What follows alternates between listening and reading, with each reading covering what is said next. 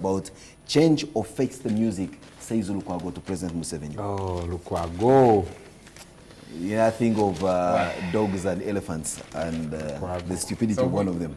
But so who is the dog and who is the elephant? I am sure that someone is going to reply to that and say, this is the dog and the little eggs. The nanny. But it looks like we are starting to have another Magufuli in the President Paul Kagame has blasted the South African community on careless expenses, and he has warned that he will stop sending his ministers to these meetings because they happen regularly and stuff like that. But let me read the quote. This is him quoted here. He says, "I'm learning a lot from Magufuli and I have to find a way to tighten up. I try to manage things positively so that I don't cause chaos, but now it's too much. I cannot have more ministers in Arusha or wherever EAC takes them than here in Rwanda doing what they're supposed to do." That's Paul Kagame for you. Say that to Ugandans. Let me tell you, and this message I think has sunk home very well in the East African community headquarters. After all, the Secretary General, who is I think the top technocrat in this body, is the good old Rwandan gentleman. You know him, the Secretary General. He's been replaced by, when is his term ending? Soon anyway. By one from Burundi. It hasn't at the moment. I like his name. Say it, say it. I have asked his name. It's called Sezibera.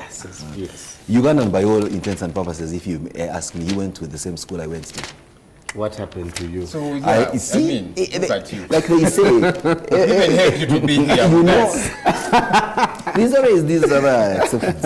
All right, Museveni lawyers cite bias, ask court to block Makerere dons from Paul's petition. Court is ruling on that this morning, so let's wait. The friends of the court. The amicus curiae. Some people have called it, I don't know, mucus curiae, I don't know, what. A plethora of things. Babazi runs out of cash, and we are told that he has sent his daughter abroad for financing, or to look for funding. Did he have it in intelligence briefing? He said he had so much money. He didn't use it during elections. We never saw that. He possibly how also has it run out?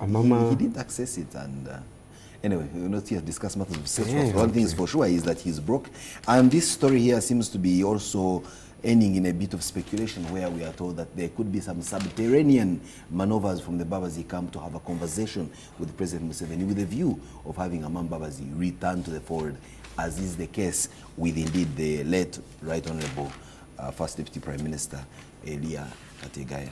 Joel Senyon, man held over hacking policeman. Hold them, lock them up, charge them. Look, I find it problematic that people will. And there was a time when it was on Tebe Road, I think, you know, police trucks were passing and people began to shoot at them with stones. And I thought that's very stupid for you to do that. Yeah, for whatever reason. Of course, people are angry each time they look at police. And by the way, police, you need to think critically. Why are people doing this? Maybe there is a problem. But it is stupid for you to do that. Just like it is stupid now for police to retaliate with, you know, shooting you, especially in the case of Kasese and all. Say security expert, Mr. Joel. I don't have to be an expert. I just have to be a citizen with one morning a fair head on my shoulders. Indeed, fair head. And that always remains just that, a word, fair head, but the substance of it. You don't have to be very good. I know it's good, but you see, to reason this way, you don't need to be very good. It's just obvious, ocularly. Indeed, without a doubt. We believe you, Joel, Mr. Expert.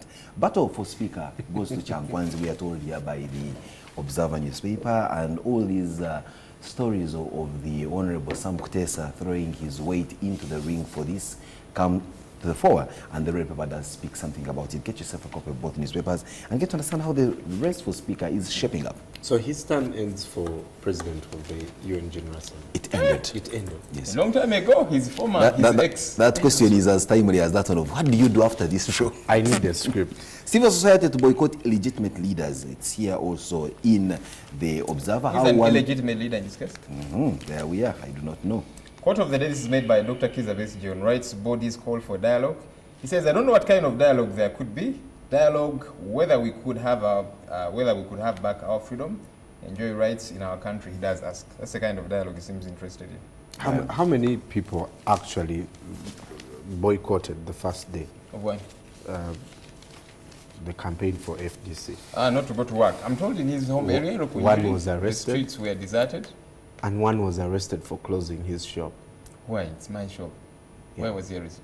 one of the supporters was arrested because he closed the shop. Are you kidding me? Yes. Well, I'm sure police gave another excuse for that, but That was the reason. for closing my At shop, least you what arrest we me. know. Museveni tells his NRM losers, some of whom are senior cabinet ministers, that you forgot your voters. And it's here in the Observer. Some faces are shown here. The good Honorable Kahindo Tafire, Fred Omach, and Fred Ruhindi are here. Now we are also talking about the Honorable Fred Ruhindi. I see his picture somewhere. Is it in the red paper?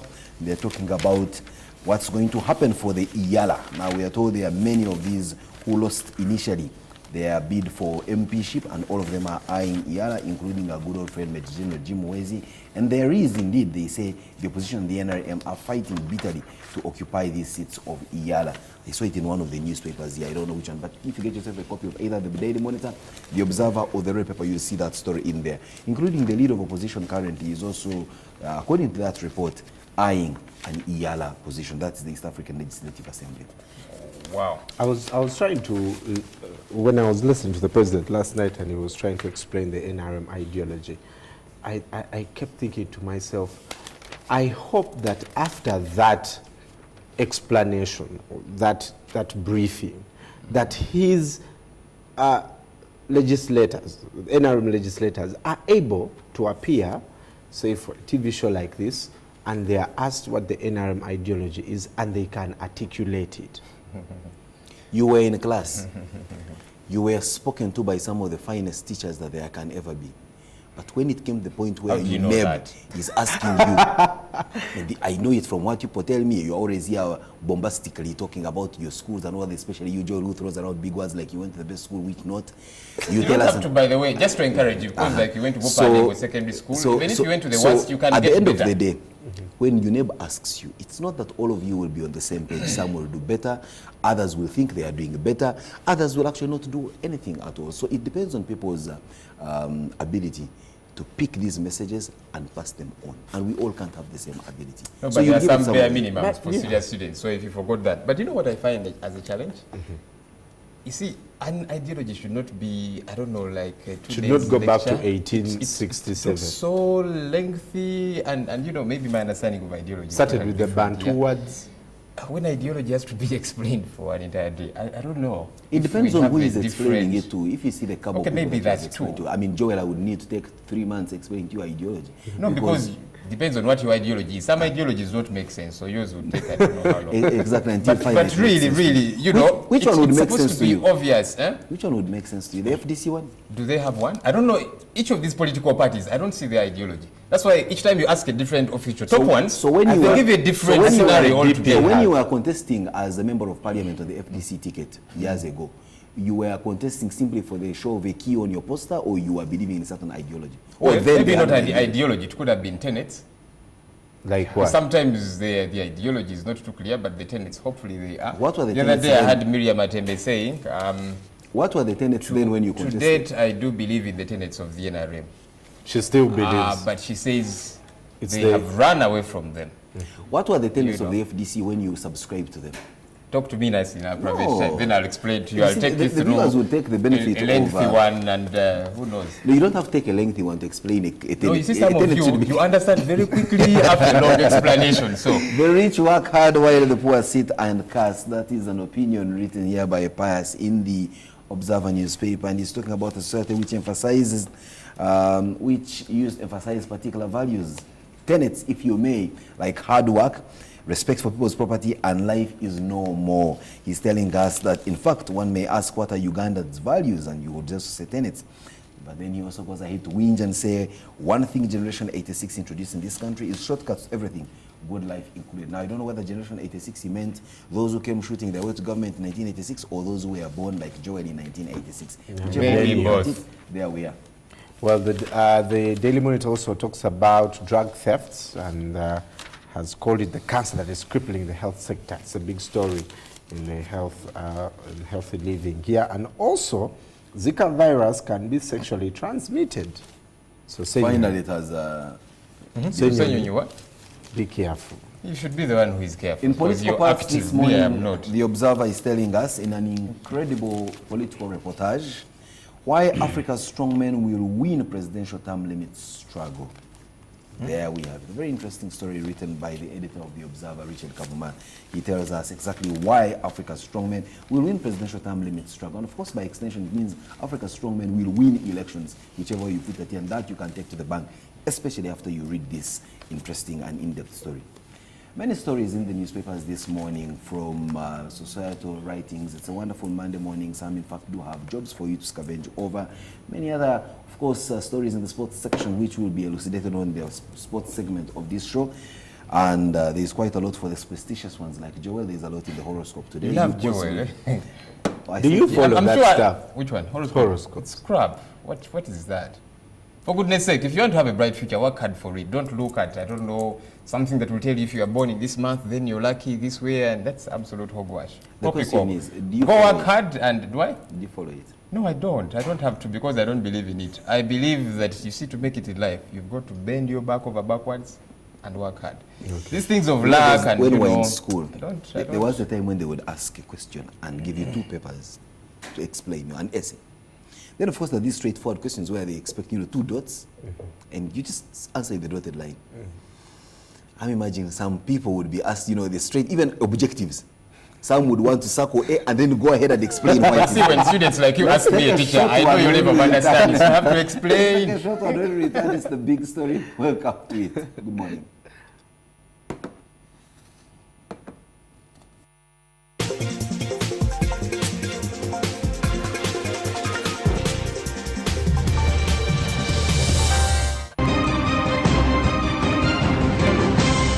You're watching Morning at NTV with Simon Kasese, Mabel Kebirunji, and Brian Mulundo. I use the 500 shillings daily bundle. I use the monthly bundle with 1 GB data. Wait! Africell has all internet bundles. Really? Yes, all internet bundles from 10 MB to 100 GB from 1 hour to 1 year on the widest coverage at the cheapest price ever. Wow! Dial *133# now and select the bundle you need with the fastest speed and the best quality. So Africell is really the king of the bundles.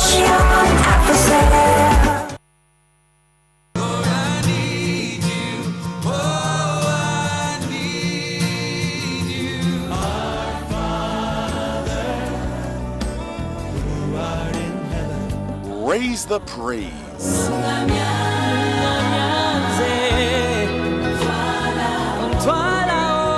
Get inspiration.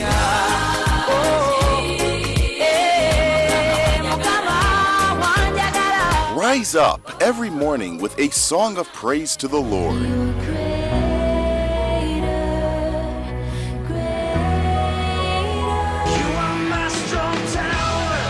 A day in your courts is better than 1,000 elsewhere. Soul Moment, every Monday to Friday at 6 a.m.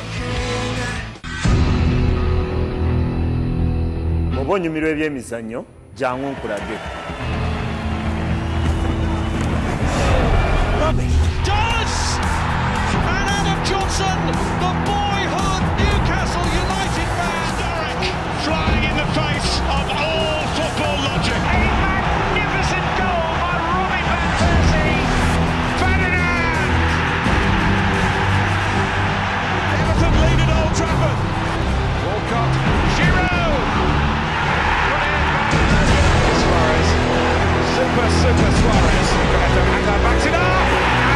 And Checo finds the net. A spectacular style. Penalty for Borussia Dortmund. He scores.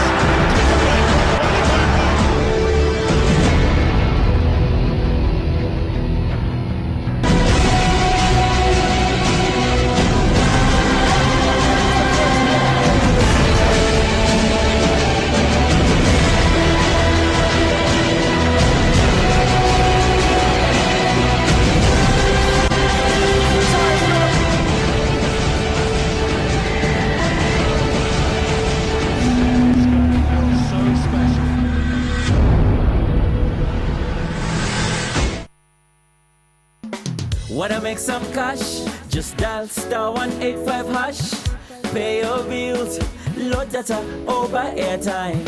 You could also send some cash. Come on, use Airtel money. You could win a lot of cash. All you gotta do is dial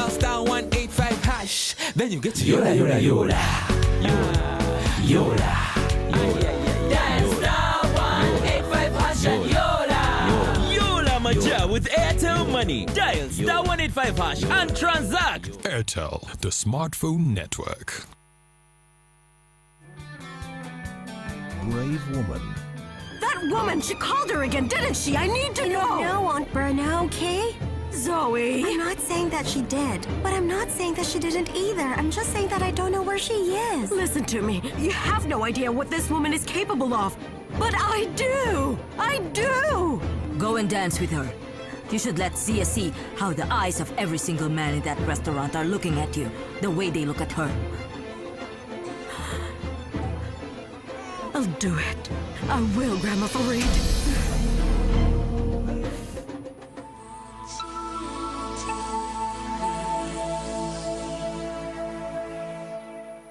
You know what they say about girls. Who cries more? Girls. Who does the chores? Girls. Who's the shopaholic? Girls. Who's all about selfies? Girls! Who brings the drama? Girls. But we want to show you our real world, where we're more than just girls. Introducing Spark TV, the first female channel in Uganda, made for you to bring out the best in you. Spark TV, it's your time.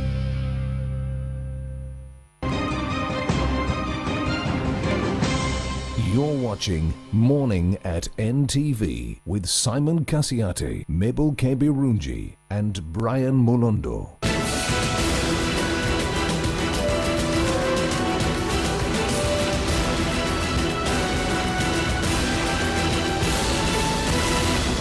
Very good morning and welcome to this edition of Morning at NTV's Big Story. It's the 14th day of March 2016.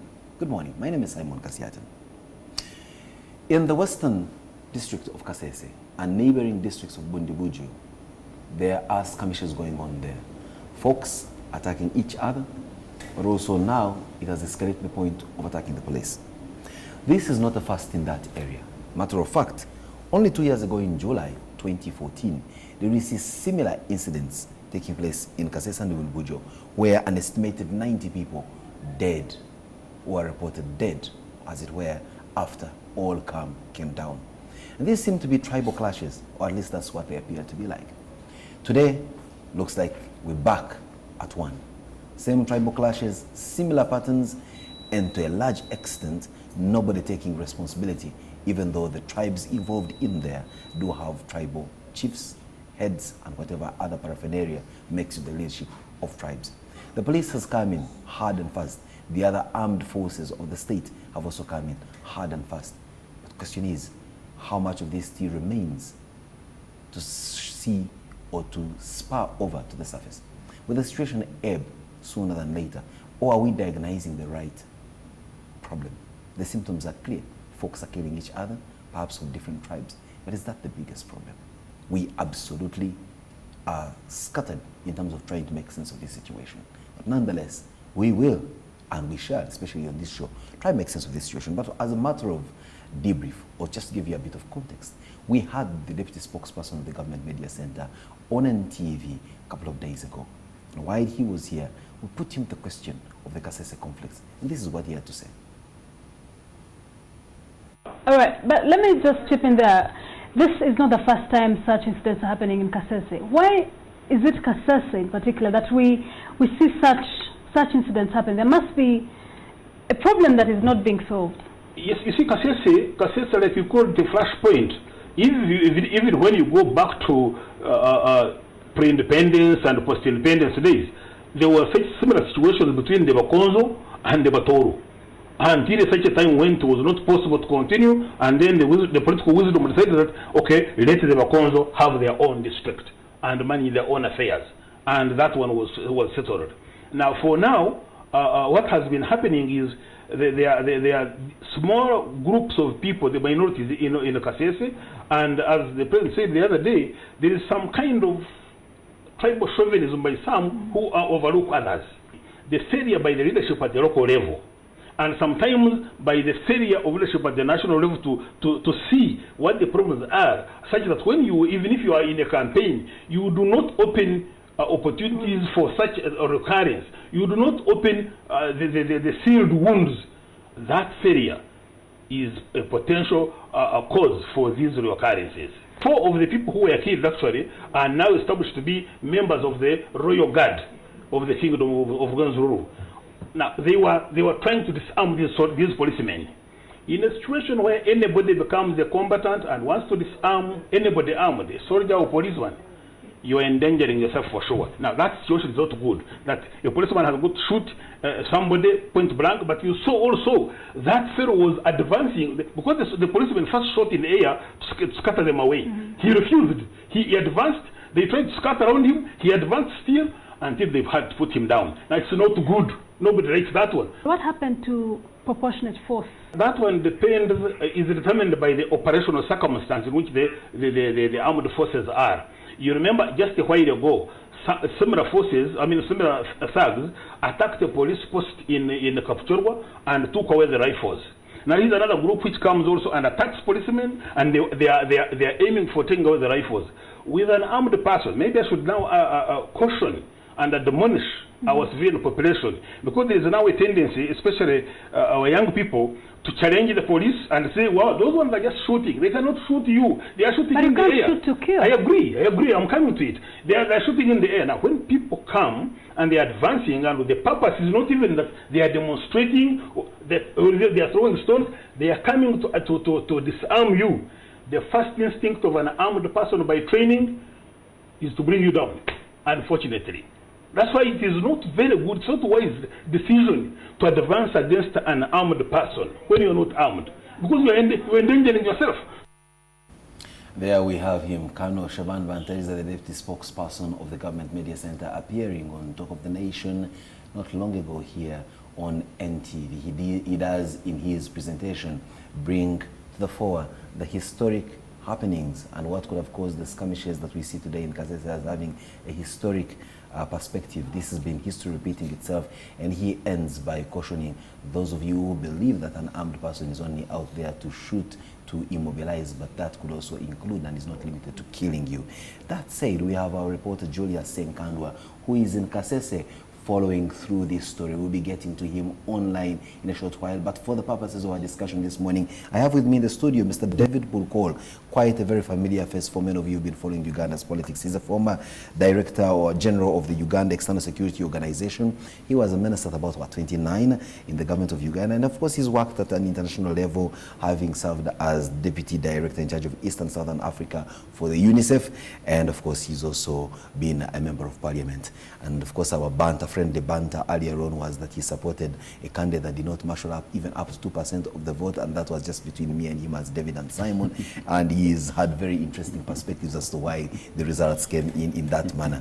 But he also remains with a lot of hope alive. Good morning, David. Good morning, Kasese. Away from everything that you and I always talk about, this Kasese thing, what do you make of it?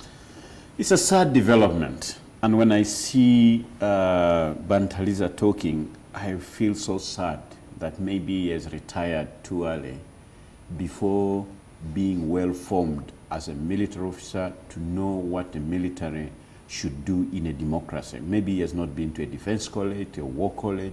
He has not been to, I think he has just been promoted beyond his level of competence because of just talking and talking. I can see, I listened to him the other day, and I saw that he was regurgitating a theory of a certain era state. Things which are left in the heap of history. And even if you put facts, allow facts to speak now in Kasese, it's different. And the same sad story is what came from the whole Inspector General of Police, a person that I have respected before.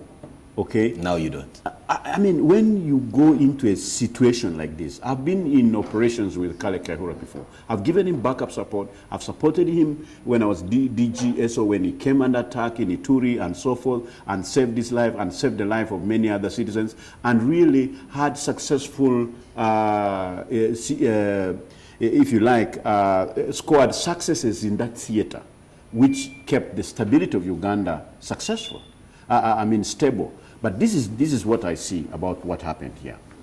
The immediate factors that have triggered this is an election which went wrong in LC3.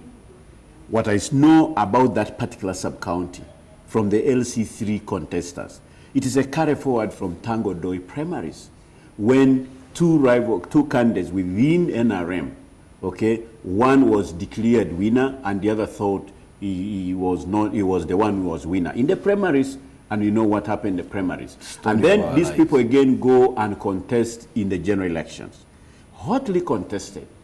And again, there comes around announcing results again by Electoral Commission in that particular sub-county that night. You know, angered people so much who believed in a certain candidate whom they thought was leading until up to that point when they made the announcement that night. And because of the tension that had gone up, here is a situation where the OC, the district police commander, takes away the one who was announced winner, okay, without even informing the people that he has taken him to Kasese, maybe to safety. And now the supporters, not knowing what has happened, okay, begin to see the GISO of the area bringing trucks of police and military. This is again another problem of combining police and military. Now, as though to deploy, then it was pointing this one, pointing that one, and they were being shot. So that anger. I get you right. The GISO pointed at people. And there was this and that, you know. And then they were shot. And they were shot. And then some people have had a problem with the OC police station. So it looks like people were settling personal scores over an election result, which some people saw unfairness or high-handedness. And of course, then when the matter now escalates, because you could ask yourself, what would annoy somebody to that level of picking a stone and not fearing even the police? Is that annoyance, or it's sheer lack of appreciation of the task ahead? You know, you could see, the challenge you could see even from the video that those civilians, you see that man in red who tried to stand between the guy with the white shirt who finally got shot and the policeman. You know, there were really enough people there and enough policemen there to contain such person, even arrest him, even if it means disable his leg and be able to interrogate, to get to this detail. David, I think this details shall be shared by a reporter who's on the scene, because I try to always avoid analyzing a situation based on video footage aired in a news clip. But because wait a minute, as you will appreciate, our news stories don't last more than 3 minutes. A news story of 3 minutes is a very long news story, and it can talk about events that have spanned across an entire day. That's why words like editing exist. Unless someone was there in person to appreciate the full scale of the situation, we may be erroneous. You can be sure now what I've just given besides, you. A camera angle is only a unilateral eyes view. There could have been a lot more. I agree with you, Kasese, but what I've just given you is an account of people I have interviewed who were on ground, okay, to bring the perspective, not of the media center, which is oiled and lubricated, okay? Actually, in my view, should be closed because they don't do research, because they are not helping a situation. Even Kale Kaihura going on the ground and saying the problem is Obusinga, the king. And I was coming to that. Wait a minute, David. I was coming to that. I'm just looking at cause and effect relationship. I'm failing to see from the government perspective, whether from the Uganda government media center or from a whole decorated general, UPDF general now heading the police, who flies in an helicopter and can even fly on the spot, and who, according to my own sources, by last night, did not even reach the scene of crime and conducted his press conference in Kasese town. And therefore has relied heavily... In the community center. I hear you. But then has relied heavily on the briefs he has got. Because the Kale I know, or I knew, is the Kale that would get to the ground. I don't know this one. Until you 70 minutes. I don't know what this one. But let's have this discussion let's have it in a structured manner. David, so what am I saying? I'm saying government should change its eye lenses. Because what is government seeing? The last time, was it last year? 2014. 2014. Again, the narrative came that the problem is the Bakonjo. The government is always quick to tribalize the problem. But you see, in 2014, the same flash points now of today don't apply, because today, according to you, this was an election gone bad situation, some personal vendettas. There was no election in 2014, unless, of course, there was. But the same narrative is coming through. I would want us now to draw. It's about a tribe. It's about a kingdom. That's the way government is seeing it. David. Now, none of us votes to be born a Mukonjo or a Karimujo. Okay? You find yourself, you didn't even apply to be born a Mukonjo. Now, when you problematize my tribe, you know, and say the problem in that zone is the Bakonjo, the problem is their kingdom. Now, what am I supposed to do with my tribe as a Mukonjo? I mean, really, government should be the last institution to tribalize issues.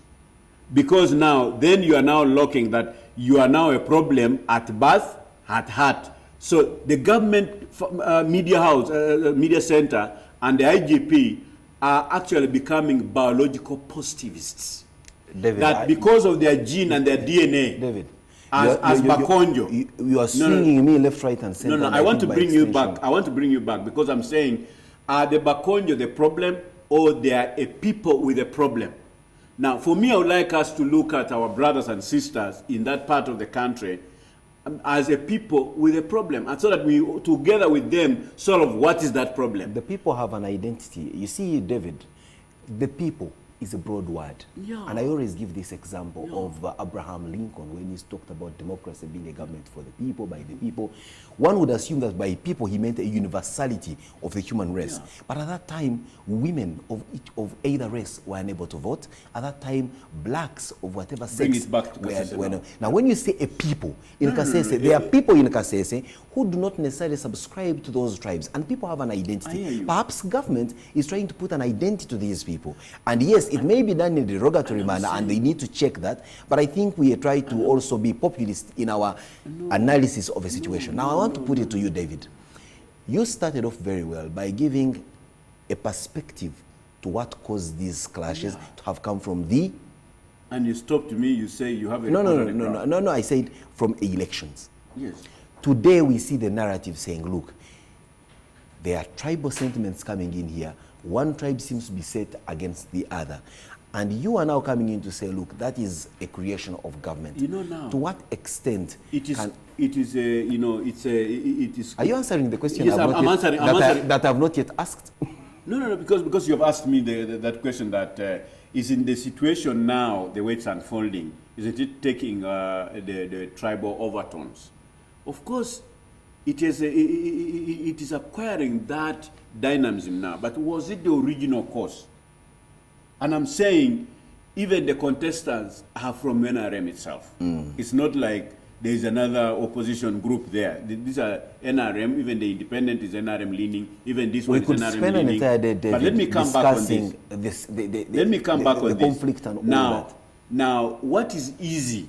It's basically a resource issue to begin with, where those various communities, okay, others lose their land to the national park, you know that, to the government institutions like the prisons, like Duraline, like the army, like the industries, and so forth. And that contestation for land, and others don't get the same opportunities in education as they rise up, or in health and so. So there is injustice. Social injustice. Social injustice that has accumulated over history. So in other words, all the plethora of concerns peace that and these people have justice had must be seen as two sides of the same coin. They may be calm, because on this side is peace, the other side is justice. A peace without justice cannot be sustainable peace. So unless those injustices are addressed, it will always, when the situations come up like this, they will always provoke and things flare up again. David. So meaning government has been treating symptoms. Now, I get disappointed as a former Director General of External Security, as an academic, as a Ugandan, when I see my government missing the point and tribalizing the issue and problematizing a tribe, a community, and now problematizing the institution of Singa. Now, I have difficulties with that type of narrative. I know. And I wish my government would just step back a bit. Coming from a situation where the Karamojong were for a long time problematized, I and you being feel one for of them, I know how it's you like feel. every But Karamojong is by heart. Even now they say Pulkol, these things in Kapchora, because the Karamojong, the raids are coming back, so it must be. Even Museveni during the campaign said Pulkol refused me to disarm Karamojong. Can you imagine such a narrative? I think our government is feeding so much on David, lies. this conversation we are having what has today, happened to our intelligence? David, you're also turning this conversation that we are having today like the Kasese situation. We came here to discuss one thing, David, but you seem to have a baggage of issues you want to put on the table. But unfortunately, we don't have all the time. When you tribalize the issue. Now let's get systematic, David. In the circumstances, he's a Mukonjo. If a guard in Obusinga who lives in that village is found to be one of those who was killed, does that make the Obusinga institution therefore respond for this? Like a UPDF man, officer, shoots people in a bar in Soroti. And he says UPDF. And when it is UPDF, you say, no, it's not the institution, it's the individual. I don't when it is Obusinga, guards, you say it's Obusinga. You say it is Makonjo. David. It's totally unacceptable. David, even without tribalizing in it. 2016, one tribe I'm asking my government, wake up. Change your lenses. One tribe in Uganda says, Omuria Mamba Veromu. What does that mean, sir? It means that one person in a community may be one that has an appetite for langfish, but that makes their community be perceived as though all of them eat langfish. So you may as well argue in defense of your narrative from that perspective. But that said, David, now let's look at the situation as we have it today. We have a flare-up. If this is the wisdom of the Bagana, then that's dangerous. It should not be carried into government. David. But I don't think it is all Bagana. We have a flare-up. Yeah. We have a situation where armed personnel are being attacked and are attacking in a fatal manner. What should be done in the immediate, before we get down to the longer narrative that you're talking about, that's rather academic?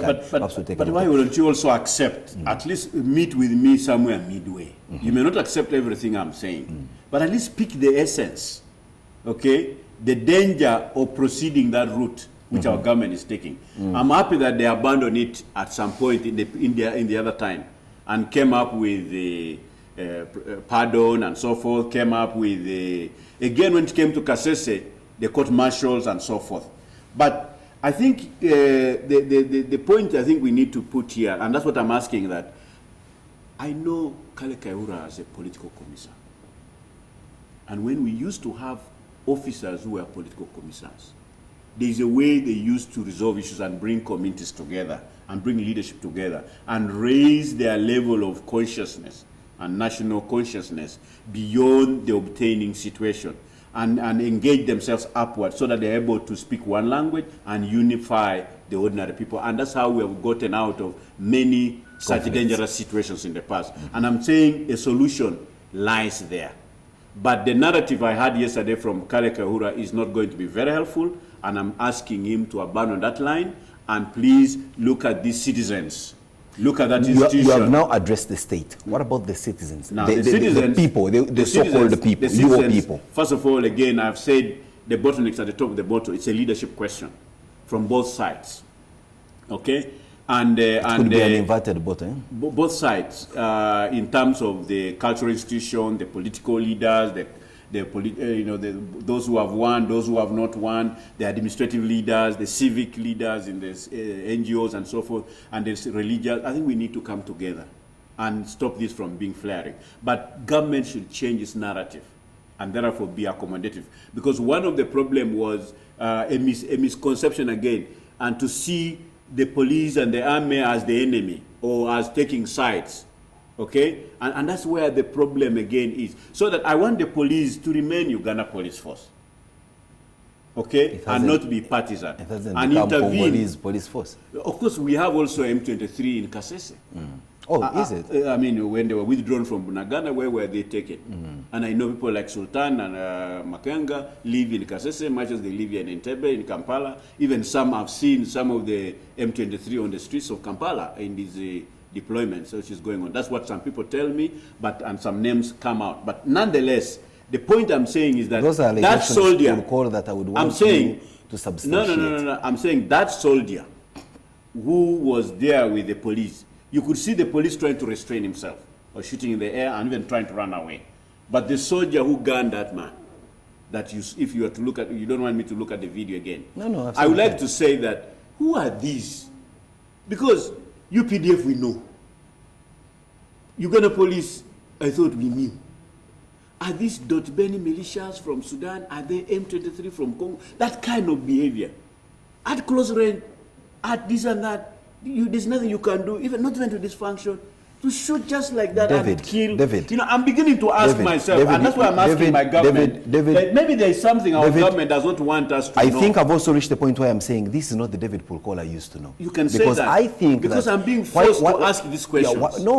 Why do you make all these postulations? Yeah. I would also want to remind you of an incident that happened in your own backyard in Luzira, where you have at least a domicile. You go ahead. Where there was a community living on a railway reserve, given 9 eviction notices and warnings over a period of 3 years, and KCCA law enforcement does arrive there, and the community gangs up against the law enforcers, and one of them is armed and shoots them at close range. That Komakech guy that shot them, wherever he is a Ugandan. So it's not a first to see the Ugandan armed forces behave in such a manner where they shoot at close, point blank. So because it happened in Luzira, therefore it must be encouraged. No, it's not encouraged. I'm only trying to say, don't have selective amnesia to say the UPDF has never done this. It has never done it. No, but you see, when it happens, you see immediately court-martial arranged, for example. You see action taken. But this only But now happened 2 in days this ago. case, what is the narrative from the general? Who's the UPDF? Who's heading the police? I don't know whether Julius Senkandwa, our reporter in Kasese, is online, but if he is, perhaps we need to put him online. It is that narrative I'm questioning. So that whoever is responsible, the David I used to book. know used to respect the fact that when they're on a TV show like this one, and the moderator has something to say, especially one that links up to their producers, they are respectful. Julius, you're online from Kasese. Good morning. Thank you, Simon. Just briefly, give us a bird's eye view from where you are in Kasese and surrounding areas. Exactly what it feels like on this Monday morning. Are there tensions as can ably be witnessed from where you are? Is the community waking up to a Monday morning to life as usual? Folks going up and down the hills, partaking to their daily chores of going to the gardens, or do we see something that's akin to a state of emergency? Simon, unfortunately the line is not that so much clear. I'll try to figure out your questions, and I'll stand to be advised if I've answered you very well. But to start with, let me put the records clear in terms of so far the total number of people who have been killed. When you read the statement from the police that was read by the IGP yesterday, in one paragraph they said 0 soldiers were injured, 2 of them critically injured, and the attackers tried to grab the guns from the soldiers. In self-defense, they shot dead 4 people instantly, 2 people instantly. This was on the 10th. That is on the day that the elections took place. Then those 2, when you add them to the 4 that were killed when Commissioner of Police Opolot was injured, they are 4. Because the statement here says that when Commissioner Opolot and others were attacked, and in line of self-defense, they shot 4 people, 4 attackers dead. So when you get the 4 and the 2, it gives you the total of 6. So I was trying to put the total number of so far killed people to 6, not 7, as it has been going on. But coming back probably to your question, the way I had it, the situation on the ground, the class that was most hit by these skirmishes is called Kasese. And this is about 20 to 22 kilometers away from Hima Trading Center or Hima Town Council. And this is where that viral video took place, where Commissioner Opolot and those guys, the attackers that were trying to attack these soldiers happened. And when you look at the video itself, the police advanced probably based on the information that they had received that people had turned to be rioters. So the soldiers moved in to calm the situation. But when they were coming, definitely there was some shooting to scare away the people. But you in that video, you see 3 youths, one in a white shirt, then others in t-shirts. Those remained standing, plus some border rider who was on his way. Then it is these 3 youths that were responding to the force that was being, were responding to the soldiers who were trying to scare them away. And in that video, still we see this youth who was in a white shirt picking something from the ground. He threw it against the soldiers. Now, that's where now we have to ask who is right and who is in the wrong. But when you look at the rules of engagement, even the person I think you have in the studio with his prosecuted background, rules of engagement call for self-defense in case you are being attacked. But now, when you listen to the politicians here, they are saying these people behaved the way they behaved because they are responding to the earlier incidents in Hima Trading Center or Hima Town Council, where 2 people were shot at. So these people are asking, why did you kill our friends? So Julius, if I get you right, sorry for the interjection there, do I get you right that in fact these clashes, as we've witnessed, are not anything to go about this whole talk of one tribe attacking another and the clamor to get some kind of republic, as it were the case in the 1950s, that encompasses Bakonzo and other joining communities both in Uganda and neighboring Democratic Republic of Congo? So are we being fed on propaganda that's a bit exaggerated? These are mere skirmishes on the grassroots. Come again, Simon? Oh, I'm afraid there. It's a long question, but I'm saying, if I get you right, Julius, are you simply saying that these skirmishes, as we've witnessed, have a lot to do with local politics and the engagement with law enforcement, as opposed to the bigger narrative that is one tribe that's trying to perpetuate a fantasy of a republic that encompasses their community and that of the neighboring Democratic Republic of Congo, which have similar people in the adjoining area? Simon, it's hard to get you. The line is not that clear. But I think you're asking about the relationship, how these people probably are behaving and in relation to their neighbors in DRC. Is that okay? Is that right? And no, the creation of a separate state.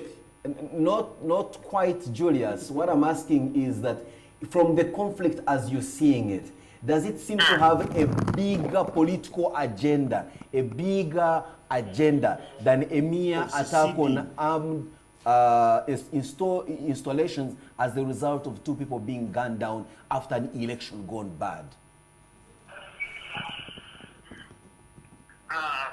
Simon, I think, let me answer you according to the way I've got you, the little thing I've got to hear from you. But I think the thing is, whether these people were reacting to what had happened on the polling day, it's something to be investigated. But according to the sources here and the resource people here, there was a problem in terms of announcing who had won. First, it is alleged that there was a candidate who had been announced as the winner. But in the statement that was issued by the police yesterday, they are saying it is the supporters that announced their candidate, not the presiding officer of the area. So in the morning, again another person is announced by the returning officer. It is after that the people probably waited to and decided to behave the way they behaved. And in that, police and UPDF were deployed to patrol.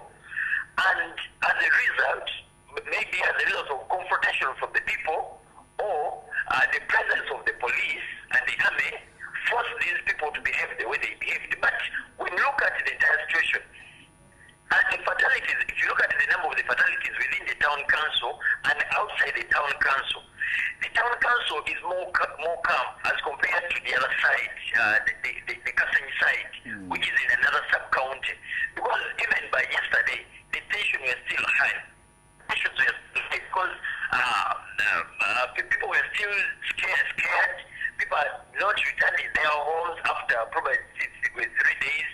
Then you can imagine even the house of the Kiso was touched, even that of his brother.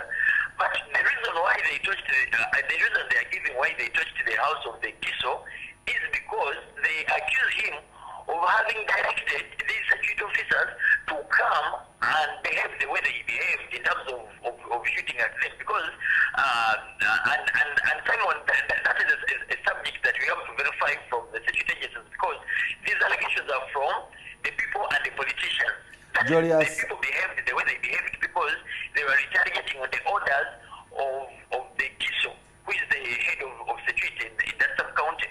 But all in all, as Ugandans, when someone is in uniform and someone is under any order of a command, what calls for is you to submit as a local or as a Ugandan, because the other person has more protection by law. That whatever he's doing is within the law, and what you have to do is to submit. Indeed, Julius, you can't, and we certainly have underscored that point. And very finally, never mind the fact, and we do apologize to our viewers of the poor line between myself here and Julius. But Julius, very finally, you may wish to tell us what the presence of General Kaihura in that part of the country yesterday had in terms of effect to the situation as it happens today. Was his presence there a mitigating factor? Has it calmed down tensions? Has it restored some hope? Or has it further inflamed and possibly paralyzed the warring factions? Kindly come again, Simon. Kaihura's presence, any net effect from that we see visibly this morning?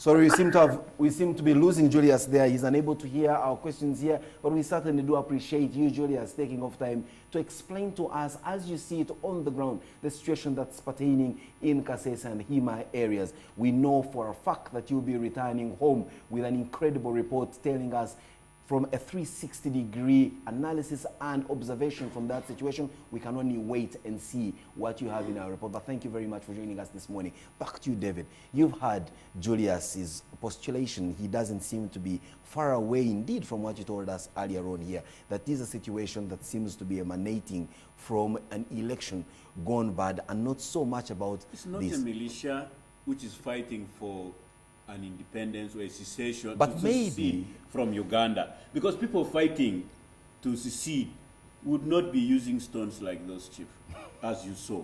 What about the need for their tribal? But I hear you. But you should also now listen, Chief. So the issue of that republic, era or whatever republic, I think needs to be put to rest for now. Okay, for this particular situation, and also the situation of a militia. And the situation of Obising as an institution, okay, being a hand of funding this, I think something which emanates from announcing results.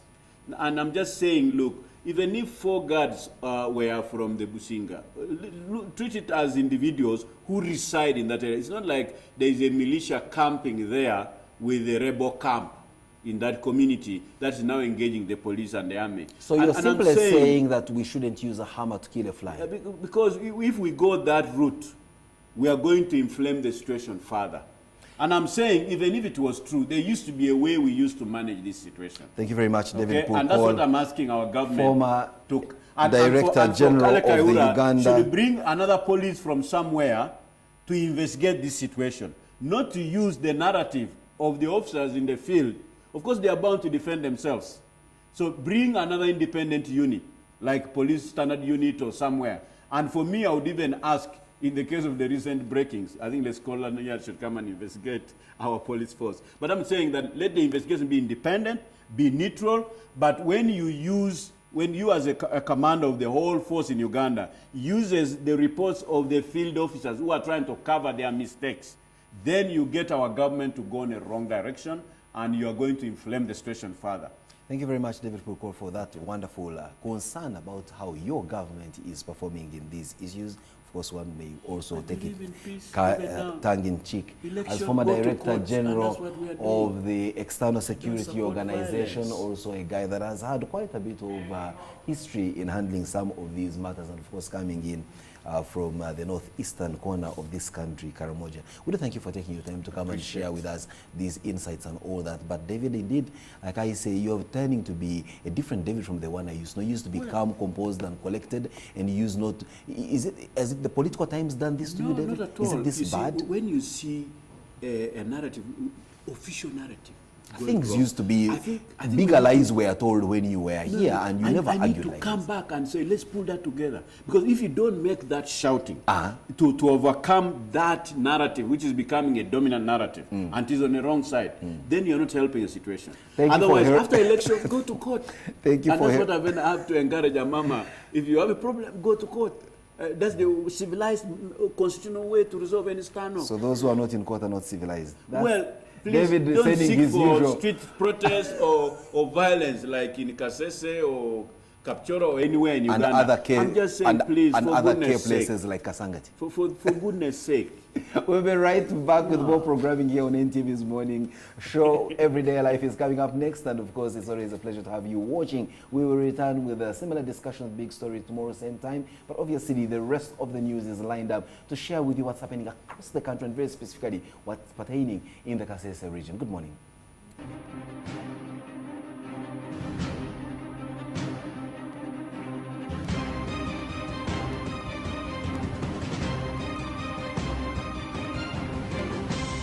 You're watching Morning at NTV.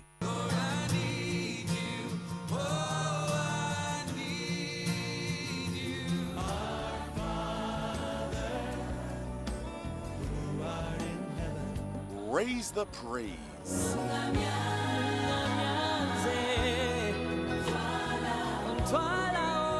Get inspiration.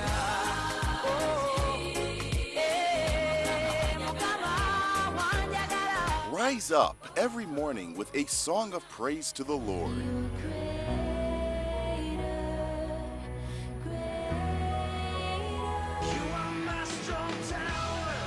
A day in your courts is better than 1,000 elsewhere. Soul Moment, every Monday to Friday at 6 a.m. Ekifo ekimu kisawa musu n'ekyalo ekiweddeko abamanye bakinaza mumwa. Tugenda kutuuka gy'oli oyogere naffe ebikwata ku kyalo kyo, embeera mw'okolera, ebyobufuzi, ebyobulamu n'ensonga endala nnyingi. Ebyogerwa tebiyita.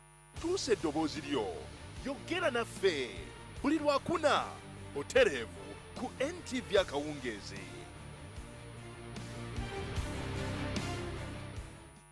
You know what they say about girls. Who cries more? Girls. Who does the chores? Girls. Who's the shopaholic? Girls. Who's all about selfies? Girls. Who brings the drama? Girls. But we want to show you our real world, where we're more than just girls.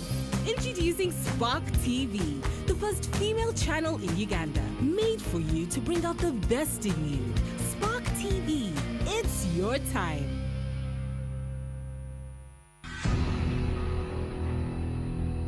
Obonyumirwa ebyemizannyo jangu nkulage. Does! And Adam Johnson, the boyhood Newcastle United man, flying in the face of all football logic. A magnificent goal by Robbie van Persie. Ferdinand! Everton lead at Old Trafford. Walcott, Giroud! Suarez. Super Suarez. And that backs it up. Finds the net in spectacular style. Penalty for Borussia Dortmund. And he scores.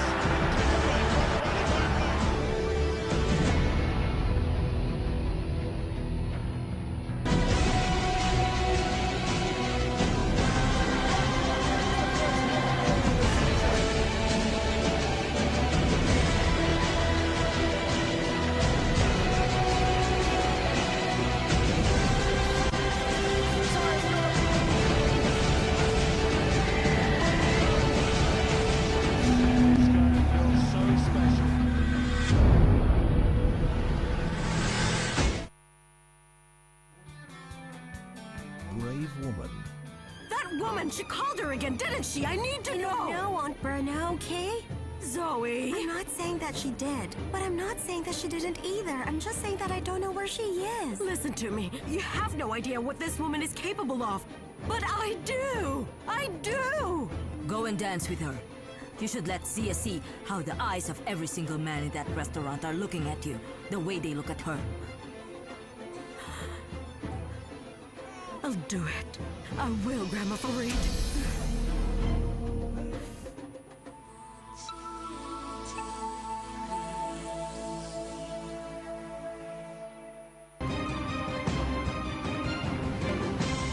You're watching Morning at NTV with Simon Kasese, Mabel Kebirunji, and Brian Molondo. 28 on to 9. Thank you so much for staying with us. It's Morning at NTV, and before the break, we're looking at the Kasese attacks and the shootings that followed after. That conversation can go to Twitter and Facebook. Just hashtag Kasese shootings. We'll be able to connect with Julia Senka to give us more updates, of course, in our subsequent news bulletins. Also, the IGP yesterday coming out strong on some of these shootings and why they happened, and he's saying the mandate of the police is to make sure that Kasese is secure and peaceful. Of course, we'll be following that story. Why are we having these cases reoccurring? And make sure you stay tuned to us. Also, today, the Supreme Court of Uganda, the case, the Mbabazi petition also goes on. We shall be broadcasting that live also, day 3 of that proceeding. Make sure you stay tuned to that. If you're tweeting, just tweet UG petition 16 and contribute to that conversation there. So a lot of these are going to continue online. Make sure you get in touch with us. Also drop us a text 6565. But this morning, I'm happy to also host the head of shopper and customer marketing at Unilever Uganda. We're going to look at a particular component of one of their products and something that they are doing for their customers. That's coming up on Everyday Life. Everyday Life is brought to you by Star Times.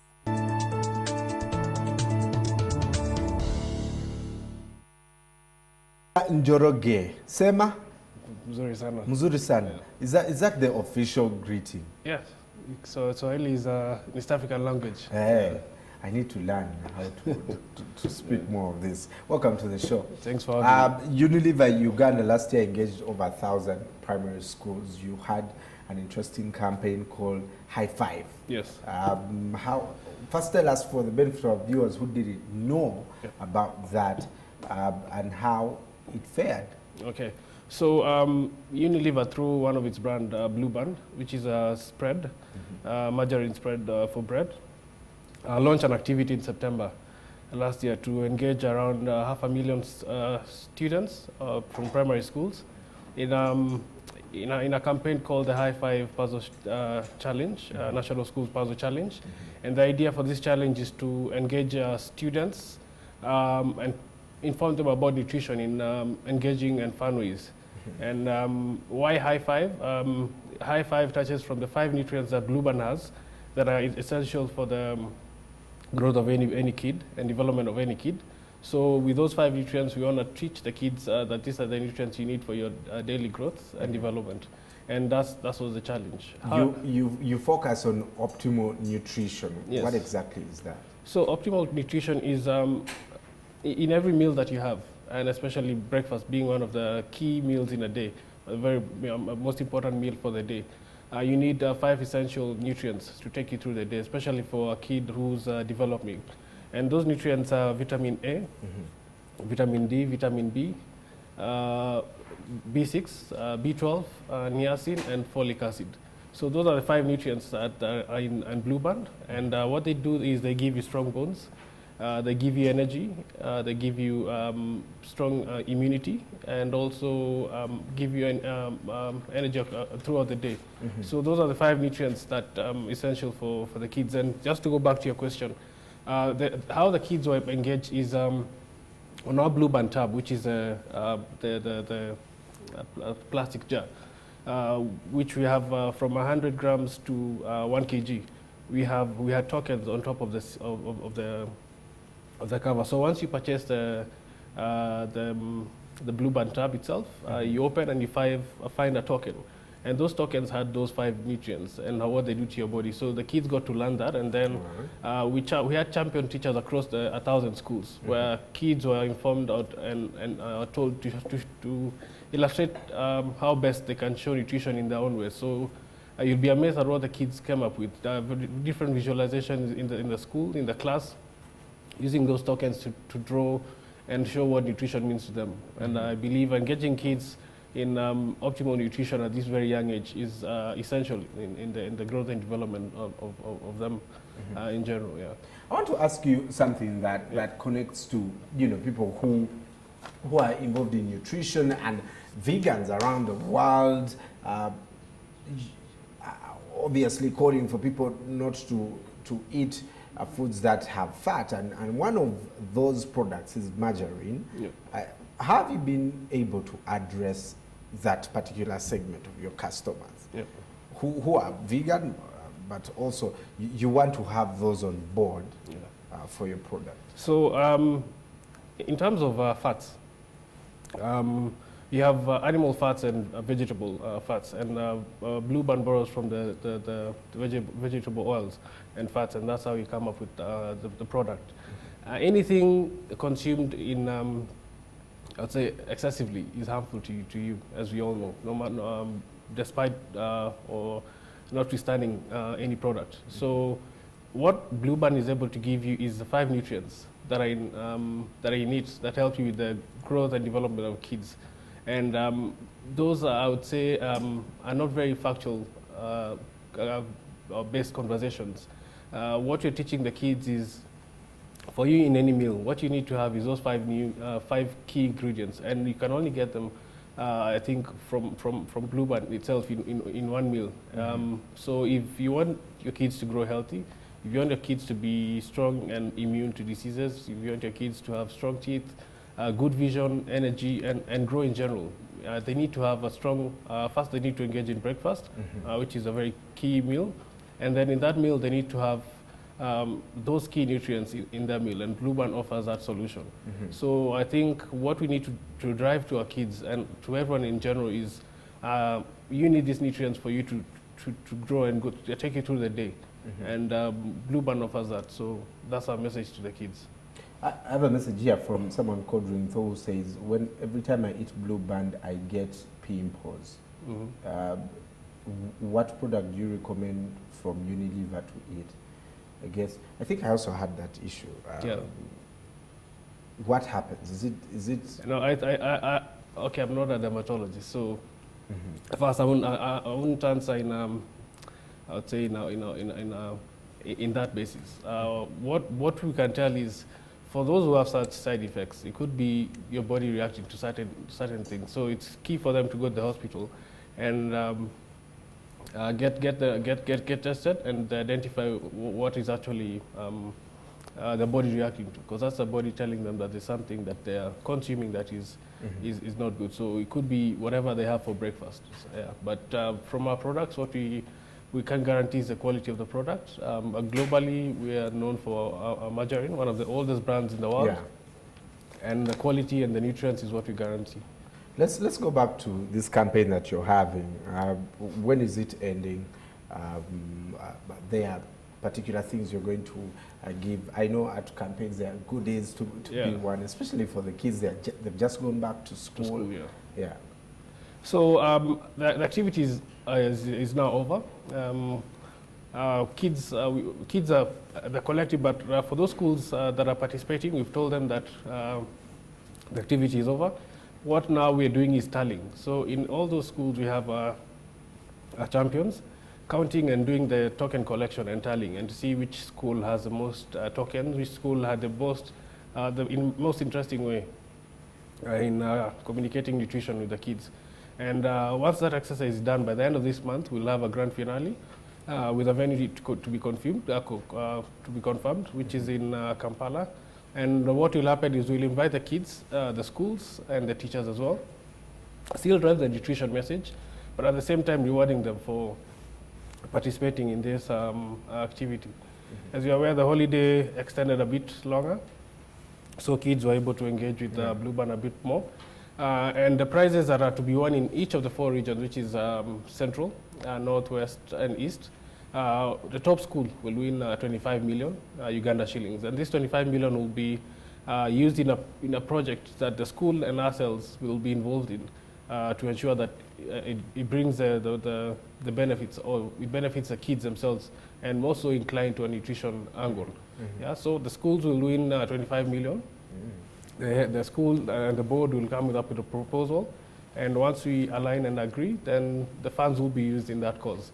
And we believe that will benefit the kids in that day-to-day activities. Could be probably whatever project they have, but it should go to helping the kids better the way of engaging, and also develop the schools in terms of infrastructure maybe. And then for the kids themselves, the top kids in each region, the number 1 kid will have, we're offering school fees for 1 year. For the second kid in each region, we'll offer school fees for 2 terms. And the third kid will offer school fees for 1 term. Wow. And then the most exciting part of this event, or the campaign, the nutrition campaign that we had, is a grand finale tour, which is an East African tour where we have kids from Tanzania and kids from Uganda who have won, who are engaged in a tour to learn about East Africa. So they'll start in Kampala, the source of the Nile. They'll engage in activities around the Nile. They'll travel to Kenya. They'll visit the Masai Mara, learn about the Big Five, visit the Aberdare. They'll then travel to Zanzibar, where they'll see the Indian Ocean, get to mingle and relate to these kids from East Africa and share the knowledge and the experiences, and also learn about the geography that they learn in schools, but now in the real environment. Yeah, so it's very exciting. I would hope that every kid would be able to attend this tour. But for those who win, I'm sure they'll have the best time in their lives. Right. Am I allowed to come? For the trip. If you participated then and you win, then well and good. Yeah. As a chaperone or something. If you participated and you win, well and good. You're welcome. But all also right. From our platforms, social media platforms, we'll be able to communicate and show how the trip went. We'll be able to showcase how the kids were engaged, and also in this trip, they'll learn about nutrition and the different foods and nutrients they get in the different countries. Yeah. All right. If you know that famous song, "No B Without BB." Yeah. Yes. I always, remember. You still use Blue Band in your daily. No B Without BB. I still remember it. Theodore, thank you so much for having me. The show. Yeah. And we'll definitely make sure that we hook you up with all your nutrition tips, and of course tell you what not to eat. Or what to eat. But as far as we're concerned, we stamp margarine, Blue Band, go out and use it. And I think your promo says it makes kids grow. Yeah, helps with the development of the kids. Yes. Thank you so much for joining us. Thank you. Well, when we come back, we'll be talking more sport and also find out what's happening at the Supreme Court. That hearing is still going on. Darren, I think I was looking at the table the other day and I asked myself, how is Leicester 8 points clear? These guys are going to explain that. Leicester may take the trophy, right? Yes. He's wearing the Leicester colors. Make sure you stay with us. We'll be right back.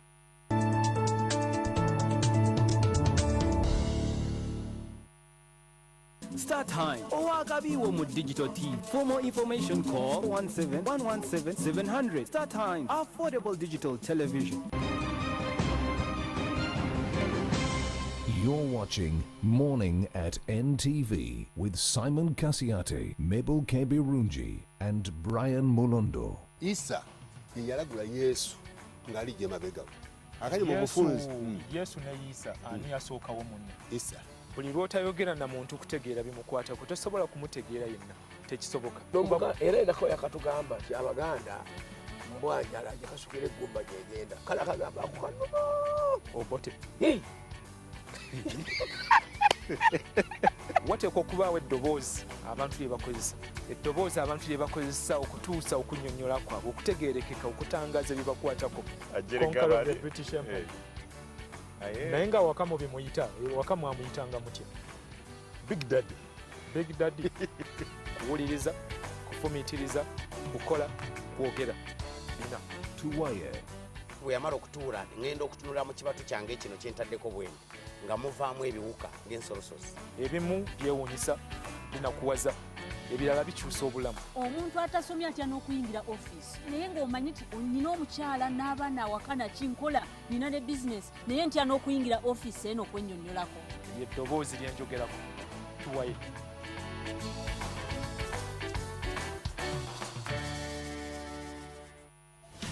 Ekifo ekimu kissa wamusu n'ekyalo ekiweddeko abamanye bakiraza mumwa.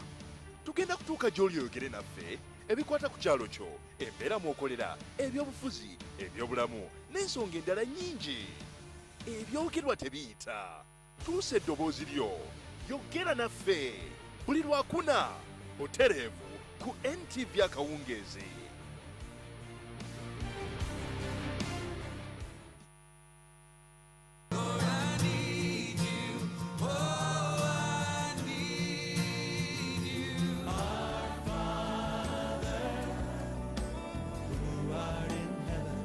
Raise the praise.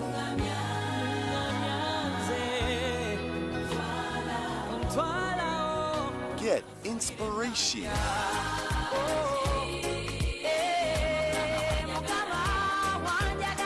Rise up every morning with a song of praise to the Lord.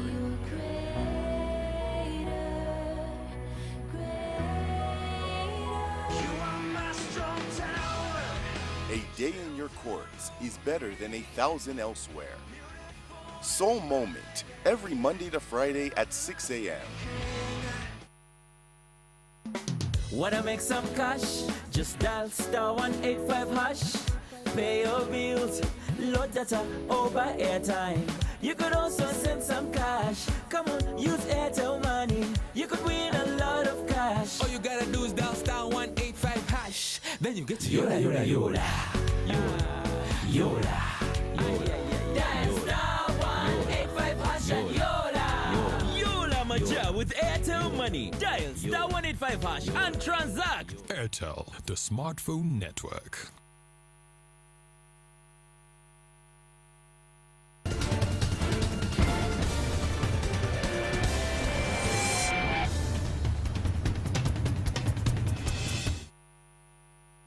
Are we on?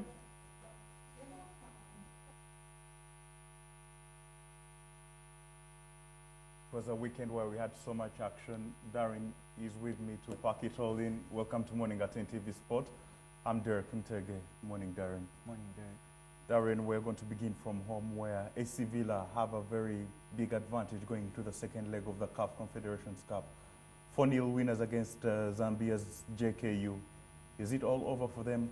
Are they safely through, or is it too early to say this? Against Zanzibar's JKU, I think the result was expected. Villa was going to win from my side, but I didn't expect them to take that huge margin and go on to win by 4-0, because clearly this contest is done and dusted. If you compare with all the other games across the continent in the CAF Confederations Cup, the first round that was played over the weekend, I thought Villa just put themselves onto another step, and even JKU themselves, I didn't think they gave themselves an opportunity or a chance that they were going to go and challenge such a result, because from what I saw right from the first minute, it was all Villa. I think apart from the first 8 minutes, where JKU tried to put up a challenge. Besides that, it was all Villa throughout. In a game where Villa could actually have walked out with about 8 goals. Mike Kindera getting the opener, the striker that was signed from Bull, and then later on the player that is Mike Serumaga scoring off the corner spot, because the ball he just kicked the ball right from the corner spot, went into the air, and then went through past the near post at the 90 angle, eventually the ball going into the net. there for Villa to make it 2-0. Before you could know it, he actually pulled off the goalkeeper for JK had to pull off another save just about 2 minutes later. So Serumaga would have walked away with a hat-trick just before half-time, but they managed to get at the third goal there to make it 3-0, and eventually the player that is Godfrey Lwesibawa scoring another to wrap it up 4-0 within 62 minutes. You wonder what was there in the other minutes that were left, but Villa going on to win 4-0. I think the fixture is done and dusted, but this was expected because opposition that comes from the Sekafa region, whether at club or national team level, if it's on the field of play for football, Ugandan sides have always thrived. We saw it even in the previous round against Al Watani, against all odds, Villa managing to advance. Same case on Saturday at Nambole. Villa's to lose and the Mujeturumbe campaign, the Cranes losing out to 1-0 against the West Nile Select.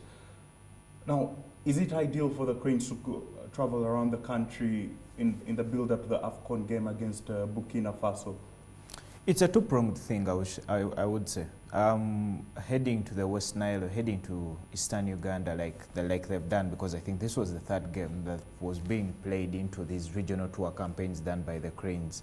First under the Namutima campaign, and now there is a new phase called the code name changing to Mujeturumbe. And sadly, the Cranes, they went to Kulumba, but they were the ones who attacked. Eventually, West Nile winning by 1-0. I've seen here actually a cameraman from the West Nile end, should be Osuta, saying we should sing the anthem from West Nile because they didn't manage to win that one. Aside by the West Nile side composed of only most of the players coming from Ondu Paraka as well as Paida Black Angels, the two teams that do come from West Nile, managing to win 1-0. And of course that pours cold water on the preparations for the Cranes. I think mentally, because one, they do not have a friendly match to play before they do face Burkina Faso in the doublehead of the 2017 Nations Cup qualifier that comes up, I think, next week on Saturday, and then having the return leg in Kampala 4 days later. So I think that pours cold water on the preparations for the Cranes because they never lost in a regional tour campaign. You find a team composed of players from those ends, and then you play to try and market the brand that is the Cranes itself, because this initiative was brought up by the Uganda Cranes team sponsors. So losing up there in the West Nile, of course, it leaves Mitchell with lots of work to do. Okay, Friday results in the UPL. So when I play Kasese, I think tomorrow, they were 1-0 winners against the JMC Hippos. I think they'll approach that one with some confidence. You are a 3-0 winners against Maroons at, I think it was Lugazi, sorry, and 0-0 between Sadolin and Sadolin Plains. Now, shifting on to rugby, Cobs still the only unbeaten side in the league. Goal Elephants, after failing to travel last weekend, they were beaten by Rhinos 55-3. Relegation battle for them? I think they'll get relegated, although there is this sieve that is quite tough for teams that are going down to, it's quite tough for teams that are getting relegated to go through that sieve, and it was quite painful when Impis were eliminated, I think some 2-3 years ago, when they got relegated, because the team that finishes bottom has to play playoff with the team that is trying to move up from the nationwide league. And now, if you're trying to get relegated, of course the experience you've gotten from being beaten by Cobs, Heathens and whoever, you can halt off the challenge that's brought up by a team that is trying to get promoted at that level. But because the pool was increased of the sides, you feel for Gulu first of all. They couldn't manage to turn up against Cobs, and now when they turned up against Rhino, that's the result that they did get. Although when you look at all the results from the weekend, I would pick out that result where Warriors did beat Pirates 15-10, coming from down actually.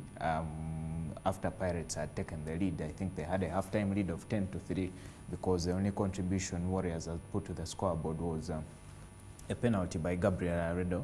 Eventually, the player that is, I think, Isaac Semusu, getting a late try for them to manage and win 15-10 to advance there for Warriors. That means Pirates have lost 2 in a row.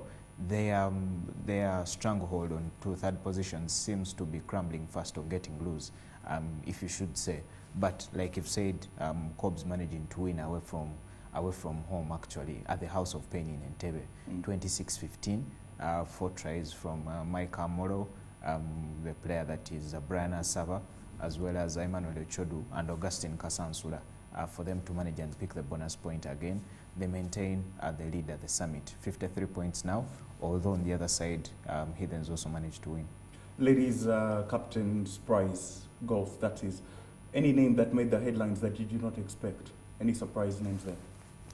Besides the congratulatory messages that were read out to the outgoing captain, who is Katie Kabeng, who did talk about earlier on this week, to let Dr. Mary Ocheng take the reins as lady captain of Uganda Golf Club, the action that was played on Saturday there at the farewell tournament for Katie Kabeng.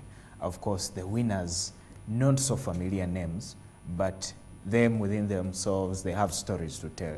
On the men's side, that is Horace Bashaija, who managed to win. He doesn't win so many tournaments, and actually the one that when he managed to win here, it was literally his first event he was winning, and he would tell you a story of how he's a weekend golfer, of how he only plays golf on a Friday, Saturday and a Sunday, owing to the fact that he's busy with work in the Prime Minister's office. And also on the women's side, Bridget Nakamuga.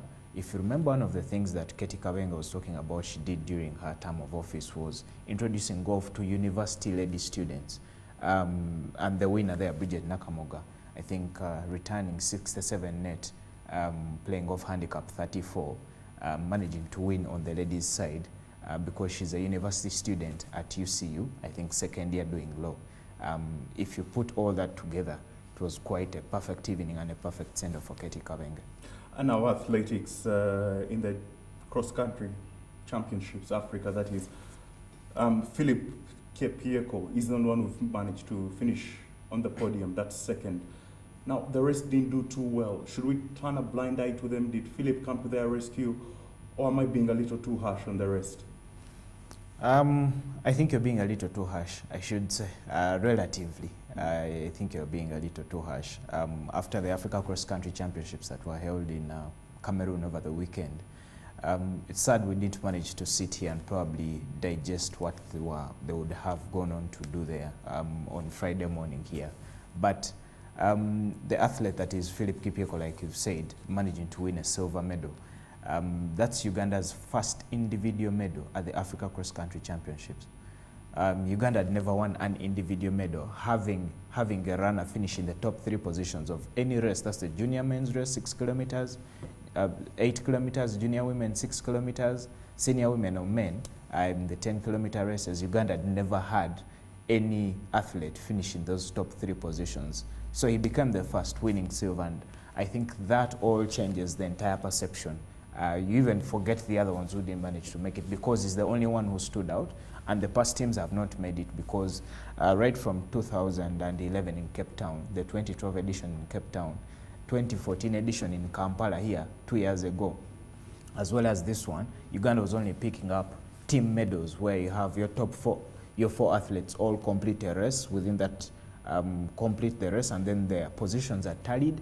Now the team with the fewest positions is the one that goes on to win the medal, and that's how actually Kenya managed to sweep all the 8 medals on offer, winning all the gold individual medals in the 4 races and all the team medals in the 4 races, so making it 8 gold medals that they did win. Same thing they did here in Kampala 2 years ago, which was quite expected. I thought even our preparation, the fact that we're held up by financial constraints, I only had to send 7 athletes to make it to Yaounde over the weekend. Kipieko winning silver, I think is quite something for him. I think he's growing by the day, I should say, from winning the gold medal at the 2014 World Mountain Running Championships to now adding the Africa title. I think he'll now try to knock on the door for the 5,000 and 10,000 meter races now, because the cross-country season is done. I think he will now try to prepare for the Olympics, and I think there's lots more in offering from his feet. Not only the fact that he managed to beat Moses Kipsiro twice, last year and this year at the National Cross-Country Championships in Jinja. Quite interesting. Now, FA Cup action, of course, Watford can look forward to Wembley. They beat a spineless Arsenal side 2-1. and Payet with one of the goals of the seasons there. Quite a beautiful free kick against Manchester United, but luckily, to spare Van Gaal's blushes, Martial came to his rescue. Did West Ham deserve the win, or the draw was the right result for these two? I think the stalemate is quite fitting for both teams. Although West Ham would feel cheated, United on the other hand would also feel cheated, because before Payet scored that free kick, he probably should have been sent off for that dive that he did have, and he had already picked up a yellow card at that incident before he went on to score the free kick and the equalizer for Manchester. But maybe that game on TV, where Arsenal did lose for the first time since February 2013 in the FA Cup. Now they can't manage to win three titles in a row, and I think this was going to happen. Winning 3 cup tournaments in a row, the same cup tournament, was going to be tough. Besides the banter that was on social media yesterday evening, losing 2-0. Odion Igalo, as well as the player that is Guardiola, the Algerian player who did score a brilliant goal. I don't think he will score it again. He may score it again, but probably after a decade or so, if he's still playing football. It was quite decent, rare one that you see blasting that shot. Eventually, Watford eliminating Arsenal, notwithstanding the consolation goal from Danny Welbeck. But now that means Watford is left in the tournament. Everton is left in the tournament. I don't know why you're not talking about Chelsea. I don't know whether it's because of the producer downstairs, Emma Oteko, because they did lose to Everton 2-0, as well as Crystal Palace, who eliminated Championship side Reading on Friday night 2-0. Johan Cabaye scoring there, the opener for them. And now it means they only have to have a replay. The draw is on tonight, 10 p.m. Tonight. Yeah. Okay, we'll leave it at that for today, but Rafa Benitez will have his first game in charge for Newcastle against Leicester City. Whether he'll bring a halt to their fine run remains to be seen. Coming up next is Farida Nakas with Masuze Mucha. Have a good morning.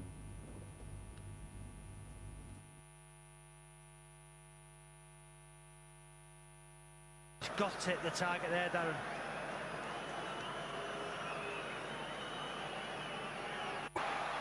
Giroud waiting for it. So is Ozil. And El Neni. And again, Watford bodies surround the man in possession of the ball, and it's squirmed through to Pantilimon. But the best chance, Robbie, was at the other end. Yes, another wonderful ball from Capoue. Now he's got to play it. Deeney's unmarked. Mertesacker exposed. Gibbs can't get back. He has to play it. Deeney's back there to apply the pressure on Ozil, who wriggles away from Nathan Ake. Tries to pick out Campbell, who in turn gives it to El Neni. Second good opportunity for Arsenal's January signing, and the same result, didn't hit the target. Magnificent play from Ozil. A little nutmeg on Ake. You know, can Campbell hit that first?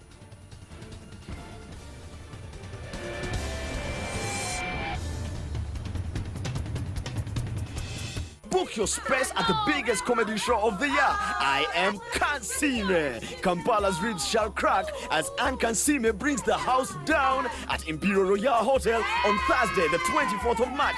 Tickets are already on sale at 100,000 shillings, 3 million shillings for gold tables, and 5 million for platinum tables. I am Kasese. Yeah, you got it. I am Kasese is proudly sponsored by Spark TV, C-Rock, SMS1, and 97 FM Radio City.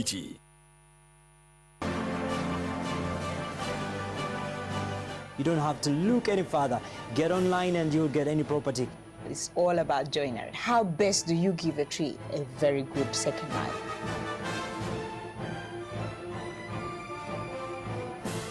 Because there's already development happening around.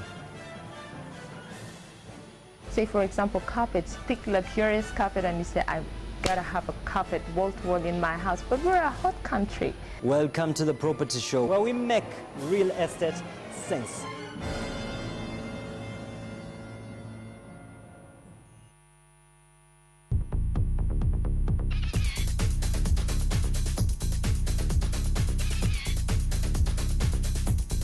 Look at all the juices that are in there, and that is what I'm looking for.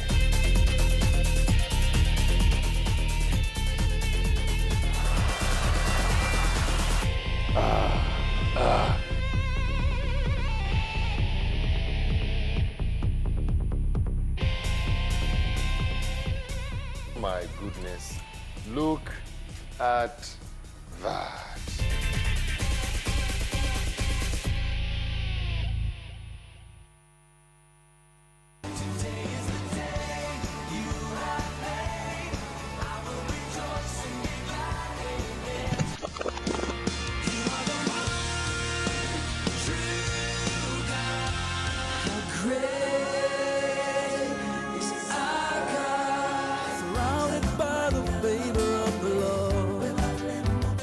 Ladies and gentlemen, Jesus came to set you free and to be free indeed. In life, you don't wait.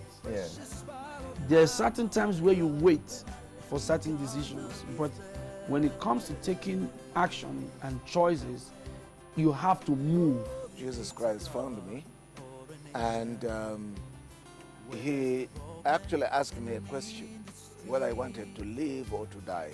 Every day of my life was struggling. It's just that God has given me this kind of hope. GXP every Sunday only on NTV, your official inspiration station. Brave woman. That woman, she called her again, didn't she? I need to know. No, Aunt Berna, okay? Zoe. I'm not saying that she did, but I'm not saying that she didn't either. I'm just saying that I don't know where she is. Listen to me. You have no idea what this woman is capable of. But I do! I do! Go and dance with her. You should let Zia see how the eyes of every single man in that restaurant are looking at you, the way they look at her. I'll do it. I will, Grandma Fareed.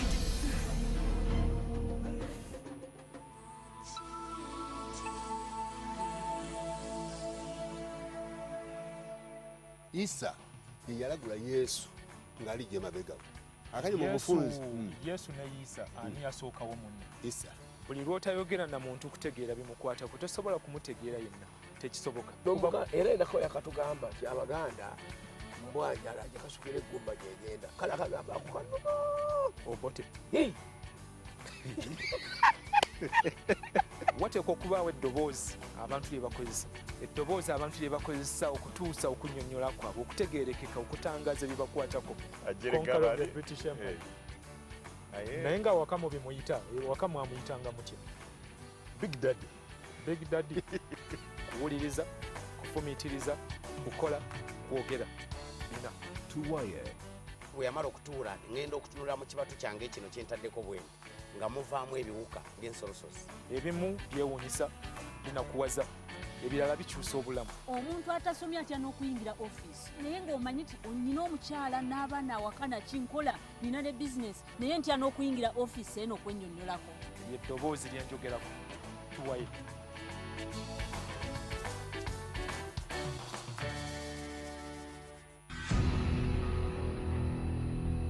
Oba onyumirwa ebyemizannyo jangu nkulage. Does!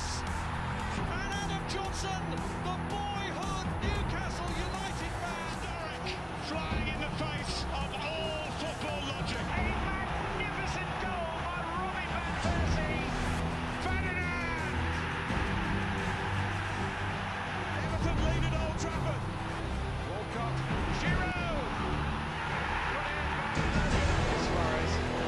Super Suarez. And that backs it up.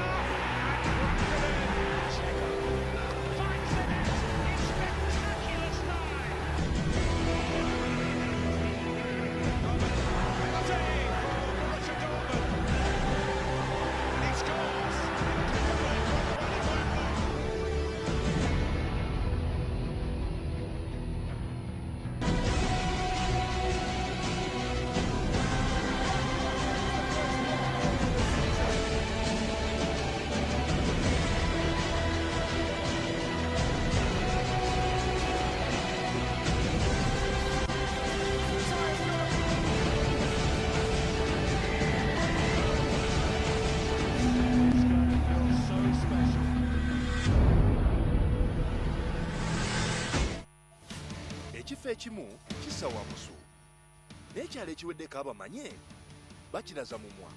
Tugenda kutuuka gy'oli oyogere naffe ebikwata ku kyalo kyo, embeera mw'okolera, ebyobufuzi, ebyobulamu n'ensonga endala nnyingi.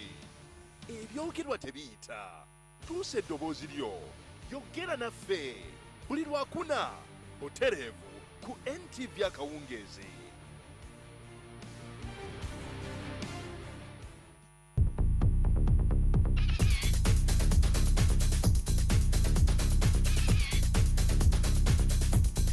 Look at all the juices that are in there, and that is what I'm looking for.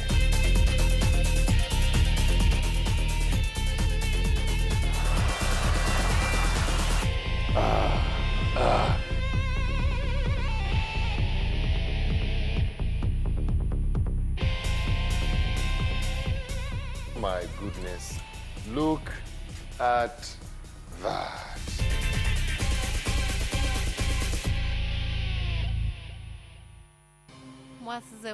Is brought to you by Radiant. Feel yourself. Ooh, hey.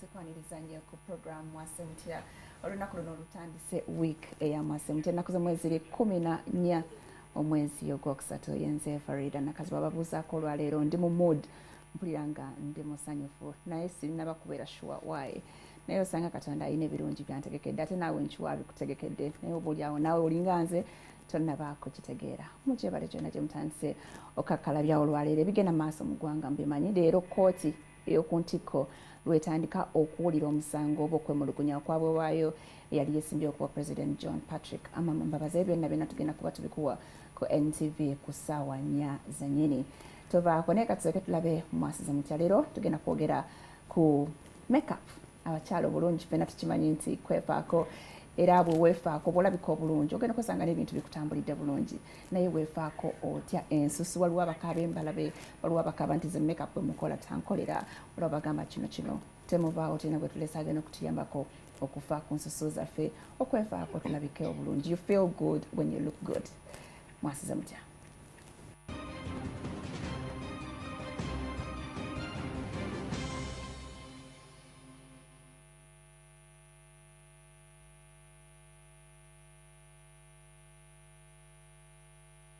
Okay, nkutegeezeza ntugenda kuba twogera ku nsonga za makeup ensusu n'ebirala byonna byonna ebikwatagana ku bulungi nina omukyala Olga Nampiima Olga twamuwulirako eyo mu 1992 yali Miss Uganda right? Yes.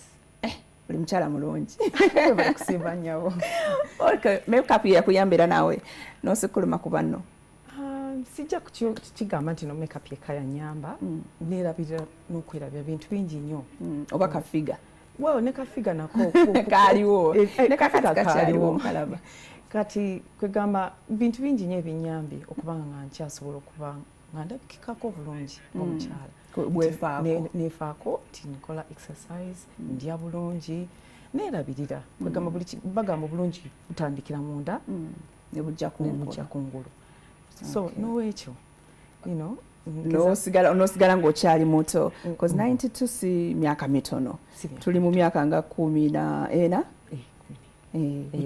ate wabuwangula ng'olina emyaka nga 22 nalina emyaka 16 nga wali muto nnyo teyali child labor nange ekyankola nali muwanvu nnyo kwegamba nga ate nalinga omwana omukulu nga ndabika nga omwana omukulu so kati bwenagenda bwena contestinga twagenda nga abasaaga manyi nalina mukwano gwange nampagula nagamba manyi tugende ku Miss Uganda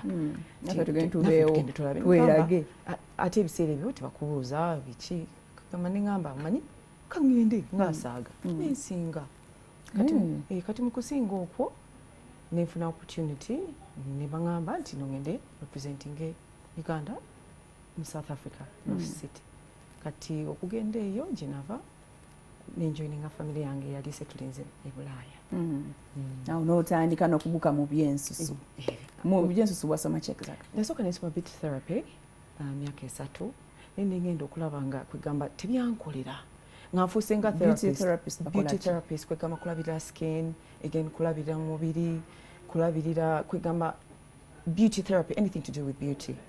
Yeah, kwegamba nabisoma nindaba nga tebinkolera nga bakyala bajja omukolako fashion akubula ebizibu bye byonna embwaye nga bwe yafudde kapa yafudde kwegamba n'owulira nga anti akulabyemu osanga wali nice to them. Manye omuntu waliwo omuntu watuukewo omuntu nawulira nga ayina engeri gyamwesize all of a sudden out of the blue namwesiga namubulira buli kimu. Kati nenesanga nga mpulira ngamba nvaayo ku mulimu nga ndi drained owulidde. So n'owekyo ne ŋŋamba omanyi tebinkolera kangende nga njagala challenge ate engeri gye nakola art musomera as well. Nali very very artistic n'engalo zange njagala nnyo kwegamba ntuula ku train neekumba abakyala nengamba bannange ono omukyala kati bwe ntunanga mu magazines nengamba bakikola batya kati awo passion weyatandikira okusoma makeup. Luli wali okola bino bi facial bi massage byani ebyo nosalawo specializing mu makeup kati nenkola makeup wa TV nga specializing mu film industry n'ebyo byonna ate waffe banabeera mu studio. Well naye nali mukola kakati in fact eje nava nengamba kanzire mu her editorial beauty kakati bwontunulira what is wrong with me with my makeup. Not with fear of it. No, sijja criticizing even one bit. It's a very subtle, natural look. Eri ideal for TV.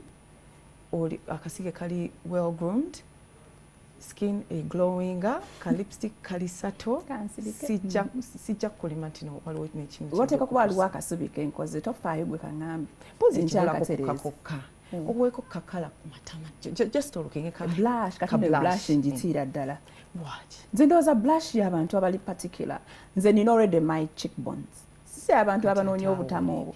Kati awo olimbi. Kakati ka blush ako oba nze nina bitama. Nedda. Kali nawe kakuwa mu dimension mu face yo. Owulidde. Kugamba n'oba nga totaddeko just foundation, kisige na lipstick. Kati oteekako ka blush ako ne kakuwa that healthy glow.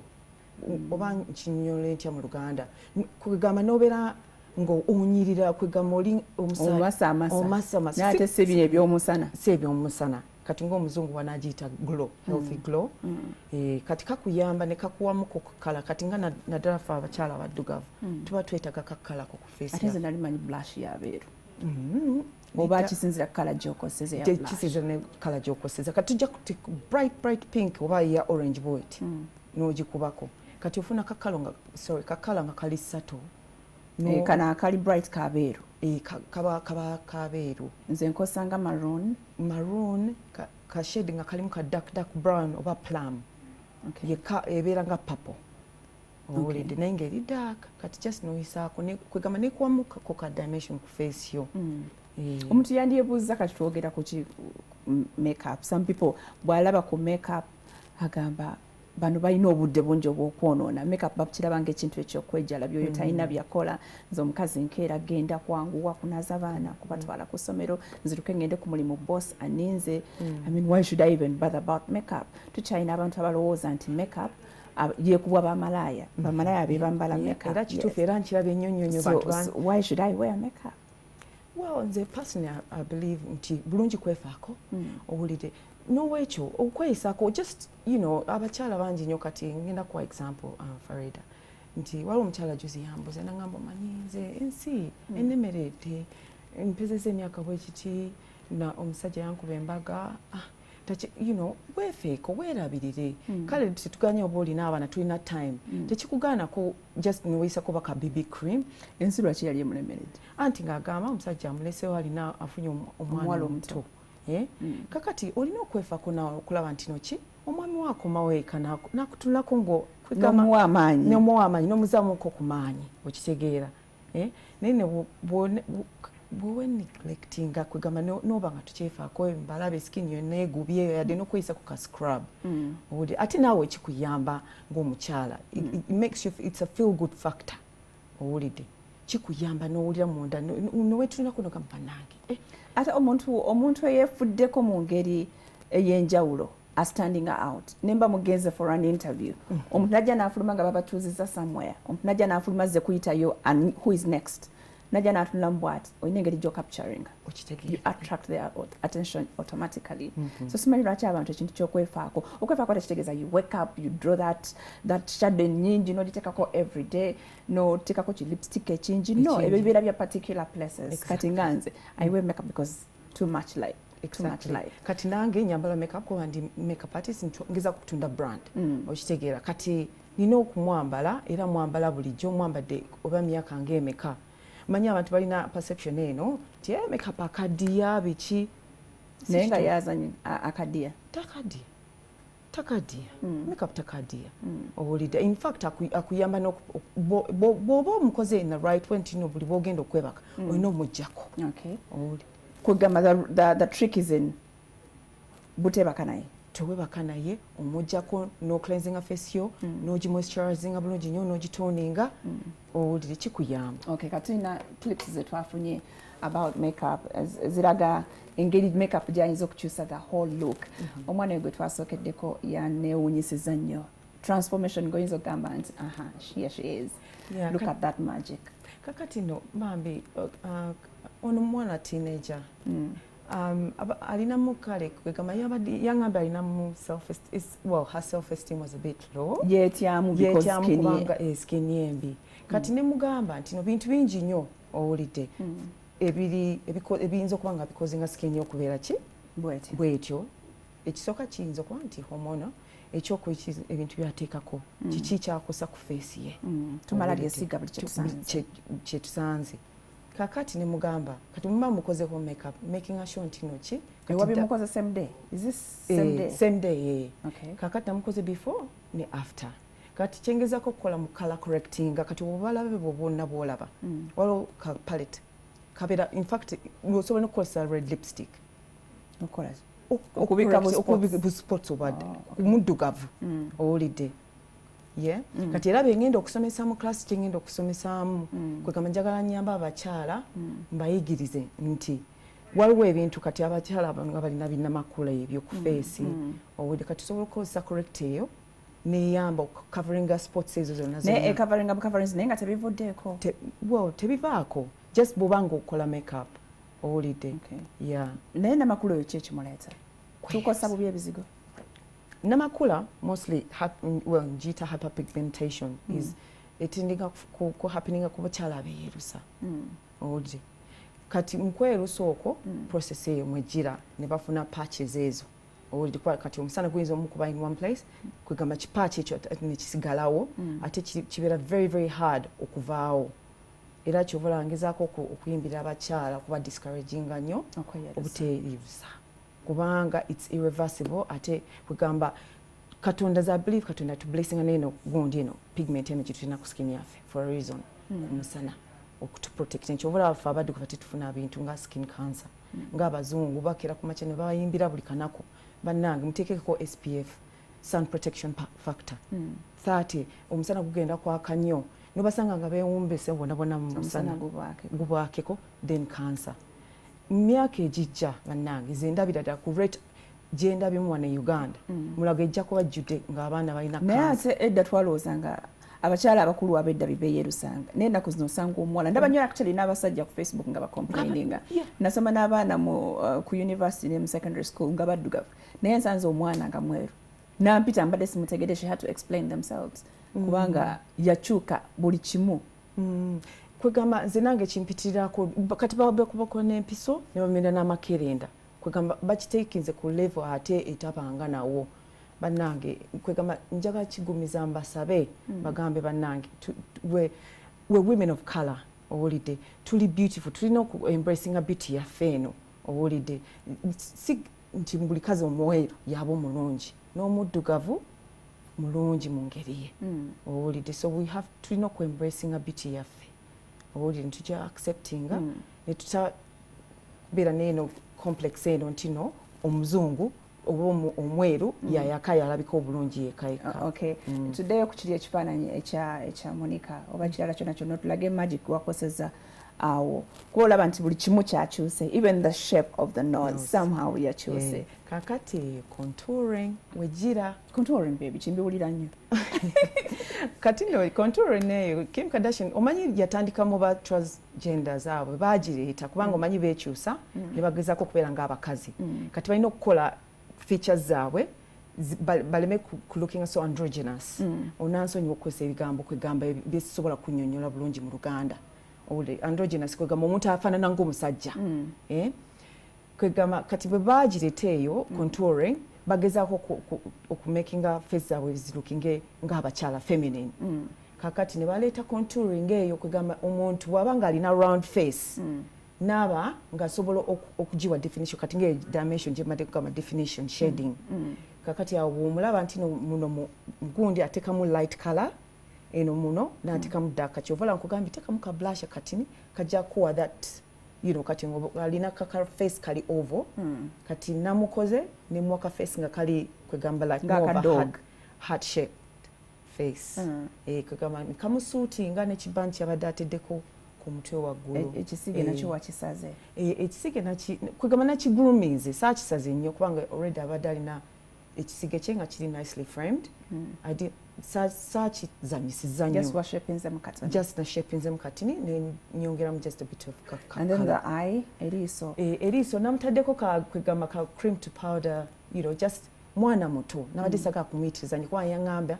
kyogamba no tewamuyitiriza nze nga ndabange yayitiridde oba yayitiridde kulungi oba kalungi oyinza okulowooza muntu wa yalungi but you can't have such a look every day that is too much work no kubanga yaŋŋambye nti no yali agala genda ku prom kati nemugamba prom tibamukolako look ye ku prom n'ajagala nnyo kati neŋŋamba okay kangezeko prom what a prom look would be on you from me look gyenja okuwa for a prom ng'oyambadde bulungi nnyo ka gown ko nemuteekako ka just ka very very light kala ku maaso then ne ka lipstick ka red okay today twogereko ku makeup abamu abamusinga ekizibu kyabwe bagamba mbu akaddiya perception eyo eva kuki well anti era kati nga bwe nkugambye nti kwegamba nzize wano e Kampala Farida ndabidde ddala nga kwegamba tutandise Kampala kwegamba tugenze kati tuli ku level abaana beekolako kwegamba emikolo gifuuse emikolo nze nali e London nga ndaba ku Adverts nga buli muwala yayingirawo ne ngamba oh my god nali clapping up clappings I was so proud kwegamba nawulira essanyu ne ngamba yes this is it owulidde gone are the days bannange wetwajjayo nga talcum powder netubukuba ku face obwaba baby okitegera okateeka mu kaveera n'obeera nga vu owulidde gone are the days kati osanga actually twakwatanga bwe tuti n'osiiga owulidde kati tuvuddeyo kwegamba tuvudde wala era kinsanyusa nnyo ne kinzammuko ku maanyi owulire kati ng'aba Nigeria bw'obalaba kwegamba wazaabwe buli kimu kwegamba beekolako beefaako okitegeera era nga bw'ogambye bulungi kwefaako obuteefaako mugayalo ndooza bubi mugayalo obubi kugayala buba kugayala nsonyiwe bannange oluganda lwange twakusonyedde kakati nsooka mbulire what is the trick magic erimu ki is it knowing your face shape your face type right kwegamba magic mu applying makeup bijja mu bintu bingi nnyo olina okumanya face shape y'omuntu kyogenda okukolako first eye shapes ne kwegamba ne features ze zaalina kati Farida gwe ntudde wano kutunula naku profiling ze dda era kati nongamba oga tisooka onkolewo kagundi wano kikutwalira eddakiika 3 well kintwala eddakiika nga 25 kidependinga look ki gy'oyagala owulidde era bamanyi nti kati Farida akasiga already kali well grown kali neat sina kinyo by the way I do my eyebrow wow myself buli wengenda somewhere ningamba leero kampa omuntu opportunity akakole bakamalako bakasala nga katono ate nze njagala kanene so I decided I do it myself ate kali very very well framed kubanga eyebrow ye focal point yaki ya face that is what some people don't okitegeera omuntu as long as ekisige kyo tekiri shaped kizibu nnyo face okuvaayo bulungi. Exactly. Kubanga bwe nkutunula Farid kati just kuba mwakafaananyi nga ntiddewo wano nga nontunula nga sina eyebrows. Ojja kukola bwoti. Nja kutya era tulina ebifaananyi bye twafunyawo ebya Kasege Emma this is one of those transformations. Kati look at this person olaba ono olaba nga muntu mukulu akulidde ddala ali mu myaka oba nga ana something. Ate nga mwana muto nnyo. Ne kati laba wali bwafaanana. So that is the magic of makeup. This is kakati ekyo ekisige bakiyita Instagram brow oba Nike. Omanyi Nike? Waliwo ekya Nike isimbo. Ebyo ebisige ebyo ebibiri kwegamba abantu babitutte ku level endala. Ekyo ekisige ekyo tekinyumira buli omu. Tomala gakipatika ku face ya buli muntu. Owulidde. Era baali batuyigiza makeups ko nga batugamba please goberera natural kisige ky'omuntu. Owulidde. Tomala ga forcing no tekako ekintu just because owulidde. Goberera natural kisige ky'omuntu oframing face ye bulungi nnyo naturally. Owulidde. Ne kati highlighting. Exactly. Ne abakyala ennaku zino bakitwala ku level endala ndowooza birabo ebyo. Waliwo n'obulala bungi bujja waliwo akimalako kyonna najja n'akubako ka line kamu bwe kati n'ogamba kati ono abadde ki. So kati ndowooza buli shape erina ekisige kyayo. Exactly. Look at that. Kati ono ono alinga ya blocking ono alabika yali oba yaji blocking out literally. What is that?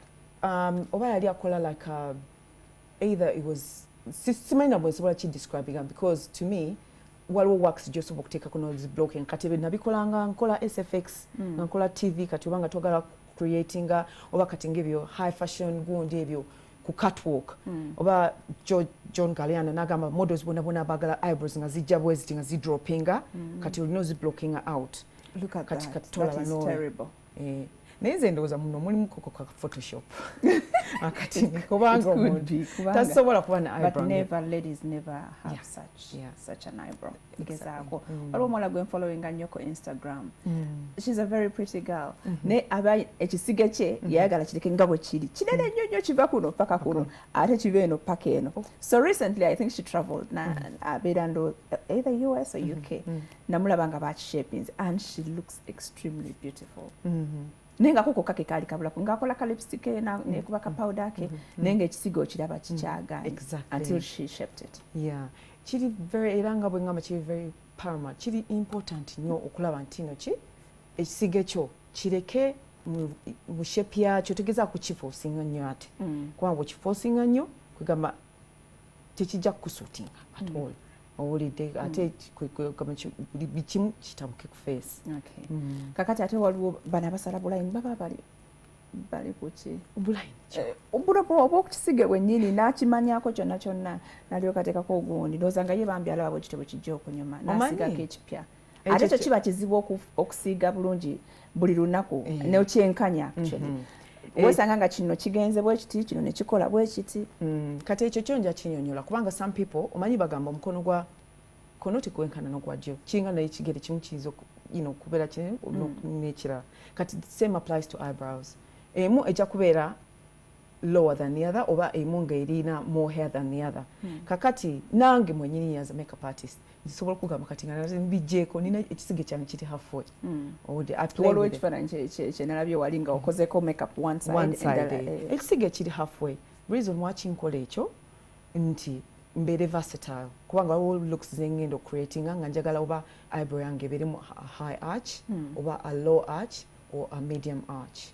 Okitegeera kati nina okubeera versatile nina okuba nga nkyusa looks okitegeera. So n'olwekyo ekyange ekyo nange I'll put my hand up ngambe nti yes ekyo kyo kikkirizibwa.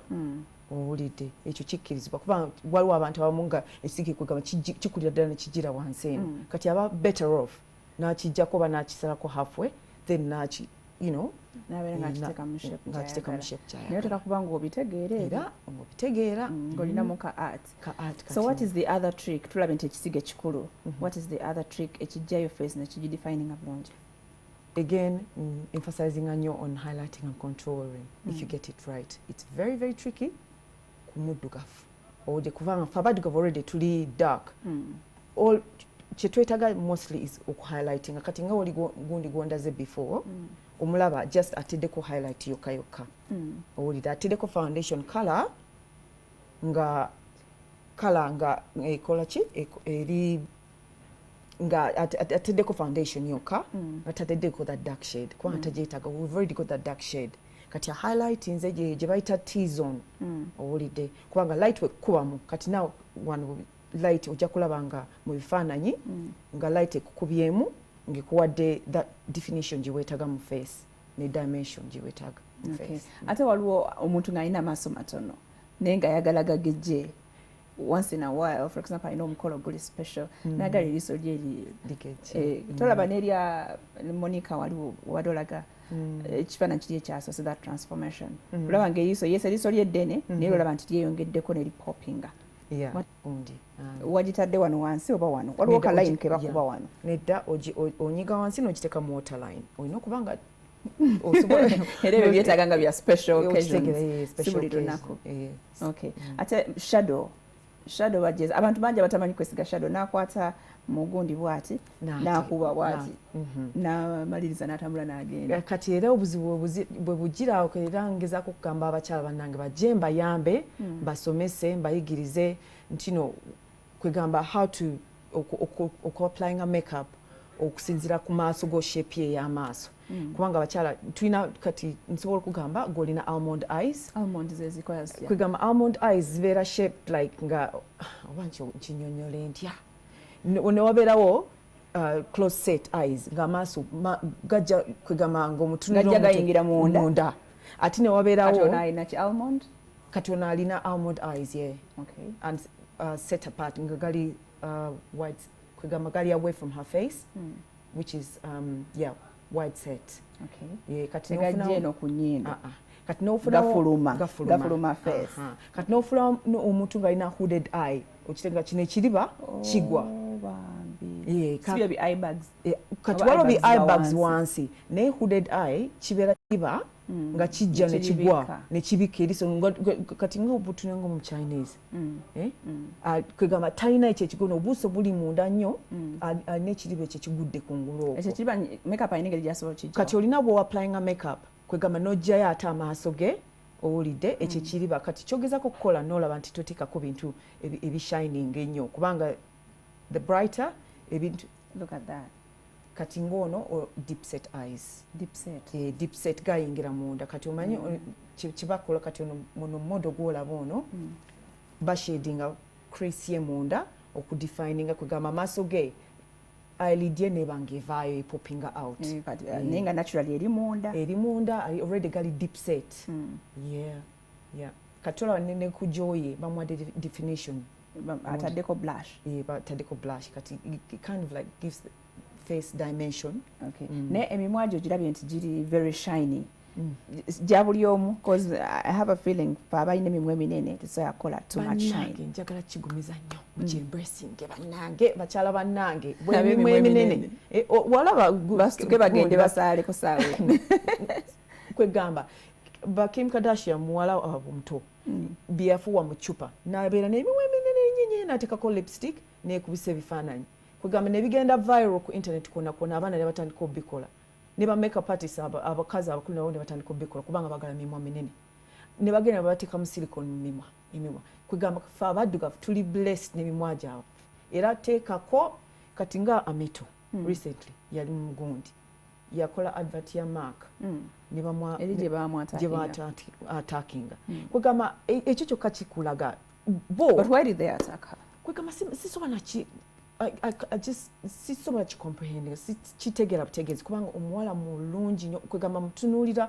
mu kakala k'ak'obuddugavu mulungi nnyo emimwa mirungi nnyo giri full bulungi nnyo I think it's just oba balowooza they should have got somebody omweru not a black one exactly naye kwegamba ebintu again bikyuse kati ba black models bavuddeyo ate bona bw'obalaba bawala baddugavu owulidde kati omuntu ow'emimwa eminene agikakkanya atya nze ndaba agijeyo even more owulidde era nze nkugambirawo bw'ojeyo wange nja kugamba mukwano nga weesiime kati kafarid nkulaba giri full giri well lined giri perfect era tugezaako n'ogamba nti noteekeko just kagundi gyembracing owulidde era gitereko ddala bulungi waliwo abagamba mbu oyisako ka eyeliner wano ne kadi defininga n'ate ndaba eyeliner looks funny no that is so wrong njita fopa owulidde fopa ababitegeeza meaning kale kichamu kichamu nnyo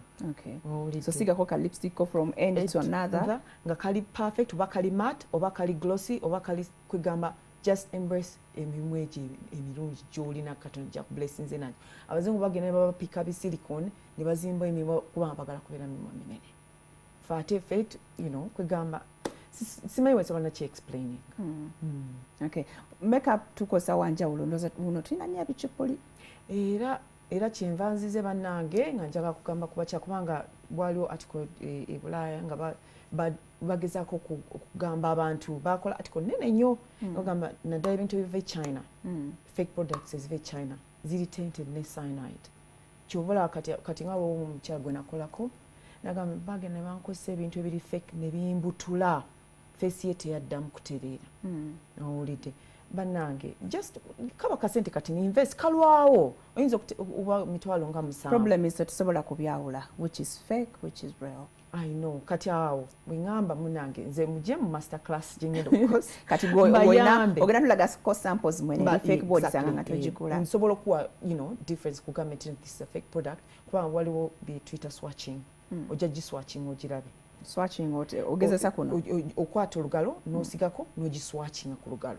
nekolete kati ojja kulaba pigment kati eri real ojja kulaba the difference owulidde kati kyetaaga kwerabirako oziswatchinga owulidde kati nga wano musinga kubeera nezi powders era ogiraba nga pigment yayo tesobola girabira mu packaging mu ngeri gye bagipakingamu kubanga jukira nyinza obutasobola abamu ayinza okugamba ze wano ebintu byange si tobikwatamu kigulo kitwalo nakikwatiramu eyo olaba bakusiba ekintu exactly awo buzibu bujja kati nze recommendation yange gye ŋŋamba genda awantu b'omanyi owulidde trustinga gw'omanya nti no okay I mean bantu bangi nnyo n'abagenda Bulaaya abaleeta ebiki ebintu ebicupuli so era kwegamba it's just muntu kumutrustinga n'ogamba munange mukama owulidde bwe tebikubutudde oba bitukuleetedde n'omugamba omanyi ddamu ndeeteyo kagundi ako oba n'ogenda ku company gy'omanyi nti etundira ddala branded products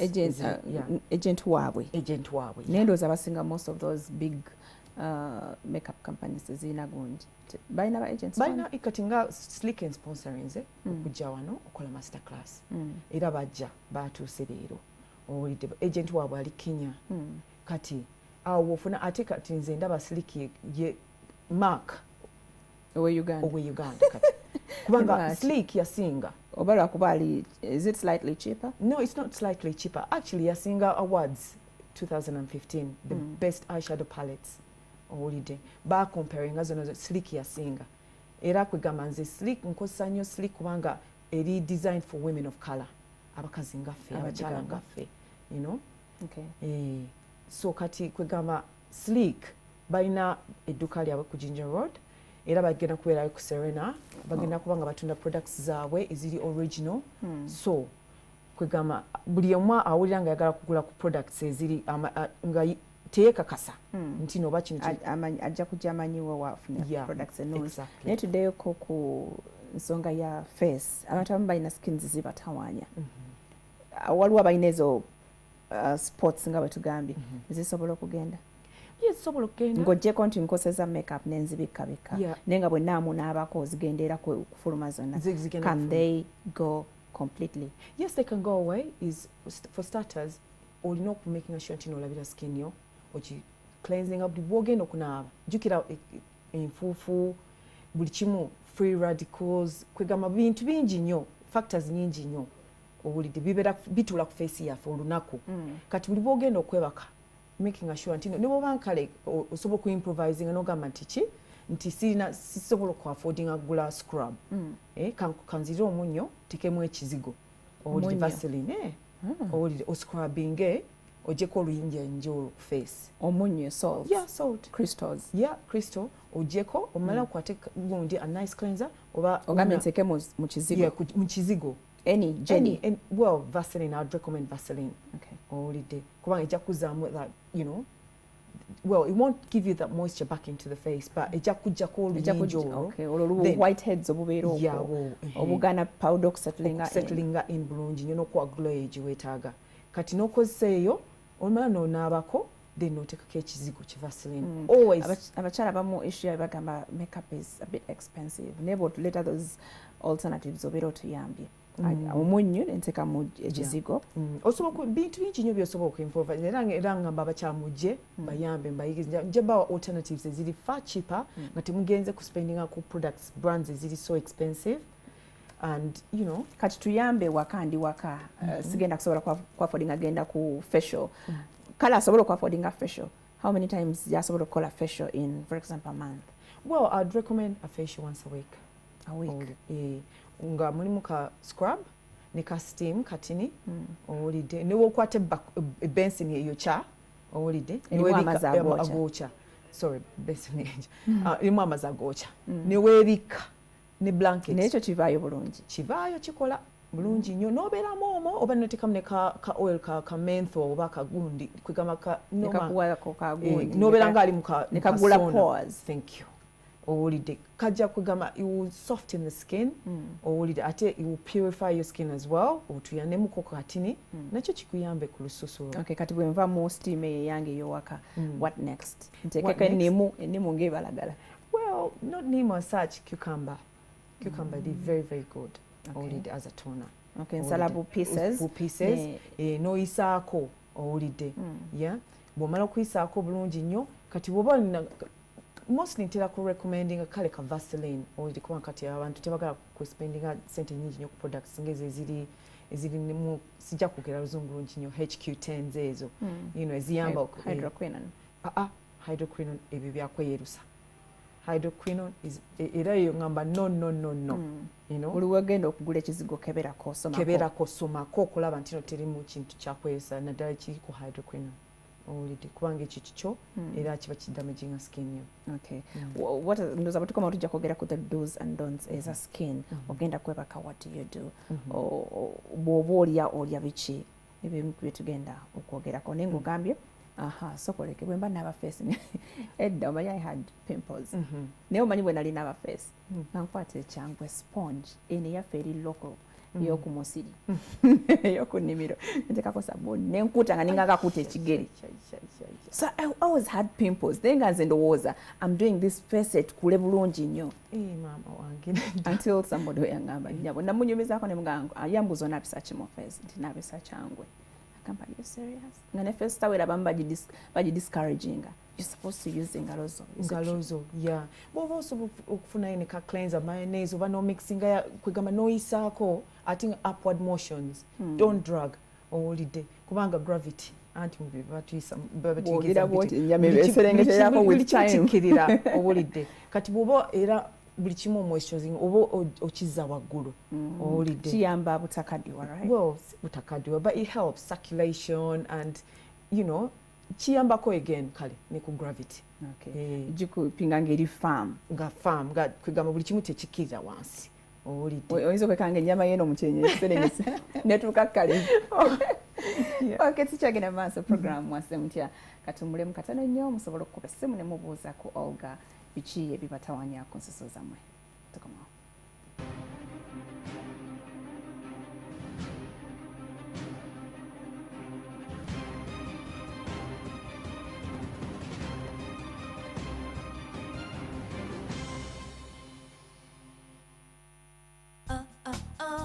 Your wedding weekend is finally here. Here's your Radiant Style Tip. Just add the Radiant Hair Polisher before styling and finish your magical look with the Radiant Olive Sheen Spray. Your big day is definitely on. It's no secret. Radiant. Feel yourself. Ooh, hey. For more Radiant Style tips, visit us on Facebook or follow us on Twitter, #RadiantStyle. Wanna make some cash? Just dial *185#. Amanya gange nze Nakyeyune Irene. Nebaza Airtel olw'okuteekawo dreno eyayola amaja wetwangulidde ssente. Nze mpangudde emitwalo 67,500. zembadde sisuubira. Nadayivinze *185# nengenda mu Airtel Money nengula bundles, oluusi mbadde ngula airtime, nsasula amasannyalaze, amazzi, era nkubiriza abantu bonna okwettanira Airtel Money kuba yeesinga. Airtel, the smartphone network. Isa yalagula Yesu ng'alijja emabega we. Akali mu bufunzi. Yesu ne Isa ani yasookawo munne? Isa. Buli lw'otayogera na muntu kutegeera bimukwatako tosobola kumutegeera yenna, tekisoboka. Era enako yakatugamba nti Abaganda mbwanjala gyakasukira eggumba gyegenda kale akagamba akukano obote. Wateekwa okubaawo eddoboozi abantu lye bakozesa. Eddoboozi abantu lye bakozesa okutuusa okunnyonnyola kwabwe, okutegeerekeka, okutangaza ebibakwatako. Petition. Naye nga Wakamu bimuyita, Wakamu amuyitanga mutya? Big Daddy. Big Daddy. Kuwuliriza, kufumiitiriza, kukola, kwogera. Tuwaye. Bwe yamala okutuula ngenda okutunula mu kibatu kyange kino kyentaddeko bwenge nga muvaamu ebiwuka ng'ensolosozi. Ebimu byewuunyisa, binakuwaza, ebirala bikyusa obulamu. Omuntu atasomye atya n'okuyingira ofiisi naye ng'omanyi nti nina omukyala n'abaana awaka nakinkola, nina ne bizinesi naye ntya n'okuyingira ofiisi eno okwennyonnyolako. Eddoboozi lye njogerako. Tuwaye.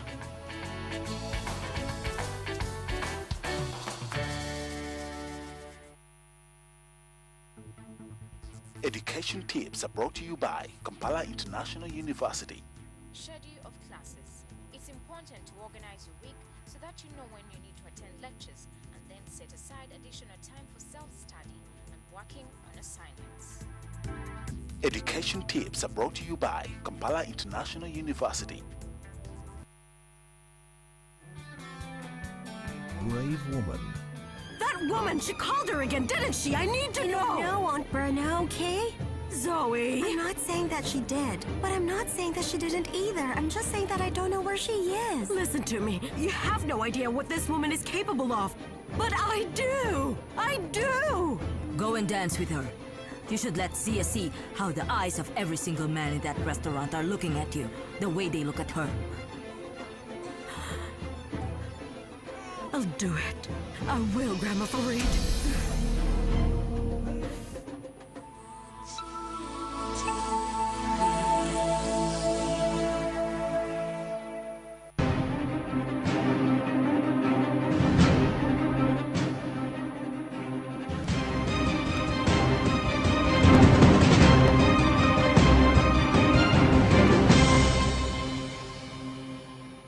Webale nnyo kwekomera ku NTV tuline Olga Nampima mukyala eyekansa mu bya makeup.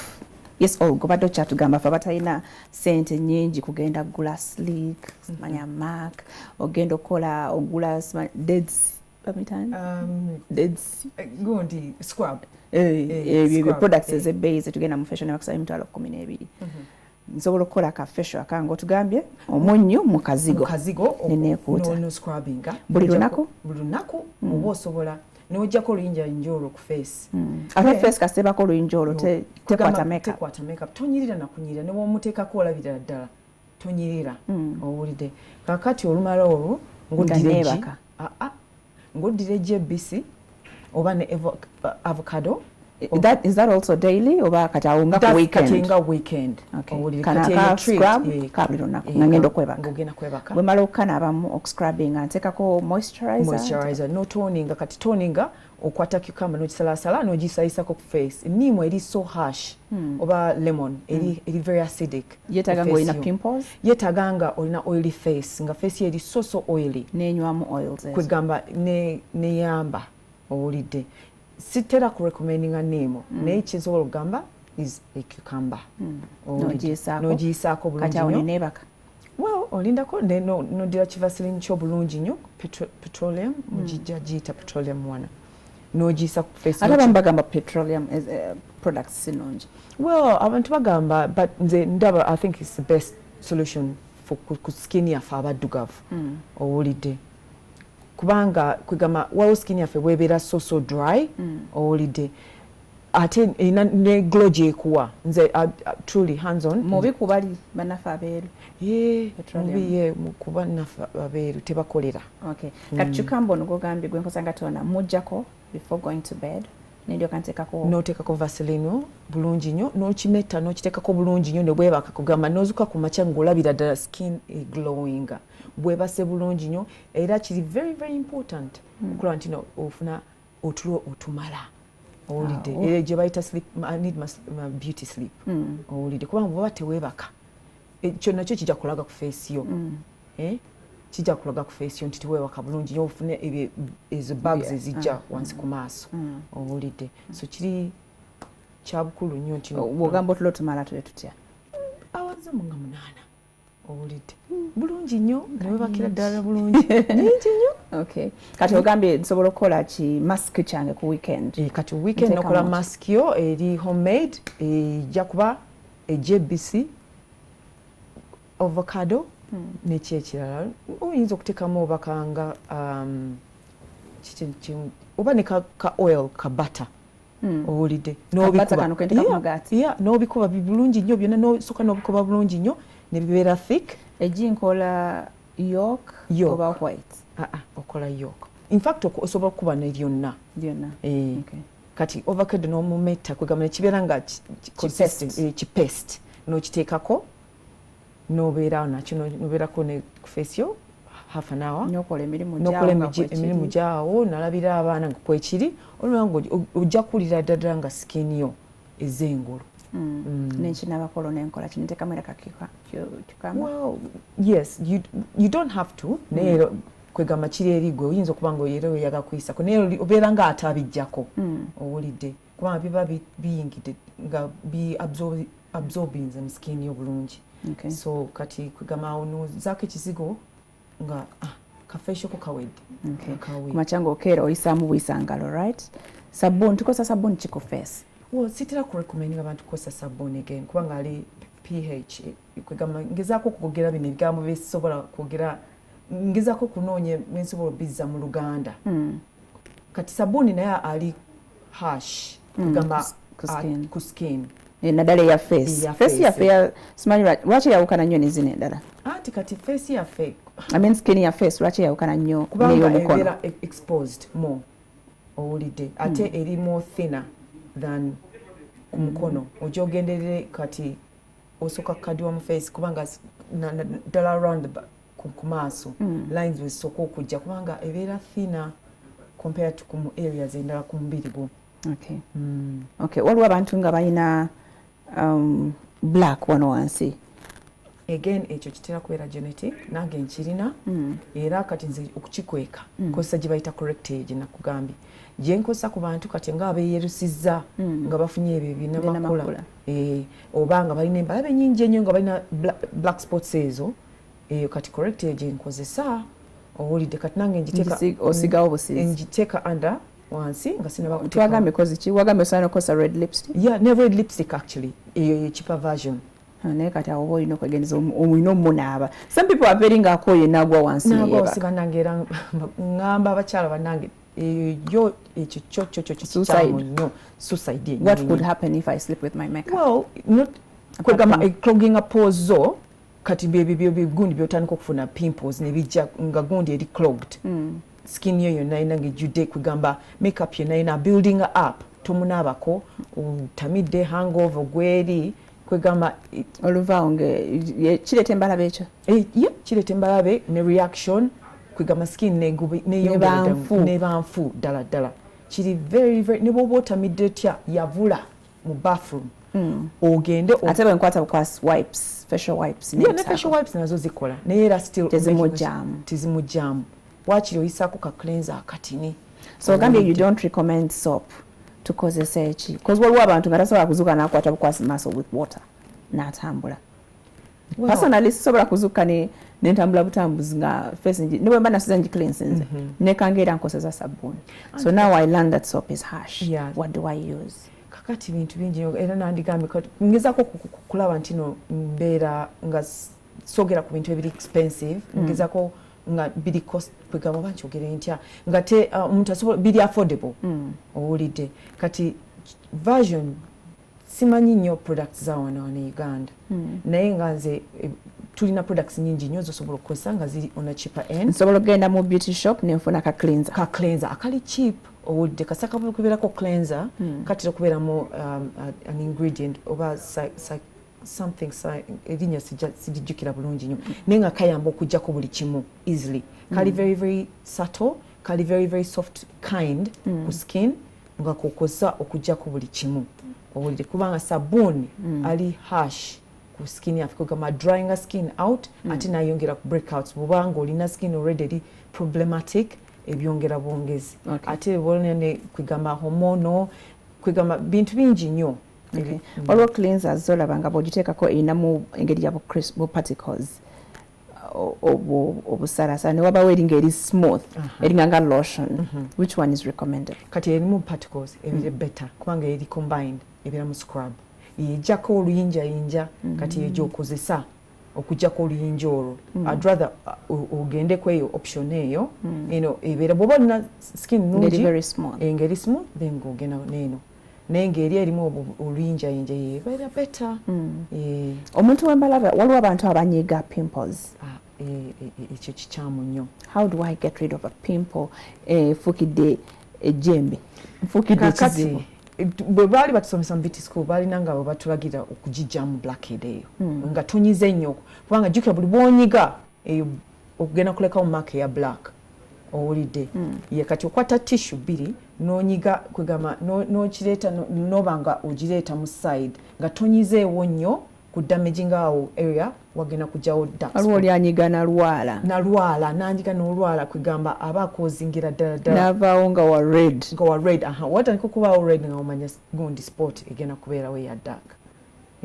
Kati bwe kalemera waliwo okunyiga ne kalemeramu osooka n'okaleka katuuka ekiseera era nga kavaawo naye bw'onyiga the more bw'obinyiga the more bw'oyongera okuleeta obwo ate waliwo abagamba don't touch it gireke ejjako yokka. Exactly era nange kye recommending. Anti kati obuzibu oyinza okuba ogenda ku mukolo olina omukolo pimpa eganye do I go to omuntu abitegeera n'aginyiga professionally? Yeah, or you could. Waliwo obuuma oluusi kati bu extract okateekawo n'okanyigawo n'evaamu yokka n'ogiraba bulabi ng'evaamu yokka etulika kati bw'oba osobola okainvestingamu ng'omanyi ng'ofuna pimples ng'ofuna embalabe biki osobola okainvestingamu. Ogambye tusobola okukola kafesha akaffe waka kaliko otugambye biki mask. Does that mean nkongerezaako ne fashion eri professional oba? Kati ya professionals to me ebeera treat obanga ensawo yo etambula bulungi nga weesobola why not buli mukyala kwegamba tukola neweewaamu kubanga kweewaamu is luxury it's a feel good thing naye nga akali kaba kamala bw'obanga ensawo kamala once a month genda bakupamparingeko bakweka massage nga kwegamba weebake n'otulo weerabire nti olowooze oli ku beach Hawaii somewhere owulidde bakutreating bakupamparing kwegamba oveewo nga naawe owulira nga skin ddala Okay. Tuddeeko katono wali ku makeup nsobi ki ze tukola wano mu Uganda ku makeup zoolabye? Ndabye ensobi nnyingi nnyo naddala pensi eyo gye bakuba ku mimwa eyo liner then ne ombre lips zino nti ombre bye biki?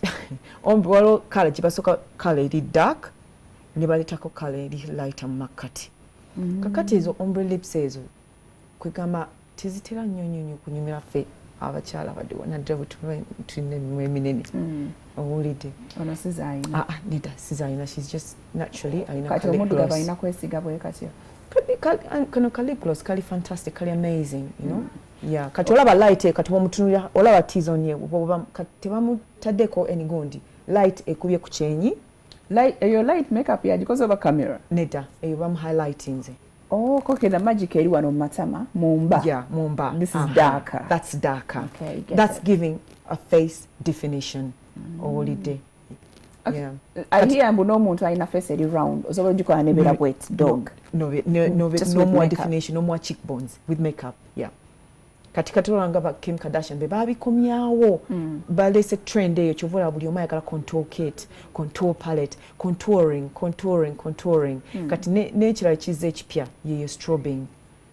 Yeri what? Kati strobing gyolaba nga kati nsobola kwa example shine owulidde okujjayo kwegamba olaba linga gold kala wano elabika bulungi nnyo kati nga gwe Farida akola mu mataala erabika bulungi erina akaglo kekuwa ku face yo ebeeranga ki is it a finish it's like ebeeranga powder nga bwolaba powder gyoteka face kati oyisa ku brush noyisako just ku matama go kakati light we bouncing off ku camera erina weerabisa face yo nekuwa kwegamba nice well defined face.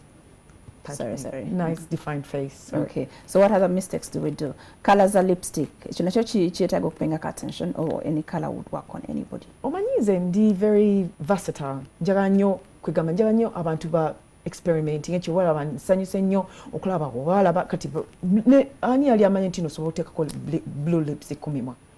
Edda tikyalinga okyali impossible. Nasanze omuwala nga emimwa gya blue. Never what ofuuse clown. Not really.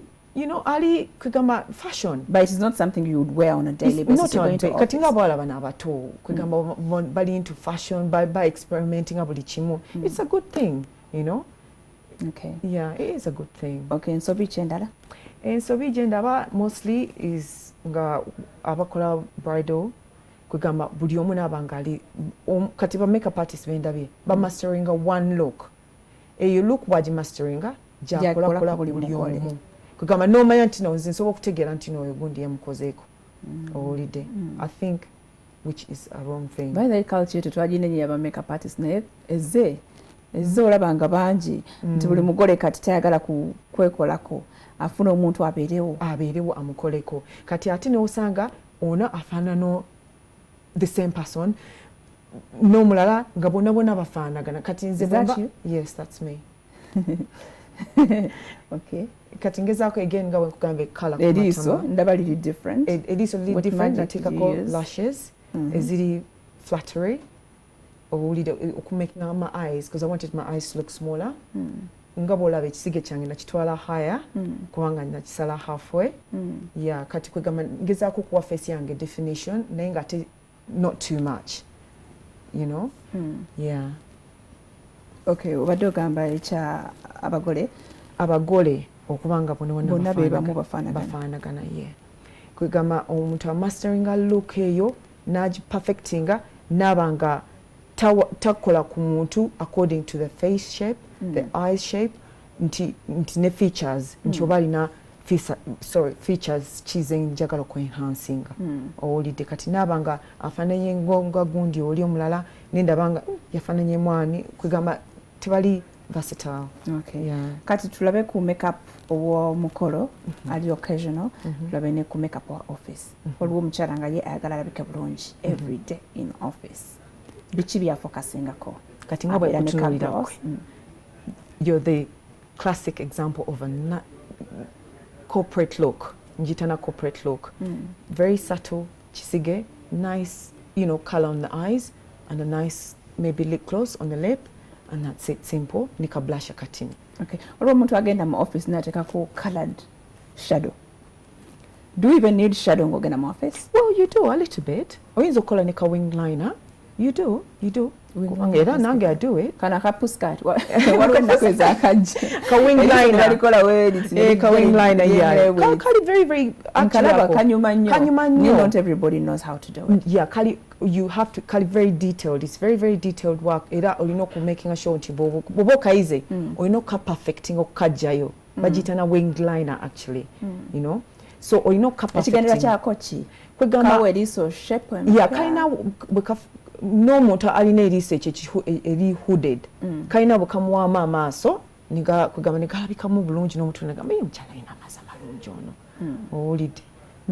Naye nga atufeza.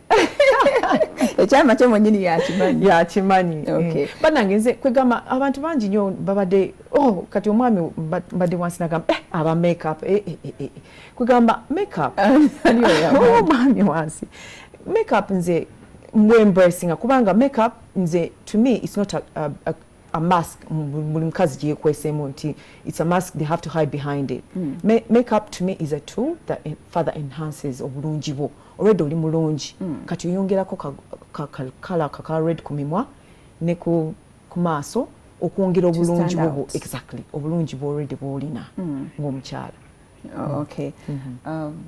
Bifaananyi byolaba bya mu kkooti ey'okuntiko Supreme Court bateekateeka okutandika okuwulira omusango guli gwe twakutegeezezaako dda ogwawaabwa mukulu John Patrick Amama Bazinga bwe twakutegeeza tujja kuba tuswitchinga essaawa yonna tubeyungeko abantu baffe abali eruddeeyo. Patricia ndowooza obalabye batandise tutandikewo okuwumbawumba mpola yano wenkwise Patricia Olga. Yes. Kate enviiri nazo ndowooza zirina okumakingira ku makeup. Tulabeka magic akali omwo. Do I do any kind of hairstyle on particular makeup? Yeah, kati nga fenze makeup artist batugamba always wear your hair up. You need to show you're selling a brand all day. Put your hair up so people can see your face, so people can see how you know, wo perfect in the look yo all day. Kati ate wabanga oluso bogenda ko evening out, oyagala kuleka enviri wansi.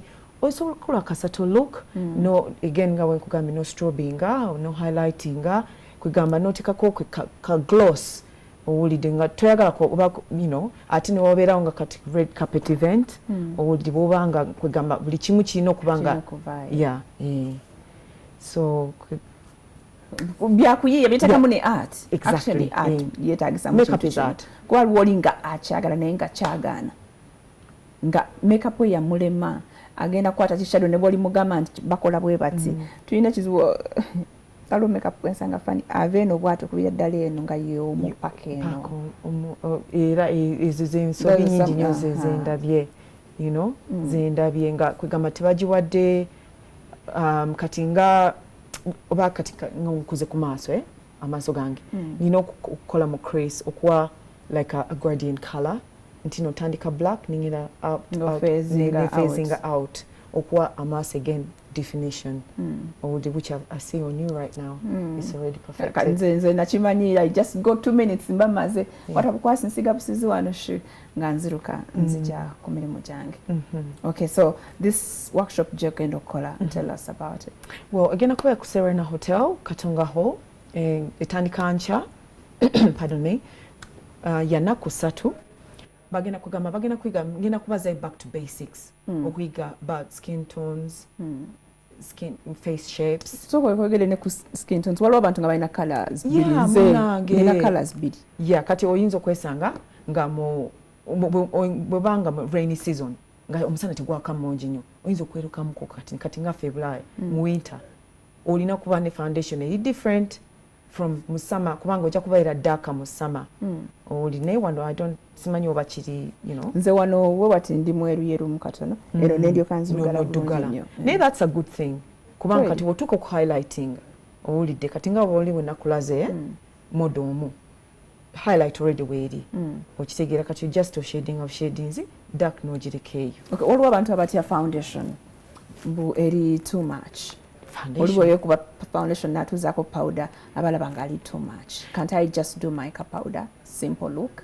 Anti kati powder is powder I find it clogging up pores atatedeko foundation kubanga foundations zinaku zino zirimo ekintu bata SPF sun protection factor nafa abaddugavu tugyetaaga ekuyamba rays z'omusana nsagenda direct ku skin yo kukaddiya okitegera kati buli kimu kyonna era bonna asoma ku kacupa ojja kulabako kigambo SPF 15 oba 30 the higher the better kubanga ekuprotectingira ddala kuki ku musana. So I would rather do foundation alone than powder alone. You'd rather do foundation than not do powder kubanga powder just itula butuuzi terimu kwegamba whereas foundation eberamu zisinga kati zibakola zibafulumiza zirimu SPF.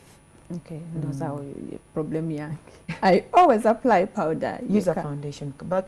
Oyinza okufuna ka studio fix mark nuka investigate. Kalwawo nnyo ate kayamba kati nga gwali mu maaso gaki ebitala bingi nnyo kwegamba tika reflecting a back. Okay. Nga kali matte kasigala kali matte. And then better way to use to apply is it brush oba buno bu sponges? Kakati ekyo nakyo ngenda bade nakyogera ku musomero kubanga abantu bangi nnyo bafunye skin problems nga tebamanyi waki bafuna problems ku skin ngalo products zako sasa zili genuine exactly hygiene olide kati brush yayinza okuba nga gikozesa nagikozesa nagizamu mu nsawo owulire brush erina okukozebwa buli kanako sponge eyo gyolaba bacteria yatudde ku face yaffe kuno nyingi nnyo jjukira otuyane osye musana enfuufu byonna bitudde ku face okwo nojjaka sponge n'okuba tetetetete nozaamu obucaafu kwotandikira again noza waliwo nabeera nako omwezi mulamba n'emyezi takozanga nako ne weebuuza nti iba naye mbutuka biki face yange nga tebamanyi ki kati bye bintu ebimu nabyo byengenda okusomesa. Tusobola okufuna ndowooza ne ku bantu bakuba essimu kuba bangambye obudde tukyayina osobola okukuba essimu n'obuuza Olga ebimu ku byeyagala okumanya ku skin oba ku ngeri gy'okuapplyingamu makeup. Ogambye obuntu obwo tubuwoze on a daily. That is hard work. I know it's hard work. Bulungi kwefaako. Era nange brushes zange buli kanaku nzooza nezisookinga oba shampoo neziconditioninga noziconditioninga bulungi nnyo. Byamaanyi nnyo ebintu. Kubanga ngenda kuteeka ku faces z'abantu babutuke okitegeera. So nina making sure buli kimu kiri clean. Waliwo abantu aba-applyinga lotion ku face. Is that recommended? That's not recommended at all. Body lotion, you cannot put ekintu kino eky'omubiri ku face yo. Kyova olaba byawula. There is face cream and body. They don't go together. Face cream. Waliwo ingredients ezibeera mu. Ate waliwo ono ng'asooka n'applyinga lotion ye bulungi ku mubiri n'amala n'akwata ka cream n'assa ku gundi. N'ebisigadde ebifikidde ku lotion nabyo ne bigenderamu. Kati awo bwe batandika okufuna reactions as well. Bulaba ekyoba oli mu lotion ogenda ku face. Kwegamba ingredients ezimu kubanga body nga bwe nkugambye bwe nkunyonyodde skin yaffe eri ku face ebeera thinner than ku mubiri ogusigadde. So kati bino bibeera harsh, bibeera more oba ingredients zibateekamu ziba really harsh ku face yo. So kyova olaba bakola ka face cream kabeera ka pot katini nga ka purely just face yo. Nka kozesa ku makya n'olweggulo emirundi ebiri owulire buli kanako. Era bw'oba ogenda okwebaka ogezaako n'oteekako as much as you can. Ate waliwo abantu abatugamba when you're going to sleep making sure face eri as free from anything as possible. No. Moisturize. I'll say it 10 times. You know? Moisturize. Kubanga jjukira buli bw'owebase bwe ogenda okwebaka skin cells ze renewinga. Okitegeera. So kikuyamba face yo cells ezo ziri dead ne zivaako empya ne zijja okyozuukuka ku makya ng'olina glow eyo. Kusigamu akazigo buli kaseera si kivaseline kiri kye batugamba. Anti kati watugaye tukozesa nnyo ki petroleum. Kiri better. Anti kati nze ngezaako okubeera omuntu alina ku ssente ze n'atayina. Alina ku ssente ze ayinvestinge mu cream ennungi. Naye atalina obanga ali ku budget akose ki petroleum petroleum obwengenda ogula bwengenda mu beauty shop nga noonya cream oba ekintu kyonna ekyokukozesa ku skin yange, what should I look out for? Nsomeko abamu agenda bugenzi nagamba mpaka agundi kali kubanga yakawulidde ku neighbor we nga keyeesiiga. Era mu class gye mbadde ngenda okusomesa badde ngenda baterawo gundi ezi irritating nnyo skin. Kati ebintu nga lanolin eri derived mu sheep skin. Batera nnyo gikozesa mu products eza face. Reason waki bagikozesa kubanga preserving a product eyo nerwawo nebeera longer. Naye also ebeera irritant as well. Kati kubeerako lanolin kigobe.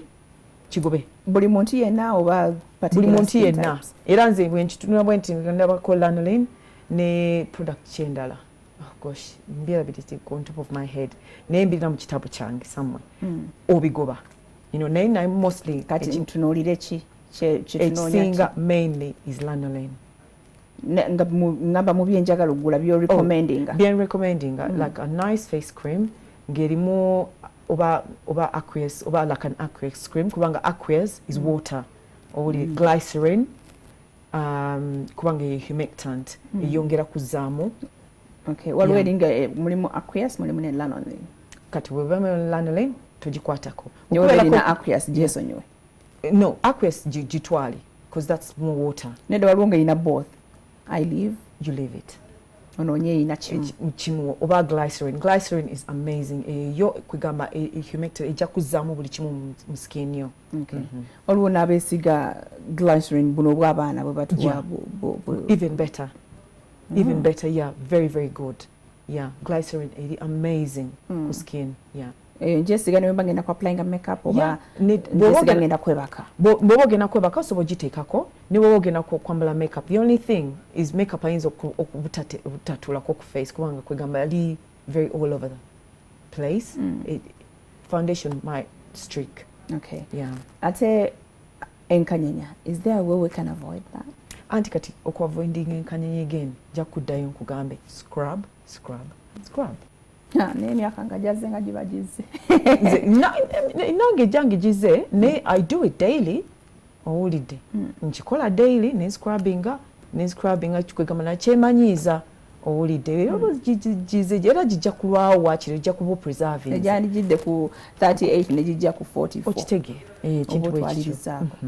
Oba otwalizaako. Okay. Which other secret gyotayegeddeko ekuuma health skin? Well, healthy skin is its secret endala gyenjaga ogamba is exercise a lot. Owulidde kubanga circulation, blood circulation naye eyamba okuleeta ebiriisa nja biyita biriisa you know ku mubiri okwo exercisinga n'otuyanako exactly ne njaga nnyo okuyimbira abakyala naddala abo abatula mu zi offices ezo n'akeera ku makya nasaba akatago breakfast ku lunch nagenda n'alya ogaraki otukwatako nedda sikubakwa just ngamba ombuuziza ya kwegamba byolya nabyo owulidde byebijja kwakyoyingiza kyofulumya ebijja okulabirako ku skin yo naawe kati tulye green nga bwe batugamba exactly bannange nze ebikoola mu biri ebyo kubanga bannange fe ebula ebikoola byolaba the healthy food is even more expensive ebikoola ebyo more expensive than KFC owulidde biri more expensive or cheaper no more expensive owulidde wano tubirina freely owulidde obirima ne mu compound okitegeera nanansi mapapaali just lya ebyo kwegamba it's just biri maaso gwawo tulina nabisasulira naye fe eri n'okaaba n'ogamba maama nyabo ka budget oli ka budget n'ogula gundi salad sente meka bweziti ng'ate KFC eri ku poundi obanga 2 oba 3 so kwegamba ndabira ddala nga byolya olina okumakinga sure nti nabyo bimataringa. Okay, waliwo omukyala yabuuzizza ku kino ekya black wano ku gundi akantu ke wagambe kalina okosa takawulidde bulungi wakayisani bakayita skin corrector. Ngenda mu dduka nenkasaba oba I improvise bw'osobola okuimprovising nga bwe nagambe improvising eyo red lipstick wagiramu owulidde naye bw'obanga ogenda kukozesa foundation over it bw'osoosawo ya ku red eyo ecounteractinge that dark shadow eyo nga nange njirina njitaddeko leero okucounteracting kubanga eyange eri so dark. Also etera kubeera genetic also age nayo is a factor n'eki ekirala ebizigo bye tukozesa okweyerusa lack of sleep as well owulidde factors nyingi nyo ezireeta ekyo ekigundi kyekiri dark ekyo wansi kati the only way tekisobola genda unfortunately tulina kyakikolera the only way forward is okukozesa corrector oinvesting ka corrector kati ni oba tusobola okukozesa lipstick eya red n'ogidabinga oba bulungi nnyo n'olyokozaako foundation. Kyogaba abantu abalina abafunye namakula out of kweyerusa bo batoye balibera paka kufa. Oh yes. Ate balina skin thin nze kati kwegamba kiri irreversible tosobola kizaayo. Obutosa nga abakyala bangi nnyo ng'omulaba yenna kwegamba skin ye ng'olaba n'emisuwa bwegiyita nga yeerusizza ate akuze kwegamba takyasobola kuddayo ku kala ye. So the best thing is forget about it. Okay. Ate buno. Mwira che umusa wali abeyerusa bono ne bugana. Again nga bwe nkugambe unfortunately gundi pigment yana gye tulina ku face yafe sorry ku skin yaffe eno tetuwa any justice kati bwerusa those are the disadvantage exactly so ate yerusiza nasigala ku kala ye aba asinze. Okay. Twali twogera ku colors. Can I mix different shades of colors to get one tuli ku mimwa kati? Well, depending. What look are you looking for? What look are you trying to create? Holiday. Nti mixing a red ate mixing in a pink. Acho chibate chigenda kujja. No. Ate bwe ngamba ku mixing for example maroon with pink. It's a no. You just either go one color or just leave it. We'll talk about matte. PW lipstick wa matte oyo alwake nnyo. Waliwo abantu bosanga nga mwina naye nga alinga akakokoro. Nga it looks funny. The lips look dry. Is it the way we apply it? Yeah, I think it's the application techniques as well and the quality of the product nayo. Kubanga matte oyo bamulese akomyo back in fashion kubanga abeerako longer. Nti bwokwata glass n'onywa bwoti tagenda kustandinga ku bikopo okitegeera. Yeah? Ate n'ekirala tugenda kubeera ngo reapplyinga nti kangendeko nzizeeko ko. Wobeera nako obeera naye olunaku lwonna ne luyita nga naye ogenda omuggyako regulo ng'omumwa gulina engeri gukazi kati awo ogyeko vaseline oyisaako ate bw'oyisaako takiipinga anti kati tosobola kuteeka gundi kubanga already ali design kubeera mat kustekinga on ate abamu kati kyebakola bateekayo ka gloss oba ka balm n'ateekako then nebisereketa nebirabika bubi kati exactly biŋŋamba nabyo byendabye as well so muteekeko nga bwali obigumire oba ogende lipstick ng'erimu nga erimu kale ka satin katini ng'eri soft. Obadde kyatugamba ku workshop. What should we expect? What do we need?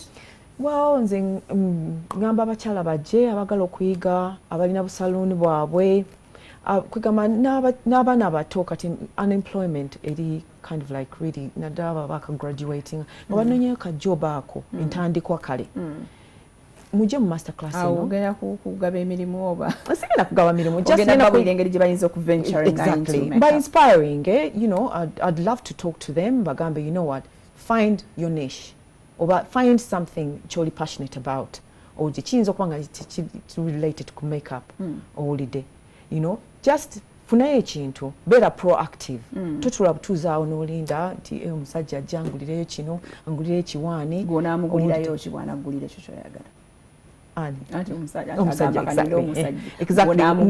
thank you oba weeteeka mu situations oli vulnerable so kati mbadde nga njagala kwegamba bajje abagala okuyiga ebintu bikwatagana with beauty makeup ne in the film industry kubanga nabyo nabisoma owulidde mbayigirize mbayambe wasoma acting oba SFX doing special makeup for film yeah ogambye bya nnaku 3 mitwalo 3 buli lunaku nsasula emitwalo 3 oba nsasula 3 osasula mitwalo 3 nosoma ennaku 3 ojja kubeera provided with all the products slickeze etuwadde okuva ku brush buli kimu correctors buli kimu ku mitwalo 3 byonna ogenda kuyiga tugenda bazayo back to basics oyige nti no bwoti bwotandika okukola akasige tokola bwoti kino nti bwoba ogenda kuwa omuntu face dimension ogenda kukola bwoti tino bwoba oyagala kuyiga kwegamba bintu bingi nnyo byogenda okuyiga safe cosmetic health and hygiene bintu bingi kwegamba tugenda bazayo again kati ngaabo abakola mu masalon again nabo bamanyi kwegamba oku jeopardizing skins abantu owulidde obuyonjo kintu kiri very very important bakwata ku face z'abantu n'ebizigo by'omuviiri bintu bingi nnyo kwegamba kati olunaku lwa enkya kutandika n'enkya tugenda kuba nga tubayigiriza abaagala egenda okuyiga ebyokwekolako abakola oyinza okujja ng'oyagala gwe ng'omuntu nange njagala kuyiga okwekolako nange oyinza okujja ng'oyagala kutandika ka business because it's lucrative ennaku zino abagole bangi nnyo events nyingi nnyo exactly so kati abo ngezaako kuba okulaba nti master class ebaddewo yeesoose olikuwa najja mu 2014 ngamba waliwo big gap kangezeko okutapinga eno gap. Okay. Yeah, kati ningamba kanziye nkole class first because I'm looking at opening up an academy as well. Oh. Yeah. Okay, that is 2000 what? Ngena kusoka ndabe how it goes, binatambula and how the demand is. Okay. If it goes well, ngula akasomero tutandika mpola ngangezaako njigiriza abaana so that giving back nange ku community yange ate nga twakuwa obululu bwaffe okitegeera kale Olga, thank you so much. Olga nampiima gwe tubadde naye olwaleero nga tusomesa ebintu ebyokwefaako olabirira otya skin yo kikulu nnyo akugambye nti byogiteekamu byogiriisa byebijja okufuluma on the outside. Atugambye twefeeko atalina sente teweekwasa mbu sirina sente sijja genda mu facial bikyakuba olidde teeka omunnyu salt gw'okosa mu nva ewaka teeka mu kizigo yisaako ejjeko olwo olususususu abamu mutambula nga skin erina obuntu obwa white omuntu n'akulira n'agamba which kind of woman is this sincerely aye tekitegeeza nti abakazi ffe twefaako naawe omwami tekigamba kubanga nze ndi mwami tetulina kwefaako otambule wennafuwa face yonna yona ejjudde obuntu bwa white obubala bwe kakukutte konna ka black kasigadde kuli no fena tuyige engeri ey'okubeera mu bantu nga bannaffe tebatonyenya luba tebatuyisaamu maaso bwe bityo bwe bigenze. Thank you so much mubadde balabi balungi tujja munate enkya tugenda straight mu kooti awagenda okuwulirwa omusango guli oba okwemulugunya ku nsonga z'ebyokulonda byatambula bitya bulungi oba sikyo tujja kulira eri abalamuzi. Thank you so much Olga. We wish you the best tomorrow. Thank you. Kale, bye-bye. Thank you.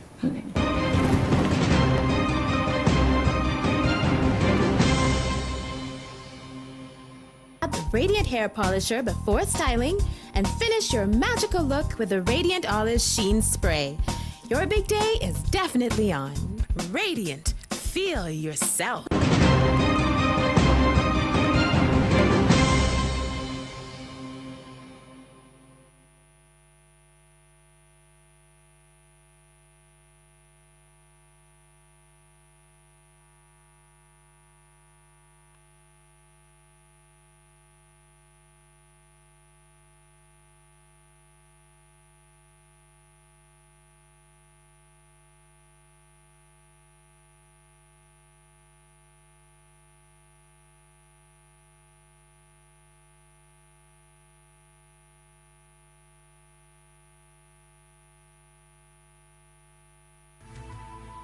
NTV, turning on your world. Wanna make some cash? Just dial *185#. Pay your bills, load data, over airtime. You could also send some cash. Come on, use Airtel money. You could win a lot of cash. All you gotta do is dial *185#. Then you get to Yola. Dial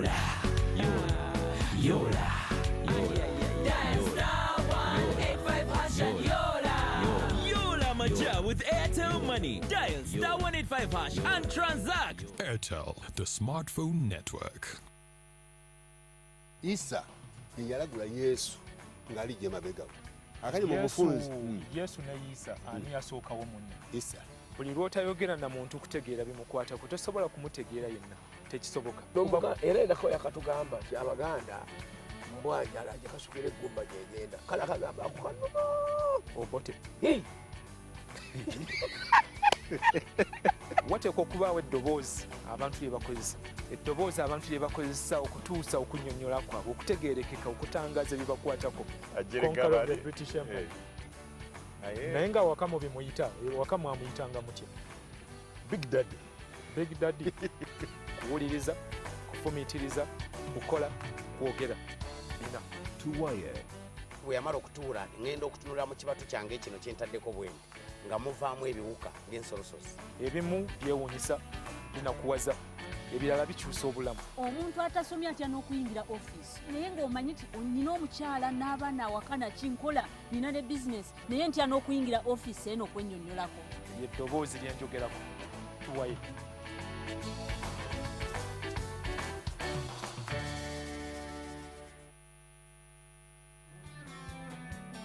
Brave woman.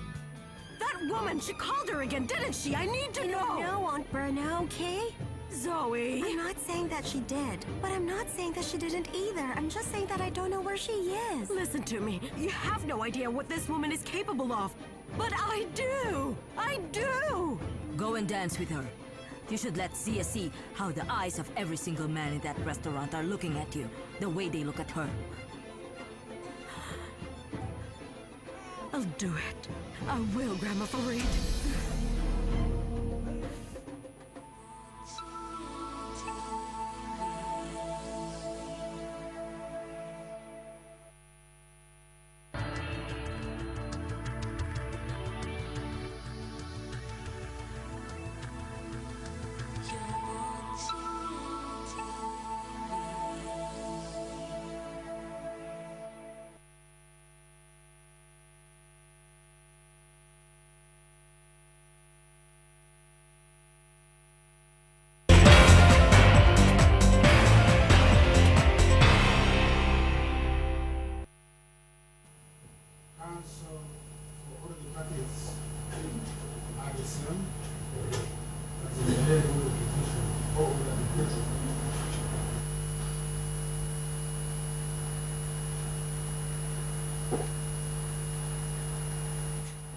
However, my Lord, before we receive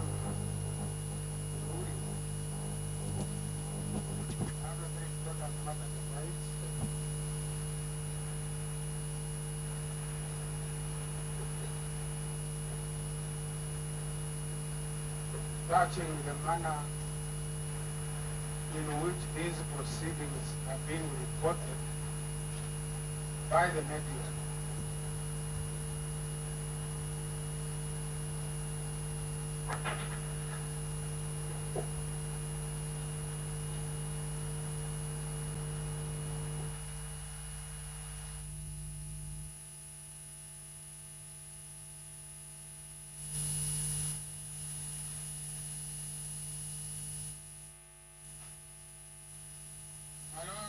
My Lord, there has been a pattern in both the print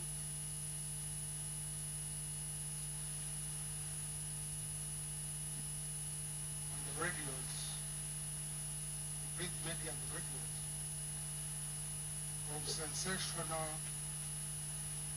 and alarming reporting on the proceedings for this one court.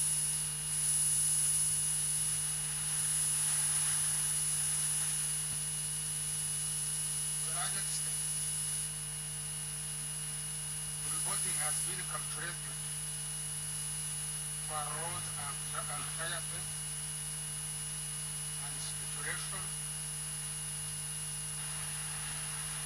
in the population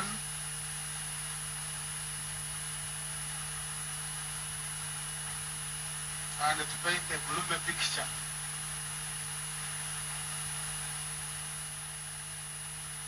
of the likely outcome of these proceedings.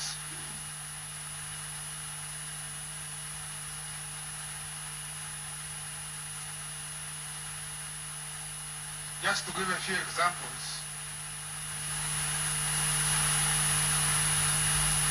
my lords, when the counsel for the petitioner appeared before the lordships and sought to amend their petition, what was reported in the media was that the petition had won round one. Baba's win is round one. The same was carried subsequently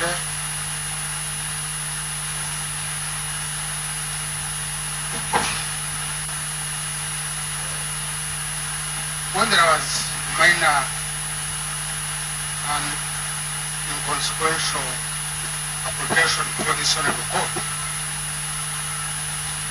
As if that was not enough, my lords, in the Monitor newspaper,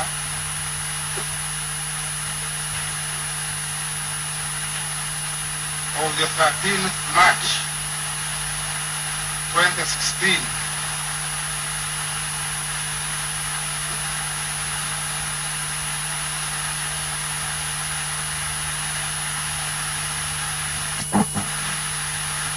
the publishers carry an article entitled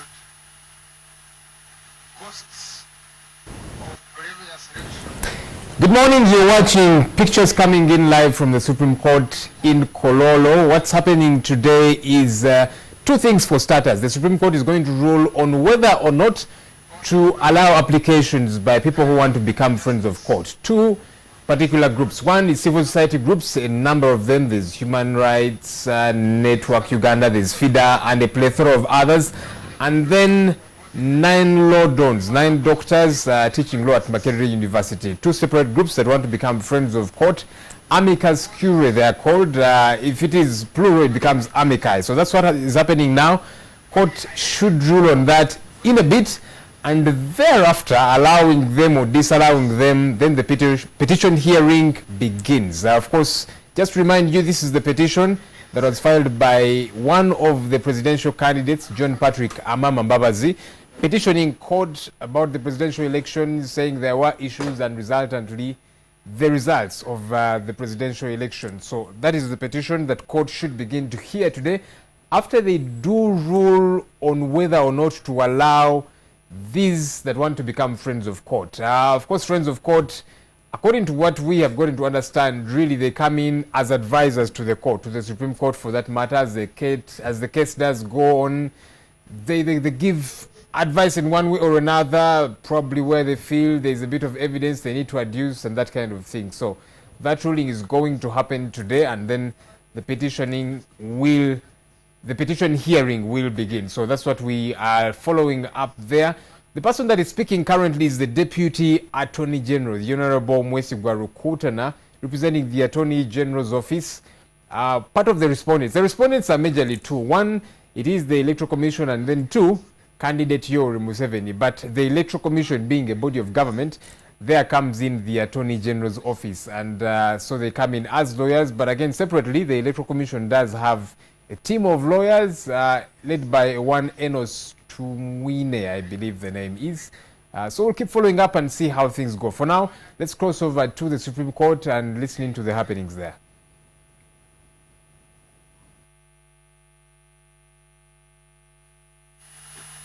And our students and the media, much as we want the matter to be publicized, so that the wananchi can know what is transpiring here, should be provided upon to report objectively.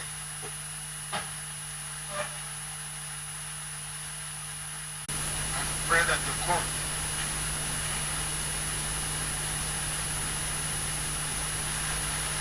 should direct the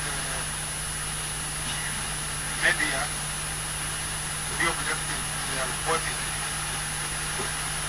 so that well-known tenets and duties of rule cannot be breached, and we don't cause a gap in our population. Much appreciated. Well, we ourselves at the beginning raised this question of discussing matters here, that matters that are subject and how they are supposed to be done. We allowed the press in, nobody's receiving live, for no other reason other than we should know what live, so that the truth should come out. So I believe it is, even in the realm of press, media freedom, it's wrong to try and distort something that has come out openly, and you give it a spin that nobody else would see. If that is freedom of the press, then I believe the people people who are responsible for regulating the press, the media council and so on should look into this. With regard to those of you especially who are professionals, we've been discussing matters that are here and writing about them in a way that leaves no doubt that you intend to influence the court. Is professionally wrong, and I believe the professional bodies charged with our conduct should look into those things. It's professionally wrong, and more so when you are telling lies. So I wish to reiterate what I said before with regard to matters before court. These are very important matters. We have gone that extra mile of allowing the press to be in live, cover these proceedings, and we hope everybody will behave professionally. It's in the interest of justice, it's in the interest of the people of Uganda to know what is going on. But when you distort and in the hope that you will influence this court, I think you'll find you're not the law and the evidence and the justice of the case.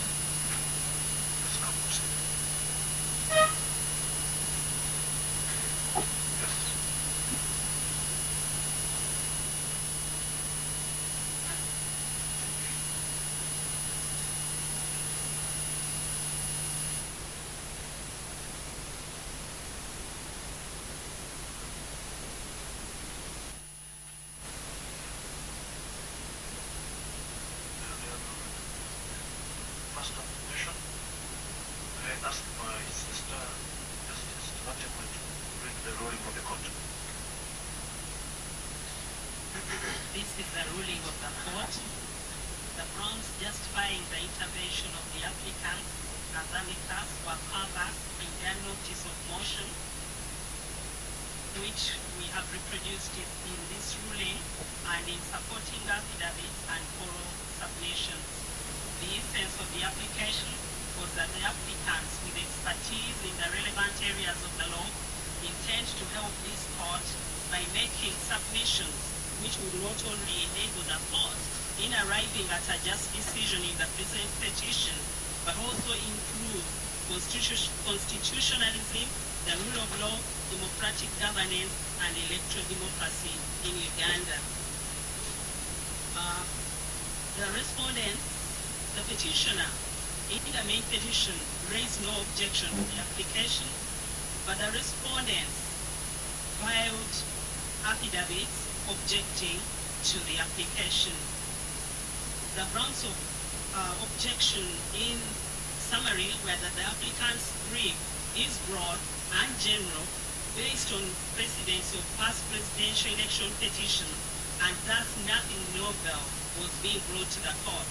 That the applicants do not demonstrate special or unique expertise in the areas of constitutional law, human rights, democratic governance, and electoral reform in the presidential election disputes. That the applicants are neither independent of the dispute between the parties, nor are they neutral.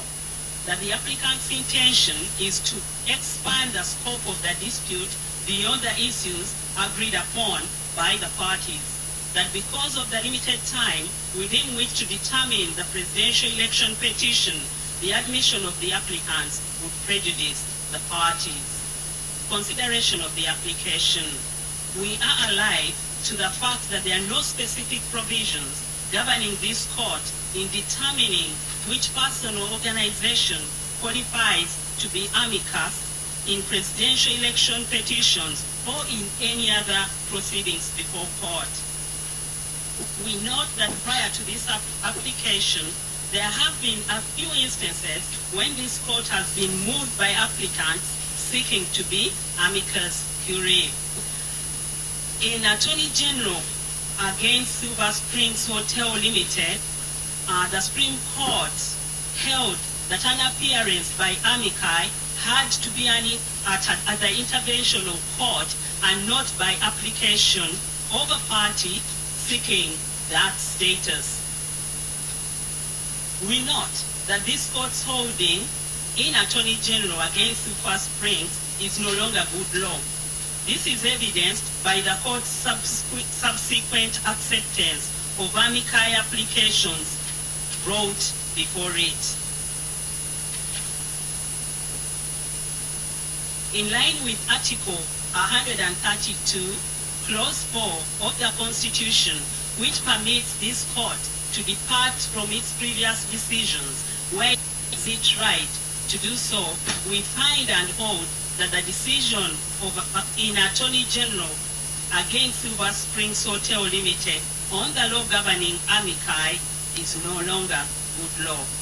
Further still, we observe that the participation of amicus curiae in litigation is a practice which is increasingly being entrenched not only across common law and civil law jurisdictions, but also in domestic and international legal tribunals.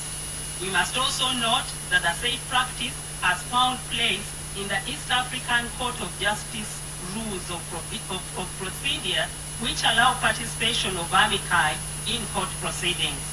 We specifically also note that Kenya provides for amicus procedure in its 2010 constitution, whereas in South Africa, legislative provision was first made through the Constitutional Court rules in 1995.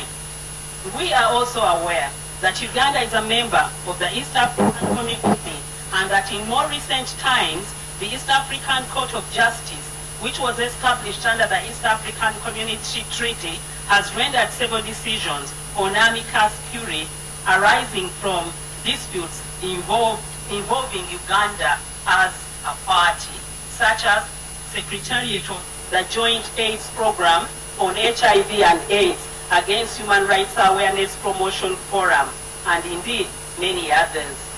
In the UNAIDS application, the East African Court of Justice, which was cited by counsel for the third respondent, granted the application of joint UNAIDS program to be joined as amicus curiae. This decision is important and relevant to the present application in two aspects. The first is that Uganda was a party in this dispute. Secondly, UNAIDS was admitted in spite of objections made by the respondents that UNAIDS was not impartial due to prejudicial statements against some of the respondents that UNAIDS had issued in their ordinary course of business. In arriving at this decision, we are also mindful of the fact that under Article 126, Clause 1 of the Constitution, judicial power is derived from the people and is exercised by the courts on behalf of the people. In the absence of legislative provisions on Uganda's statute books, we have been guided by Section 39(2) of the Judicature Act, as well as by principles developed by courts in various jurisdictions in determining the admission of amicus curiae. I won't read all the principles. Parties will be able to look at the many principles which we have been guided to. The issues for determination in this application are whether the applicants have expertise in the relevant areas of the law, whether the amicus is neutral, the amici are neutral, whether the intervention would expand issues already agreed upon by the parties, whether the points of law which the applicants intend to canvass are novel and would aid development of jurisprudence. Expertise of the applicants. We are satisfied that the applicants have proven record in the area of human rights, constitutionalism, and good governance. They are highly experienced and widely researched legal scholars in these and related matters, as evidenced by the attached curricula vitae. Impartiality and neutrality. It is a settled rule of practice of courts in various jurisdictions. For a person to be admitted as amicus, they ought to possess the status of neutrality and impartiality. Dispute resolution in common law jurisdictions is essentially adversarial in nature, and we do not accept the blanket submission of counsel for the applicant that the principle of impartiality and neutrality has not been outdated. In this, we are guided by the principle that justice must not only be done, but also seen to be done. The first respondent, in refuting the impartiality and neutrality of the applicant, referred this court to written articles by some of the applicants which revealed bias against the first respondent. The respondent submitted that court should not entertain such to come under the guise of being friends of the court. However, although objections to the admission of an application as amicus curiae are a factor to be taken into consideration, it is not the only determining factor. And we refer to the case of a Secretariat of the Joint Units Program already mentioned, which was before the East African Court of Justice. What court is called upon to do is to balance the wider interest of justice and the benefit of the participation of the intended amicus to court against the risk of the amicus descending into the litigation between the parties. An amicus is a friend of the court, and the court can only take what it considers relevant and non-partisan from the amicus, and the ultimate control over what the amicus can do is the court itself. Aware of the concern of the respondents, this court will be vigilant in ensuring that the applicants will not overstep its amicus brief, so as not to prejudice the other parties to the proceedings. Court will ensure that the intervention will not serve to widen the case between the parties or introduce a new cause of action. In arriving at our decision to allow the application, we have also taken into account the role envisaged of this court under the Constitution when it is seized with a petition arising out of presidential elections. We have considered two possible approaches the court can adopt in this matter in the course of its inquiry. The first being to limit our role only to the petition as presented by the petitioner as an aggrieved candidate under Article 104, Clause 1 of the Constitution, and also under Article 104, Clause 3 of the Constitution, to inquire into the petition and make our findings. The other approach is to view the court's role within the wider context of the orders it is empowered to make under Article 104.1 and Article 104, Clause 5, which among others include that a candidate declared by the Electoral Commission elected as president was not validly elected. 2, to declare that another candidate was validly elected.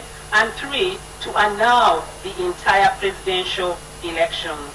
We are aware that by virtue of the powers vested in the court under Article 104.3 and 104.5, our decision in an election petition is likely to affect many Ugandans who participated in the election, as well as those who did not participate, as they too are certainly affected by the outcome of an election.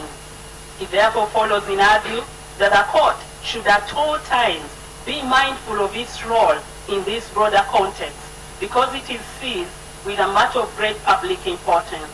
If court were to prefer the narrow interpretation or restrict itself to considering the interests only of those presidential candidates who feel aggrieved, this court, including interpretation that is in our view inconsistent with the spirit of the Constitution, which vested in it wider powers to hear, to determine, and make pronouncements on presidential elections as a whole.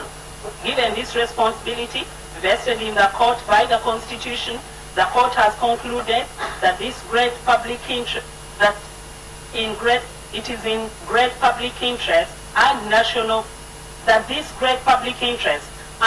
importance outweighs the concerns or objections raised by the respondents to the applicants as amici in the presidential election petition number 1 of 2016. We are further convinced that the potential prejudice to the respondents will be curtailed by the principle of regulation of the extent of amicus participation in the proceeding to forestall the degeneration of the amicus role into a partisan role. The court retains the power to determine what use it will make of the brief, if any. Novelty. We have examined the intended brief of the applicant and also examined the scope of the assistance the amicus intends to give court, and that is to appraise the persistent flaws with the electoral process in Uganda and offer practical and effective recommendations in the electoral law reforms which will go to great lengths in determining the electoral disputes before the court. 2. Aiding court to exercise this residual power in emphasizing structural interdicts. We do accept the submissions of the applicant that structural interdicts or supervisory injunctions is a remedy which is yet to take root in our jurisdiction, and more specifically in electoral disputes. The matter has not been canvassed by any of the parties in the petition. The other point on which the applicant seeks to court rotates around the legal implications of non-action by state actors in regard to recommendations made by this court in previous electoral disputes. The recommendations intend to improve electoral democracy. We find that a submission on the crafting of effective remedies and recommendations is a novel point that would essentially benefit this court. We are thus satisfied that the applicant's brief raises points of law and the participation of the applicants as amici would benefit the court in arriving at an informed decision. This is the court's order. Having considered the pleading and submissions of the parties and carefully analyzed the law, court finds that the applicants satisfy the criteria for admission as amicus curiae. We therefore order as follows. 1. The applicants be allowed to file a written brief to the court as amicus. 2. The brief shall be strictly limited to points of law and specifically proposals for reforms relating to presidential elections. 2. Proposals of judicial remedies related thereto. 3. The brief shall not go into matters of evidence or raise new issues not before the court.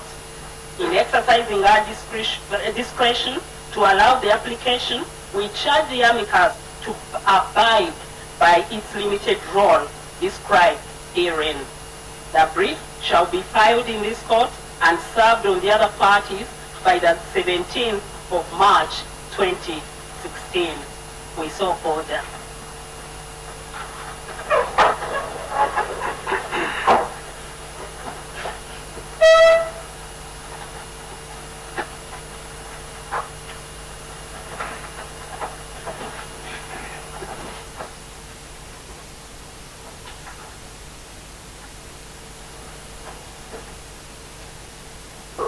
Forwarding, civil application number 3 of 2016, Foundation of 2016, Foundation for Human Rights Initiative, and 7 others. What between Amama Mbabazi, Yoweri Kaguta Museveni, the Electoral Commission, and the Attorney General.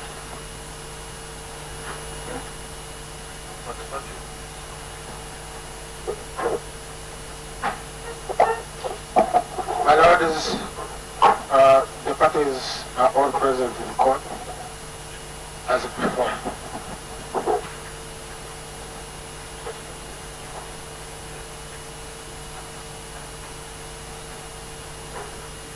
Is the representation the same? The representation is the same, my lords.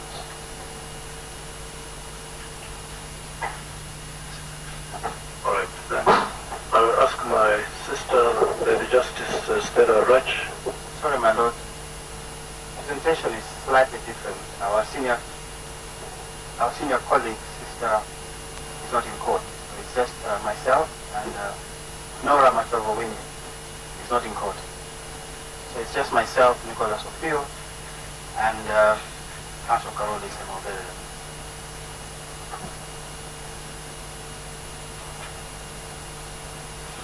Okay. I ask my sister, Lady Justice Stella Rasha Moko, to read the ruling of the court.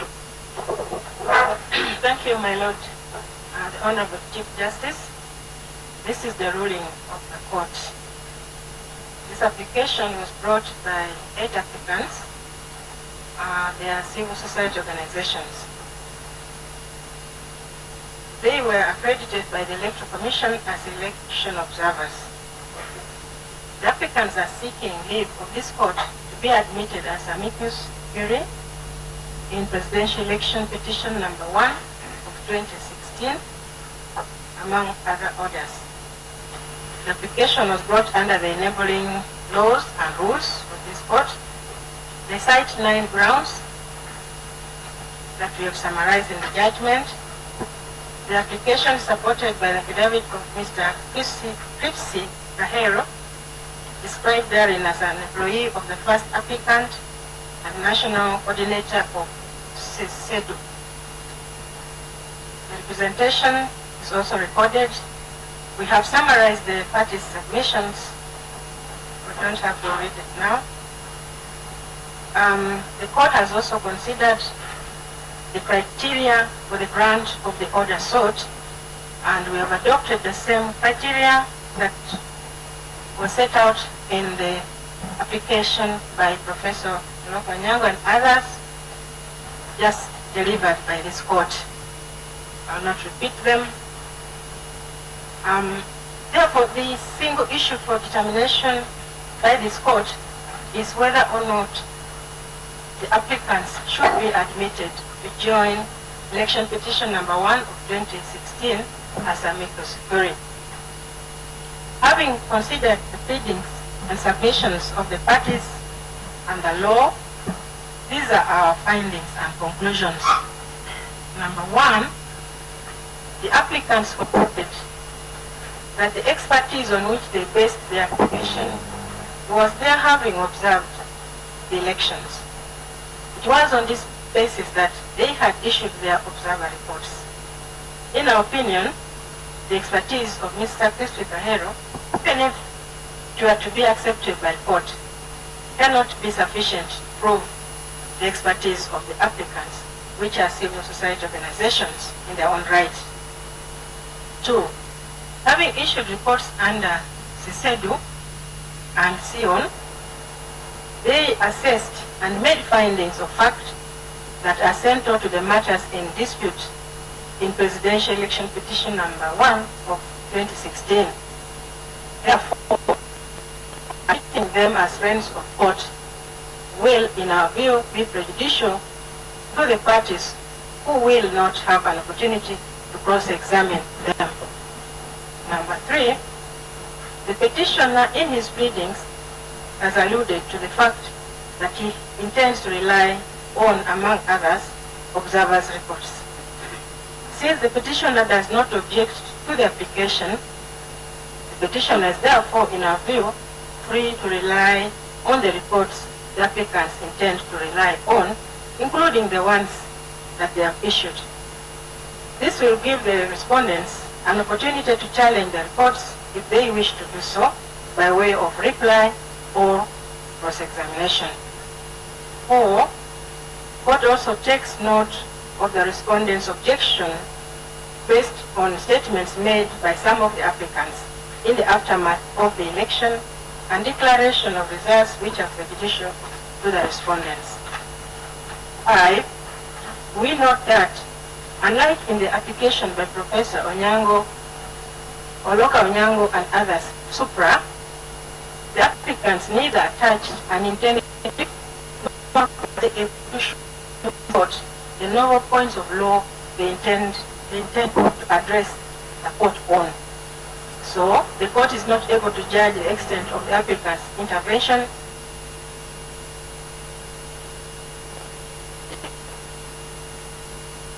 must be exercised judicially on the basis of material that must be placed before the court, while the person requesting the court to exercise its discretion in his or her favor.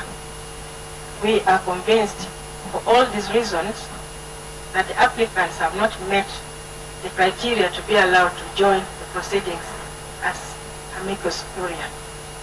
Accordingly, we disallow the application. We make no orders to posts. This ruling is dated this day at Kampala, and it is signed by all their lordships.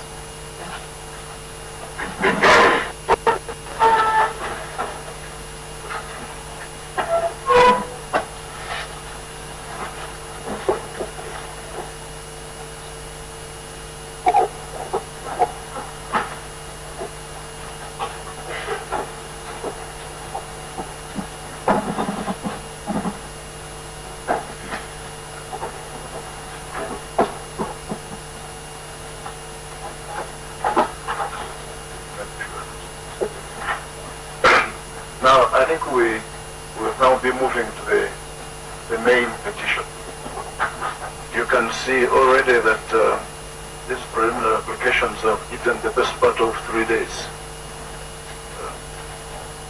But we are there. Going forward, we want to propose that we'll be moving this way. Today we started late, but we'll be starting at 9:30 prompt. We'll then adjourn, short break, at 11 for 30 minutes. We'll resume at 11:30 and work up to 1 o'clock. And then break for lunch up to 1:30. We'll then work up to 2:30, not 1:30. I don't want people to choke on their food. 2:30. And then we'll resume 2:30 and work up to 4, break for half an hour, resume at 4:30 and work up to 6. Where need be, we may go beyond 6, but tentatively that's our work schedule. We are now going into the main petition. We'll try to allow people to present their case without too much interruption, so that we live within the timelines we have given ourselves. From today we have barely 16 days to go. So I hope everybody will appreciate this. We can start. Maruta, I'd like to seek your directions. You are giving us up to close of business today to file all our affidavits in response. That was on the assumption that the petitioner had finalized filing on Saturday. However, we continue to be served. Last night we were served with 10 affidavits. This morning we understand the affidavits are being filed. It will be physically impossible for us to file ours by today. Seek your directions in this regard. Counsel for the petition.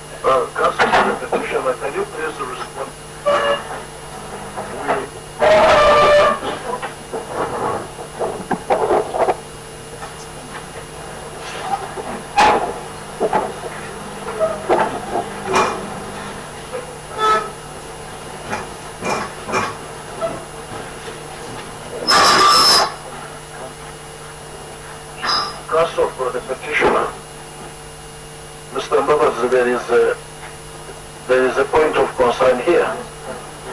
We don't know whether you are following these proceedings according to your own procedure or according to the procedure agreed and set by court. file your affidavits with a petition, you didn't. It took an extra week for court to give further directions, which you agreed to comply with. This morning I saw some of the documents you had mentioned in the petition earlier on, which you hadn't filed, which you are now filing almost 12 days belatedly. We agreed that all the affidavits and responses should be in by today, by close. We allowed them to file by close of business today, so that we take off with the hearing of your petition. Now you are still filing even more affidavits. When do they get to be responded to? Or do you want us to proceed by ambush, trial by ambush? You bring in something that can't be responded to. That's not acceptable.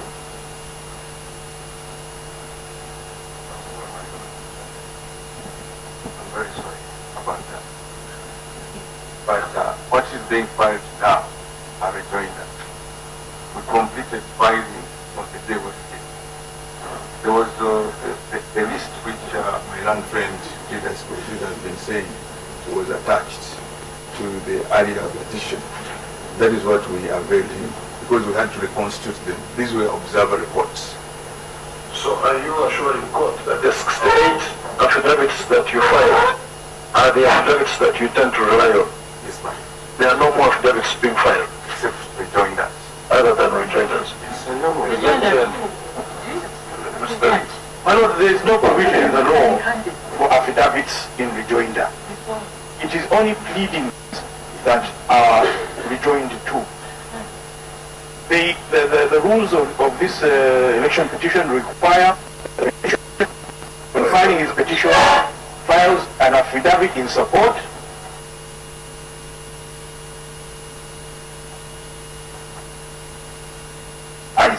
by filing an answer, an affidavit in support, and his affidavit. And then the court adjudicates on that. One thing, Mr. Moses, you can explain to us. If you file an affidavit, and you have not given to reply to it, how do you file a rejoinder to what you have not yet seen a reply to?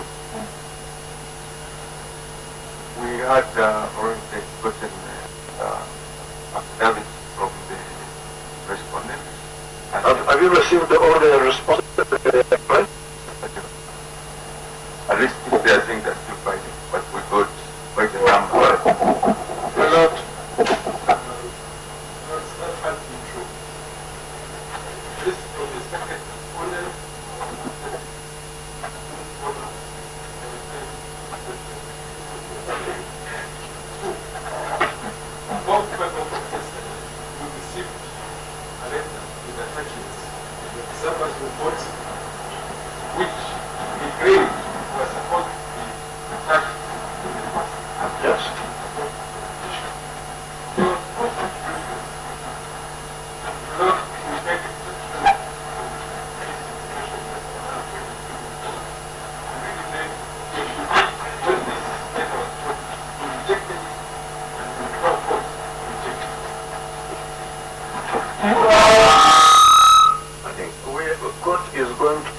on the basis of the evidence that has been filed in court as per directive of court.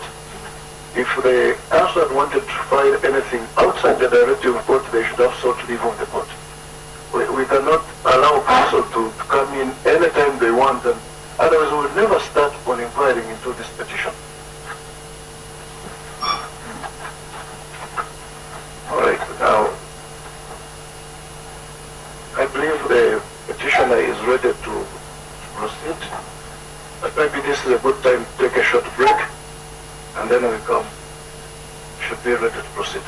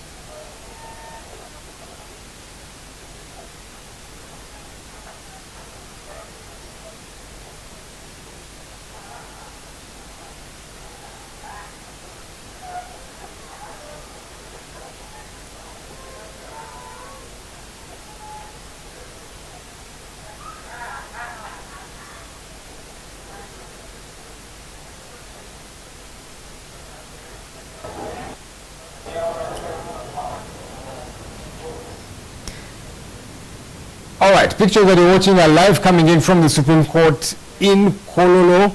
Two rulings have been made as of now. You remember that two separate groups applied to become amici curiae. That means friends of court.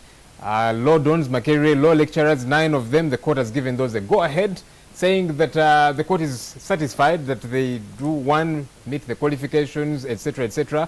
But the court has rejected the application by the other applicants to become friends of court, and that is civil society organizations. 8 of them, court saying they don't have the qualifications, they do not meet what it is that court would require for them to be friends of court. So that has been thrown out, and that means only one party, only one side gets to become amicus curiae, or friends of court for that matter, to give advice to the court as this petition hearing does go on.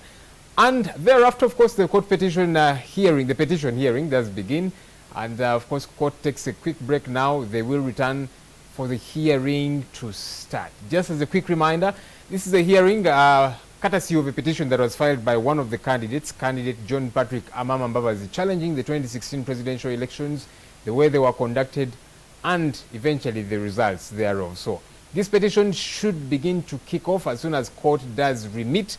For now, they've taken a quick break after the ruling on those two particular issues of those that were applying to become friends of court, or for that matter, amici curiae, meaning plural, amicus curiae being one. So for now, it is just going to be one, amicus curiae, one particular group that becomes friends of court. Those are the 9 lecturers of Makerere University, law lecturers, that is, a number of them. One, Professor Joe Oloka Onyango.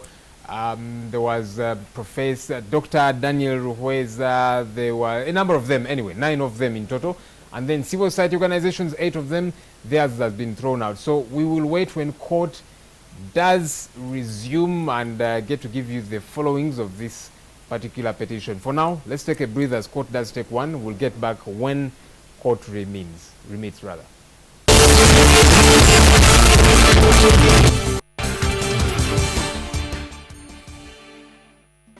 Wanna make some cash? Just dial *185#. Pay your bills, load data, or buy airtime. You could also send some cash. Come on, use Airtel money. You could win a lot of cash. All you gotta do is dial *185#. Then you get to Yola. Dial *185# and Yola Maja with Airtel money. Dial *185# and transact. Airtel, the smartphone network. On the next episode of Revved Up, Uganda's premier motoring show, is back once again with an all-new and exciting episode. Join us every week as we take you through the latest innovations and developments in the motoring industry. All this and more on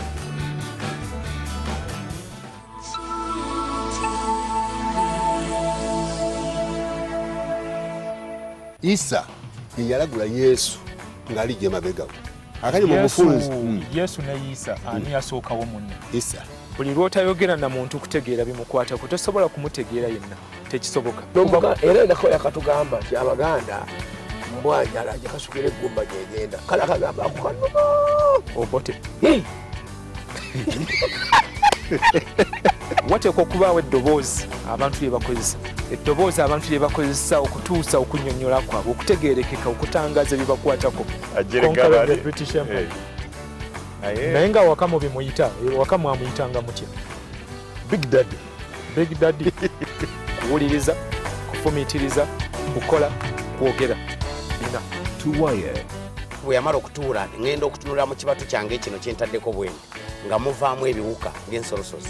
Ebimu byewuunyisa, binakuwaza, ebirala bikyusa obulamu. Omuntu atasomye atya n'okuyingira ofiisi naye ng'omanyi nti nina omukyala n'abaana awaka nakinkola nina ne bizinesi naye ntya n'okuyingira ofiisi eno okwennyonnyolako. Eddoboozi lye njogerako. Tuwaye.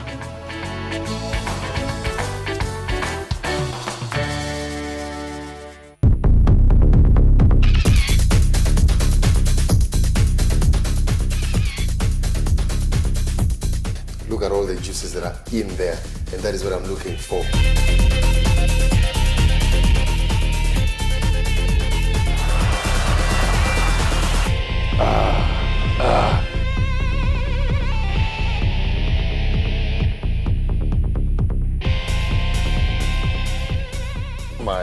Yes. Look at that.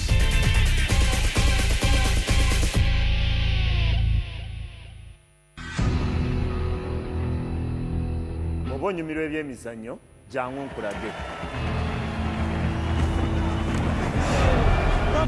Does! And Adam Johnson, the boyhood Newcastle United man, historic, flying in the face of all football logic. A magnificent goal by Robin van Persie. Ferdinand! Everton lead at Old Trafford. Walcott, Giroud! Suarez. Super Suarez. That backs it up.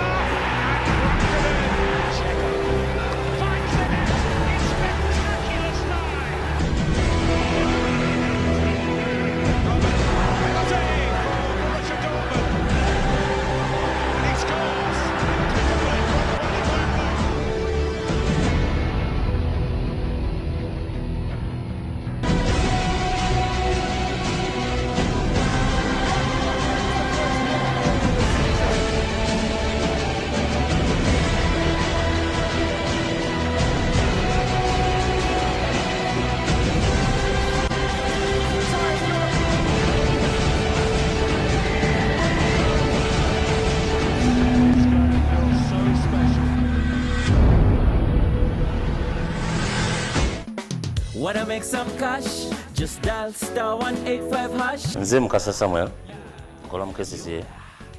Nkozesa Airtel Money okugula airtime bundles ne airtime wange bwenkubisa olunaku. Era ekyo kyekyaviiriddeko okumpita okujja mu draw okuyoola ssente. Jjodde emitwalo 68 nebaza Airtel olw'obuwagizi bwetuddiza eri ffe bakasitoma. Airtel, the smartphone network.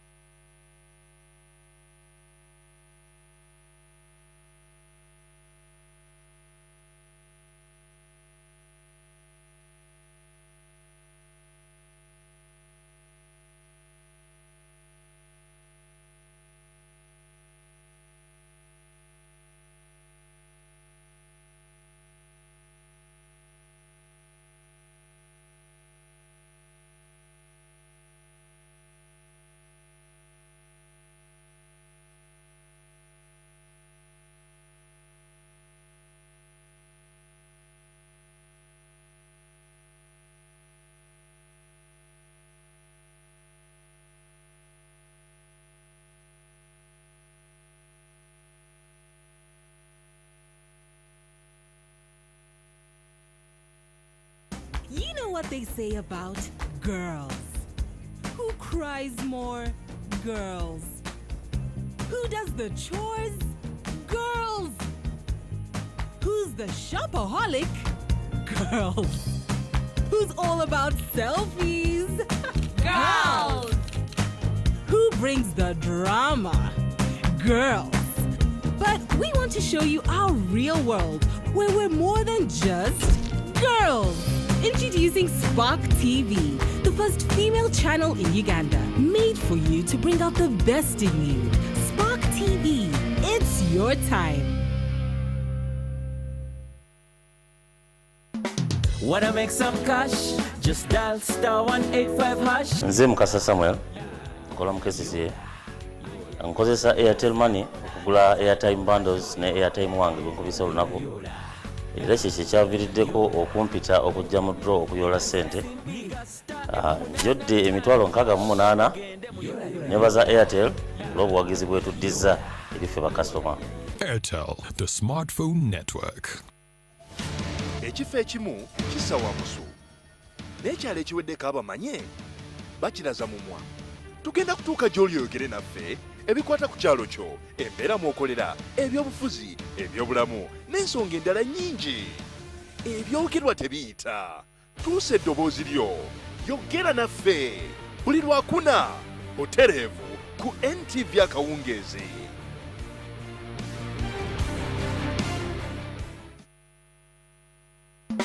Wanna make some cash? Just dial *185#. Pay your bills, load data, or buy airtime. You could also send some cash. Come on, use Airtel Money. You could win a lot of cash. All you gotta do is dial *185#. Then you get to Yola, Yola, Yola. Yola. Dial *185# and Yola. Yola Maja with Airtel Money. Dial *185# and transact. Airtel, the smartphone network.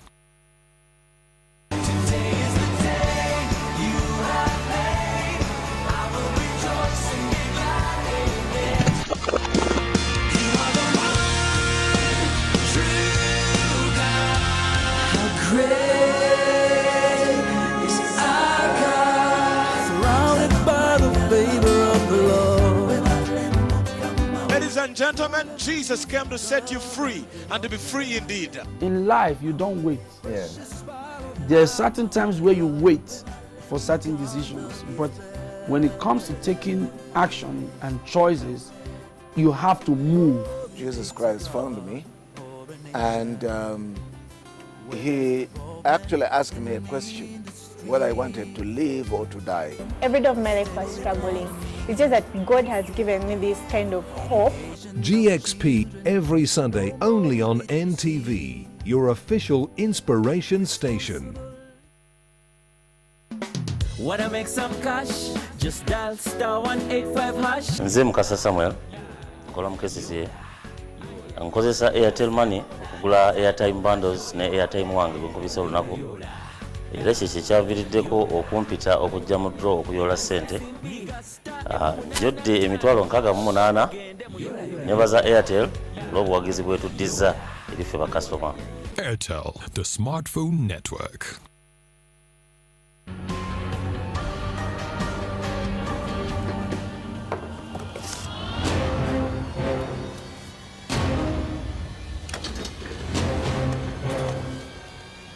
Stop insisting. The judge was very clear with you.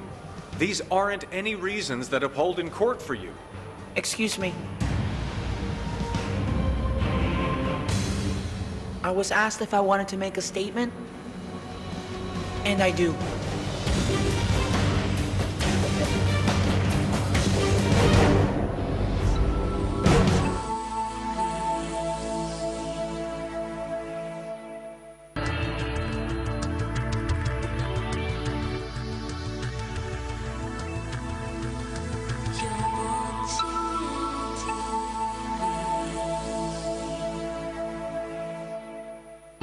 This program is rated PG. It is suitable for children ages 8 and above, but parental guidance is advised as it might contain mild violence and mature situations.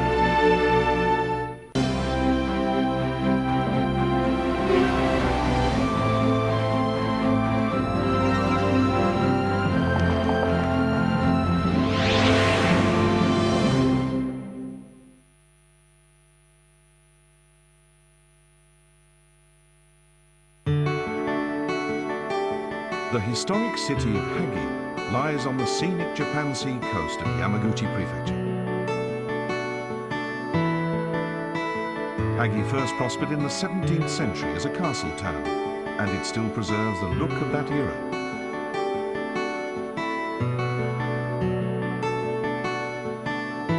This small private school opened in 1842, made an immense contribution to Japan's 19th century drive toward modernization.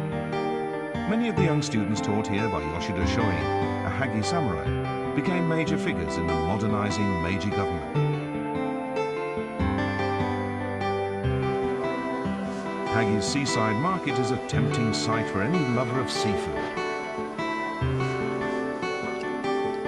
In the winter season, fugu is a famous local specialty. Fugu can be eaten in many ways, but thinly sliced sashimi is the dish for connoisseurs.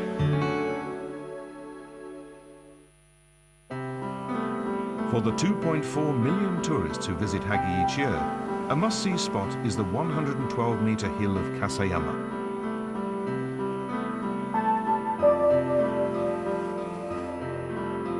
This pond at the foot of the hill is linked to the sea by crevices through the rock and provides a home for many inshore species of fish. You can get a close-up view of everything from fugu to stingrays in this nature-made aquarium. March is the most popular time to visit Kaseyama. That's when its forest of camellias comes into bloom. The camellia is a simple, uncomplicated flower. But that's why you never get tired of it. The best beauty is simple. Over 25,000 camellia trees grow wild on the slopes of Kaseyama. Although these flowers are all the same variety, a close look reveals many individual differences.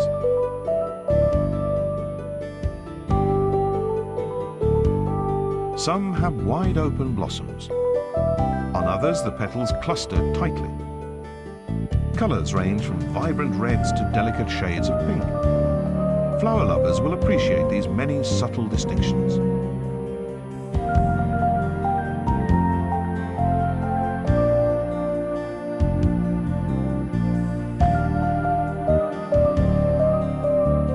There are also cultivated camellias here, bred to produce more gorgeous and varied blossoms. What could be more pleasant than a stroll through nature looking for your perfect flower in Kaseyama's camellia forest? The camellias of Kaseyama, seemingly simple yet endlessly fascinating, a fitting symbol for the subtly varied attractions of the old castle town of Hagi.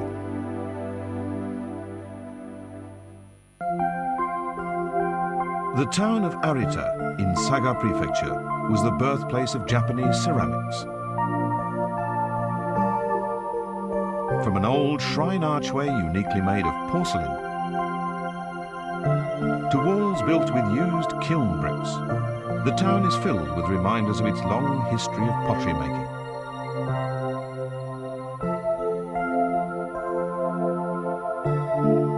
Traditional Arita-ware ceramics have been made here for about 400 years.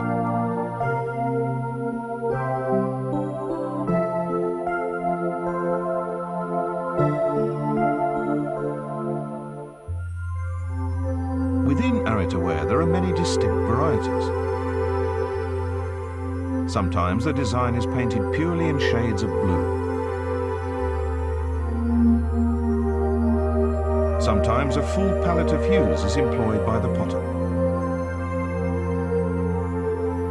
There are also splendid items richly decorated in gold.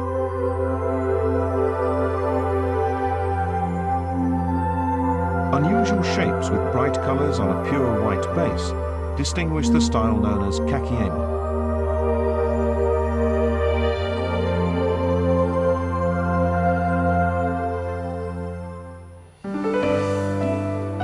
This kiln dates back more than 250 years.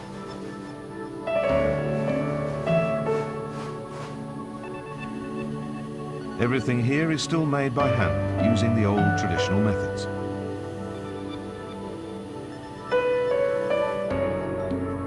Typical of arita-ware is this hand-colouring technique called sometske.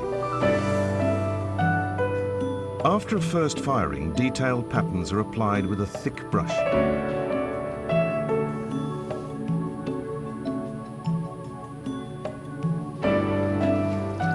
The piece is then dipped in glaze and refired at over 1,300 degrees Celsius for 2 days and nights.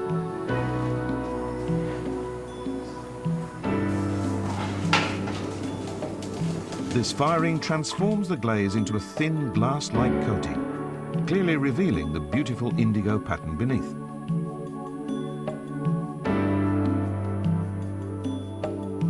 Historically, the arita-ware method had a strong influence on European ceramics.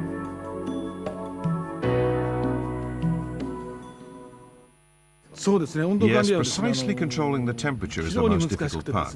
If you get it wrong, you end up with black colouring instead of blue. We all break out into smiles of relief when we see the final colour is okay. For multicoloured pieces, another round of painting is done after glazing.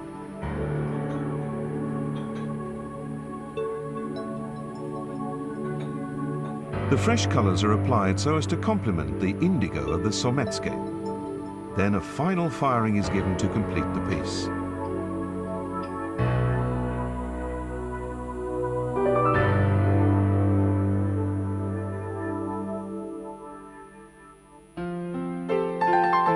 Arita-ware is not only beautiful, this thin porcelain is tough and practical too.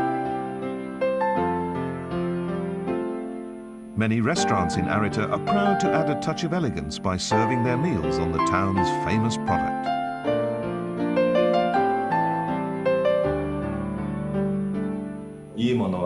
Naturally, we want to show our visitors the best of what we make here in Arita. I hope it gives them a sense of the great history of our town.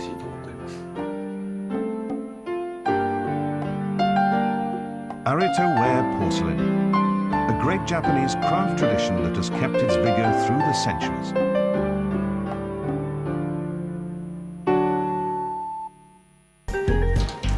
Japan's water supply is taken from the nation's rivers. Using advanced technology, river water is filtered and sterilised to remove ammonia and organic contaminants. The result is water that's safe to drink straight from the tap.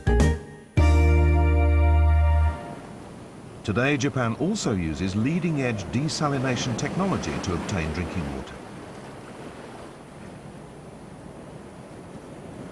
In coastal regions like Fukuoka and Okinawa, facilities like this convert seawater into drinkable freshwater. Seawater is pumped through these arrays of 20-centimetre diameter pipes.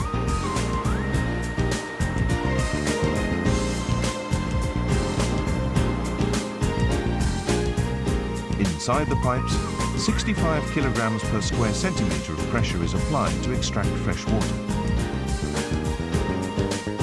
The secret is this membrane, wound in multiple layers inside each pipe.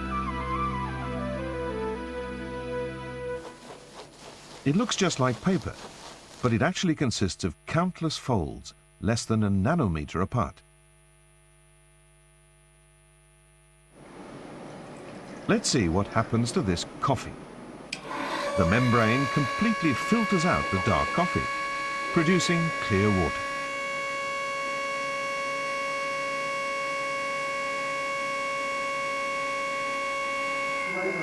The concentrated filtered compounds can be discarded as wastewater.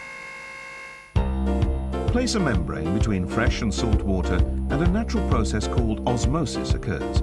Fresh water flows through the membrane to balance the salt density of the system.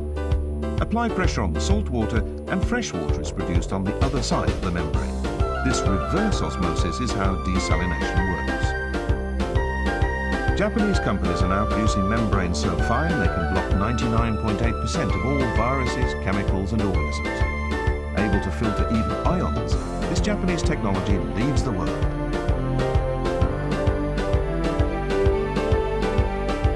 This desalination plant can extract 40,000 tonnes of fresh water a day from an intake of 100,000 tonnes of seawater. water contains about 3.5% salt.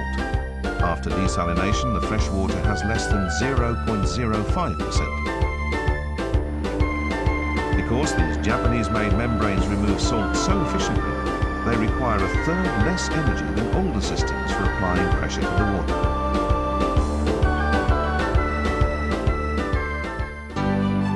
Thanks to their high salt removal efficiency and lower energy requirements, 70% of the membranes used in water treatment plants worldwide are Japanese-made. Truck-mounted water treatment equipment using this technology played a very effective role, coping with the unprecedented devastation of the Great East Japan earthquake.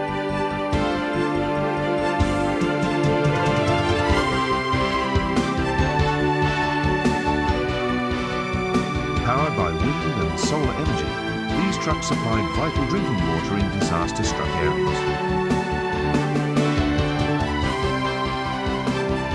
The same technology has been used to develop compact, portable desalination units.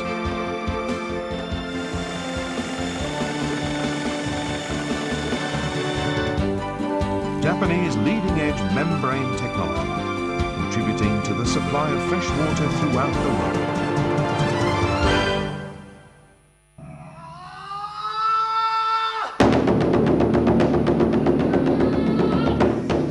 Wadaiko drums produce a powerful sound, one that resonates throughout your whole body. Made in many shapes and sizes, these drums have been an important part of Japanese culture since ancient times. Records from over 1,500 years ago tell us that wadaiko were traditionally used in religious ceremonies such as prayers for rain.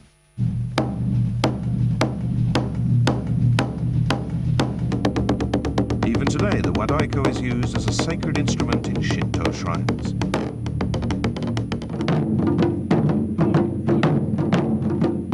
No harvest or Thanksgiving festival would be complete without the rousing music of these drums. The Mikoshi carriers time their efforts to the vigorous beat of the wadaiko.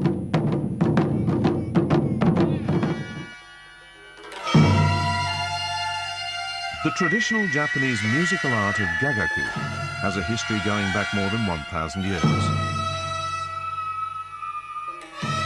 The wadaiko is a key instrument of the gagaku orchestra. In the old days, gagaku was played exclusively for the imperial court, and these wadaiko are all splendidly decorated. Giant wadaiko stand on each side of the gagaku stage. These are a full 2 meters in diameter and have especially gorgeous ornamentation.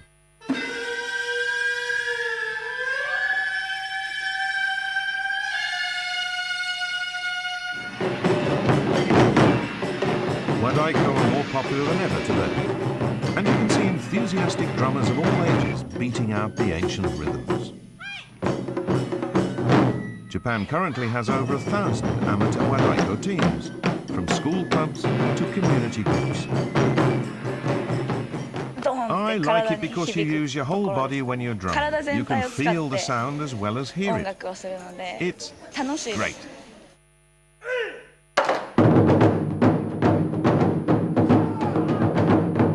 This world-famous professional wadaiko group has created a unique sound with their traditional drums.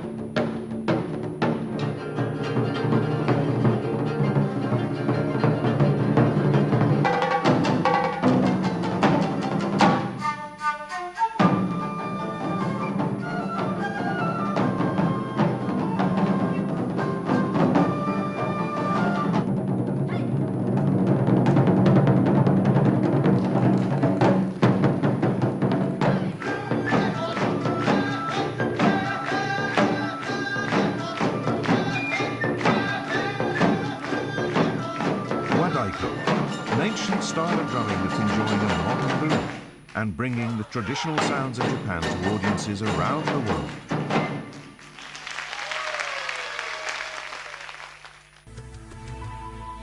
NTV, turning on your world.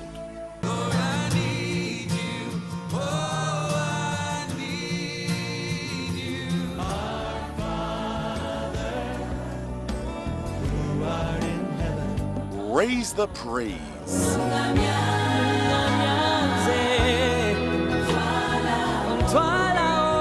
Get inspiration.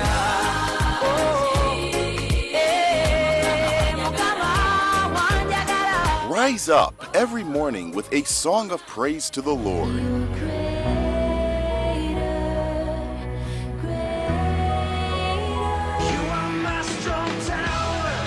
A day in your courts is better than 1,000 elsewhere. Soul Moment, every Monday to Friday at 6 a.m.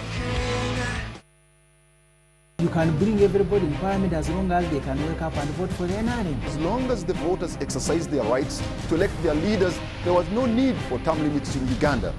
I know him. I know how he operates. I know how he thinks. There are ways you can go around these obstacles. Why should I conduct myself as if I am Muyai? It's absolutely true. I admired President Museveni.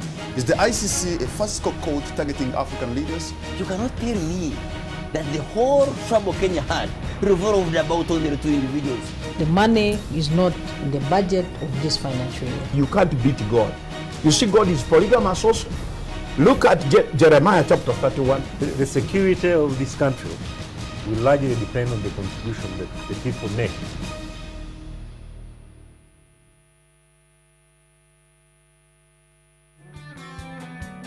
Brave woman. That woman, she called her again, didn't she? I need to know. No, Aunt Berna, okay? Zoe. I'm not saying that she did, but I'm not saying that she didn't either. I'm just saying that I don't know where she is. Listen to me. You have no idea what this woman is capable of. But I do. I do. Go and dance with her. You should let Sia see how the eyes of every single man in that restaurant are looking at you, the way they look at her. I'll do it. I will, Grandma Farid.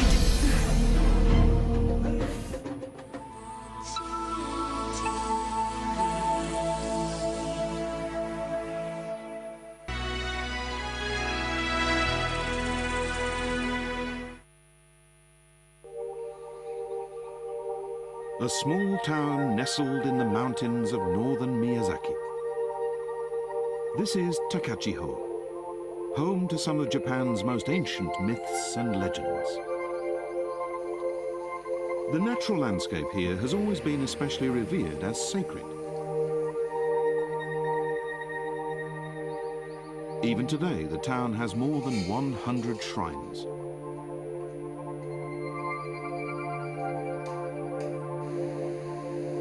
Much of the scenery has old myths associated with it. This riverbed was said to be a meeting place for the gods.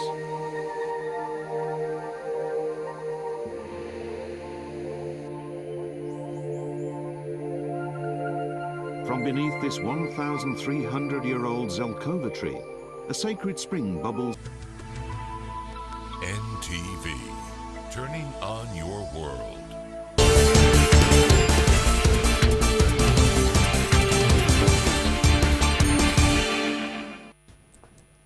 After a quick break, court does resume. That's the Supreme Court that's meeting in Kololo, meeting to deal with the petition that was filed by John Patrick Amama Mbavazi, petitioning the results of the presidential elections and how they were conducted, etc., etc.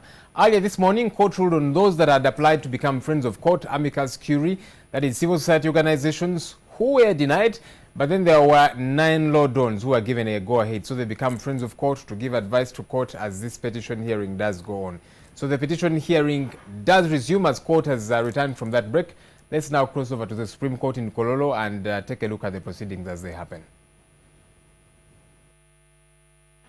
Chairman of the second respondent.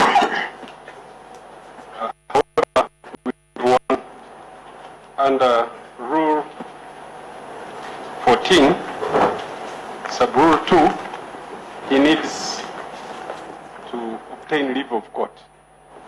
We have granted the leave, so we don't want to waste too much time on that.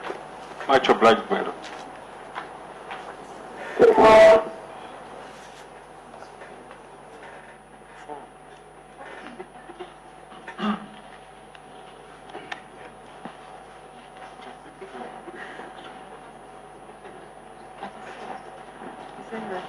Can I ask the the press who have hijacked our facility for court proceedings, please.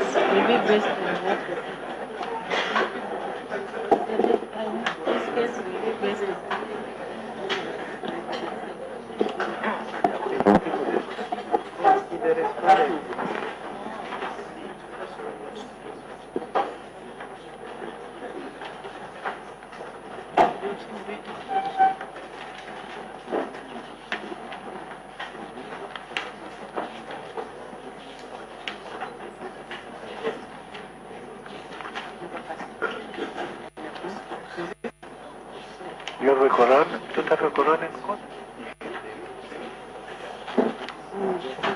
No Quran here.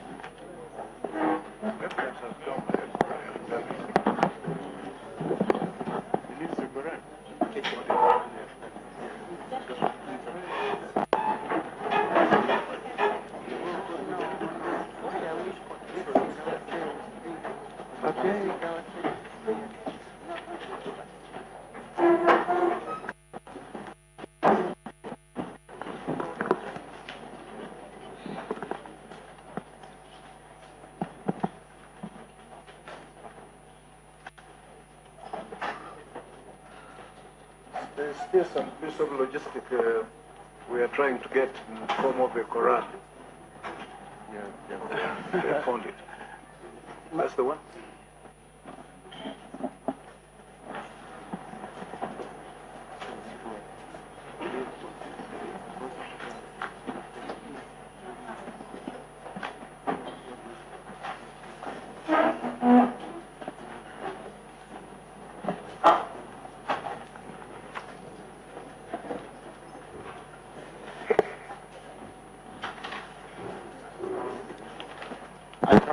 In the name of Allah, that the evidence I shall give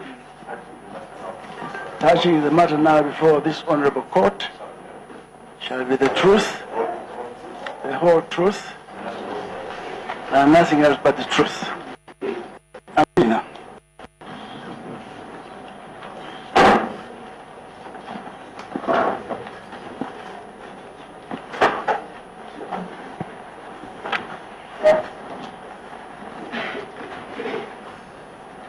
This engineer, Dr. Bad Kigondo, you did swear an affidavit, prepared court dated 9th March 2016. Correct? Yes. You have a copy with you? I do have it. I have a copy with you.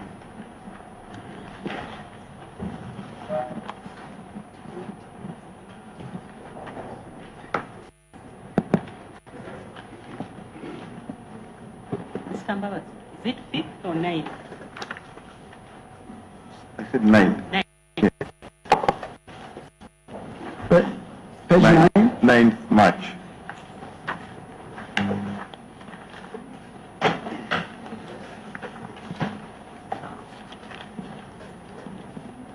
Can I proceed? Yes.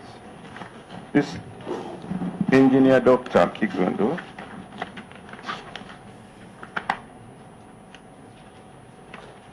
Yes. You availed us, the lawyers, you availed us with the DR form. Yes. Tally sheets and returns. Yes, I did. For inspection. Mm-hmm. Yes. And we are very grateful. You welcome that. Those the DR sheets, the DR forms, tally sheets, and you used during the declaration and announcement of results at Nambole. They are the basis of foundations for my declaration of the results that I did declare on the 20th. Are those the documents you used on that day? I had electronic transmission of the same, so they are the same documents. Well, I'm asking, did you have the hard copy? The hard copies... The files as they were arranged, the way we saw them, did you have them at Nambole? I had the electronic version of the same that you saw recently. Okay. So what you showed us was not electronic, but hard copy. Those hard copies, yes. Correct. So you did not have them at Nambole? At that moment, I did not have them, but they were on the electronic form. Okay. Now, how did this electronic, how did you have them in the electronic form? Well, first of all, started to discuss the tallying process, which starts from a polling station. After the announcement of the results at the polling station, the presiding officer encloses a signed copy of the declaration results forms in a tamper evident envelope, which is transmitted through our subcommittees to the district where the returning officer sits. And the returning officer is our first point of call as far as tallying process is concerned.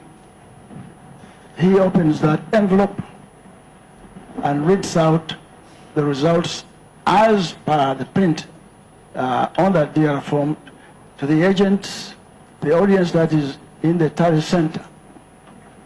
Then he submits, after reading, he submits it to the technical officer who scans that DR. The DR scanned copies come out in 2 computers or 3 computers depending on the size of the district. And tally clerks enter the results as seen on the screen. The result after the entry, they are compared to see if they match. If they don't match, questions are asked to the tally clerk whose results are different from his or her counterpart. Until those entries match, then the returning officer will approve that transaction, and it is entered into a provisional tally sheet, which upon his signature is transmitted to the National Tally Center. Along the way, of course, is in encrypted form until it gets to the Tally Center. Why encryption? Because of this hacking business which is going on in the world. There have been so many attempts to hack into our systems, but we had to develop encryption to make sure the results reach as they originate from the RO's station. So that is the basis, ultimately, of my accumulation and the declaration. Okay, you said they are scanned and they appear on the screen of the correct? Yes, they are scanned and then wired off. Do the candidate agents see the screen? Are they shown on the screen?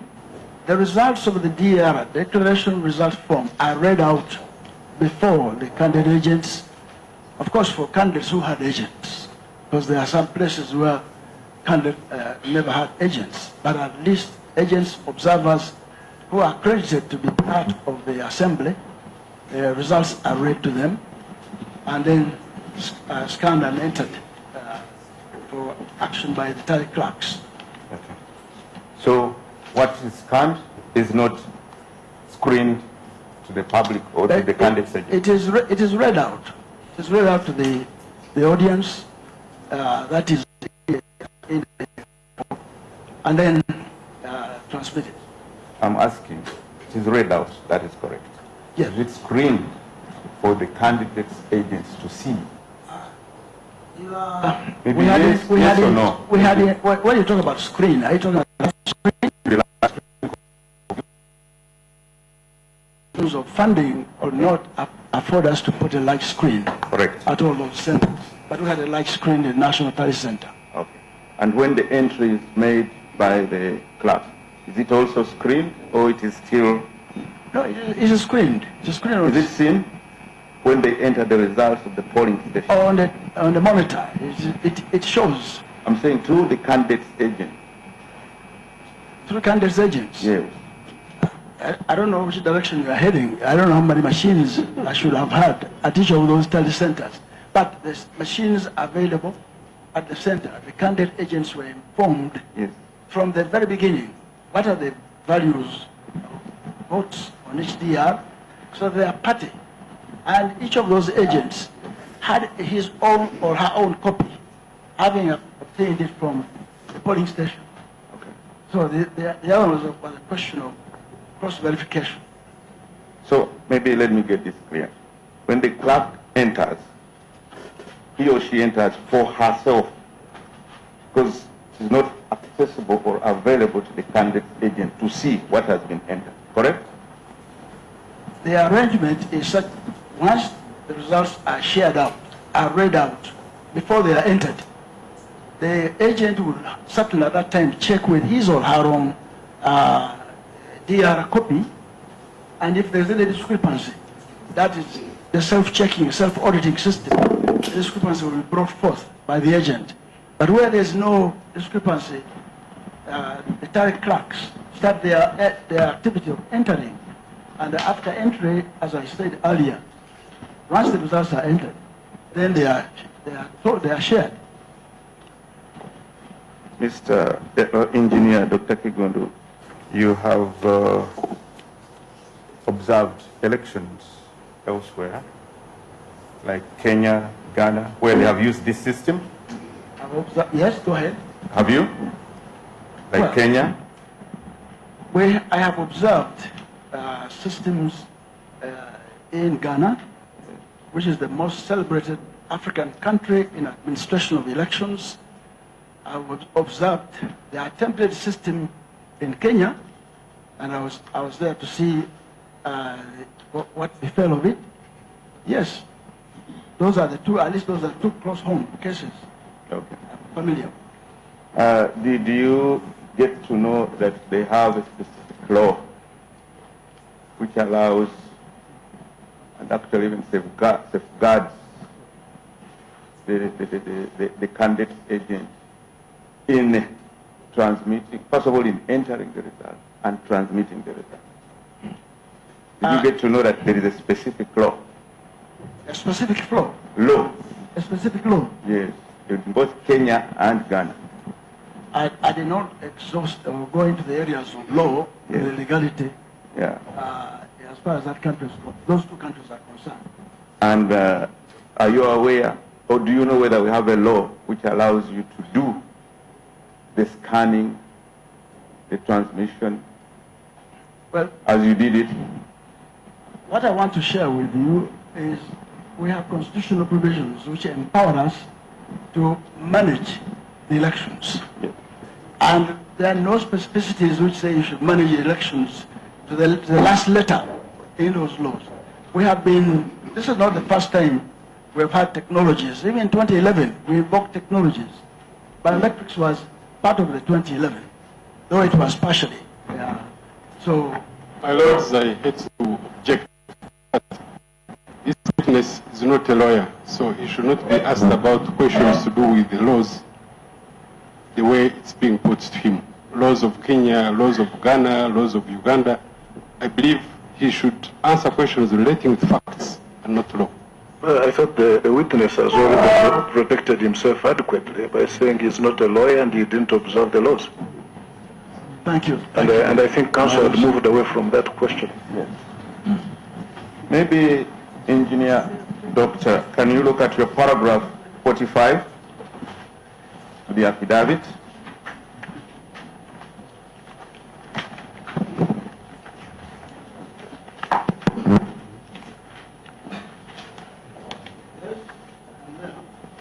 Maybe you can read those first two lines. From the beginning? Yes. The second respondent advanced that the duly made a declaration of results in accordance with the provisions of Section 57 of the Presidential Election Act.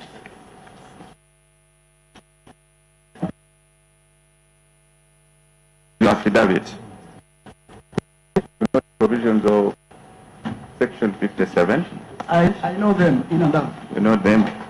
Yes.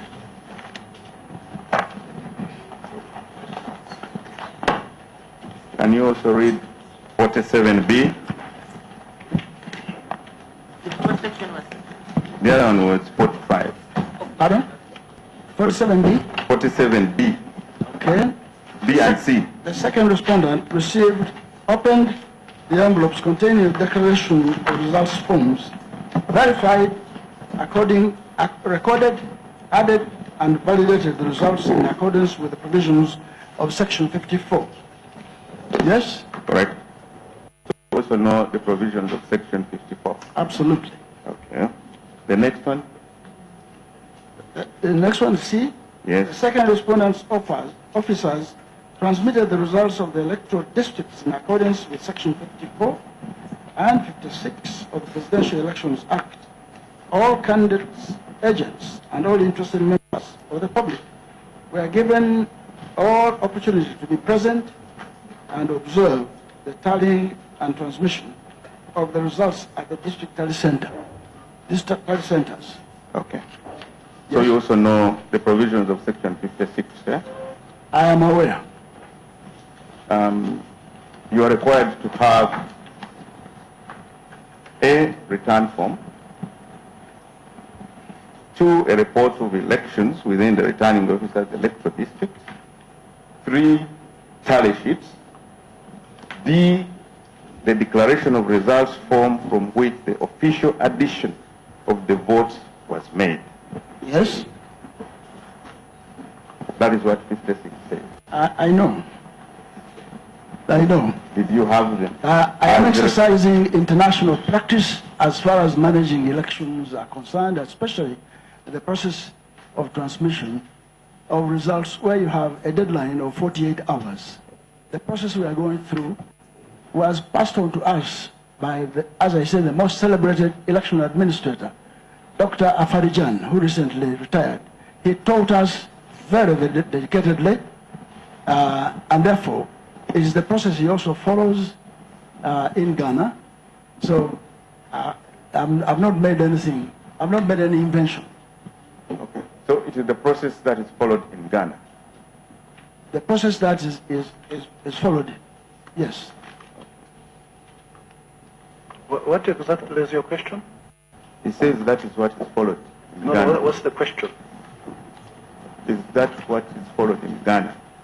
No, but before that, in relation to this paragraph which he has read. Oh, I had asked him whether he had the forms under 56. So he said he answered.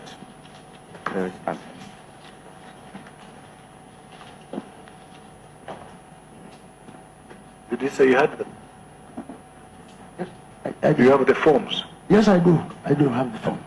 Did you have the form?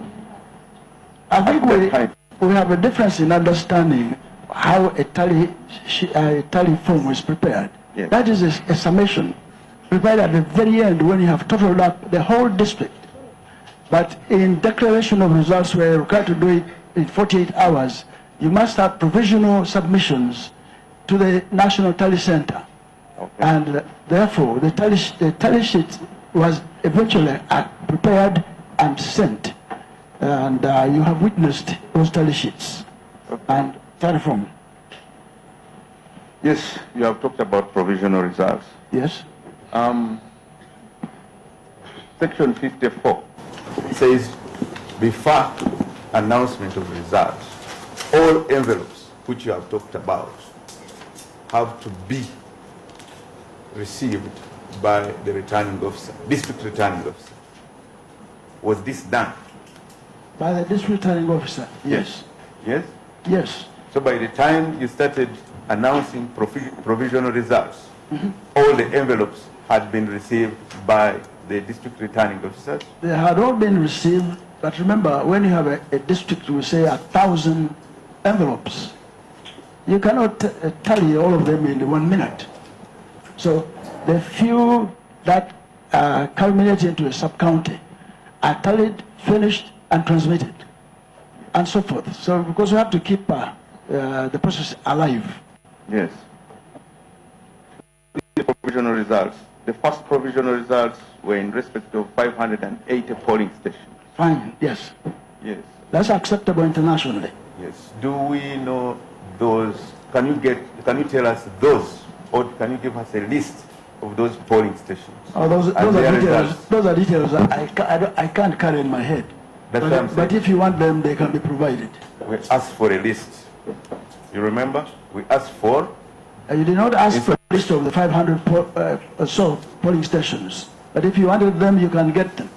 Allow me, my Lord, if he wants them, we can provide them. The 500 polling stations which came in first. Engineer Dr. Kigundu, when we sought for discovery, we requested for provisional results 1 to 11, together with the accompanying documents under Section 56 of the Presidential Elections Act. Yes. Did you give them to us? Those who were there received copies. Those who were not there, certainly provisions were made to even come to the commission to collect them. Meaning? I'm saying the list of polling stations, 580 polling stations that you read out in the first provisional result. I said that I can provide that to you. It was not immediately available. My Lord, I believe it is on the record of the Lordships that the information that my learned friend is talking about was not asked for in the first instance. Secondly, the second respondent has taken the opportunity to provide all the DR forms to the petitioner, and the petitioner was given all the opportunities to inspect, record, compare notes with their own records, if any. And thirdly, my Lord, we've this morning provided all the DR forms, all the tally sheets from the districts and the polling stations, as well as the return forms to this court and are available in the registry for anybody to inspect. Much obliged. Well, he's asking for a specific question with regard to the first 580 polling stations. That's the way I understand it. And what I'm wondering, did he seek that information before, or it is coming up now? My Lord, that's why I'm referring to his letter to the second respondent to court. He asked for return forms, he asked for DR forms, and he asked for tally sheets from the districts. That information was provided. He did not ask for the 500 polling stations. But he should be minded to note that even those 500 are already contained in the information that he has been provided with, and it is up to him to go into that list of the 28,000 plus and select the 500 that he would love to read. Well, but the witness has already said yes, they are available and they can be made available to him. Mr. Mbabas, why don't you leave it at that and proceed? No, my Lord, one, it is not true that we did not ask for those documents. If you could just look at the documents. The letter which you wrote, yes, which I suppose was copied to the court. Take notice, the petitioner requires you to produce for his inspection the following documents. Provisional results 1 to 11, together with the accompanying documents under section 56 of the PEA. That is different from number 4. It says documents transmitted to the commission by returning officers under section 56 of the PEA. Yes. Because we wanted to know how they keep on accumulating. 580, then what I think what the point is, that request did not specifically say 580. Exactly. No. You asked for generally for all of them. No. And they are saying they have given them to you. And he has said they are available and they can be made available to you. Did you want him to come with them now? Well, they have already given out some other, they have brought some documents in court. I will attend to that later. But I thought he would have the list. Well, you didn't ask him to come with it. Why don't you move on to something else? Much obliged.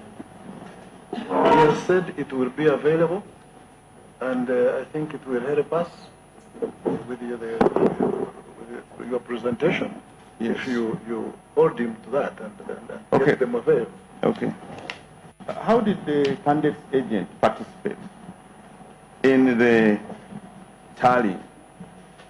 How did they witness the tallying?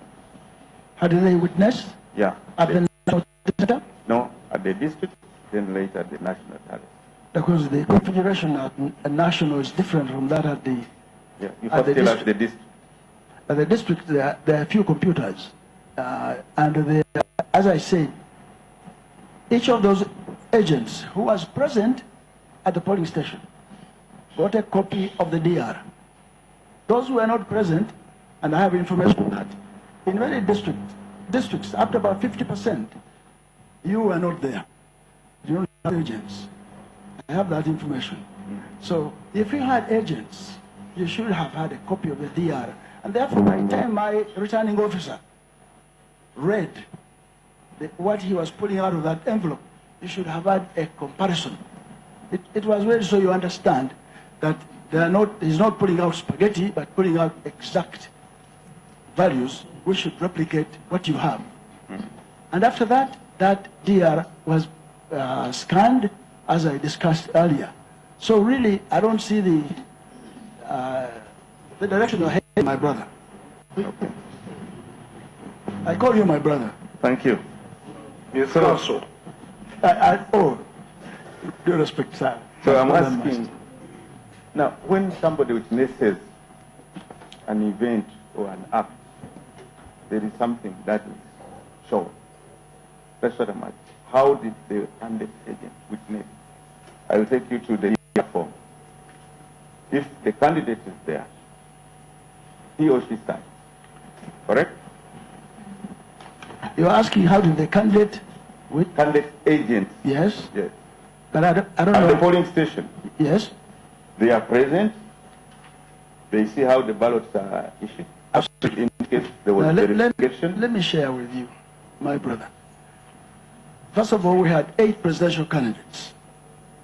And each of those presidential candidates, I should be thankful to the law in this country, was accorded an opportunity to collect a full-bred register. That register was prepared by the commission. Of course, some of you are not mindful of the cost. It costs about 400 million shillings to produce one set. I suggest you answer the question because you are going too far into the background. So, each agent at a polling station had a copy of the register. When the voter came in and pronounced his name and is validated to be a voter at that station, the agent, your agent should have agreed that yes, that voter is on such and such a station, I mean such and such a page, and therefore a voter is given the opportunity to vote, to cast his vote. So that was the first stage where candidates and presiding officers really had that cross brotherly or sisterly certification that what you're doing is correct. I don't know how much more I can provide on that. Proceed to counting the votes. To counting the votes? Yes. The candidate agents were also there. Yes. The counting was done. The counting was done in presence. Okay. At the end of the polling, whether it is 4 o'clock or beyond that,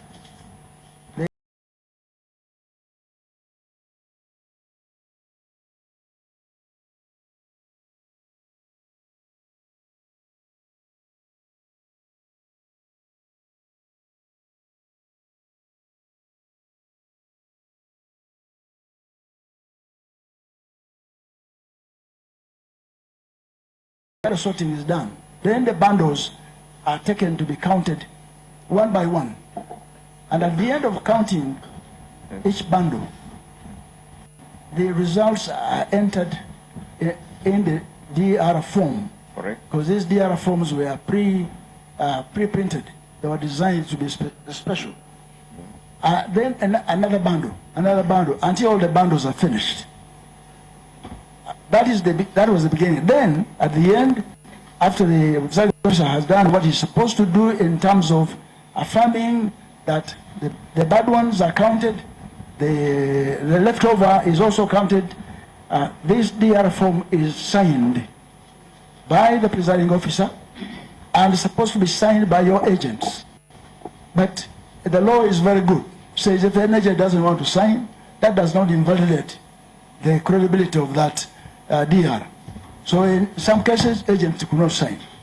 But most times, they signed. Okay.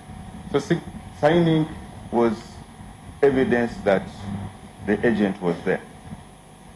That's true. Correct. Can you tell us whether that happened at the tally center? Where the agents were, they signed. And I've seen in DR forms. I'm saying no. After now the polling at the tally center. At the tally center, there's no signature for the agent because the process is already, the returning officer has already read the results of the DR to the public, including your agents. There is tallying to signify that I've been present and tallying, the tallying was done. That is not included in the current law. Pardon? You can propose it as in subsequent amendments. But it is not in the law. It is not in the law. Correct. Read your 43, paragraph 43. Pardon? Paragraph 43. Paragraph 42. 3. 43. Yes.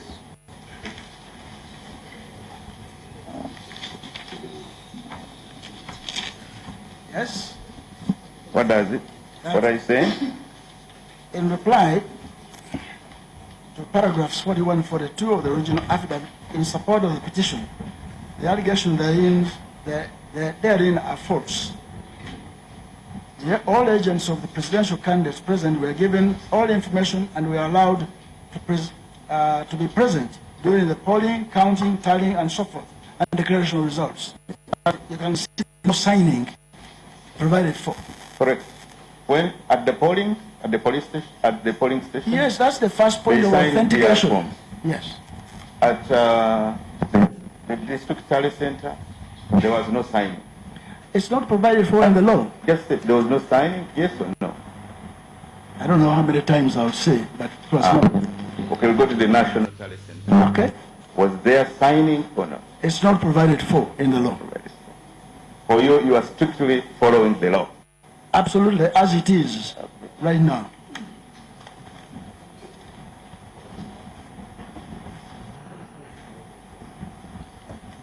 And in respect of the electronic transmission, yes, which law were you following? Strictly? In the management of elections under the Constitution, we have powers in the Constitution to manage the election in the best way possible.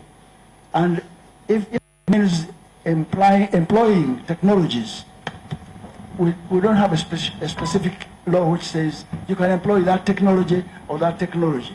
Even under special powers, You have to be part on this side of the river to know the complexities. So in respect of the electronic transmission, there was no specific law? No. You just used your wide discretion? Even other countries where it has been used, there's no special law. And therefore, as I told you, we used it in 2011. Yes. This is the second time around we're using the electronic transmission.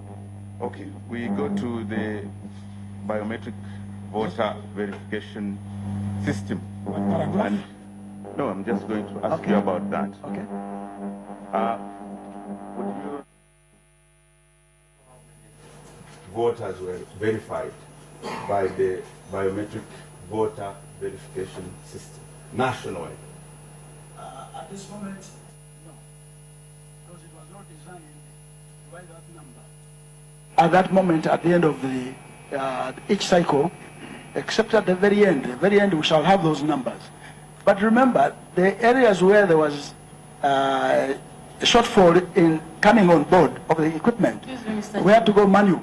Engineer, the question was whether or not you know how many voters were verified. No, I don't have that number. Okay. Council Babas, please continue. Yes. So you did not, even at the polling station, there was no return. Normally it is a printout. No, it was not designed to provide that return. Not designed to provide that return. And have you looked at the website of the suppliers of the BVVK, that is the biometric voter verification kit?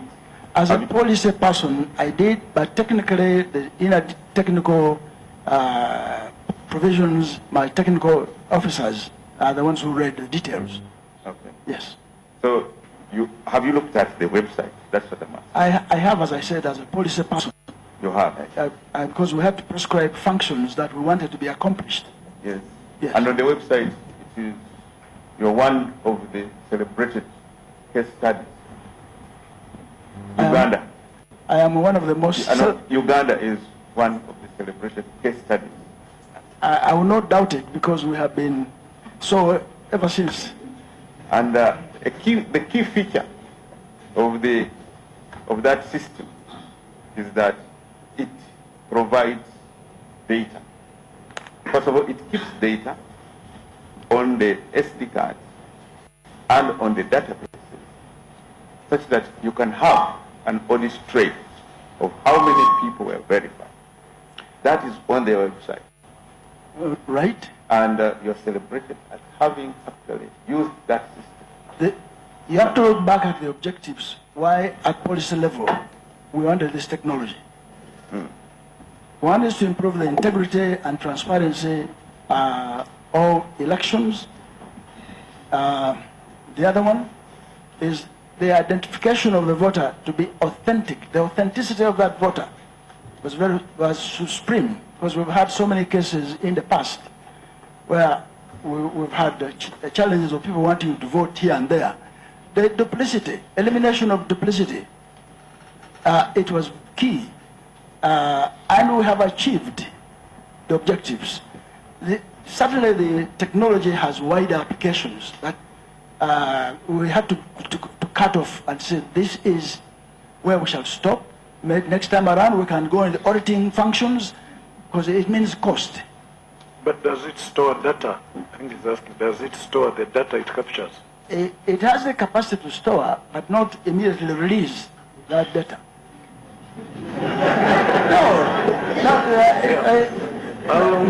For how long can it store it before release? My Lord, the Chief Justice, this system was designed to accommodate the 4 cycles of election. And the amount of time between one cycle to another is just a couple of days. So we have to make sure we don't stop the machine to bring them back to headquarters to clean up and so forth until all the cycles are done. It's a storm of activity. Yeah, so you are saying at the end of that election cycle, it is possible to retrieve that data? It is possible, but the way he was asking whether I can get all the voters who voted and verified by that machine. There are some voters who voted but were not verified by that machine, especially when there was a shortfall in activity of the machine. Engineer, doctor, that is exactly what we are looking for. Some people did not use the machine. Yes. Others use the machine. How many use the machine? From your record. I think you're the land person. Please bear with me. That information will be provided at some stage. Now, you said that this system was for purposes of credibility, absolutely, integrity, yes, and transparency. Yes. If you don't have the number of verified voters, what is the transparency? I think you are overextending, but you'll not make me lose my head. Please don't lose your head. Nobody wants to.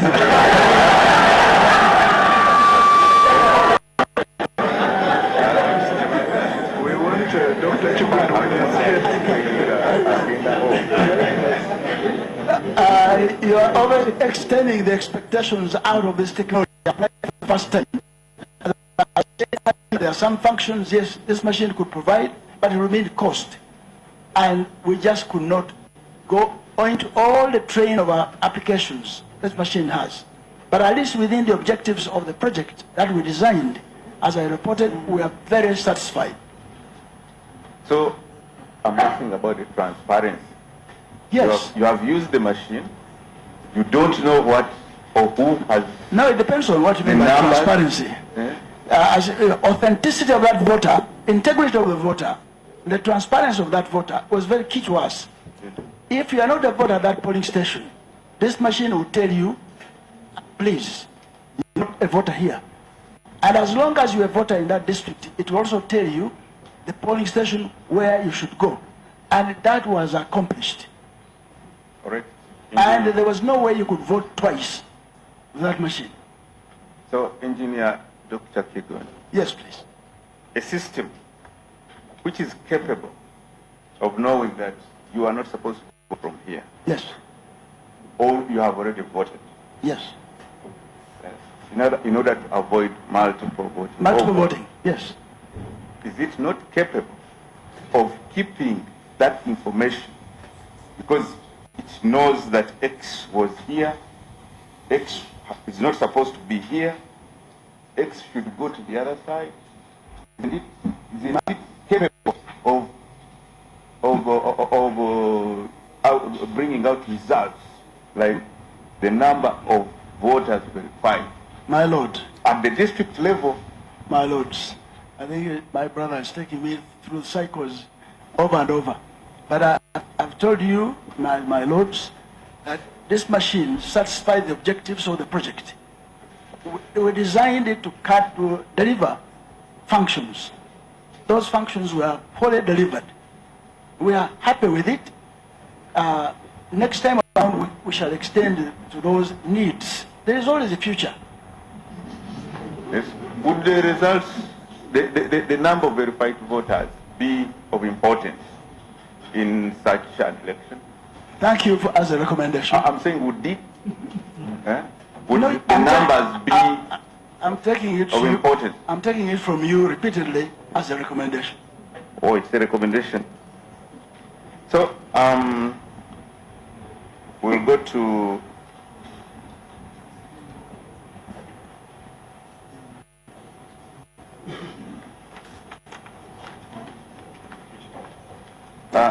Engineer Dr. Kigo, would it not have been very of importance to you?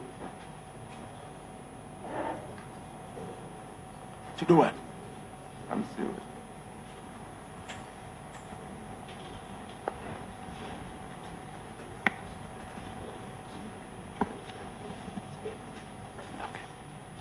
Yes, Engineer, weren't the numbers of importance to you, of verified voters?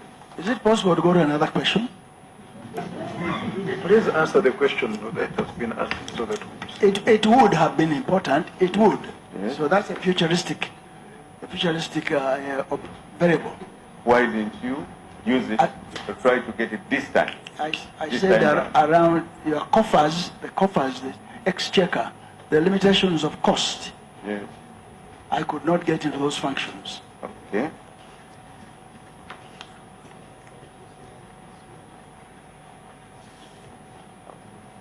Now, these DR forms which you scanned, do you have them? We have them and we have shared them with you. The ones you scanned, the scanned We copies. have shared them with you unquestionably. The DR form? Scanned? My brother, look, my lordship, those who are part of the requirements, you wanted to see the DR forms, the tally sheets, the tally return form. We made them available, and they are available. They have been available, and I remember you asked for about 8 districts after your visitation, but you have not written to ask for the 8 districts. Is it true, Mr. Tumusime, we wrote a letter asking for those? Well, that's fine. We shall deal with it. Right. Okay. What I'm asking for is you have given us the hard copy. Now I'm asking about the scanned copy. Or you also did not keep copy of scanned info? No. The ones which were scanned are the originals that you witnessed or you came to see at the headquarters. Correct. Because as soon as they were accumulated, the district returning officer, the RO, had the day to deliver them to headquarters. Yes. We have...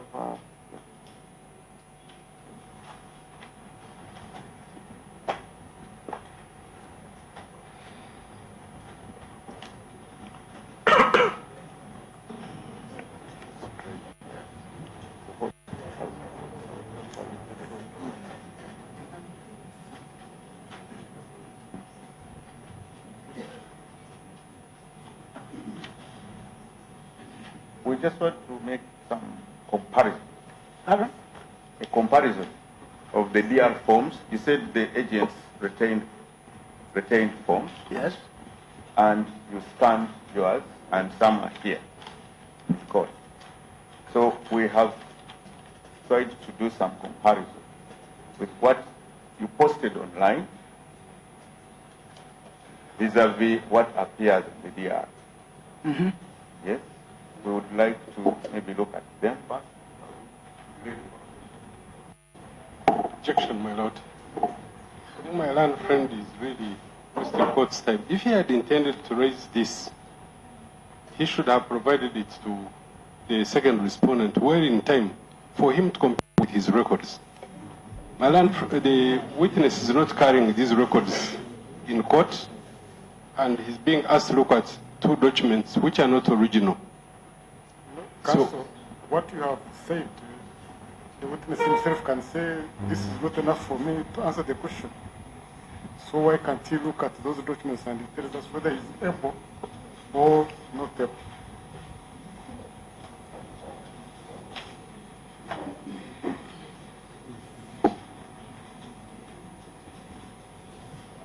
And of course, you have the opportunity to look at it and see whether it makes sense.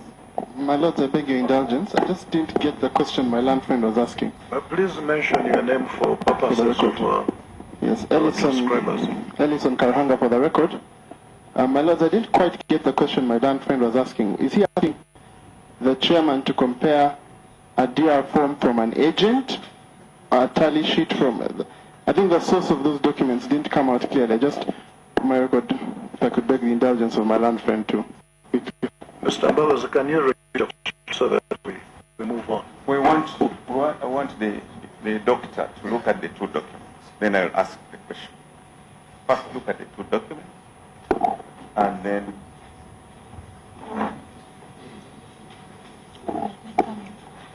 My lord, I seek protection of court. My learned friend has 2 lists of documents. The one here, the final results of 23rd Feb. The one here represents the provisional results of 19th. So we are not comparing 19th Feb. We are not comparing like for like.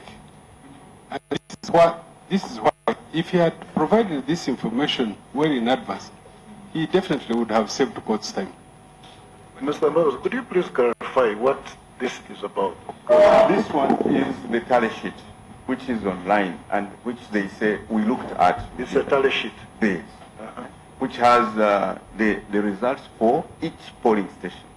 This one is a declaration of results form, which is given at the polling station. At which dates? Pardon? At which dates? The declaration of results form is signed on the day of polling, 18th. 18th? Yes. And then the other one? This one is 23rd. And you think there are discrepancies in there? Yes, this is a result. This is a count, a tally of these ones, the so many of these ones. They tally these. Dr. Chikunda, are you able to answer the question? But he hasn't looked at the document. I haven't even asked the question. I'll need to test that DR whether it is scannable, because our DRs were scannable. Would you like to look at it? I can look at it, but I can't give a definitive answer, sir. Maybe you first look at it Because and then you tell us whether... my glasses cannot scan, sir. You look at it, let him look at it, and you can say whether you can answer the question or not. I can look at it of my brother, but... My lord, I'm sorry, my question to him was the source of that DR. Is that DR from an agent of theirs? Is that DR from the ones they got from the commission? Where the source of the DRs is really the question. Is he saying that the results which are there in those DRs do not tally with the tally sheet? And has he compared those DRs with our DRs? That's really what I wanted to know. It's for clarity. It's a DR from the agent. And the information here is contained from your agent. Yeah, this is the DR from our agent. Yeah. My lord, this is really, let's save court's time. The form clearly shows that Amam Mbabazi had no agent at that polling station. So we are descending into some abyss. There is no agent indicated. Mr. Mbabazi tell court that there is no agent indicated at the back of that form. But that's not what we are looking for. We are looking at the results. Yes.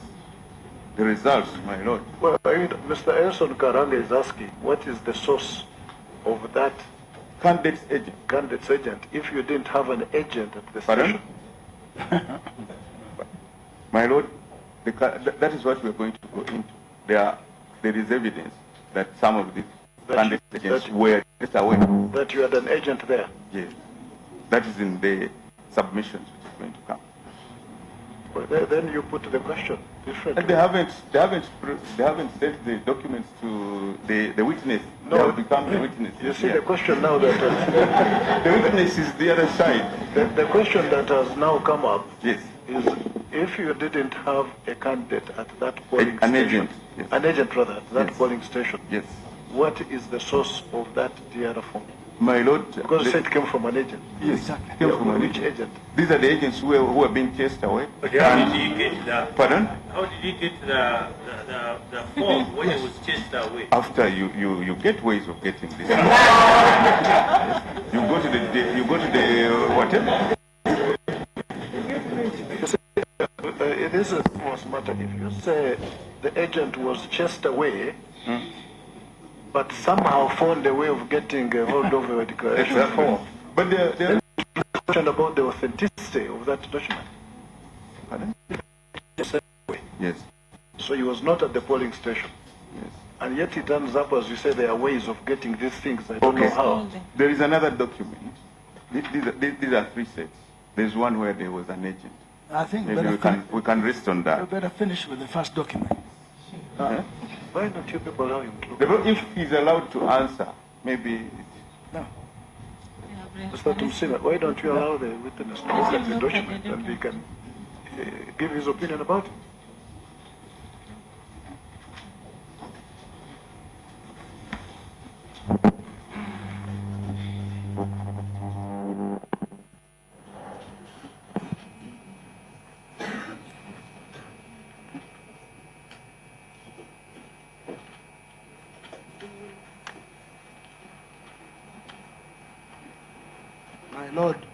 My lords, I'm glad I have learned friends of mine in front of me.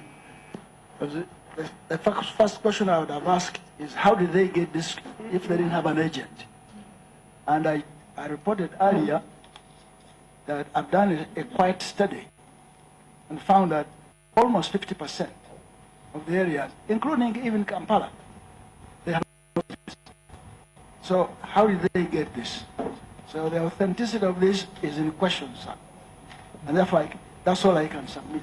Well, irrespective of how they got it, in your opinion, looking at it, is it a genuine document or you are not in a position to say so? I'm not in a position to say so.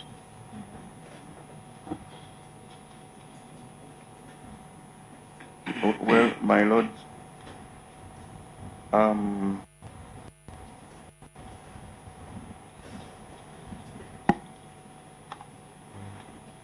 at this stage, I don't know. Which polling station is this? This is Corner Primary School in Wakiso district.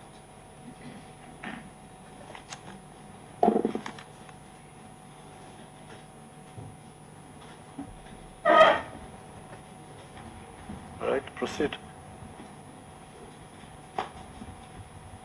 Well, engineer Dr. This is my phone.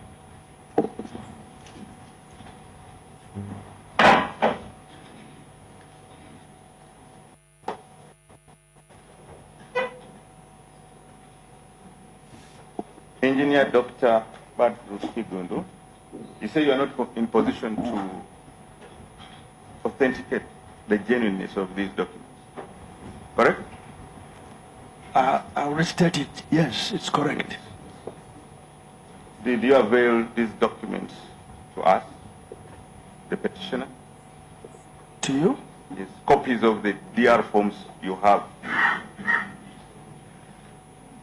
I said earlier you should have your own DR forms. Yes, my DR forms were made available to you. I don't know whether you didn't have the opportunity to compare that DR form that you have. So what do you need to authenticate? What do I need to authenticate? To authenticate these, the documents that have been given? Signatures of the officers who are on duty. Okay. Agents inclusive. By looking at the documents you have. No, even that one, if it had the signatures. Pardon? Of presiding officer, as well as candidate agents. This one had a signature. Pardon? There was a signature of the presiding officer. Are you recycling the same document? That's, yeah. You said you cannot authenticate. I think that's a better answer I gave. Yes. So I'm saying, how do you authenticate? Do you need to compare with the documents that you have, which we inspected, vis-a-vis the ones I'm presenting? The documents are shared with you. So we just saw. Are the foundations of the tallying. Yes. Yes. So you need those ones to compare with ours. With yours? With this one here, which you are not sure of. No, you are the one you can bring that at our office and we compare. Okay. So maybe we can look at your results, which are for the tally sheets. Is this fine? Okay. Can you authenticate this one? The tally sheet? What's the date on it? 23rd February 2016, time 14:51:56. Where did you get it from? Online. Online? Yes. Yes? I was not there with you when you were getting online.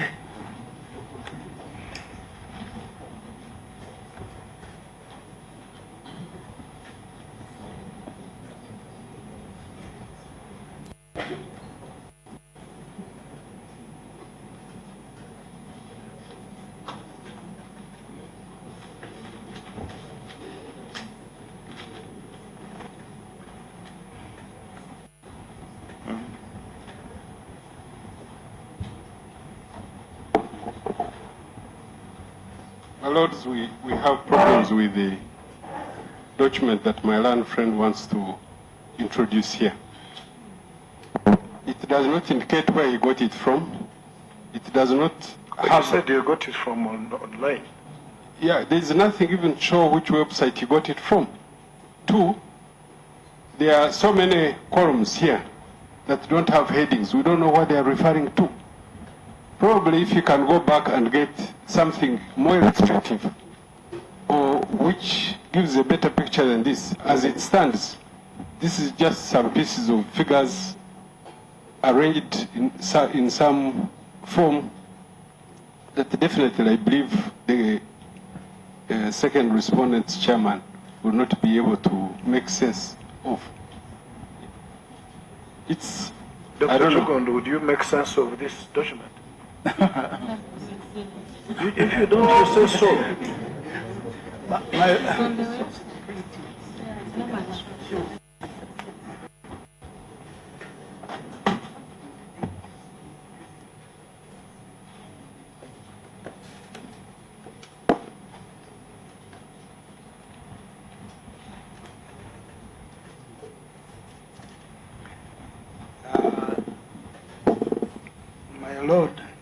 My lords, my printed tally sheets would occupy more than 1,000, more than 1,800 pages. I see this one is 8/65. So I don't want to own this. Okay. Yes, Engineer Dr. Kigondo. Maybe you've seen the difficulty we're going through to authenticate and have clear results. Now, where are your results, which you announced? What do you mean by difficulty? I was telling you, you've seen how the documents are going and coming back, objected to and not being objected to, questioning the authenticity. No, if you want to get a document from us, it has to be certified. Okay. Now I'm asking you, where are the results, DR forms, tally sheets, returns that you relied on to announce the winner in this presidential election? I wish you could be sincere with this court. You saw my DR forms, you saw my tally sheets, you saw my return form. Can you be sincere for once? Engineer Dr. Kigon, you told this court that the ones we saw were not the ones which you used. You used scanned DRs. So I'm asking for those scanned DRs, which must be resident somewhere with you, which you used at the tally center. Those are the ones I'm asking. Where are they? When do you want them? Pardon? When do you want them? You first answer where they are. They're on the various computers I have. Pardon? They are on the various computers that were used in the field and the various servers. Okay. If you want them? They are not before this court. Pardon? They are not before this court. Are they before this court? I don't think I understand your question. Are they deferred? The ones which are on the various computers. Yes. Are they here in court for evaluation as part of this inquiry? Well, I didn't know whether they were required here. I'm saying, are they? No. They are not.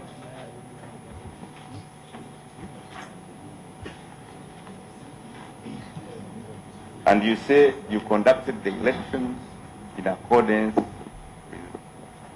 the law. Absolutely. You had the forms. Absolutely. Okay. That I've done in all the years I've been at the...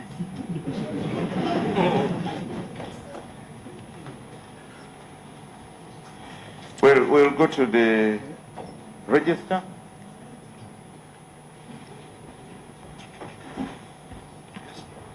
You retired the old register. Yes. And replaced it with a biometric register. Is that correct? That is correct. And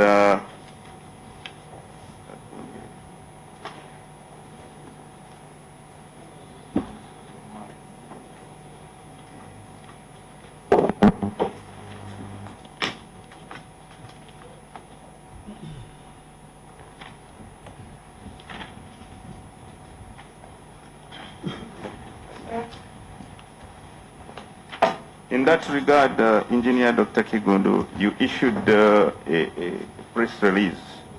Yes. Which was posted on your website, correct? Yes, please.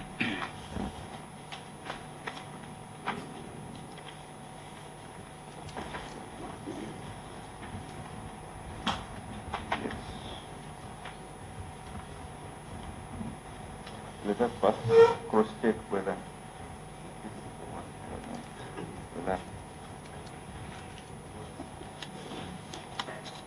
press release.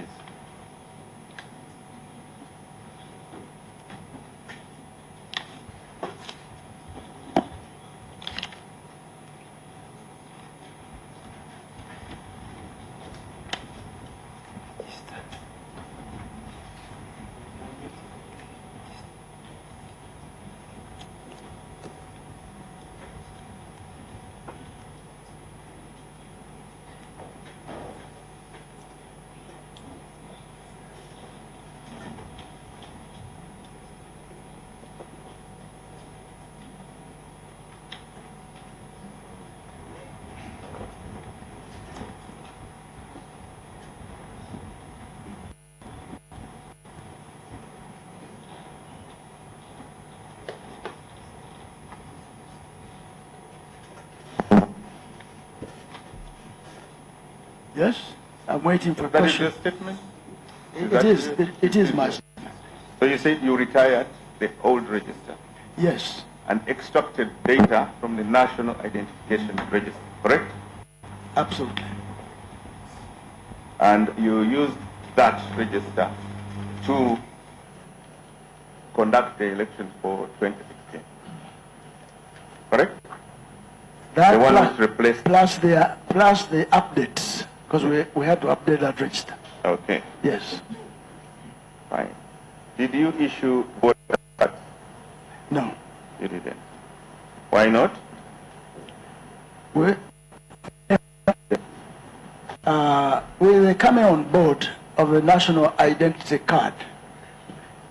We sat with government and said, if I want to pull out money just to get a voter's card, I think it would be wasteful use of money, since this national identity card is encompassing. And therefore, it was agreed that we use the national ID because it is encompassing. So strictly observing the law, you decided to discard the use of voter cards. Well, yes, under Section 50 of Special Powers, and if it's an exigency, yes. So in this case, voters' cards were rendered unnecessary. Well, when you talk about voters' cards, I hope you're not referring to the ones which were generated with the old register. Because those were retired also. For me, I'm talking about the voter's card in the law, that someone must be given a voter's card. No. I very much apologize for having to object. I think if my land friend wants to enter into a debate on the law with the witness, I think that's what we shall do. The legality of the national ID, the law that was applied, I think should be left to counsel. This is a witness of fact. I, for example, have a complete disagreement with his interpretation of the sections that he seems to be alluding to, and with the legality issues of the national ID.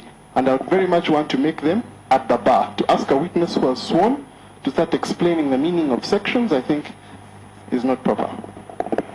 I think, Mr. Mbabas, why don't you restrict? The witness already told you he's not a lawyer and doesn't know. Why don't you restrict yourself to questions of fact? And then the points of argument as to the import of these sections would be argued by you as counsel. Well, my lord, I have not specified any law. I was just asking about the use of voters' cards. And I'm asking, why did you discard the use of voters' cards? I think you've been properly guided by my lordships. Can you go on to? Well, your guidance, my lord, because me, I'm asking the question. It is factual. The question, Dr. Chukund, is why did you dispense with the use of a voter's card? And I explained, my lordship, that the coming of the national ID, which is a multi-purpose card, was considered adequate for use of identifying a voter, and we used it during the voting. Okay. Did you gazette the voters register as required? That was done. Pardon? Yes. I'm supposed. When was that? Oh, that's you are overtaxing, I think, my brain. But what did you ask? I'm asking when. It was done in time. They gazetted the national. It was done in time, because I must gazette that register before we roll out to the elections. When? Which gazette? I can't remember the date, sir. But it was done in time to make sure those who were to benefit, the candidates who are anticipating to become candidates, will make use of the register. Yeah. In terms of distribution of polling or election materials, you are supposed to, within what time period are you supposed to deliver the election materials to the various polling stations? The most ideal will be 24 hours before, most ideal.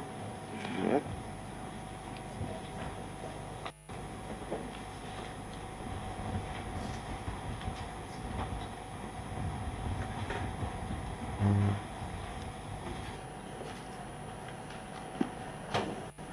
You said 24 hours? I said the most ideal. The most ideal? Yes. Unfortunately, they have told me not to ask questions about them. I will leave it as it is. And did you deliver the election materials within the ideal 24 hours? For the majority of the country, yes, short of Kampala and Wachiso.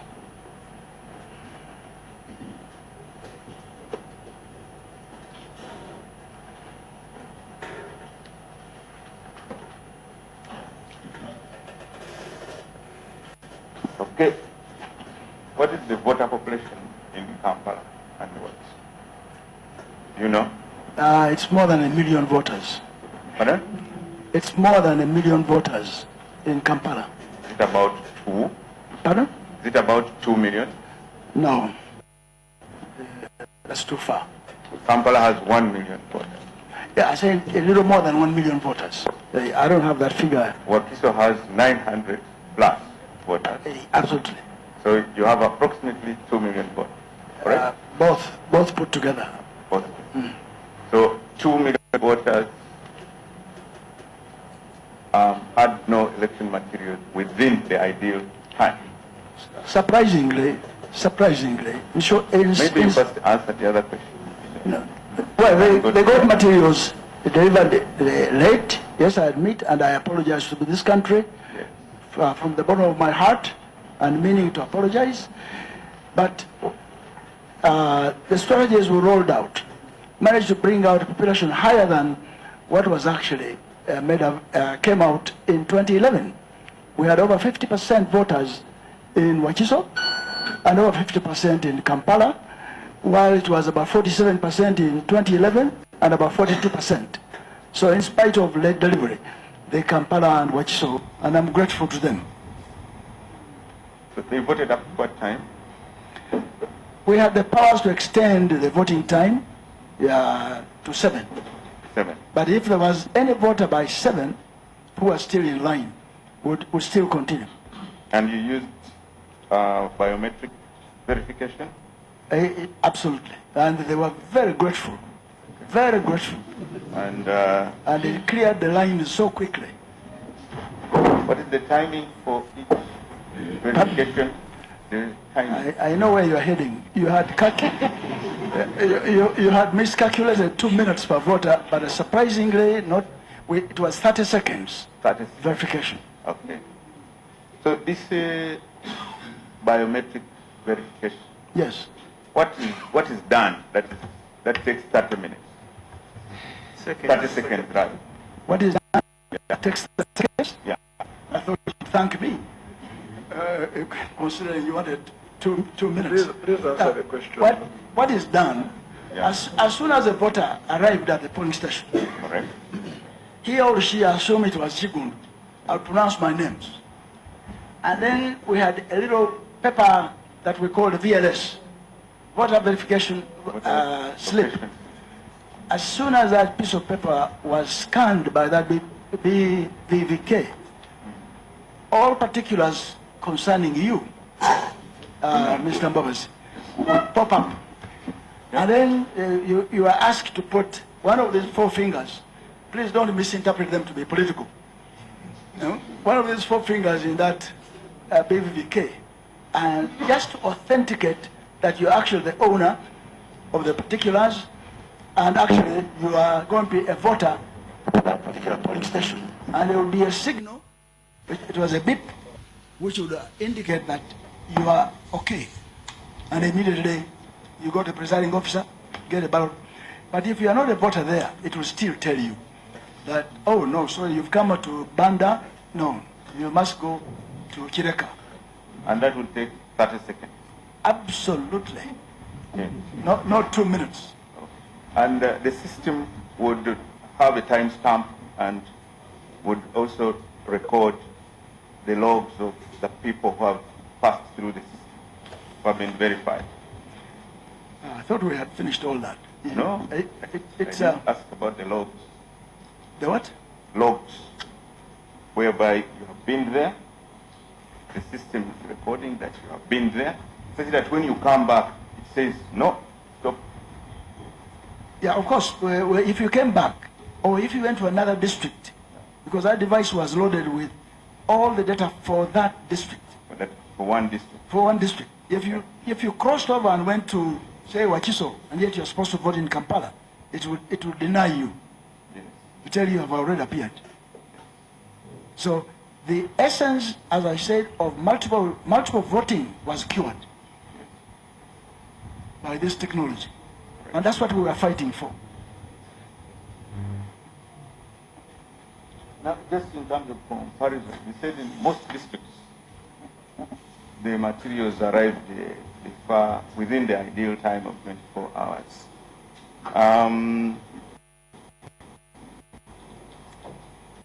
Would you know the voter population in a district like Abim? You're asking micro. Sorry, I can't tell you that. Technical people, if you can. You don't know? I don't know the number, but I know there are a good number of voters there. At least it's about 1 million. What? It's about 1 million. That's your guess. That's not my figure. What is your figure then? Well, you said he doesn't know.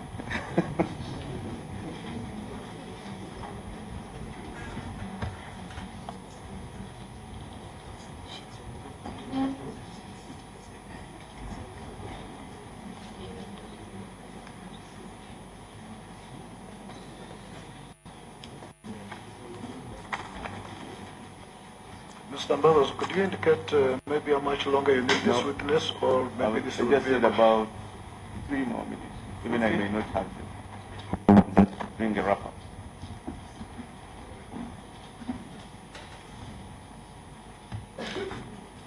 Thank you. I'm going to complete in the 3 minutes.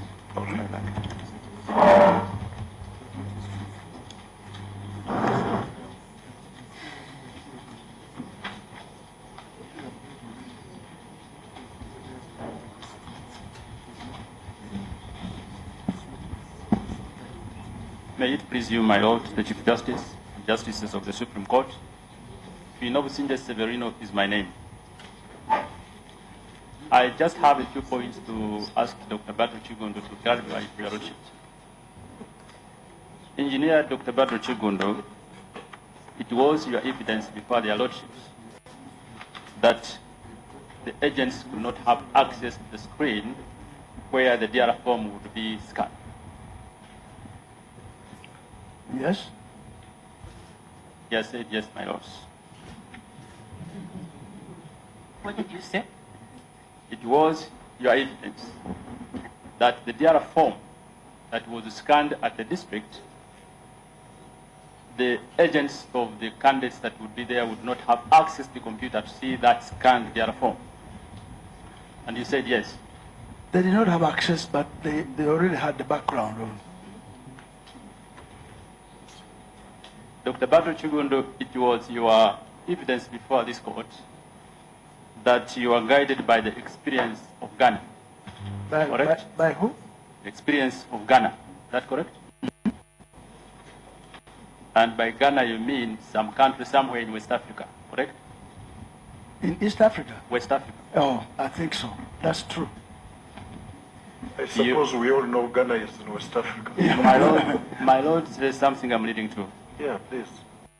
And Chigundu, most probably you have had an occasion to look at the Constitution of Uganda. Mm-hmm. And, Ghana or Uganda? Of Ghana or Uganda? Of Uganda. And specifically, Article 2, which says that this Constitution is the supreme law of Uganda. I'm trying to paraphrase it. So maybe inform this court, where did you find it in this Constitution that you should apply Ghana's issues to the running of the business in Uganda? Objection, my lord. I really think this is a very unfair question to the witness, and I beg that my learned friend desists from asking such questions. Maybe you can rephrase your question. Okay, much obliged, my lord. Engineer Dr. Bato Chigundu, Uganda as a country is governed by its laws, which you said you follow strictly. I don't know whether I got you right. Uganda is governed by laws. Of Uganda? Yes. Which you informed this court that you follow strictly. And perhaps, I'm not aware of any, perhaps now you have to tell us, where you found this law that allows you to apply the laws of Ghana to run the businesses in Uganda, the business of election for that matter. I'm very sorry again, I do wish to object. My learned friend should know that when it comes to the law, he should ask us, we shall be supplying the laws. The laws should be debated between us. The witness should be a witness of fact. When the time comes to make submissions, I will tell my learned friend all the laws he wants to know, my lords. My lord, much obliged. The witness said he knows the laws that he applies in and out. Mr. Tino Sinje. My lord. The witness did say that the Constitution gives him powers to manage elections in Uganda. And under that power, he had examined and adopted good practices of another country. Now, whether that is legal or not is a matter you right. Much obliged, my lords. Thank you, my lord. Engineer Dr. Bato Chigundu, I would like to take you to where you informed this court that the reason why you used BVVK was for purposes of ensuring authenticity, integrity, and elimination of duplicity, among others, correct? True. You have also informed this court that you are not able to tell, using that machine, how many people voted at the close of the polls, correct? I've said so. Yeah. So what is the integrity about that? Well, it depends on what your definition of integrity. Is it with respect to the machine itself or with the service you get out? The integrity, as far as the objectives are concerned, was met. And the objectives, part of it was not to know how many people voted. That is your objective. Do you still think that the numbers were important to you in as far as using this machine was concerned before you announced the results? Not as far as the numbers you're asking from the machine, but as far as what is transmitted, the tally sheets and eventual preparation of a return form at the national headquarters. Perhaps, Engineer Dr. Badro Chigundu, inform this court. What was this machine for? Again, perhaps you didn't understand what you wanted it for. What do the machines want? What were these BVVK machines for if they were not to tell you what exactly has transpired across the country? Well, I think, to be fair to the witness, he has answered what these machines were for, what they were used for. Now, you can make submissions on that, but he has already answered that question. Thank you, my lord. Much obliged, my lord. Engineer Dr. Badro Chigundu, you talked about the retiring of the voters' register. And you said you replaced it with information from the National Identity Card Project. Correct? I answered that already. Affirmative. What is the difference, if you could inform court, between the voters' card that is provided for under the law and the national identity card? Are the two the same? The voter's card is specific, but the national ID card is multi-purpose. You said you follow the law. Do you think the lawmakers didn't know the difference between the two, for them to use the two different words? You can take a look at the Registration of Persons Act and see what it prescribes. I have no further questions, my lords.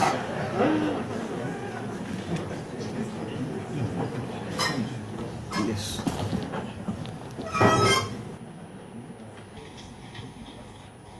My lords, Engineer Dr. Chigundu, just want you to clarify this honorable. Oh, my name is Vasali Rasman. Just to clarify this honorable court, what happened to the data that was in the register that you retired? My lordship, first of all, the word retirement, we have not retired the register for the first time. In 2005, we retired the register, which was handwritten, and replaced it with a computerized register. Then in 2006, we also had to retire another register because of technological improvements. And because of this duplicity game, Ugandans have been voting, multiple voting here and there. We have been trying to develop technologies which can help us to avert that problem. And now we are there. I know some people may not be happy, that may have been in the game, but we had to retire the register after substantial improvements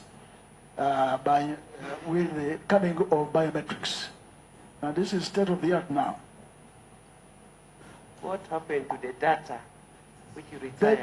The data you're talking, when you retire, first of all, we tried our level best to inform Ugandans that those of you who registered and participated in 2011, please make sure you come forward and register during the update, because we're going to retire that register. So that register was retired, is archived. It is in my archives. Engineer Dr. Chigula, how does one become or get onto a voter's register? How does one get onto a voter's register? Well, I think now we should be talking about how does one get a national ID? No, I will get to that. Oh. The question I'm asking is, and I'm talking about the relationship between data in the retired register and data as captured under the national ID registration process. So I am asking, as chairman of the Electoral Commission, how does an ordinary Ugandan, how does a citizen get into the national voters register? Well, the current register, you can use the web-based methods that we rolled out. I think you are very familiar with the current IT, so you can get into to find out whether you are there or not. We have rolled out a number of strategies, web-based, SMS-based, so many strategies. So, please. So, I am an ordinary voter. I'm an ordinary Ugandan, a citizen. Yes. I'm above 18 years. And I want to get onto the National Voters Register. And the question I'm asking, how do I do it? Well, right now, I'm talking about the process. Right now, we are not rolling out re-registration or registering new voters. Why? Because we're just completing the election cycle. And as we get into the by-election syndrome, there will be opportunities for those who never registered to come on board. Because during by-election, we roll out about a week of update. How do I get onto a voter's register? How? It's really as simple as that. How? How? You respond to messages, advisory messages from the commission. Professor. Yeah. I am. The question I'm raising is very serious. I know. Because it goes to the core of a democratic right. Absolutely. So it's not similar to the questions that you have been glossing over. I am talking about the process of getting onto a register. And I'm telling you, according to the process which will follow along or following the principles of the law, if there is an upcoming election, we pronounce a program for update. That is the time to come on board.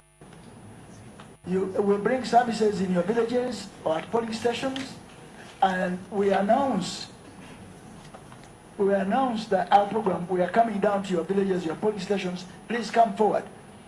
That is the best I can roll out now. And how does one get deregistered from a voter's register? How does one get to deregister? Deregistered. How does one get off a voter's register? Okay. When we bring our register and display it in your villages, at polling stations, a citizen like you, in that very polling station of that village, can come forward and examine the register to affirm whether his or her particulars are correct. And a citizen like you can get forms, which we call clean forms, and report that Chigundu, for that matter, left this earth. Factual or non-factual, and sign. Once that is signed too, and it is verified by the tribunal, which is set by the judiciary, yes, and that tribunal looks over those forms which have been originated by you and approves that record to be correct, and those forms come back to the commission, we eliminate you. So, if that process is not undertaken, a person is supposed to be a member or a registered voter until they die. Do I get it right? I don't know about that. You can be registered when you quit living in that particular area. On the voters register? Yes. It will still take those clean forms I mentioned, where somebody would say, Asman Basalirwa, for that matter, left this country and went to Germany. Maybe you might want to go there. And assent to that claim. And if that claim is approved by the tribunal, which is set by the judiciary, we shall eliminate you from that. In other words, you are not a resident there anymore. Okay, I have a specific question with regard to the press release. Okay. Did that happen in the case of Honorable Norbert Mao? Did somebody make a complaint that he had quit, that he was no longer in that area, and as such, he was off the register? I think you are over-expanding the issue. Engineer, I am talking about registration and deregistration. Listen, Officer, my lord.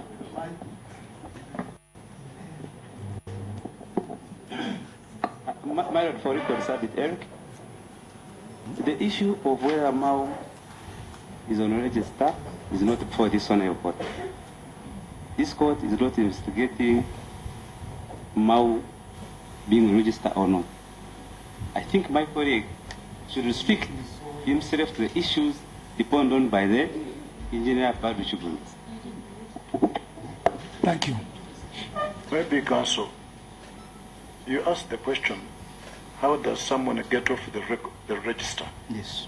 And he said there is a process by which you can be deregistered, including going before a tribunal and so on. Now, whether a particular individual was properly deregistered is not a matter really before us. Okay. My lord, I don't see the relevance of that. I'll abandon that. On the retiring of a register, Engineer Dr. Chigundu, was that decision taken administratively or it was taken legally? It was taken legally by the board of the commission and is entitled to make decisions. They can only be challenged in courts of law. Okay. I want to read to you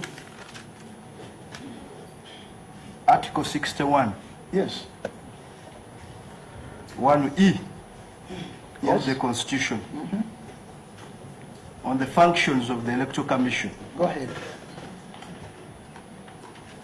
basically talks about one of the functions of the Electoral Commission. Yes. Is to compile. Absolutely.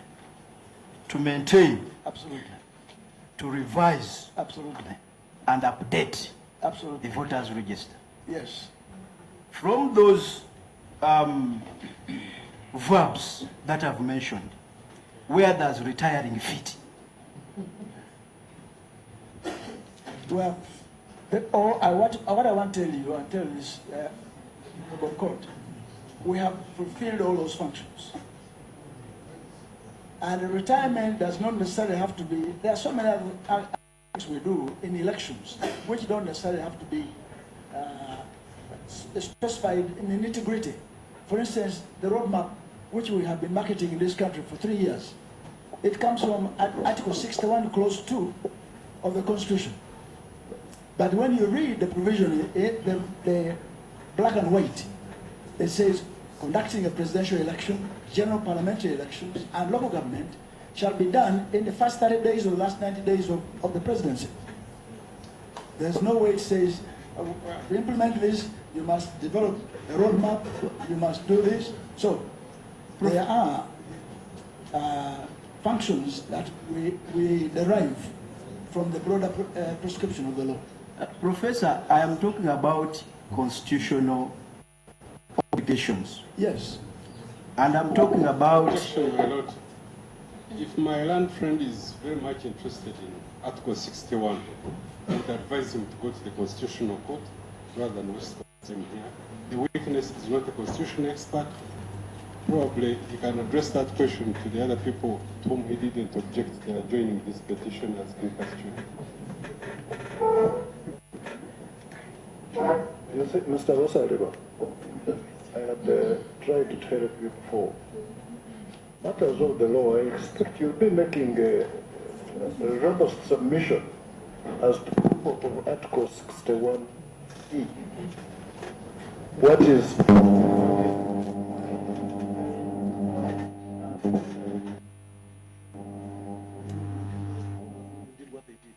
I'm sure that will be your legal argument. Most of like, I leave it at that, my lord. I'll come to the issue of electronic transmission, yes, of results. And the fact that data was entered by your clerks, and of course, in the absence of the agents, the entry stage and transmission had no agents. I want to get that right? Continue. Very good. In that process, how did you address the issue of imperfections and incorrect entries? How did you guard against imperfections and incorrect entries at that stage without affording agents opportunity to actually see what was being entered on the computers? I described earlier the process of entry of data. That if any of the entry clerks get an error, it will be detected instantly by technology, and once the two entrance data married, the returning officer was there to certify that the entries are correct. But if there was an error, instantly it will be brought forth. So I have no doubt that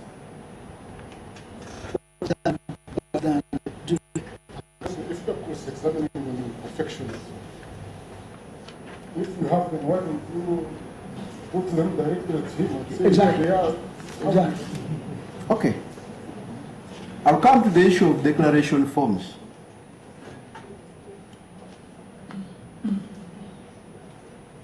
Can you confirm to this honorable court that all declaration forms in your custody bear signatures of agents who were at the respective polling stations? I think I provided earlier the provision in the law that if the agent chooses not to sign, that does not invalidate the results. Very good. Subsequent question. On those declaration forms, it is indicated, there is a provision where a returning officer has to indicate why agents have not signed. Does that provision exist? Well, the agents are supposed to provide that reason, and it is recorded. Exactly. Yes. The declaration forms you have, those you have looked at, have those reasons been indicated as to why they didn't sign the declaration forms? Those you could have looked at. Well, where agents were absent and they chose not to sign, I mean, especially where agents were absent, there will be no such development. Give me a copy. The point I'm making is that on that declaration form, if agents are absent or they choose not to sign, that must be indicated on the form. It must be indicated. Okay? No, if you look on the back of that form, that's the moment. Indicated by the returning officer. Not the returning officer. Sorry, the presiding officer. Actually, my lords, I wanted to make an objection. My name is Okelo Oriem for the second respondent. My lords, with respect to my colleague, he's asking rhetorical questions. He's asking theoretical questions. If. My objection is that if there's a specific declaration of results form that my land friend would like us to look at, in fact, the practice is to introduce it, tell us about its authenticity, and then we can deal with it. But there's too many ifs, and that relates to his entire question also on the register. So many ifs. We are not dealing with theory. Let's ask questions that relate to this matter. Thank you, my lords. Perhaps, Mr. Lasari, we need to be clear to exactly what you're doing, because this is the witness who saw an affidavit, affirmed an affidavit, and he has been cross-examined on that affidavit by Mr. Mbabazi and Mr. Tinosi on these same issues. So I don't know whether you're doing further cross-examination or something else. What are you trying to elicit, which has not already been done by the cross-examination by your colleagues? My lords, I think you seem to be arguing points of law, which really are not for this witness. My lords, the information I'm listing was not canvassed by my colleagues, and it emerged from both the cross-examination and the answers that we are provided by the witness. But my lords, I seek your guidance on this matter. Your questions, I am only trying to tell you that it is futile to get engaged in legal arguments with someone who has told you he is not a lawyer. Ask him on questions of fact. Most obliged. My lords, I rest my case.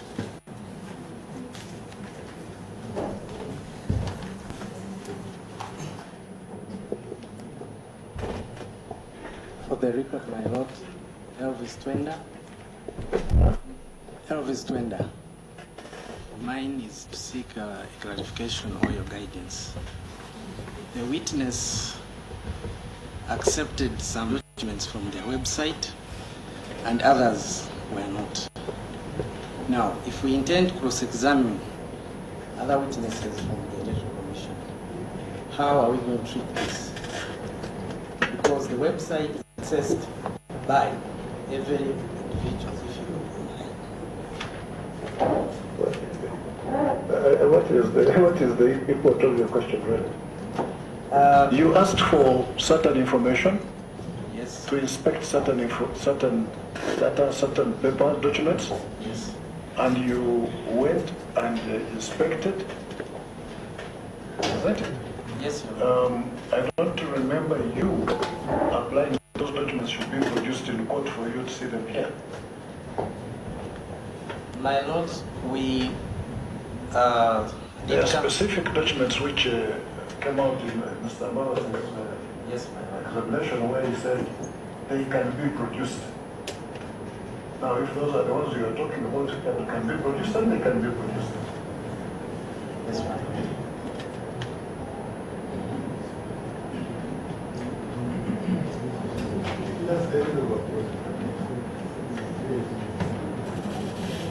Now, of course, the rules allow the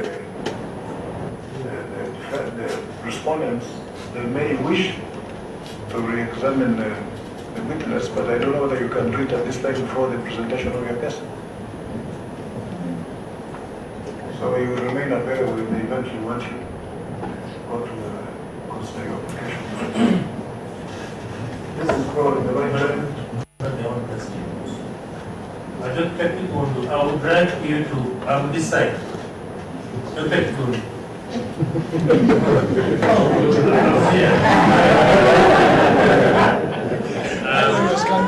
I would like you to say something more about retiring a register. Retiring a register, and if it is retired, what replaces that retired register? Can you say more? Thank you, my lord.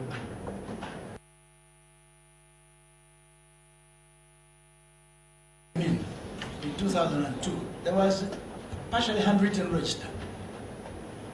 We had to computerize that register. And eventually, we had to retire the register which was used in 2001 because it had handwritten, parts of it were typed. We had to retire it. And we retired it after we developed the use of new technologies. In other words, photographic, we actually went gung-ho in photographically registering voters across the country as a new project. Once we got that register with the voters bearing photographs, we said, well, how can we have two registers? And within the commission and within the laws that lawmakers gave us, we said that there's no way we can use the other one and this one in an election. Otherwise, people will be confused. And the other one did not have photographs, the first one. So we retired that register. Officially, we went on, degazetted it, and we made it public to the whole country. Likewise, when we came to the 2011, in preparation for 2011, we got biometric machines. So, but we did not retire what we used in 2005 in totality. We were able to capture about 5 million voters using the biometrics.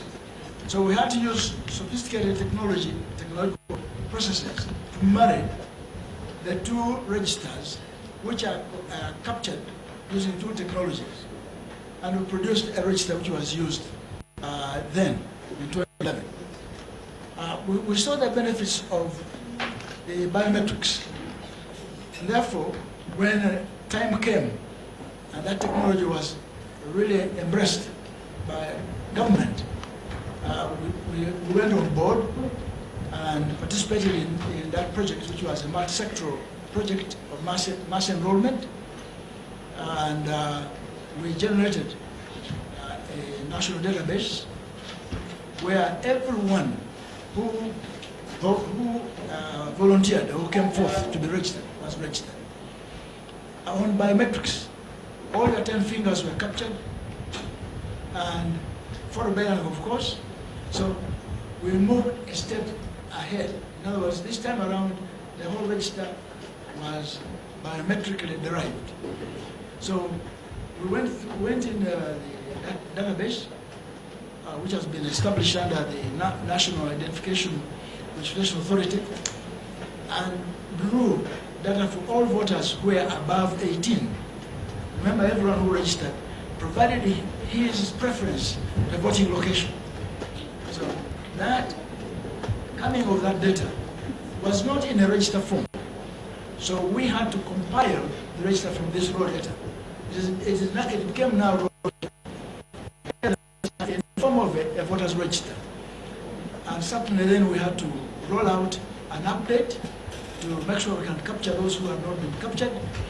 And once all that was done, then we resolved as a commission to again retire the register which was used in 2011.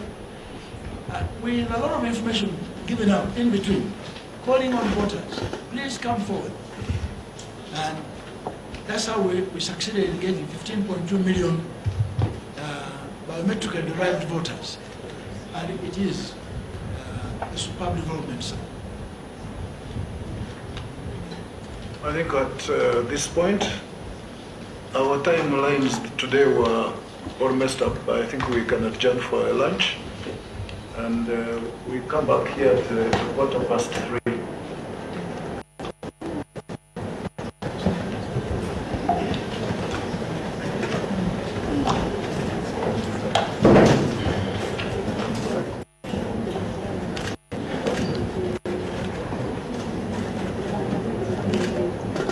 Dr. Chukwu, you are but if there's a Respondents Council require you and they will make a necessary application to work. Allow me to say this. I have a lot of pride in the Uganda judicial system. I would like to talk. This is not part of the witness statement.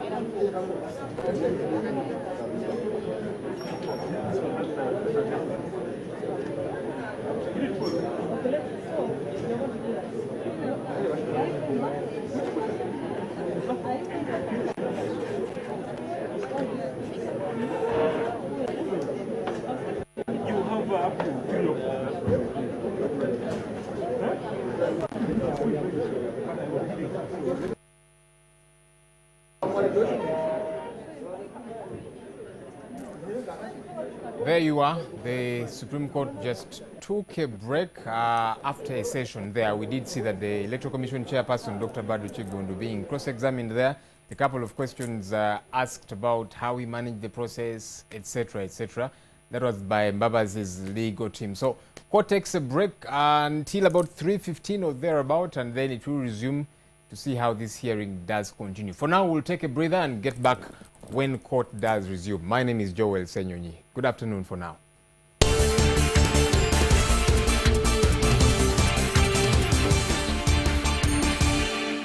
In insurance tips. Is brought to you by ICEA Group.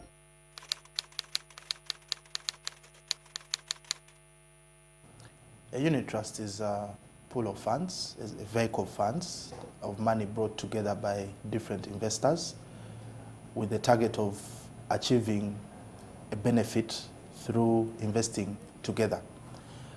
You can invest from as low as 100,000 shillings, where ideally, if you're investing alone, you won't get the benefits as if you are so many investors.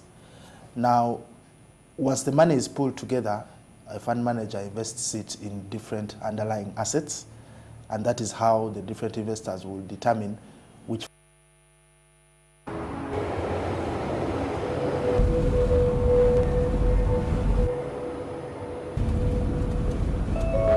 And the change of government won't stop a thing. I've run out of fingers counting the number of multinationals setting up here. What about the 3 companies that announced their plans to launch last week? I say they're shortly. Me, I'd be looking to sell. At what price? More. Much, much more.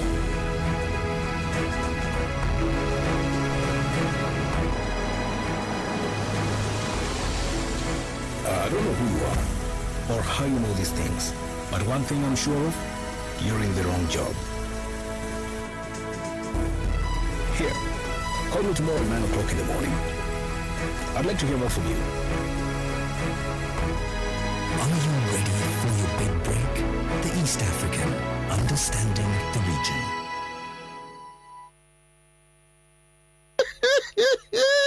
Why are you laughing? Because he pays 3 shillings per second. And how much are you paying? A bit less than his 3. With AfriCell, you can pay much less than both of them. With the Tokota 500 bundle, you pay less than half a shilling per second. What? Yes, less than half a shilling per second. All you have to do is dial *134# and select Tokota from the king of the bundles. Book your space at the biggest comedy show of the year. I am Kasese. Kampala's ribs shall crack as Anne Kasese brings the house down at Imperial Royal Hotel on Thursday, the 24th of March. Tickets are already on sale at 100,000 shillings, 3 million shillings for gold tables, and 5 million for platinum tables. I am Kasese. Yeah, you got it. I am Kasese is proudly sponsored by Spark TV, C-Rock, SMS1, and 97 FM Radio City. Wanna make some cash? Just dial *185#. Amanya gange nze Makubya Kenneth. Ni musajja musuubuzi wa ngatto ku kizimbe Mutasa Cafe Plaza. Nebaza Airtel kuba nti mpadde omukisa guno okubanga nze omu ku bawanguzi b'olwaleero okuyingira draw mu kyuma nzijeyo $1,312,000 okuwangula na sindika sente kusinzira nsindikira ba supplier bange wansi mu kikubo ne nabugabo. At the same time, I buy airtime using Airtel money. I top MBs using Airtel money, and then you get a draw Yayola cash. Airtel, the smartphone network.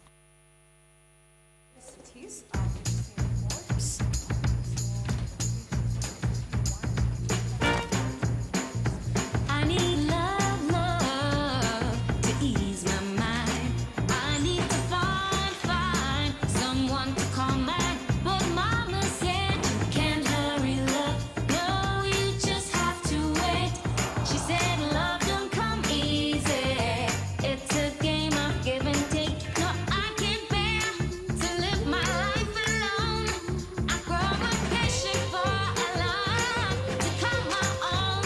But when I feel that I can't go on, these precious words keeps me hanging on. You can't hurry love, no. We're back with more names and personalized messages on our bottles and cans. So now you can share a Coke and a feeling with family and friends. Subscribe or renew your basic or classic bouquets for 1 month and get a 1 month free Sports Plus package to watch live Bundesliga, Serie A, and League One matches only on Star Times. If football turns you on, turn on Star Times. Education tips are brought to you by Kampala International University. Schedule of classes. It's important important to organize your week so that you know when you need to attend lectures, and then set aside additional time for self-study and working on assignments. Education tips are brought to you by Kampala International University. Fanta feel Fanta feel Fanta. Fanta food blast. Fanta. Wow. Fanta. Fanta. Amazing. Fanta food blast. Fanta. Tasty Fanta. Fanta.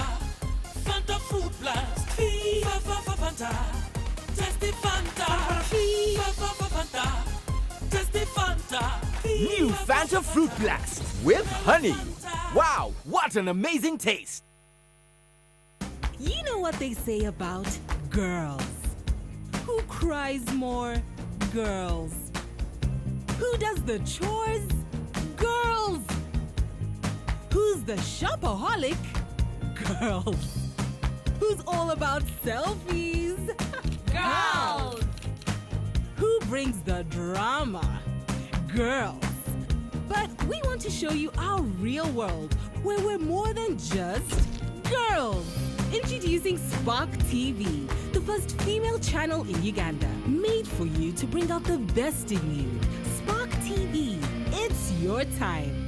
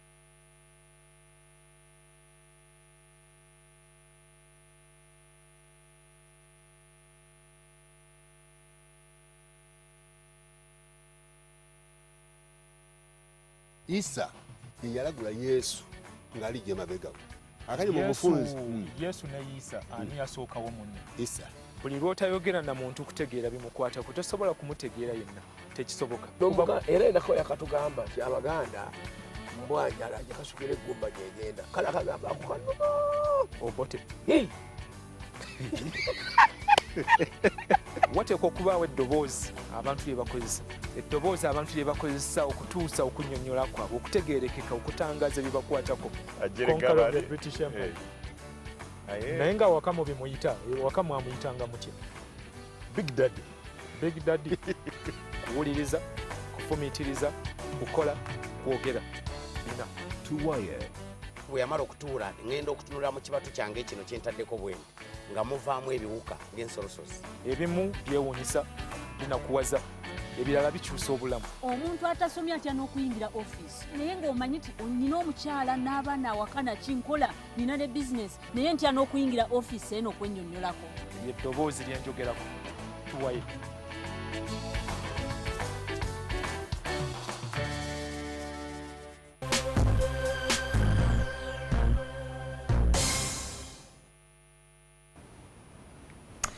Good afternoon and a warm welcome to a late edition of NTV at 1. My name is Joel Senyonyi. Let's take a look at the headlines as we begin. Hearing of the 2016 presidential election petition starts at the Supreme Court. Electoral Commission chairperson cross-examined. Also coming up, Kampala socialite Shanita Namuyimbwa, better known as Bad Black, released from prison after serving jail term for embezzlement. And a group of opposition activists has launched a campaign that calls on Ugandans to dress in blue every Friday to show solidarity with the opposition leader Kizza Besigye.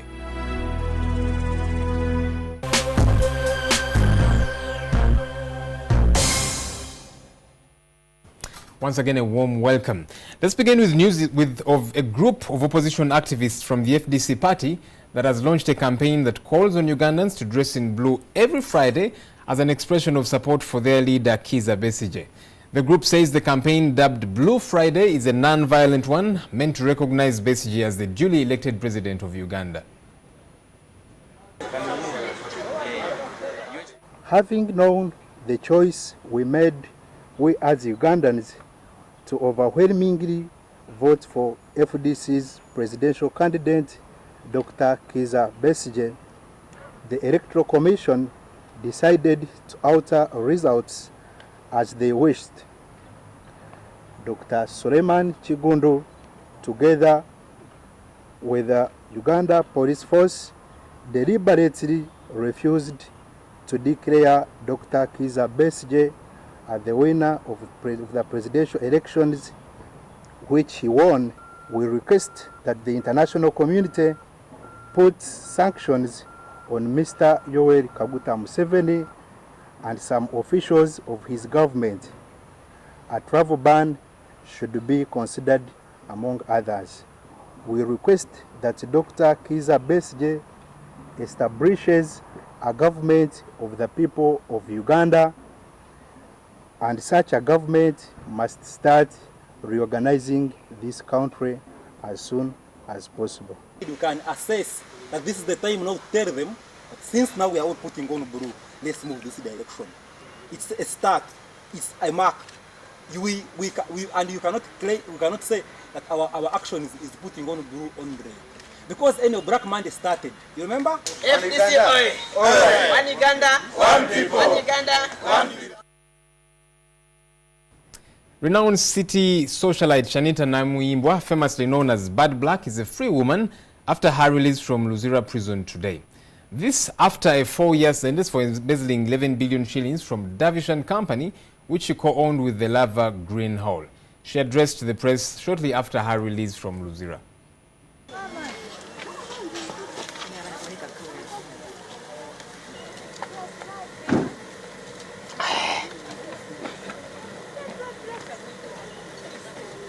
I'm telling our every shot here. Hold it. Move closer, moving closer, moving.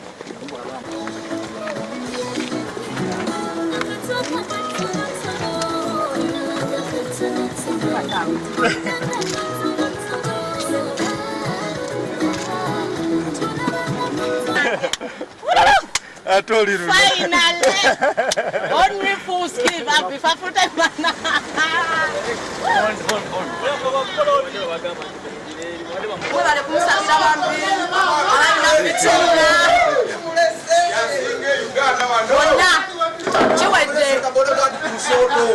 Eruzira mazima University of Understanding njize empisa kubanga lachinjize empisa mbadde nkuuma mission yono nsobola ofulumanga 14 kati ngolusi ne wennesanga nga nyize nga ngenda kukuba nga ngamba mission nino kuuma mission nebo like Eruzira what is there anti wogenda nga nganze Bad Black Uganda kati naye kati mwa complex convict which I don't care.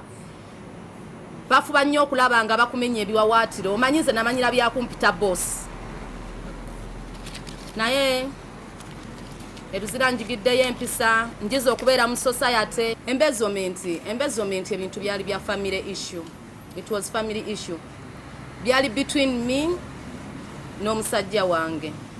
Public ne mubiteekamu interest ne bansalira naye njagala okwebaza omulamuzi wange Katani Bamugemire bali kunsalira, otherwise senga sikozeeko ku busibe mbadde sijja kukula. Naye mwebaza okubanga yampa sentence gye nsobodde okumalako nzireyo ndabirira abaana bange. Njagala okwebaza prison service, njagala okwebaza Mami Osi Luzira Women Prison, mwebaliza ddala nsiimye lwakuba nti ayinza obutanzikiririzaamu naye nga nsiimye nnyo andabiridde emyaka 2 gino miramba mazima sirwaddeeko nti aba discharge nze mulago babantute ku staff okunzijanjaba sirwaddeeko mbadde mulamu tisijja kuddamu mistake uli gye nakola. N'ekirala kye mmanyi nti only fools give up before full time. Abo. Naye nze I'm not going to stand here in Kampala to look like a fool. Ngenda kuba best musician gwe mugenda okwagala, gwe mugenda okuwuliriza, like something I can do neme kuddamu kwetuulako. Kubanga naturally nze sisobola ebyo bintu byakukola kakalukana, simanya botiki, simanya biki. Nedda nze ninga mumbejja ngenda kuyimba nga ndi mukyala mulokole era nsuubira nti kambabuye tewali yesiga mukama n'aviiramu awo, kubanga kyovola bagamba nti jangu nga bwoli nange nagendangayo nga bwendi nampa ekisa ekikola obusiba, otherwise nandikoze suicide. Temwandindabyeko na kano akanyirira akandiko ninga muzungu. Kati ndi mukyala mulokole era nesiga nnyo Katonda nti mu buli kintu ekituukawo olw'ensonga. Tonjajinga, sigenda kubeerawo nga ngenda kubalaga nti public nti ate oba Shanita mbere waledi nti wenaba ngenze no because bajja kundaba. No, ngenda kubeera nze Shanita. Sigenda kubeerawo lwa muntu yekka, yenna nja kubeerawo lwange n'abaana abawala ababali eyo nti simayo mwali bakwano bange nga mutambula nange. Mbegayiridde temunsemberera, don't come near me, kubanga mbatadde mu category y'aba gold diggers we balaba ng'embuyaga ezze nga badduka, we balaba ng'eteese nga bakomawo. Muvene ku simu ya Eddie, mbegayiridde temuddamu kugikubako. I don't need a friend, I have friends. Blackbird, or rather, bad black. Let's move on now. Kidney disease affects at least 10% of Uganda's population. This week, Uganda joined the rest of the world in celebrations of World Kidney Day, which is an annual global campaign to raise awareness about the importance of kidneys. Today in Health Focus, we give you information on how to better understand your kidneys and how to avoid and detect the disease.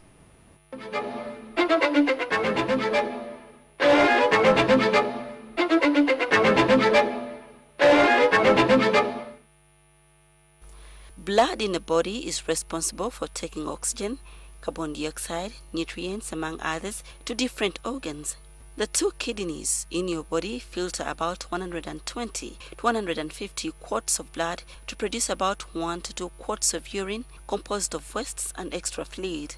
This enables the body to function well. A kidney is an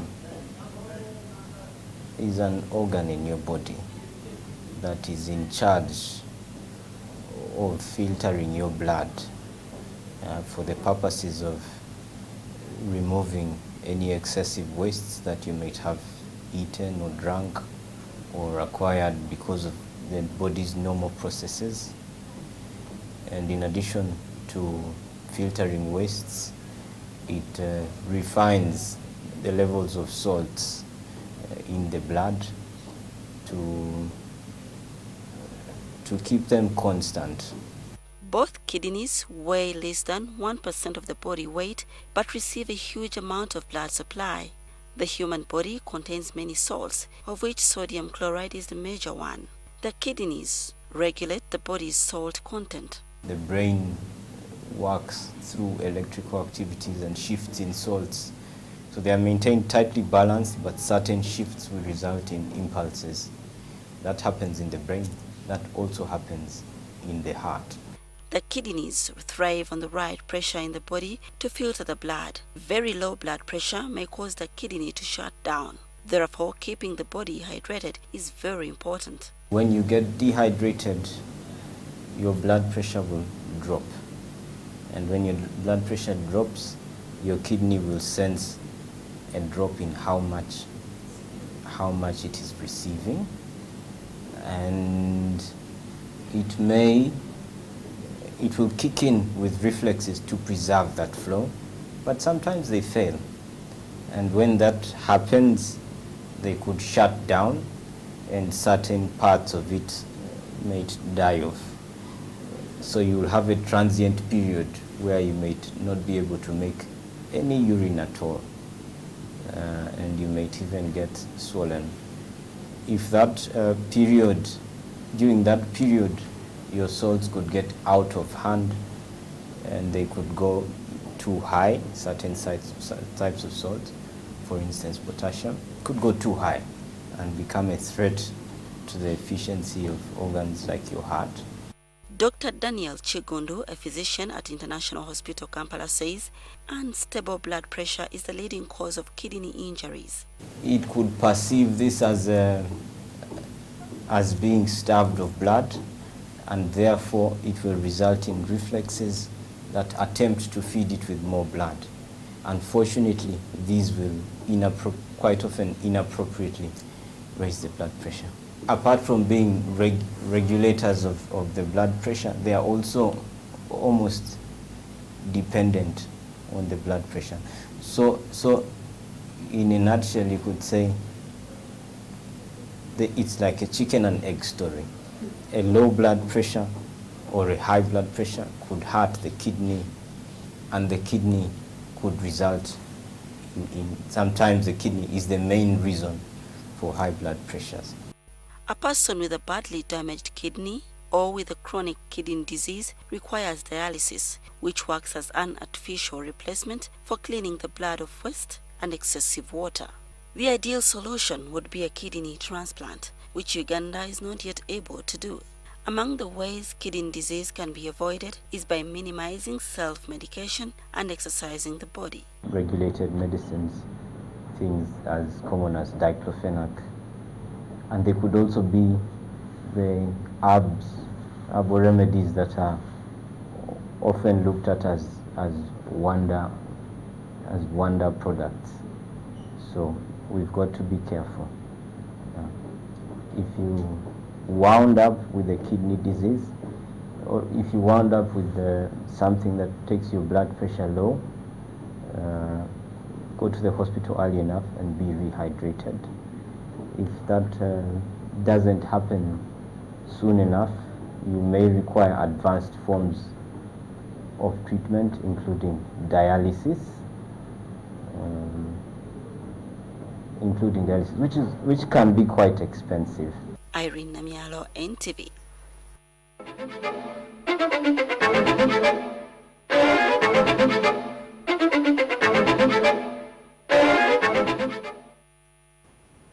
Let's take a break now, but we'll be back shortly. Do stay with us.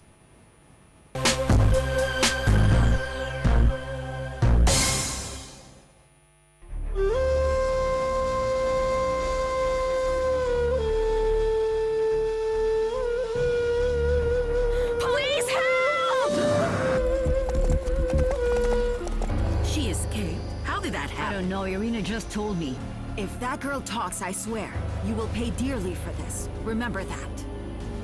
There's a human trafficker here, Livia. It's you.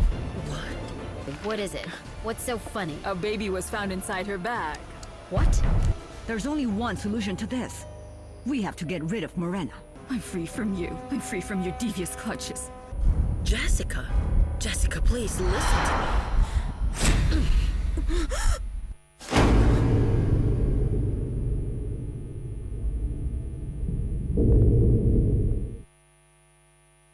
You know what they say about girls. Who cries more? Girls. Who does the chores? Girls. Who's the shopaholic? Girls. Who's all about selfies? Girls. Who brings the drama? Girls. But we want to show you our real world, where we're more than just girls. Introducing Spark TV, the first female channel in Uganda, made for you to bring out the best in you. Spark TV, it's your time.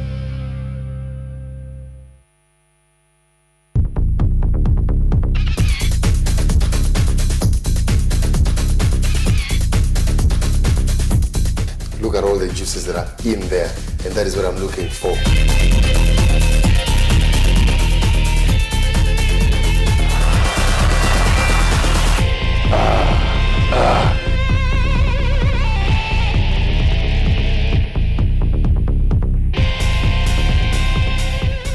My goodness, look at that.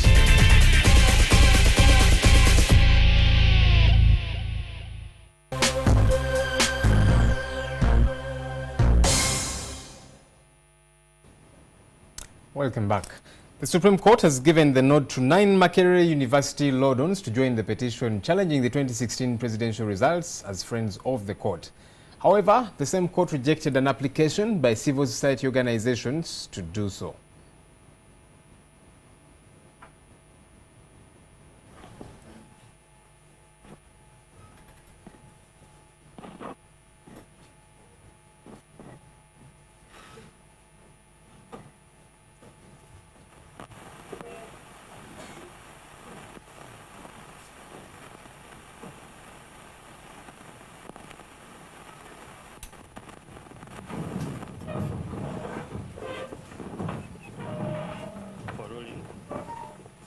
Number 12, 2016, arising from election petition number 1 of 2016, Sajiola Konyango and 8 others.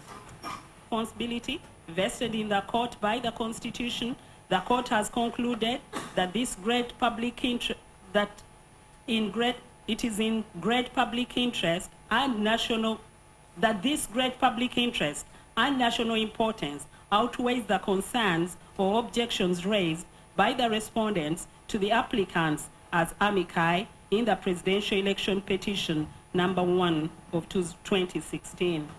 We are further convinced that the potential prejudice to the respondents will be curtailed by the principle of regulation of the extent of amicus participation in the proceedings to forestall the degeneration of the amicus role into a partisan role. Issues for determination in this application are whether the applicants have expertise in the relevant areas of the law, whether the amicus is neutral, the amici are neutral, whether the intervention would expand issues already agreed upon by the parties, whether the points of law which the applicants intend to canvass are novel and would aid development of jurisprudence.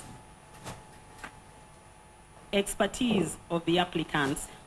We are satisfied that the applicants have proven record in the area of human rights, constitutionalism, and good governance.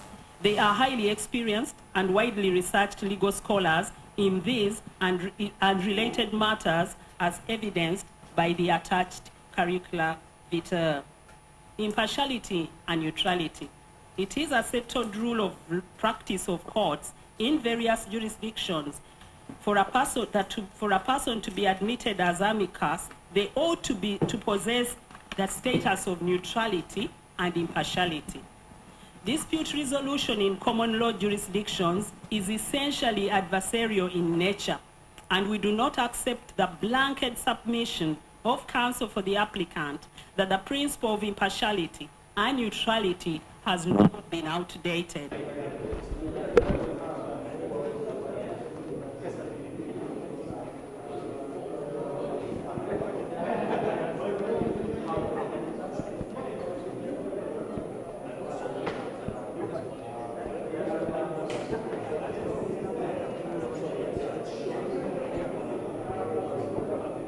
A landmark ruling in the judicial history of this country. This is the first time that the judiciary in Uganda has allowed amicus intervention, especially at this level.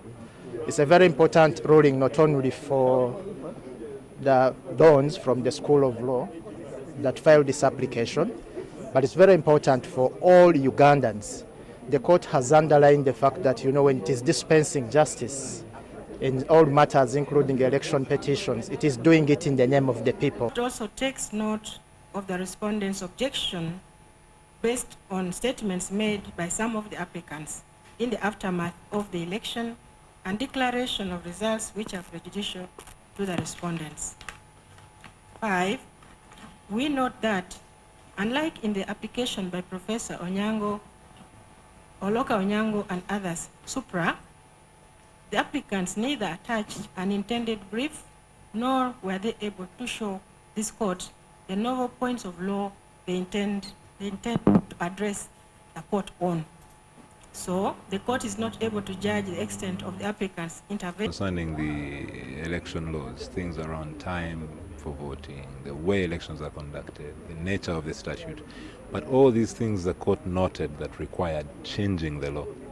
So how do you go about those changes, and what can the court do today to make sure that if it makes recommendations, again, they are not ignored?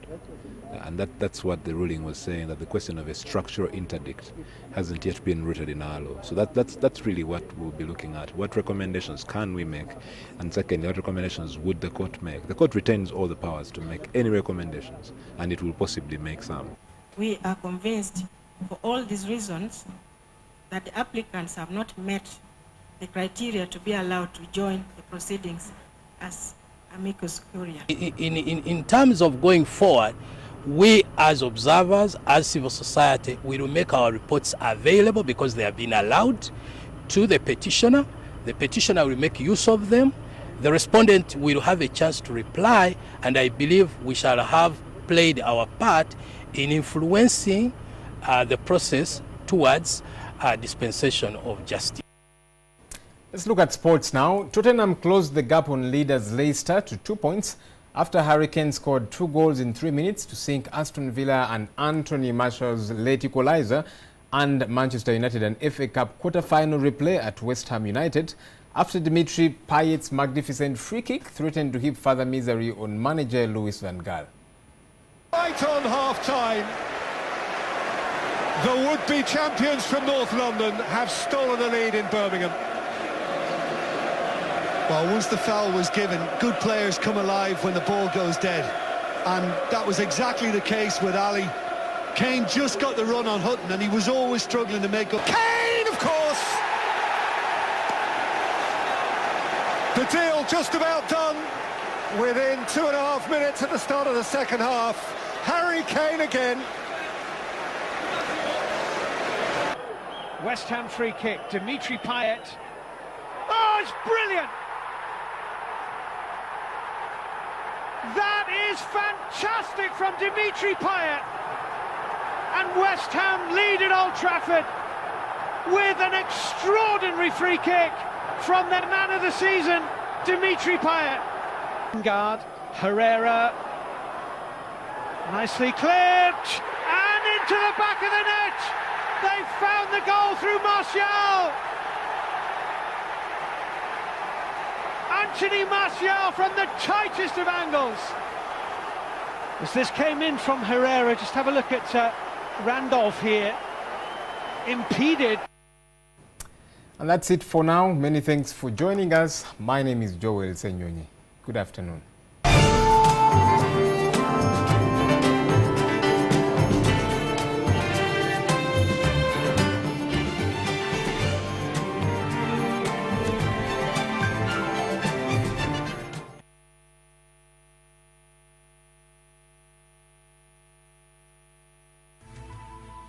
NTV, turning on your world.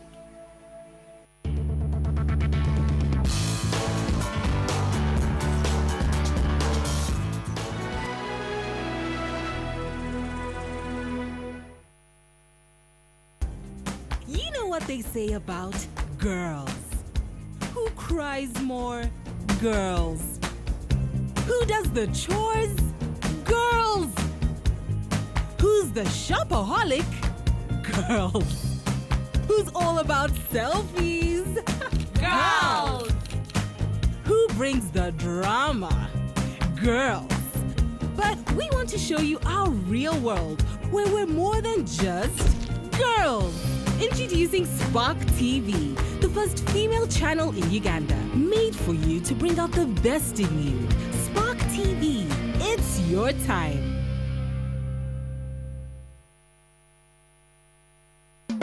Oyagala okukola sente nyiga star *885# sasula biiru zo teekako data obagula airtime osobola n'okuweereza sente byonna ku Airtel Money mwendiwangula omudidi gw'ensimbi nyiga star *885# ogende mu yola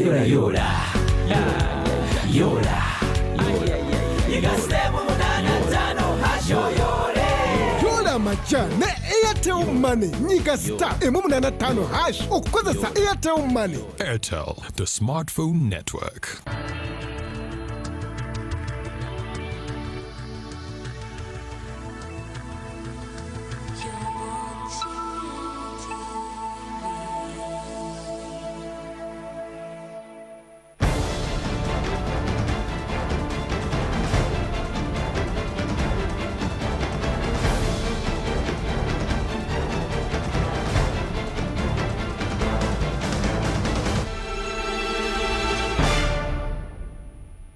Good evening, viewers, those who are in Uganda and the diaspora. Thank you for watching NTV, your #1 station. It is Saturday, and as usual, this is your popular program, NTV People's Parliament, the only program that gives wananchi opportunity to deliberate on issues that affect their everyday life. The only program that goes down the grassroots to look for the people who have never got opportunity to air out the concerns of their different localities. Yes, honorable members, we are still in Mbale district, and the topic tonight is Operation Wealth Creation. Has it transformed the lives of the people of Mbale district, the people of Bugisu sub-region, and the people of Uganda at large? Thank you, honorable members. Thanks for coming to this parliament in Mbale district to discuss issues that affect your everyday life. May I get the person in charge of Operation Wealth Creation? Thank you very much, Madam Speaker. Baba Saba Mwesi Sana Nawa Hesre Muriene. Manyala Huit. Yes. Has Operation Wealth Creation transformed the people of Mbale district? That answer can come from the beneficiaries. But I am here to say I've just made my 1 year as a coordinator Operation Wealth Creation in Mbale district. The target is to transform our households, because Operation Wealth Creation is a presidential initiative which is supposed to increase the homestead income from 0 to 20 million annually. So you don't expect this to happen in just 1 year or 6 months. But I expect results within a period of up to 5 years from now. There's going to be significant change in the people's lives. Operation Wealth Creation, originally, when it came in place, was always attached to UPDF.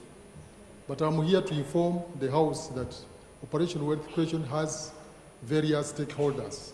It starts from President's office, the Prime Minister's office, the local government, and at the district level, the COW, the district production officer, the councillors, and then down to the beneficiaries themselves. The chairman is LC3, LC1. Okay, but is it slowly transforming the lives of the people here? Yeah, of course, because we have had 2 seasons in this year. We have had season A and season B. And in season A and season B, we have been able to give out some planting materials, which include beans, coffee, maize, soya. Some others will be mentioned by my production officer. And as I talk now, those clients, I call the beneficiaries my clients. Those clients who applied for heifers and pigs, for that matter, I'm expecting heifers. Okay, thank you. Thank you, Honorable Member. Probably I will give you another opportunity, please. No. May I have somebody from production also to give us an overview, please? Honorable, you get an opportunity to speak about this. Thank you, Madam Speaker. George Davidson Olakina is my name, Production and Marketing Officer, Mbale District Local Government. I want to give you the status of implementation of OWC in Mbale. Mbale District Local Government came on board in the financial year 2014-15. We benefited in 2014 1 season. From inception to date, we have been able to receive materials in terms of planting materials and seed, and we have been able to serve a total of 20,260 households with different materials in different sub-counties and allocations in this district. I have detail of the different materials I can highlight. In 2014, we were able to access 242,000 coffee seedlings, and we served a total of 356 beneficiaries in the local governments. In the same season, we got 50 kilograms of maize seed and we were able to serve 10,000 beneficiaries in the different local governments. In the same season, we got 15,000 kilograms of beans, and we were able to serve up to 10,000 beneficiaries in the local government. That was 2014.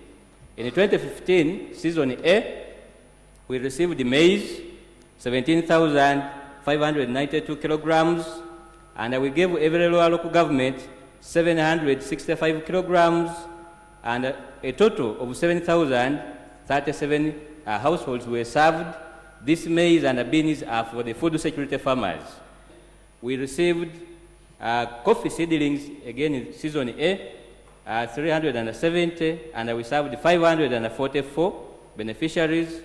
We received the mango seedlings, 16,000, and we served 101. Somebody has received a lot of things. We have received the things, and we have served the communities. If I can give you some information, honorable member, the latest effort by government of Uganda to directly transform the lives of citizens is the Operation Wealth Creation that was launched last year to improve the lives of citizens and to improve the household income. This was after President Yoweri Museveni ordered the redesign of NADS, citing corruption and inefficiency. So the question is, has this program improved your everyday life as the citizens of Uganda, as the people of Mbale? Please. I am Kimaswa Rogers, an ordinary citizen of Mbale. I want to thank you very much for bringing the program of NTV, People's Parliament in Mbale. Operation Wealth Creation you are speaking about goes ahead and even distribute the so-called seeds they are speaking about untimely. Now, if you are distributing seeds now, and yet we are coming to the end of the season, don't you think that those seeds, if they were planted, they will wither? If they don't wither, that means if you give them to people who anticipate that the season is ending, then those seeds are going to be ended up by ending in the stomachs of the people. You are giving this program to the soldiers.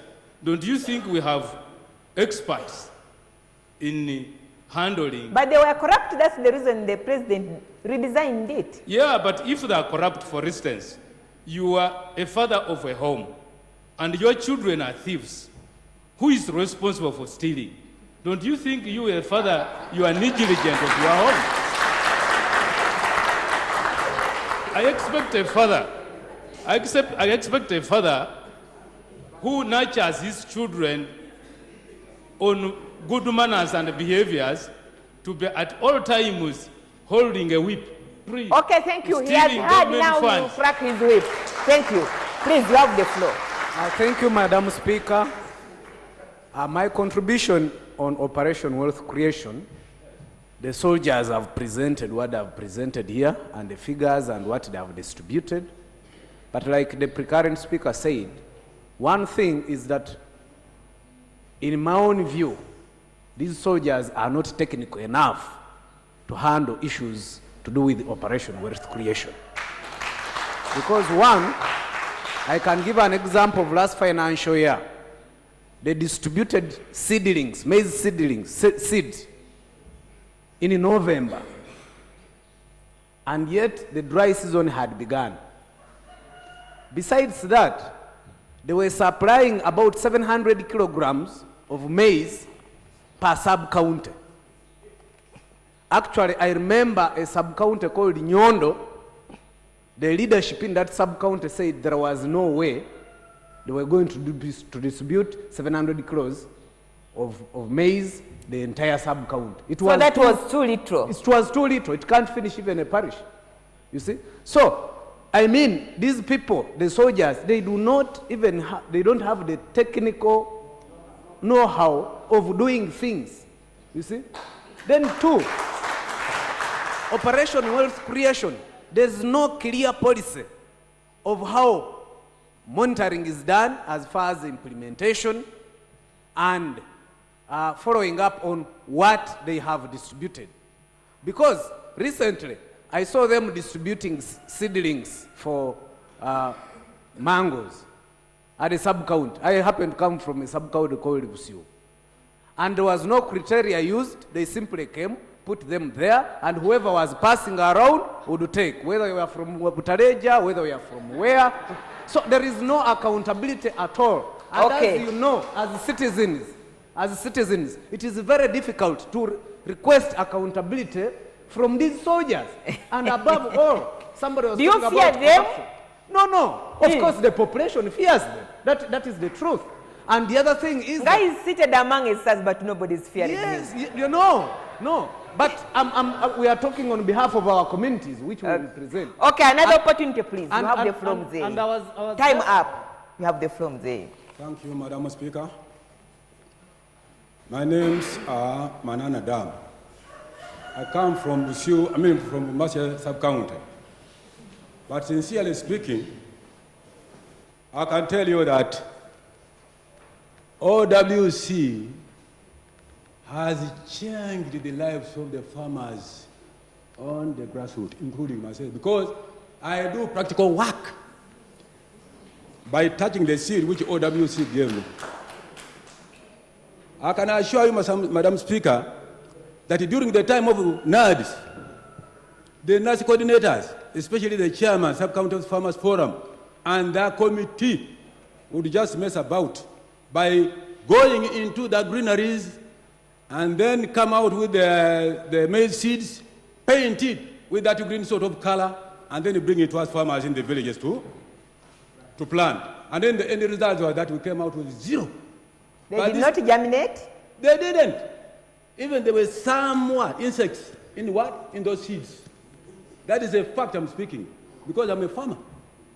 Now I can tell you that the difference they have brought in us farmers down there has given us a sign that if they continue doing so, we are going to come up.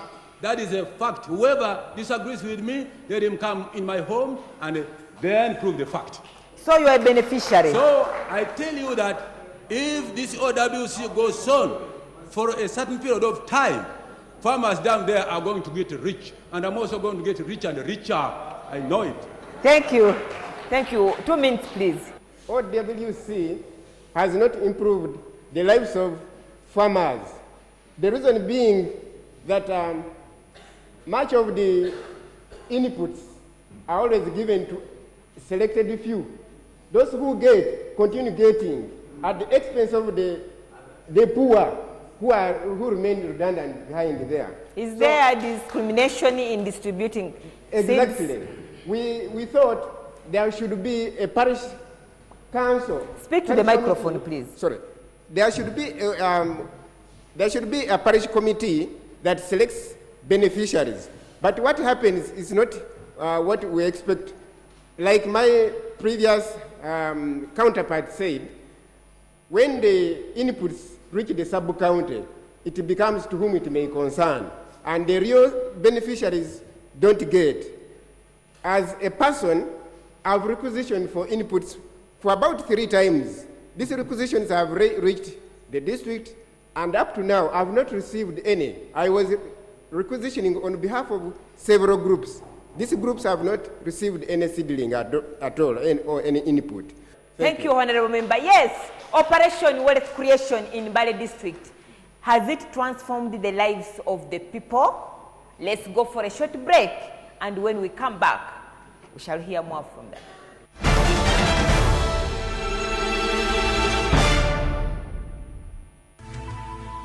NTV, turning on your world.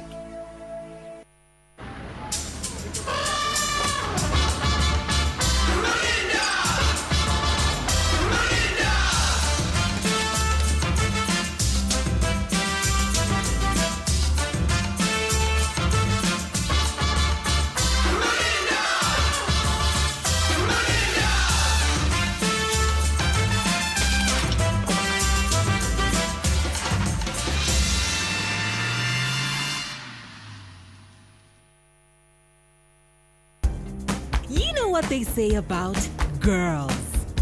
Who cries more? Girls. Who does the chores? Girls. Who's the shopaholic? Girls. Who's all about selfies? Girls. Who brings the drama? Girls. But we want to show you our real world, where we're more than just girls. Introducing Spark TV, the first female channel in Uganda, made for you to bring out the best in you. Spark TV, it's your time.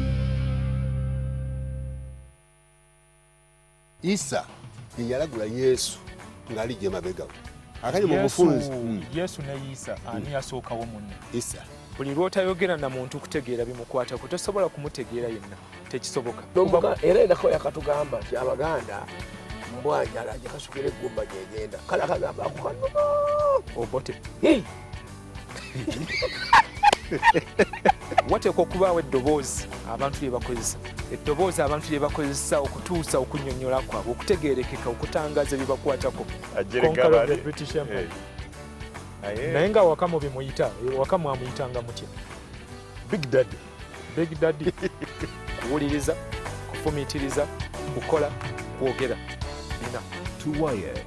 Bwe yamala okutuula ngenda okutunula mu kibatu kyange kino kye ntaddeko bwenge nga muvaamu ebiwuka by'ensolosozi. Ebimu byewuunyisa, binakuwaza, ebirala bikyusa obulamu. Omuntu atasomye atya n'okuyingira ofiisi naye ng'omanyi nti nina omukyala n'abaana awaka nakinkola nina ne bizinesi naye ntya n'okuyingira ofiisi eno okwennyonnyolako. Eddoboozi lye njogerako. Tuwaye.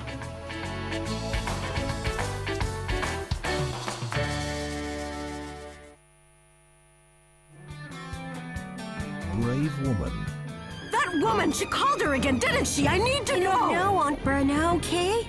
Zoe. I'm not saying that she did, but I'm not saying that she didn't either. I'm just saying that I don't know where she is. Listen to me. You have no idea what this woman is capable of.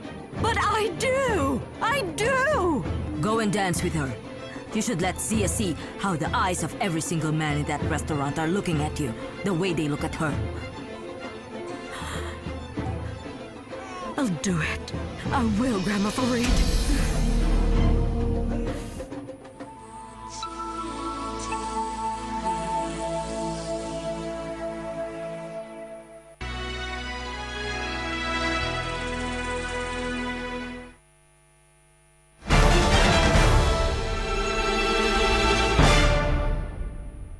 Welcome back. You are still watching NTV People's Parliament, seated here in Mbale District at the Mbale Parliament Hall, discussing issues that affect the people of Mbale and Bugisu sub-region at large.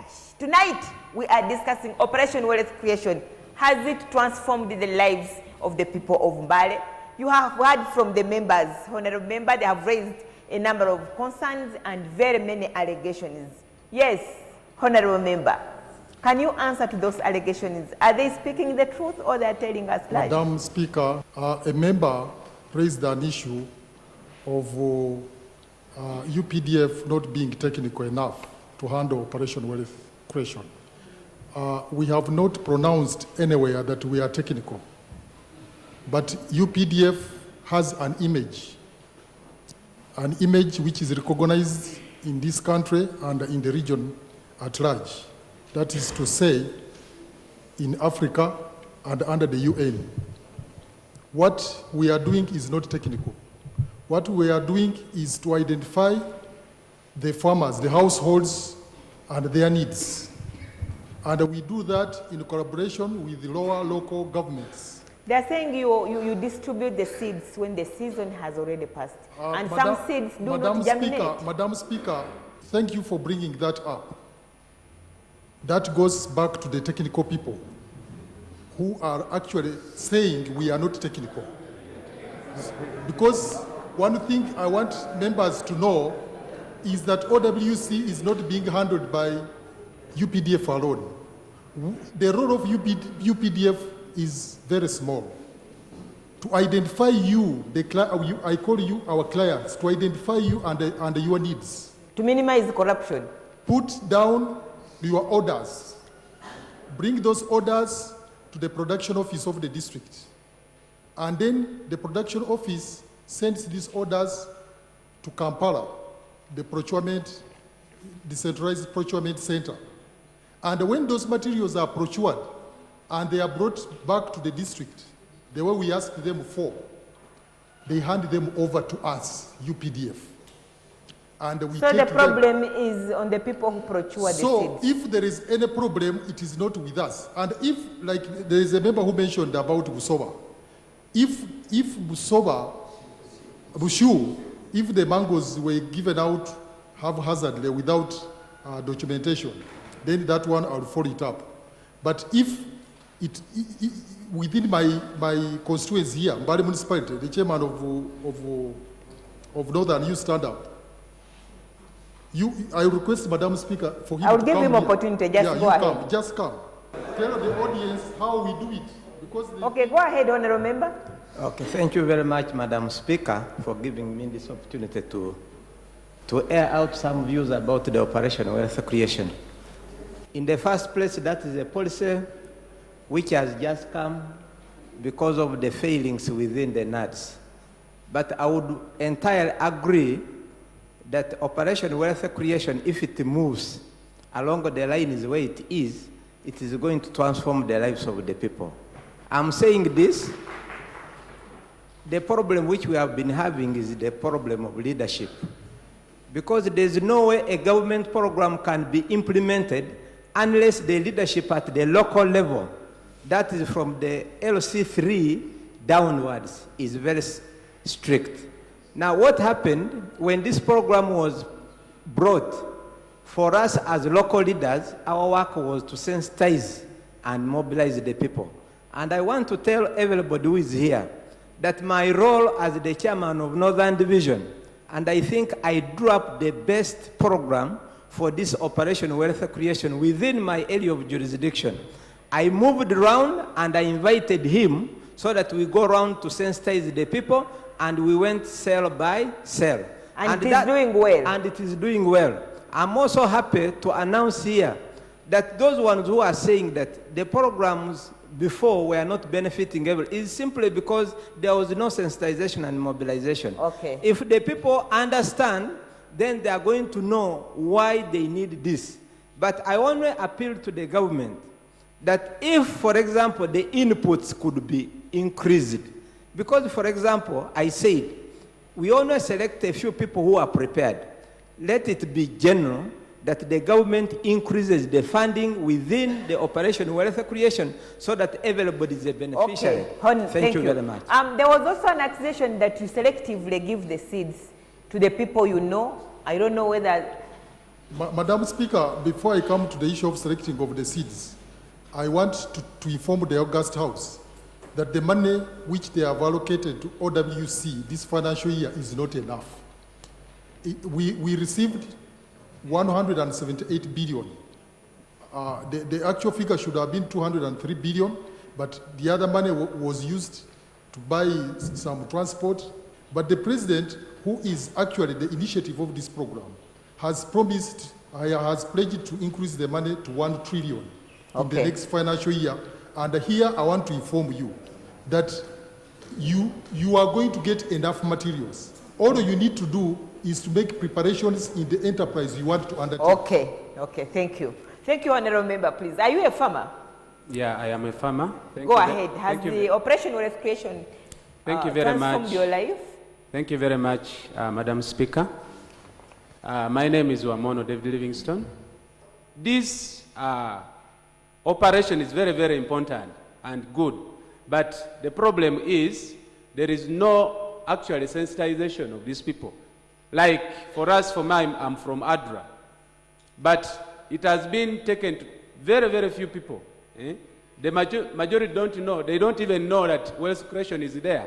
I don't believe all people on the grassroots know about Operation Wealth Creation. So I would beg Maya Fande here with his committee to do some publicity, to go down and do publicity. And also, there is a problem of, you know, when they are giving these things, they get some people, I don't know how they come up with the beneficiaries. Because me personally, I applied for this thing. But I've never seen anything. You see that? And they say they are bringing heifers. I applied, there is nothing. And actually, we even knew after the things have already been taken because they didn't tell us anything about it. Okay, thank you. Yes, go ahead, Honorable Member. You have the floor. Thank you very much, Madam Speaker, for giving me this opportunity. First and foremost, I think while we are looking at Operation Wealth Creation, we have to look at the genesis. Where is this stuff called Operation Wealth Creation coming from? It's very unfortunate that the president of this country has kept on experimenting his programs on Uganda since he came. He started with what we call PIP, Poverty Eradication Action Plan. Where did it go? He came to PMWA, Plan for Modernization of Agriculture. Where did it go? Now we came to NADS and Kulembeka. Now we are on Operation Wealth Creation. I want to say this. If you look at the enterprise like coffee in the Bugisu region, that's a very good enterprise. But the model for scaling up coffee production is the worst. He's not picking it from anywhere. For instance, you cannot say that you are going to purchase coffee seedlings, 1 million for Bugisu region. Do you know how much seed you have to buy to plant 1 million coffee seedlings? 250 kilograms of coffee, dried coffee. You don't even import that seed from Ethiopia or Somalia. You buy from anywhere here because we are using Nyasaland SL14. And if you buy 250 kilograms of coffee, why don't we have community production nursery units? Because this coffee, dried coffee, even if at 10,000, you will spend only 2.5 million for seed of 1 million. Now, instead he's buying 1 million coffee seedlings at 500 million. You see, what happens is, you cannot think that therefore we need extension farm workers here. What should they do at sub-county level? Okay. That they can establish tree nursery in every area where there is water. Because coffee is an orthodox plant which requires watering for 3 months before the seed germinates. Okay. We need a lot of input to advise and ensure we have a static program All that right. can translate into Thank wealth. you. Otherwise, You have this the is floor, Honorable just, it's just Member. an experiment.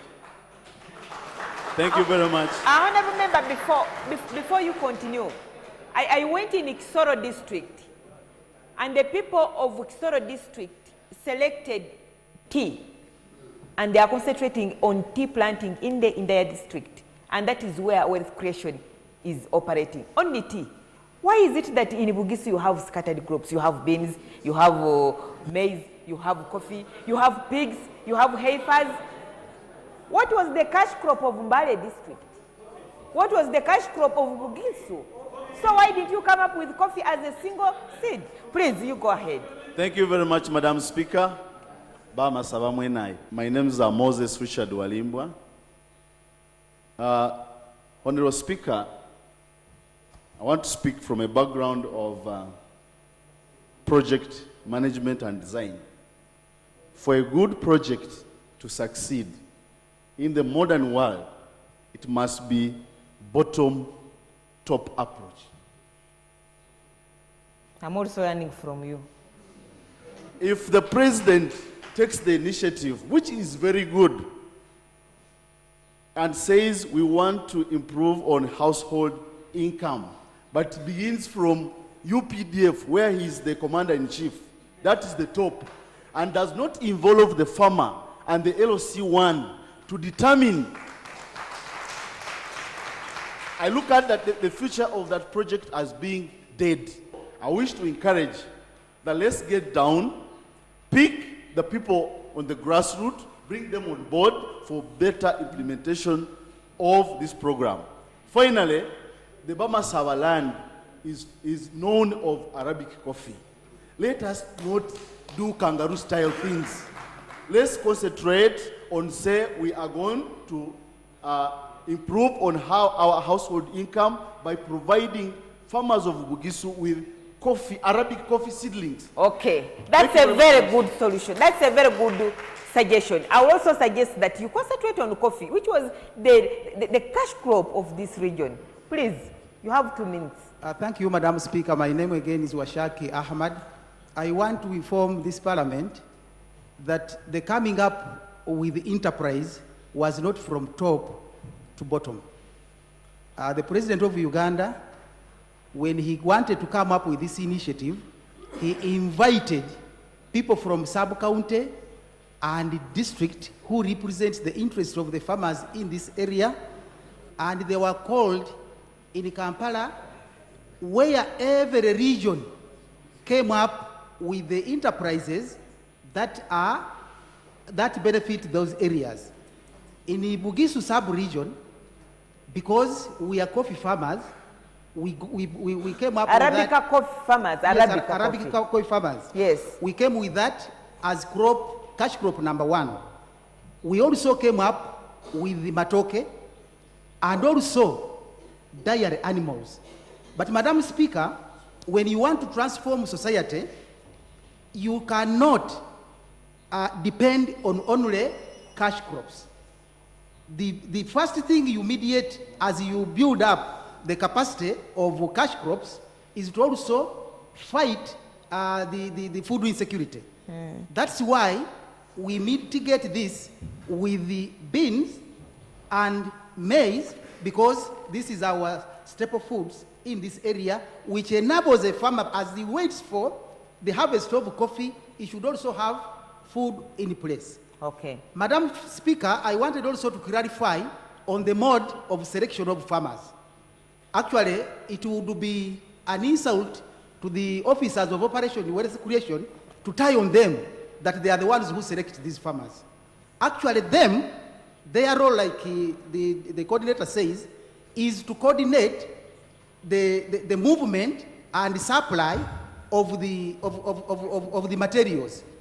But the guidance are entirely under the technical people, and we at the sub-counties and parishes and the villages are the ones who identify farmers. Those are the voices of Bale, the beneficiaries of Operation Wealth Creation, and whether it is transforming the lives of people of Bali. It is good to hear from the ground, and you see how you can redirect the project or how you can bring solution. Let's go for a short break, and when we come back, the farmers are going to give us solutions on how government should drive this project.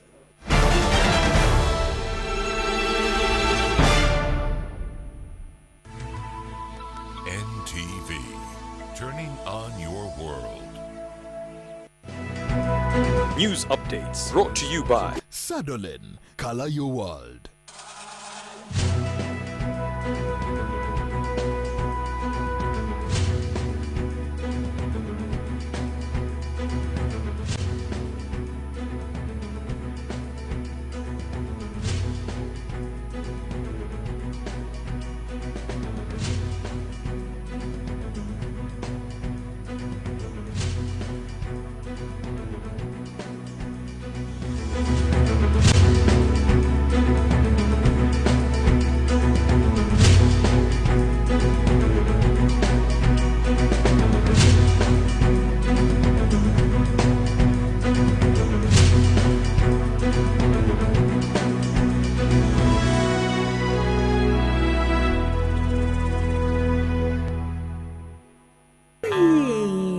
Tiffany Salida, give your world a Sadolin makeover today. Sadolin, color your world. Wanna make some cash? Just dial *185#. I'm called Nsubuga Michael. I'm a medic, and I thank Airtel for this opportunity. I was able to win this. It's 806,000. So I encourage you customers of Airtel to use Airtel Money. Airtel, the smartphone network.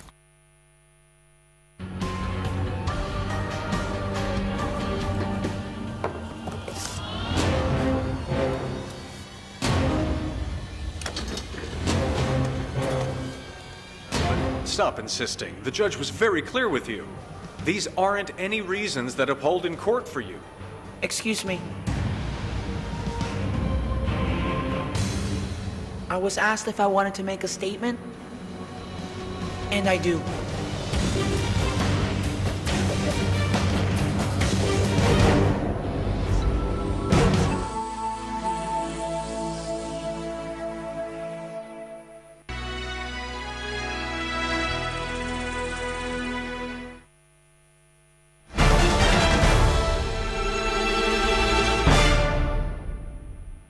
Welcome back. You are still watching your popular program, NTV People's Parliament, the only program that gives wananchi opportunity to address issues that affect their everyday life.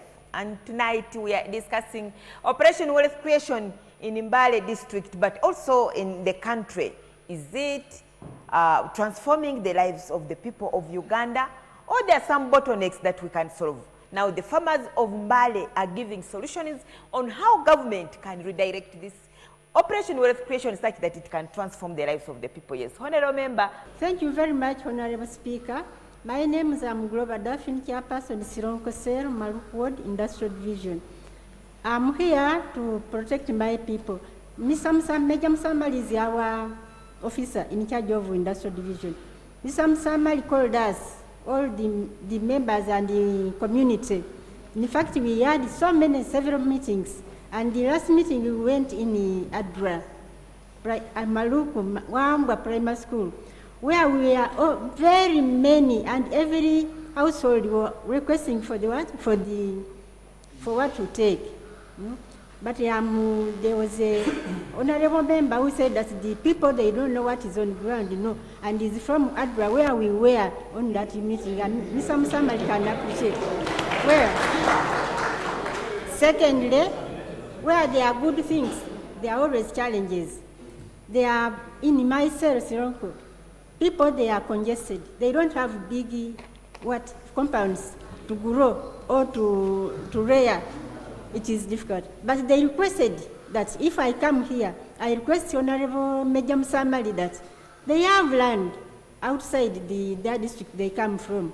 They are requesting sincerely, if you can extend this information and take to State House that they be given either coffee, mangoes, michungwa, everything they can be given and take to their home. Okay. Otherwise, your voice has been heard. I think the Honorable Msamali will take it up.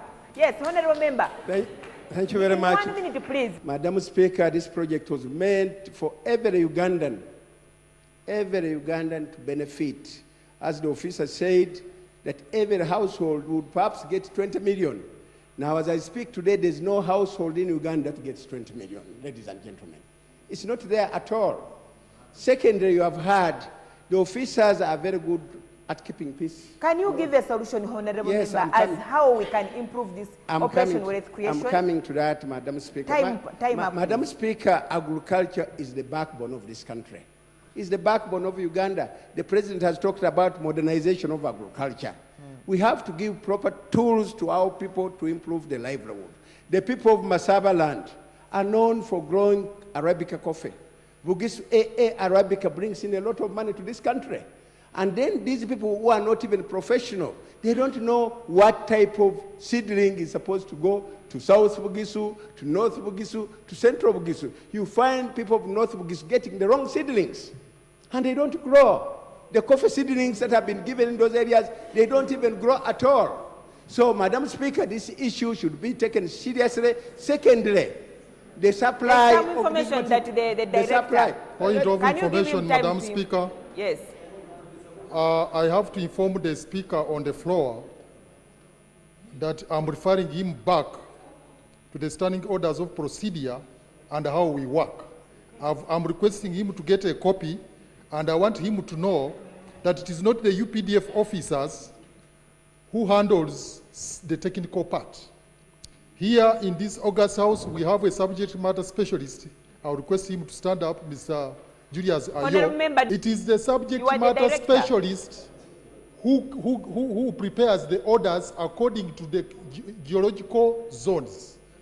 In Mbale here, he knows what kind of materials do well in the highlands and what kind of materials do well in the lowlands. Okay, thank you. When we are given these materials, our work is to deliver them to where the technical person has directed us. Okay, thank you. Then before you close, Madam Speaker, just 1 minute. Some of the politicians have directly sabotaged the program. And in this like Honorable Mai. This particular, like you, Honorable Member, can you clarify? This particular constituency of Mbale municipality, you'll be my witnesses. I found problems. Me, I don't address parties. I don't care which party you come from. I don't care about your religion.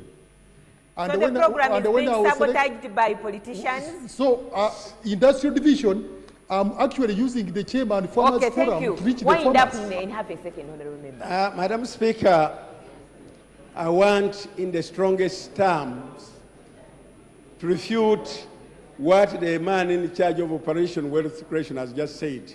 You sabotage the Not Operation at Wealth all. Creation. There's nobody who would go against an idea of getting a heifer, of getting seedlings, not at all. Okay. Everybody would have loved to get a heifer. People have even put up sheds. They have borrowed money from banks to build sheds. Those sheds are Okay, empty. Honorable Member, But time up, please. Madam Time Speaker, up.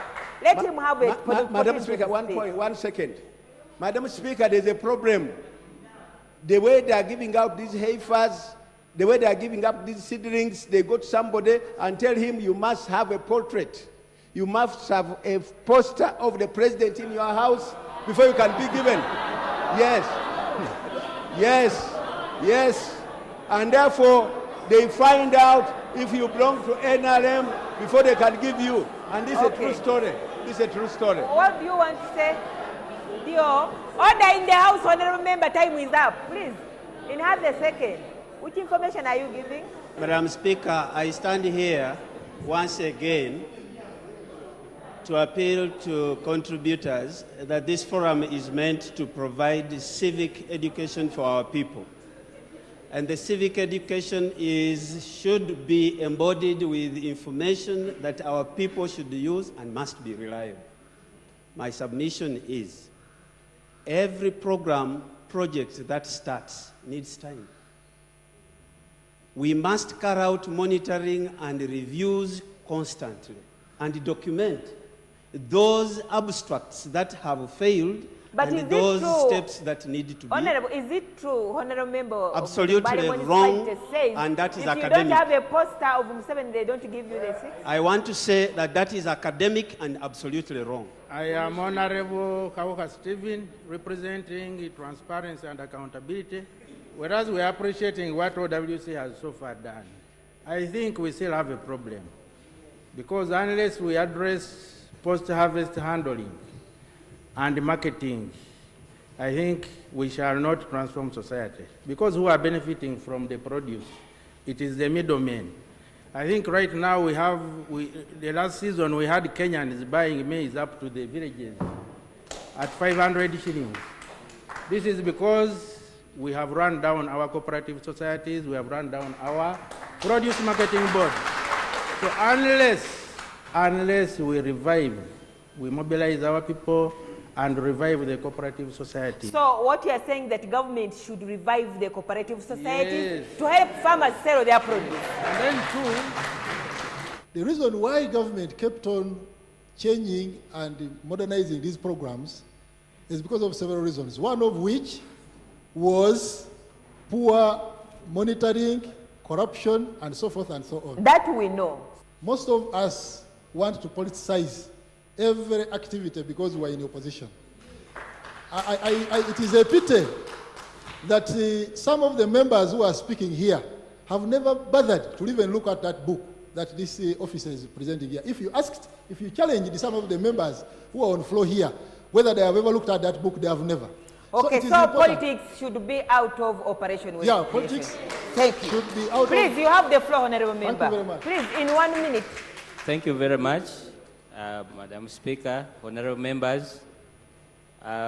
We must accept, like it was indicated at the beginning, that this program is relatively new, and we have a lot of things to learn. And from the learning, we should be able to improve. Now, when the program started, unfortunately, the guidelines were not yet in place. But as the program progressed and implementation took place, a number of these challenges were cited by the stakeholders, and arising from that, the guidelines have been put in place. Okay. So one of the key recommendations is that let all people concerned disseminate these guidelines in all languages. Exactly. The one in charge of wealth creation in Bali district, just in half a minute, how are you going to address the concerns of the people who have spoken? Madam Speaker, I want to inform this House, basing on the previous speakers, that Operation Wealth Creation targets all households. I want to repeat this. It targets all households. Do you agree with the challenges that are facing the project? We do agree, but the honorable member of parliament is asking whether we have the money. My commander-in-chief, who is the president of the Republic of this country, has been talking wherever he has been. You have been hearing him on media. He has pledged to increase the money to 1,000 billion. That's 1 trillion. Thank you, Honorable Member. Thank you, the people of Mbale, for being part of this parliament. Yes, you have heard the people of Mbale, the challenges that they are meeting in implementing the Operation Wealth Creation Project. The powers that be, I think you have listened, and please, let's go back on the drawing board and see how we can make this project a better project for the people of Uganda, because it is a good project that is going to transform the lives of the people of Uganda. I am Agnes Nandutu, and with the powers conferred upon me as the Speaker of People's Parliament, I adjourn this House until next week.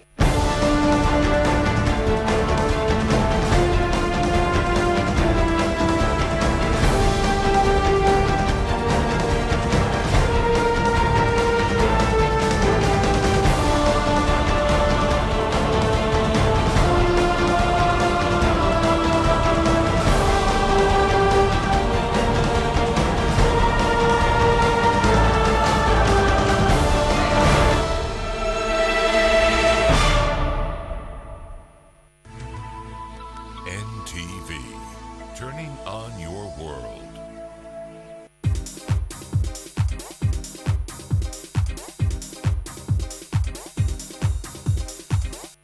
About Town is your social friend that brings you up to speed with everything about your city or town in entertainment, sports, leisure, travel, fashion, lifestyle events, news, and so much more.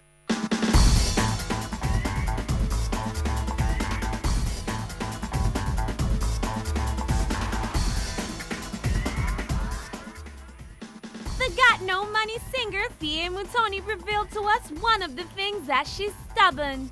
People don't know that I'm a very stubborn woman. Oh, really? And I stare a lot. I stare a lot. You stare a lot? Yeah. Oh, she's staring at me. Let's start this interview. And for the stunning, sexy host, Anita Fabiola, the former Be My Date presenter seems of late married to fashion. Her long-time thing and clear manifestation can be gravitated from her recent photo uploads on social media. She has a head for new trends in fashion. And there you go. Fabiola tipped us of what is out of trends for the ladies. Actually, what's on vogue right now, I feel colors, that is nude, that is gray. It's really on right now. It doesn't matter whether it's your hair or your makeup, or you should have some nude, some gray, you know, some earth tones. Yeah, that's really on. However, Anita seems freaked out with a bunch of people who keep tagging her to different kind of men around the city. You know how the media is. They'll link you to this person even when you don't know them. So I take the good and the bad. I'm not complaining. And there's no such thing as bad publicity. So I'm good.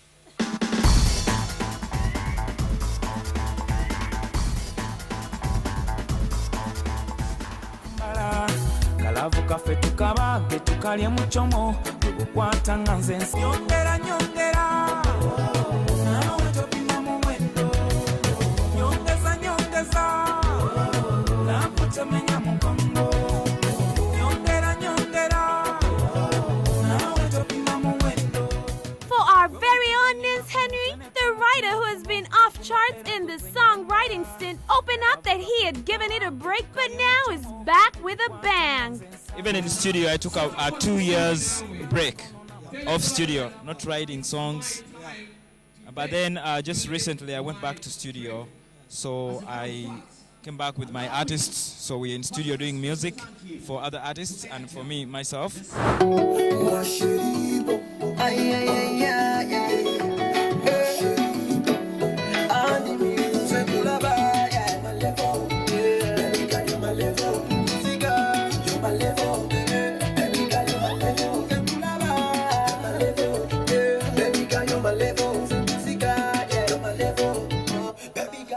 Being a fabulous producer who juggles it with singing at the same time, talented crooner Andy Music is with no doubt the next biggest thing in the land. About Town caught up with him in the studio session. Yo, what's up? It's your boy Sugar Master Andy Music himself. The self-proclaimed same Sugar Master talks of how he balances music and producing as a stint. Balancing that it's not that hard. My singing and my production, it's all music. It's like the way you see some successful producers in the world. You see Pharrell Williams, he's a producer and an artist as well. Timbaland, they jump in like always. R. Kelly, there are many artists. Kanye West is a producer as well as an artist. Having been there for ages, with a profound experience at Buddy's production, Andy revealed that he's up for some kind of unique style of music. Right now, there's a lot of music and everyone is just boom, boom, boom, like everything is banging.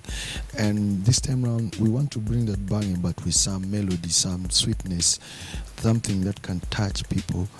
Of course, I have some nice slow jams, very nice, and if you get to listen to them, you'll love them. We want to bring that change in the music. Double trouble. Keep it locked right here on About Town. Don't move. About Town is your social friend that brings you up to speed with everything about your city or town in entertainment, sports, leisure, travel, fashion, lifestyle events, news, and so much more.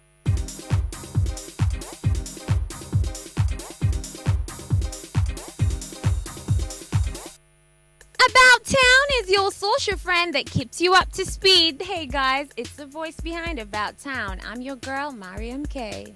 Cha-cha. About Town is your social friend that brings you up to speed with everything about your city or town in entertainment, sports, leisure, travel, fashion, lifestyle events, news, and so much more.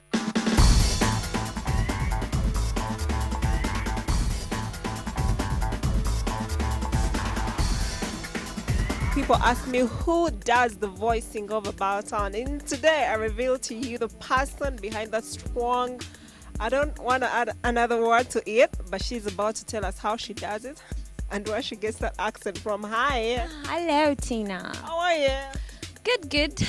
Where did you adopt this accent from? I studied here, there, and everywhere, so I think while moving out there, I kind of adopted the accent. Yeah. About Town is your social friend that keeps you up to speed with your friends, family, lifestyle, fashion events, and so much more. See you in studio, scripting, checking your voice up, down. Exactly. You know, it's not just as easy as people think it is. We have to go and, script, have the right words to what I'm voicing. I don't want to bore people, so I need to change what I say, just add a little bit of flavor into it. So it's more like being in class. You have to scratch your head and be like, nah, is that funny? Nah, I don't think so. The GMG party, awards, Paroma Cosmetics, Visa Awards, Good Life Night at Amnesia, Istanbul. Okay. What do you think we should add in that? I'm not too sure, but this sounds a little bit up, too high. About the whole voicing, it's something I really watch TV a lot, and all this time out here, on E, there's Juliana dancing, behind. Get a clear perspective. Know how to take care of yourself. Nurture your kids. Make it in life. Be a great parent. Stay informed. Invest. Build your dream home. Spice up your relationship. Know how to deal with your car. Stay trendy. Succeed. Know what's happening in the world of sports. Grow. Keep up with the times. Widen your knowledge. Get balanced, accurate, and independent information. Be in the know. Be inspired. Go further. Daily Monitor. Truth every day.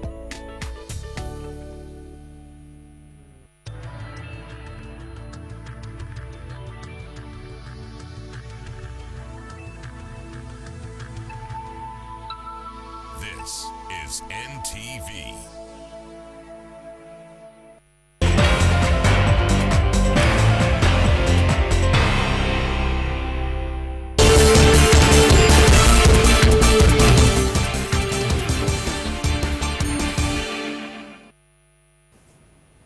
Good afternoon and welcome back to our continued broadcast of the presidential election petition 2016. My name is Joel Senyonyi. Court did take a break earlier on to, of course, have lunch and the like. It is back in session. Just a quick reminder of what happened this morning. This morning, court did give its verdict on 2 applications for different groups that wanted to become friends of court, amicus curiae it is, and court did deny that application of the civil society organizations, 8 of them, but it gave a go-ahead to 9 law dons of Makerere University. So those that become friends of court, as this case does continue to advise court on a number of issues, we'll wait and see how that gets to play out. And thereafter, of course, the petition did begin, the petition hearing, and that's what court took a break from. Right now, they have resumed, and court is in session. We'll cross over to the Supreme Court at Kololo. Let's cross over and take a look at the happenings there.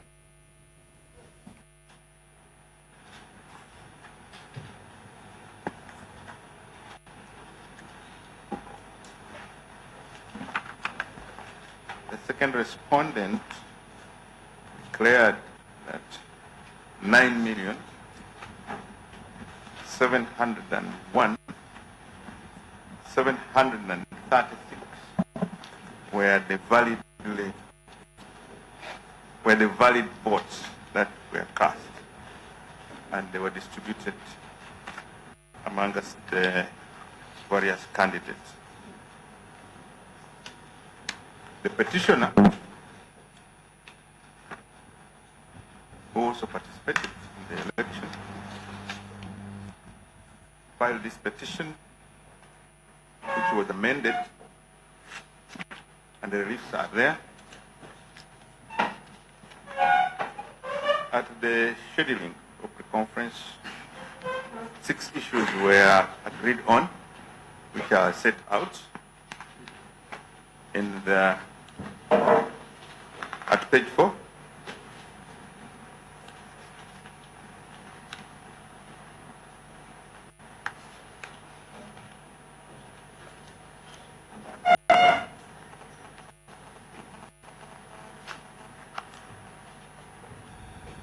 Now, we need to argue issue number 1.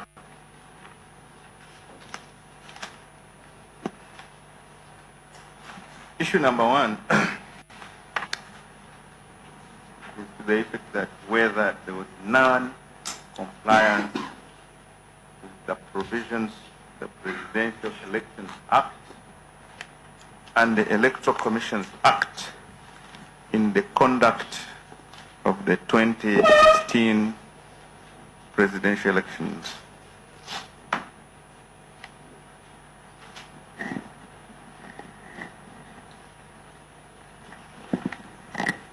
The petitioner cited a number of sections that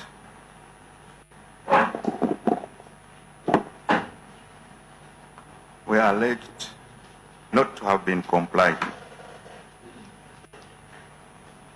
Section 7,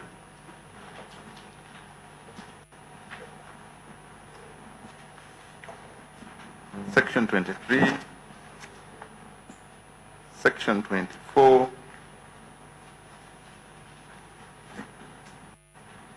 Section 28,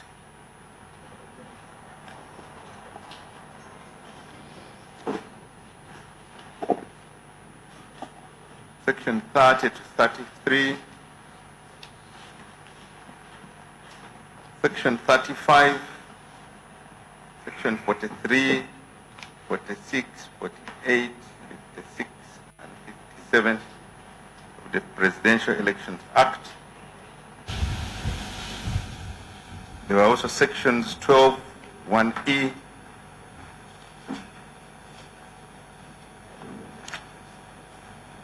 H,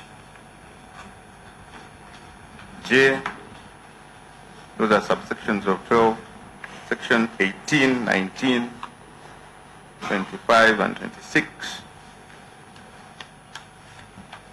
of the Electoral Commission Act.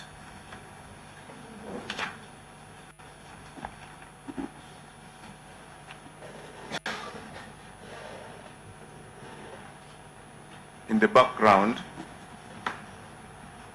we also have Articles 1,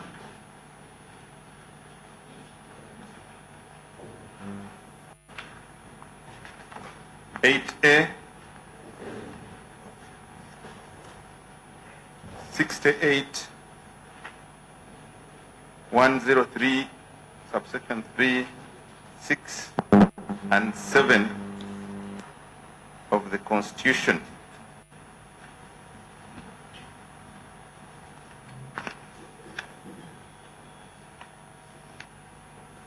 My Lord, in respect of issue number 1, we need to show whether there was non-compliance with the provisions of the Act, which of course is the Presidential Elections Act and the Electoral Commissions Act. My Lord, it is important to note that non-compliance can be categorized, or is categorized in 2 forms. There is fundamental non-compliance. And this is non-compliance with a fundamental provision of the Act. You find that such provision is normally a reenactment of what is in the Constitution, or the principles are so fundamental that its breach would infringe the Constitution, rule of law, and the principles of good governance. Such acts would include, for example, voting, not voting by secret ballot. If at all there was an election and there was no secret ballot, that is a fundamental breach of the fundamental provision of the Constitution and the Act, for declaring a winner who has not participated in an election. Then the other category is breach that is not so fundamental.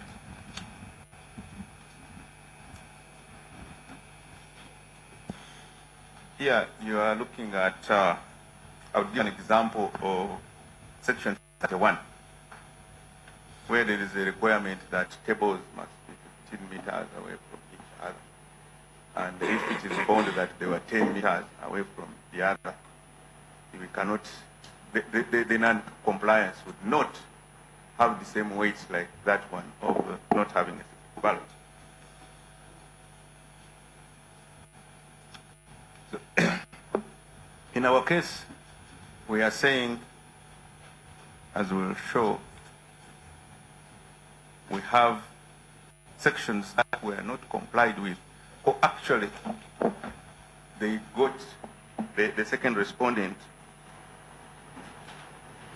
as we will submit, enacted his own laws and rules and guidelines and did not follow or at all use the laws in question. And in that regard, we are looking at a situation where we are saying that because that happened, then there was no election. And in that respect, we will be looking at sections 48.3,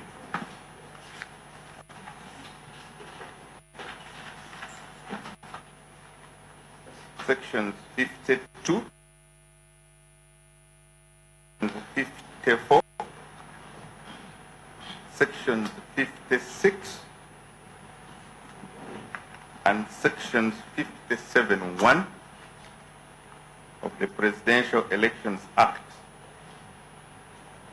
And these have to be looked at in the context of Articles 1, 8A, 68, 103.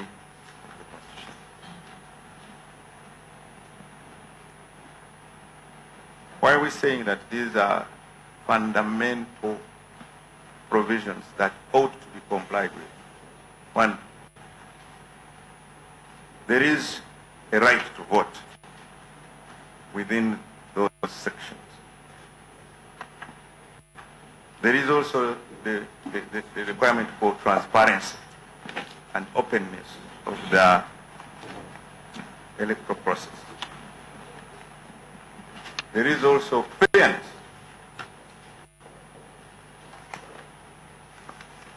We are also looking at accountability of the process, objectivity,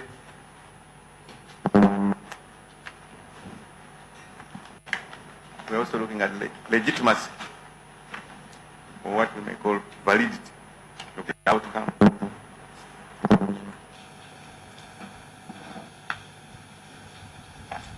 And the integrity and credibility of the process.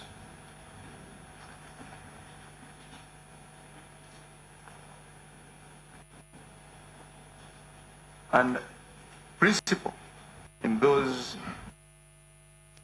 is that the candidate's presence and oversight during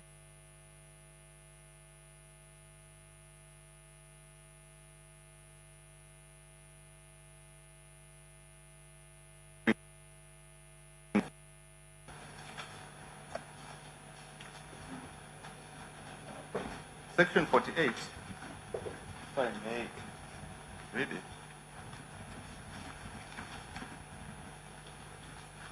The PEA says a candidate, Section 48.3.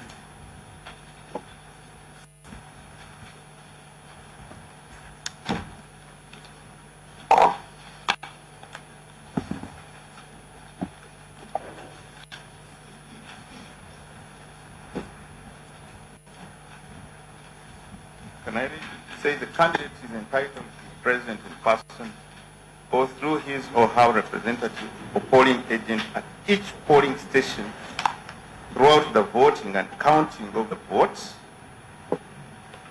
and at the place of the tallying of the votes and ascertaining of the results of the poll for the purposes of safeguarding the interests of the candidate with regard to all stages of the counting or tallying processes.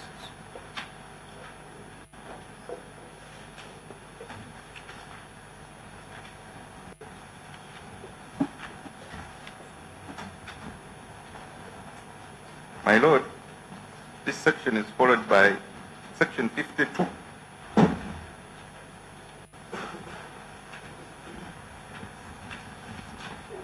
says a returning officer may appoint one or more persons for the purpose of collecting the results of the poll from a given number of results collecting centers prescribed by him or her, and each person shall, on delivering the results of the returning... Which section are you reading? 52, my Lord. 52.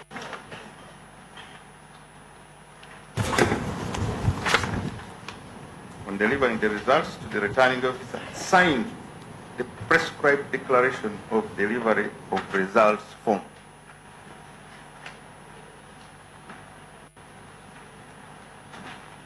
Then it says each presiding officer shall, without any delay, after closing the poll, transmit or deliver to the returning officer or to the nearest results collecting center sealed box, the ballot, duly filled and signed declaration of results form, report book,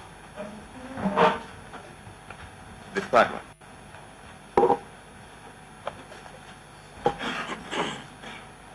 Then comes 54 on tallying of results by returning officer. It says after all the envelopes, that is after 52 they have sent off, after all the envelopes containing the declaration of results form have been received, the returning officer shall, in the presence of the candidates or their agents, or such of them as wish to be present, open the envelopes and add up the number of votes for each candidate as recorded on each form.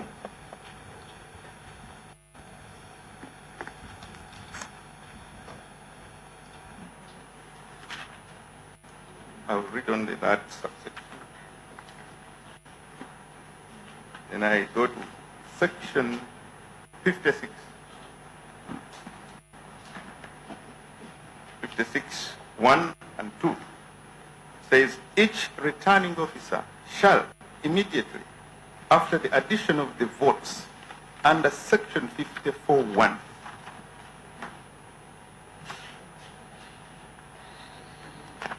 declare the number of votes obtained by each candidate and also complete a return in the prescribed form indicating the number of votes obtained by each candidate. And 2, upon completing the return under subsection 1, the returning officer shall transmit to the Commission the following documents: the return form, a report of the elections within the returning officer's electoral district, the tally sheets, and the declaration of results form from which the official addition of the votes was made.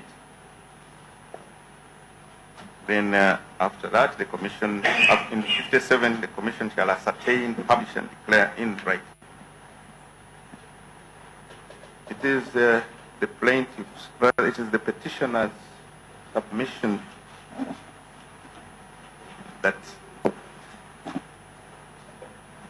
there were no such, first of all, there was non-compliance with the all these sections, as I have read. Section 38, Section 54, Section 56, and Section 52. When it came to the announcement of results and declaration of the winner,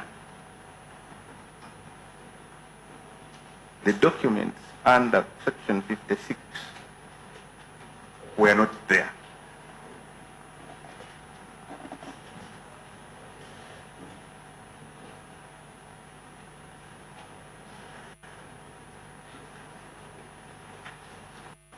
At the National Tally Center,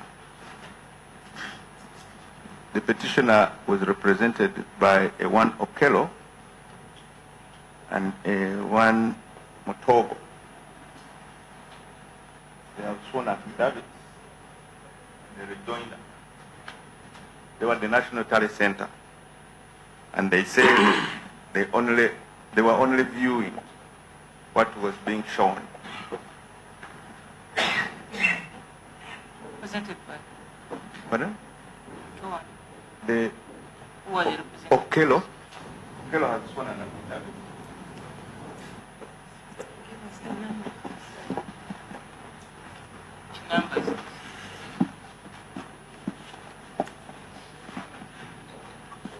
James Okello.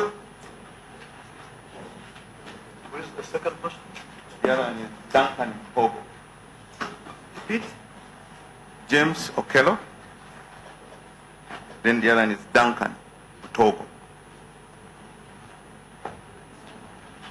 They were Mutogo, M-U-T-O-G-O. Mutogo Okello had... Mr. Brothers, if you could Get the name. because you Give us have the name. the petitioner's affidavits in volumes. Yes. Yes, and they even number. indicated the number. Number 6 Number, number 2. yeah, number 2, number 6 would be faster. Mutogo. Give us the numbers. Number 6. Okello is number 6. Actually, number 2 has even a rejoinder. These were the representative. My lords, the rejoinder he's referring to is one of those affidavits which were filed yesterday and which this court has ruled this morning will not be considered since they were filed outside the timetable. We don't even have it.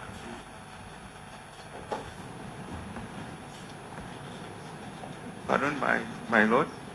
I thought we had up to today to file rejoinders, and this one was filed yesterday. A rejoinder. And it is within the rules, at least. That's what I remember. These were they were supposed to have filed them by yesterday, isn't it? By Saturday. That's when the timetable you gave them. And we are prepared accordingly.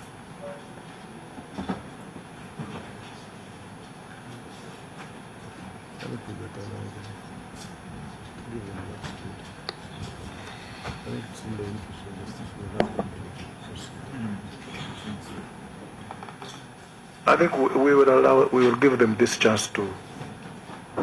We'll accept your rejoinder. Thank you very much, my lord. So the affidavit. This will be the last. Pardon? This will be the last. There will be no other documents. My lord, to my recollection, you said we are filing the rejoinders today. This is the last day, and I confirm that today is the last day we are filing rejoinders, not affidavits in support.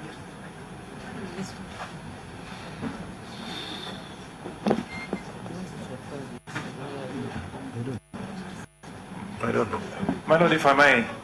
My lord, we want to be part of this trial too. We want to address the court properly on affidavits and evidence. If the landscape is changing every morning, every day, it's not possible to do justice to our client. We really protest in the strongest terms. This continuous shifting of the, what they call it, the goalposts. The goalposts. We would like the goalposts to stay where they're supposed to be. Which documents do we say should be filed by today? My lord, on Saturday, your lordships gave a ruling that petitioner should conclude his filings on that day. Yes. And for that purpose, the deadline of Sunday was extended for the respondent to close of today. By the close of today. Yes. To enable us to reply to those affidavits which would have been filed by Saturday by the petitioners. Yes. And that's why this morning we protested about the ones that were filed yesterday and that were being filed this morning, because it would not be possible for us to respond to them by the close of business today. And then your lordship ruled that we would go by the timetable that we had agreed on Saturday. So what is this issue about rejoinders then? Maybe I didn't. What are the rejoinders? In law, there's nothing about like affidavits in rejoinder. You present your evidence, and the other party presents its evidence, and the court determines. These are not pleadings. Mr. Bowers, those are documents you are referring to as rejoinders. Rejoinder to what? You see, my lord, if we can get the record, we said we would file. We gave them up to today. Lies. Yes.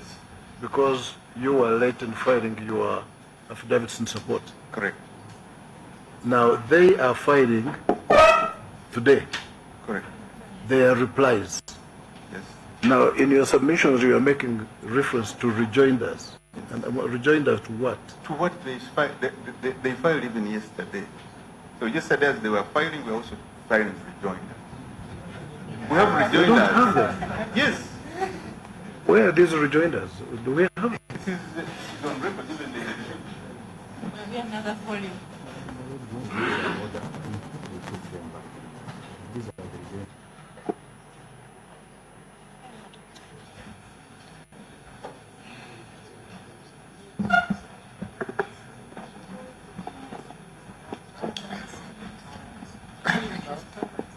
Yes, yes.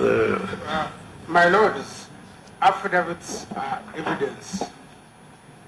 How do you rejoin or make rejoinders to evidence?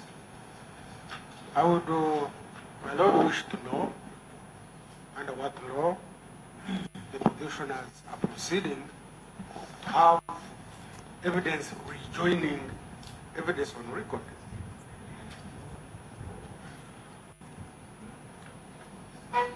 Well, my lord, if they had raised that, because I've been talking about rejoinders on when we were in court on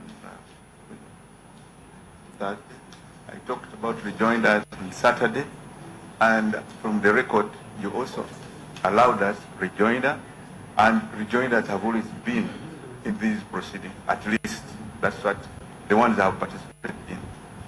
There is always the last word from the witnesses, or where they have been contradicted, they always come in and rejoin. At least we have done it, and it has been there. It is known.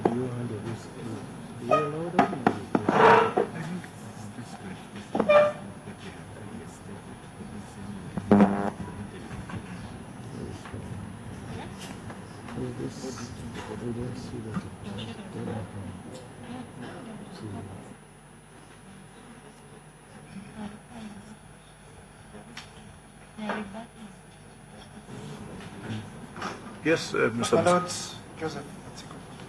My Lords, I think my learned friend is really abusing the process of this court.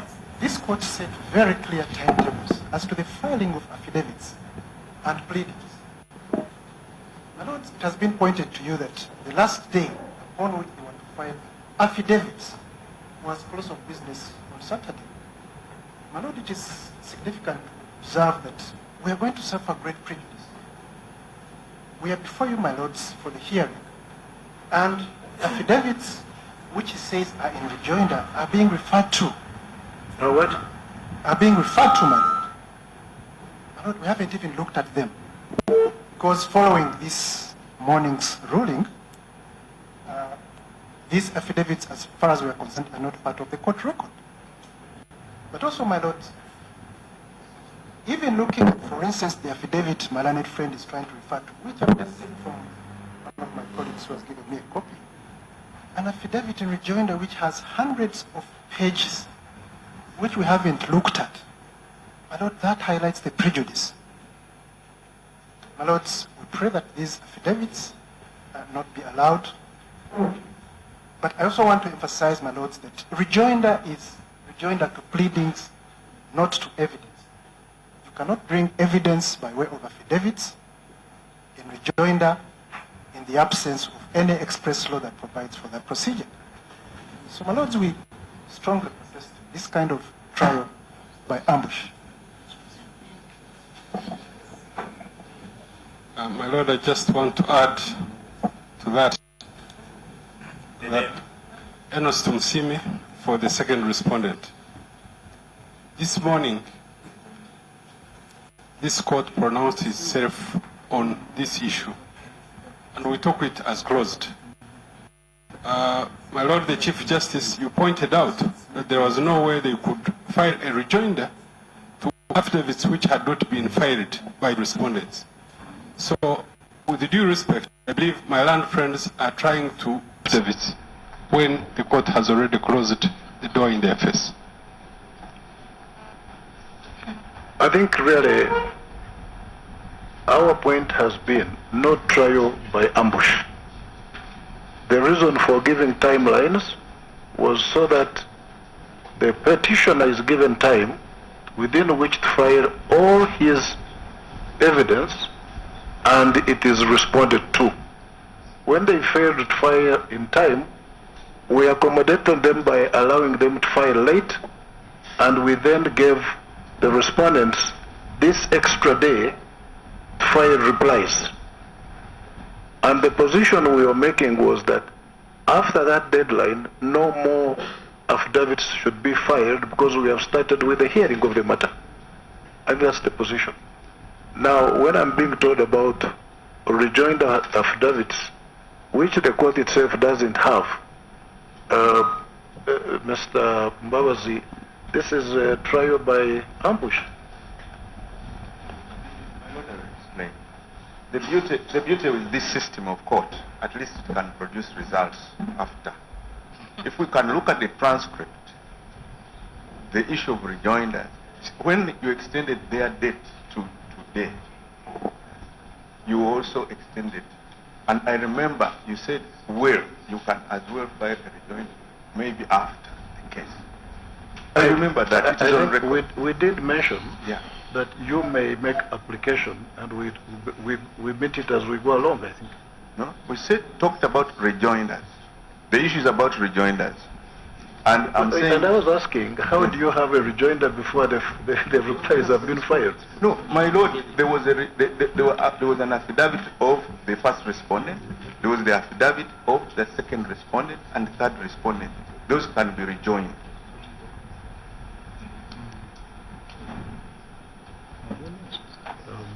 Have you people filed any replies, apart from the affidavits that accompanied the responses? We are in the process of filing them today.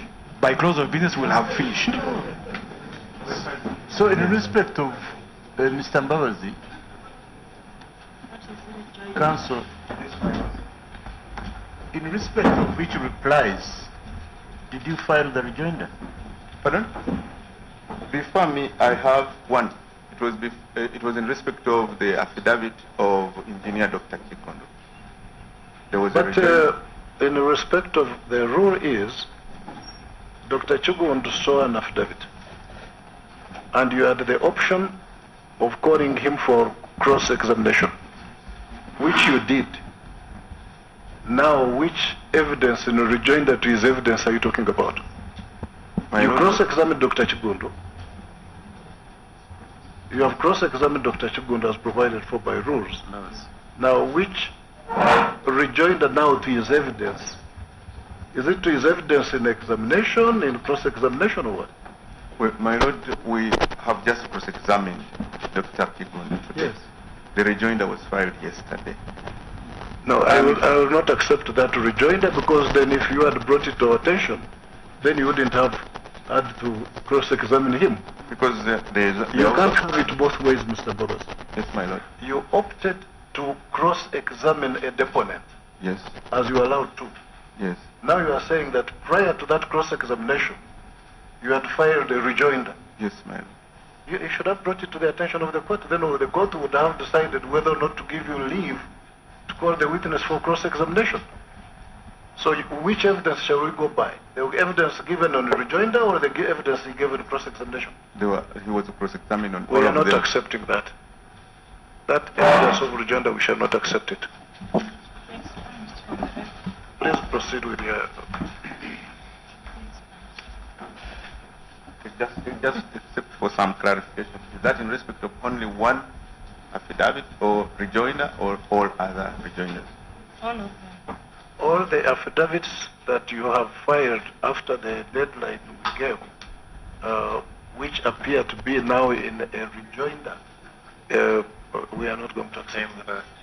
They are time bad because you are ambushing the court, you are ambushing all the parties. Okay. Much obliged. They should be expunged. I think there is need to follow the rules that have been agreed. Otherwise, we keep seesawing and we never move. Listen. Well, my lord, I was addressing you on the two affidavits. Now that you have ruled the affidavit of the affidavit rejoinder of Duncan Mutogo,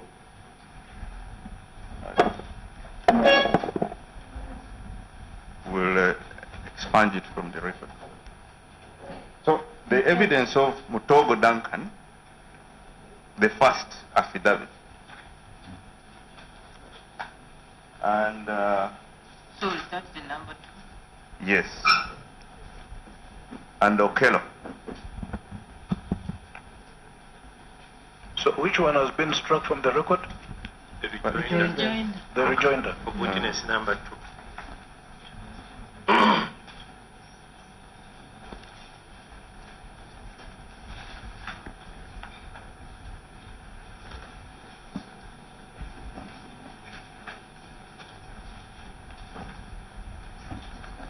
My lords, there were 10 of them, affidavits in rejoinder. We don't even have them. We haven't seen them. So anything entitled affidavit and rejoinder should be rejected. Which has been filed out of the time that we had allowed?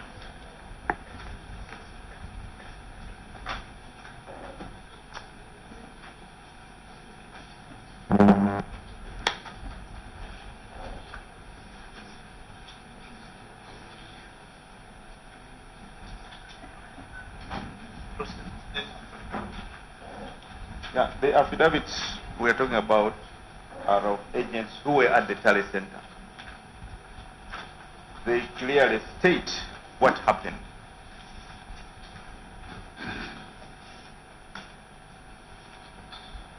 In the case of Mutogo Duncan,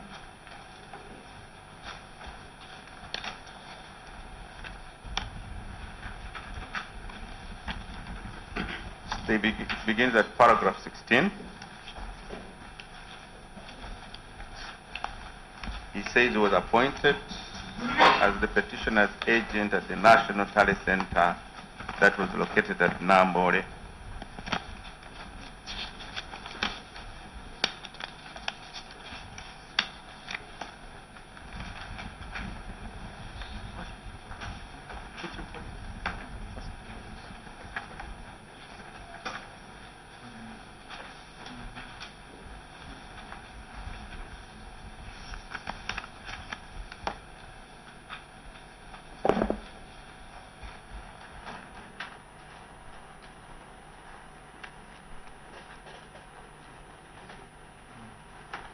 I proceed?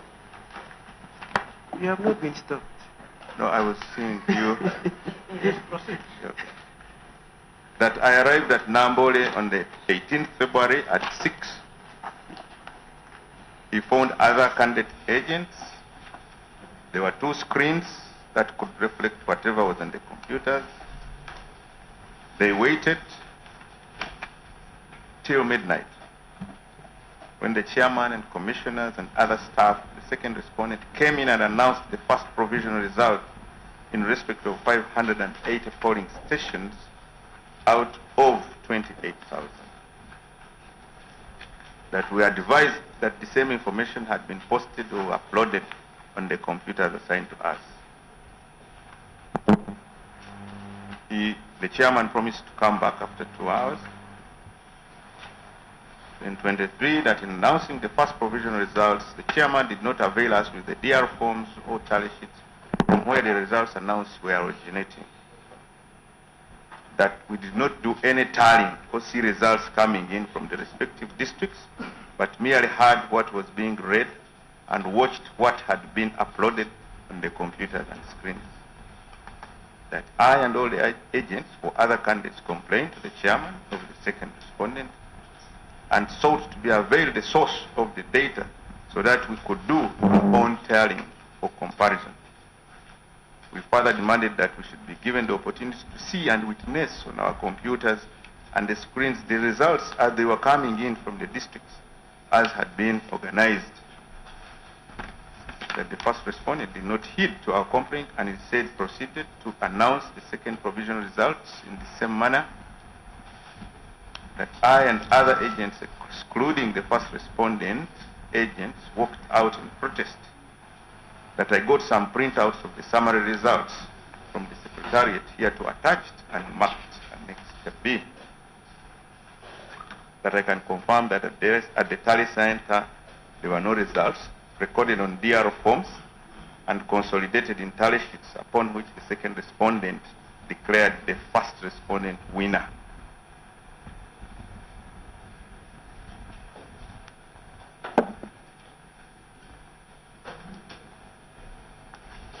My Lord, this very evidence is repeated by Okello. That is what he says in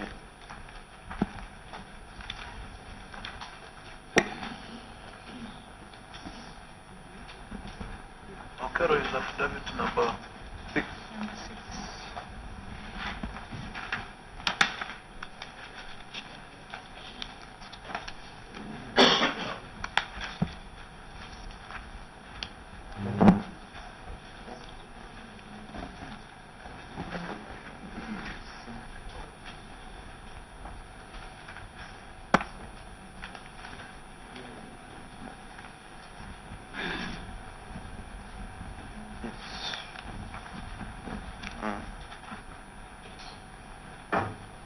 He states the same.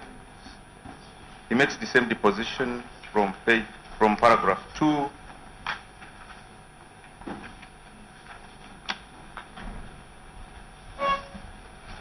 Paragraph 16.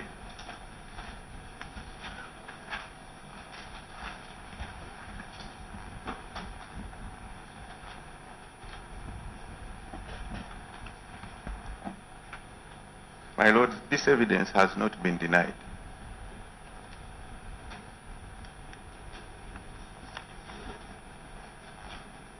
The respondent, second respondent,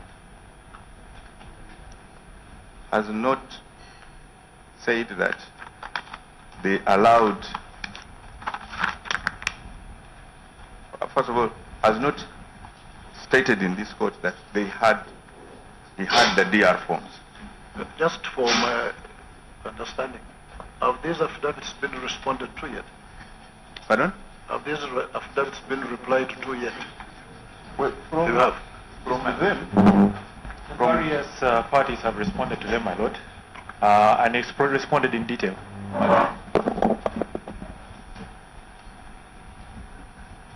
It's a pity that up to now we don't have any of the copies of the replies that you people may have filed.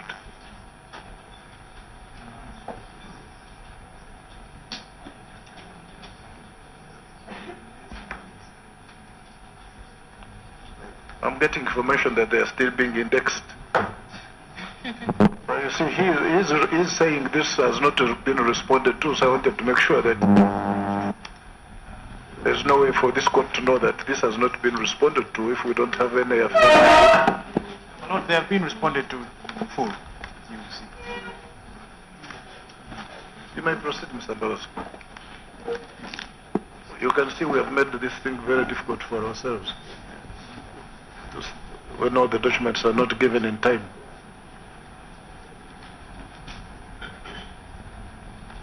There is the affidavit of Pontius Namugera. What number? Pontius Namugera. The number. It's not our... Theirs. It's their witness. So, in his affidavit, is...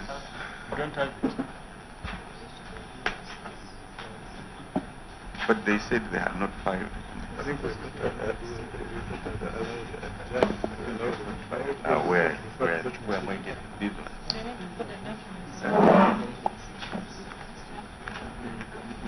Did they bring these documents indexed? No.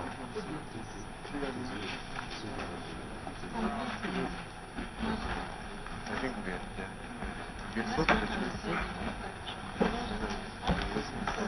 you know,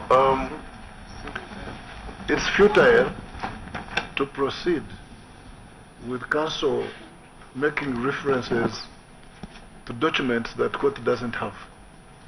It doesn't make sense. So I think we would adjourn to tomorrow morning 9:30 to enable us to get documents. And I hope everybody who has to give us documents, make sure we get them in the course of this evening. Tomorrow we are not going to accept to be involved in this type of...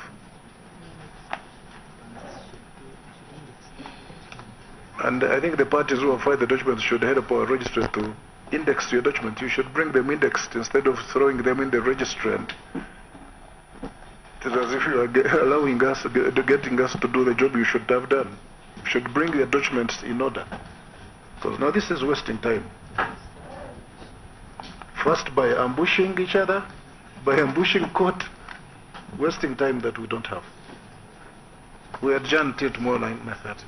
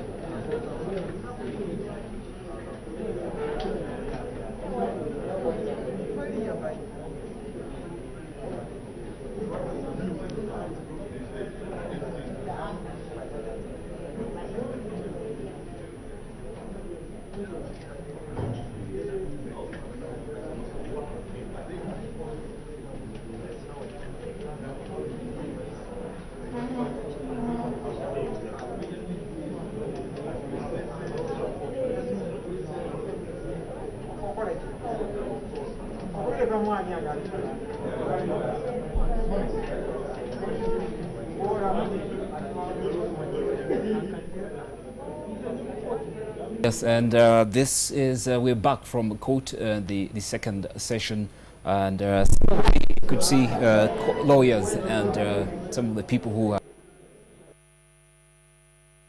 moving out, and some of the key points that were made, especially actually before the second session was closed, and the judge is, adjourning to tomorrow at 9.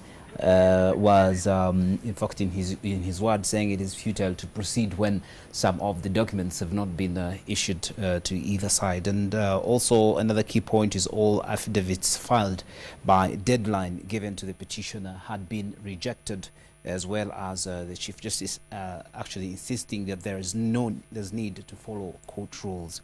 And the Chief Justice also rejected a rejoinder from the petitioner filed prior to the cross-examination of the Electoral Commission Chairman Badru Chigundu.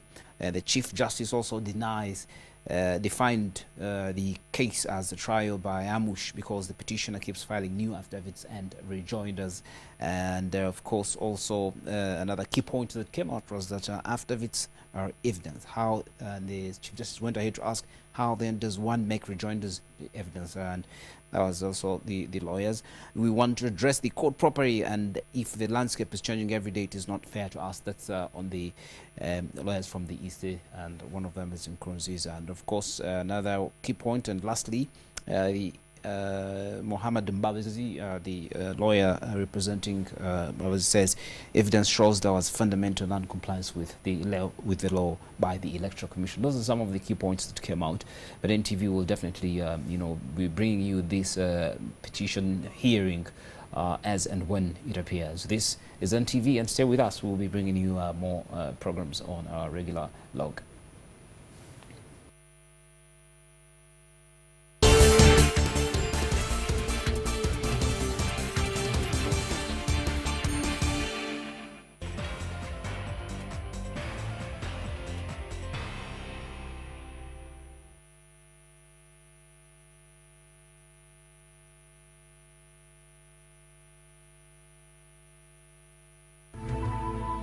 NTV, turning on your world. News updates brought to you by Sadolin, color your world.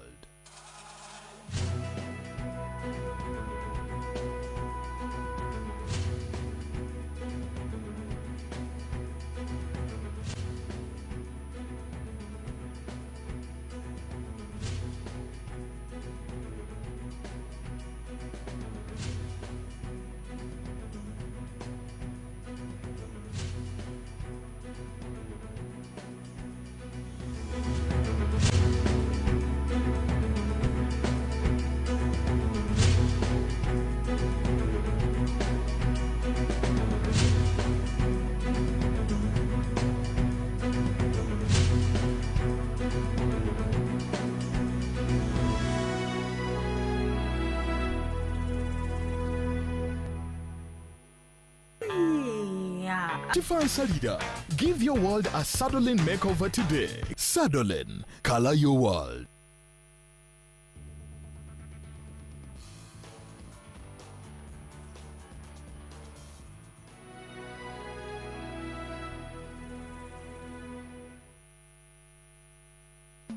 Wanna make some cash? Just dial *185#. I'm called Nsubuga Michael. I'm a medic, and I thank Airtel for this opportunity. I was able to win this. It's 806,000. So I encourage you customers of Airtel to use Airtel Money. Airtel, the smartphone network.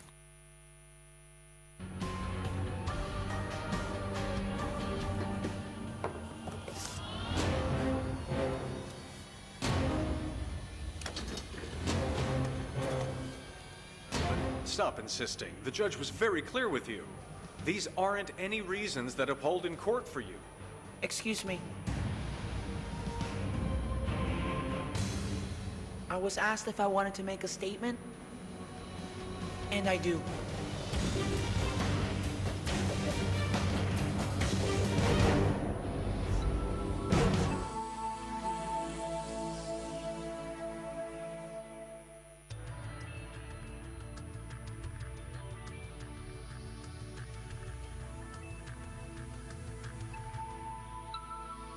This is NTV. This program is rated PG. It is suitable for children ages 8 and above, but parental guidance is advised as it might contain mild violence and mature situations. Don't talk about being a miserable man, please, because you're going to win first place, Gabriel. Why don't you just accept it, Andrea? You need to realize that he was only trying to get specific information out of you. Tell me something, Andrea. You do know what Eva's new project is about, don't you?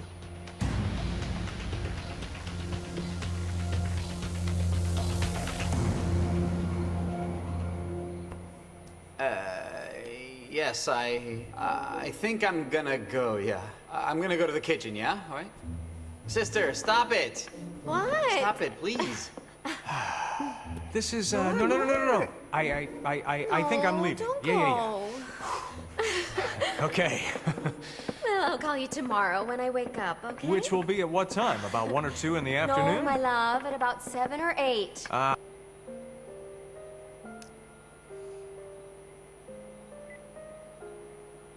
Get the idea that I want you near me. You are Barbara's boyfriend. It's her problem if she wants to hang out with a son Eva, of a be bitch careful. like you. You don't even know me. You have no right to talk to me like I'm a piece of garbage. Huh? Because you are. Because apart from being a jerk and a liar and a cheater, you are also a thief. Oh, really? Tell me something then, please. If that's what you think of me, why did you tremble earlier when we touched downstairs? I felt it. You can't deny it. Don't be ridiculous. Ridiculous? Eva, please be honest with me. Tell me what you feel for me. Please tell me. Tell me that your skin gets hot when it feels mine. Tell me that you want to be in my arms. Tell me that you're dying to kiss me. Because I'm dying to kiss you.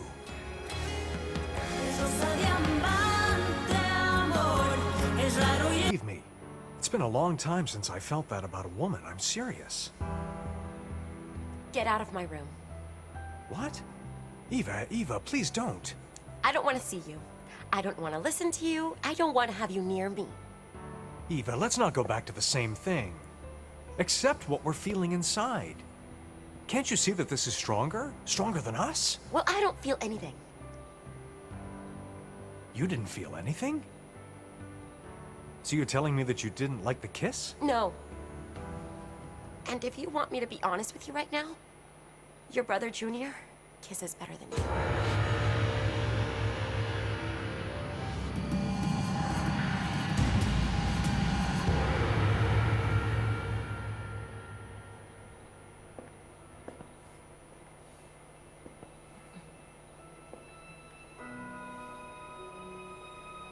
I can't go on like this.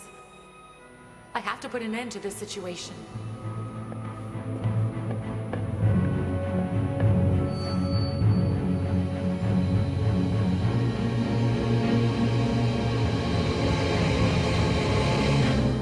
So you and Junior kissed then, huh? You don't waste any time. But it shouldn't surprise me. You have a son without a father. Hey! Don't you dare talk about my son.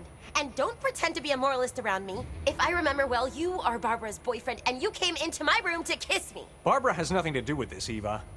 I was just testing you to see how fast you'd fall into my trap. And I'll tell you something. You are easy. If you don't want me to make a scene and have you removed by the police, then you'd better get out of my bedroom right now. Now I understand how you would think that Aqua had stolen Venus's designs. You're not so bright. You're absolutely right. If I were more intelligent, I wouldn't have wasted my time listening to you, trying to believe that you're not just a common low-life thief. But I'm not a thief. If I were, I would already have in my hands Venus's new collection. It was offered to me. Rose Diamond, right? That's a lie. It is true. They offered me the sketches and designs, and I told them no. Oh, but what a good human being you are. Do you also give alms every Sunday? Listen to me now. Nobody knows Venus's new collection. So don't tell me they offered it to you because I won't believe you. Oh, little girl, you are very wrong. And you're gonna be surprised. Where do you want to get with all of this? To where I prove my innocence. Ah, the wolf is modeling his shiny sheepskin. You don't fool me, thief. You're a criminal, but you won't steal from me again this time. Do you want me to prove it? Do you want to see just how I got your new collection? Rose Diamond? Go ahead. Please, you know I love a good challenge. You will make a fool of yourself. I really wanted for you and I to have a different relationship. But it's okay. If you want to fight me, you will definitely lose, my dear. I will make you eat your words.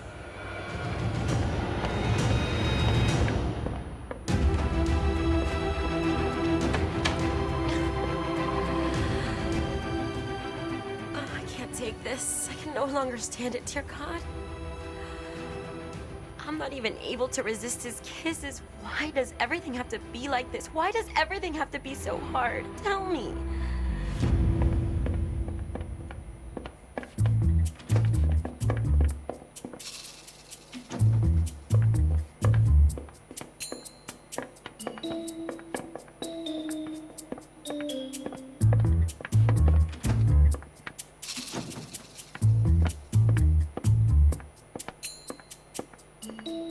Baby?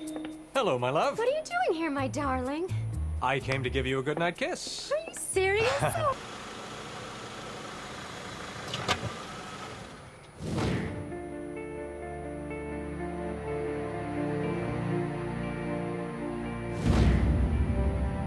What's going on with Eva? Why can't I get that woman out of my head already?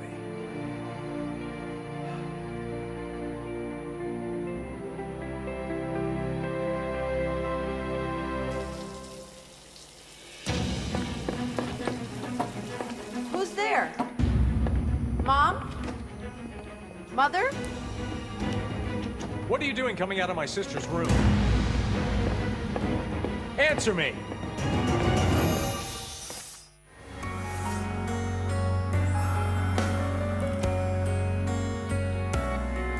Ya no puedo y te entrego lo que tengo, lo que queda en mí.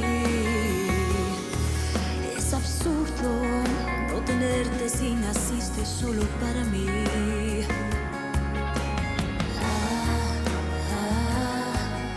No sé vivir sin ti, dame de beber. Si no me das de ti muero de sed y convencida estoy de merecer cada respiro que me da tu ser. Es rosa diamante, amor, es raro y es de los dos. Porque es tan sufrido y a la vez tan hermoso, nos abriga en un solo corazón. Lo nuestro es tan único, es algo dramático. A veces lastima, pero cuando se ama no hay vida que lo haga morir.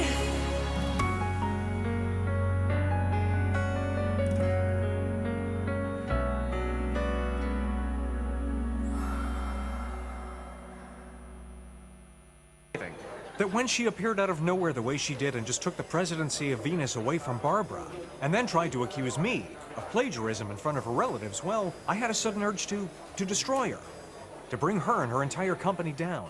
But now I don't. Now it's different. I don't want to hurt her. I don't want to steal her designs. Come on, brother. Calm down now. Whenever we want to sleep with a girl, we make them believe anything we say. And when we get what we want, everything goes back to normal. Don't worry about it, please. I don't know. I wanted to be close to her, to make things right. I wanted to be a good person, to be her friend. But every time I get near her, I feel like a stupid ball, bouncing from one side to the other. I don't know what to do. Let's see. That's not sex, bro.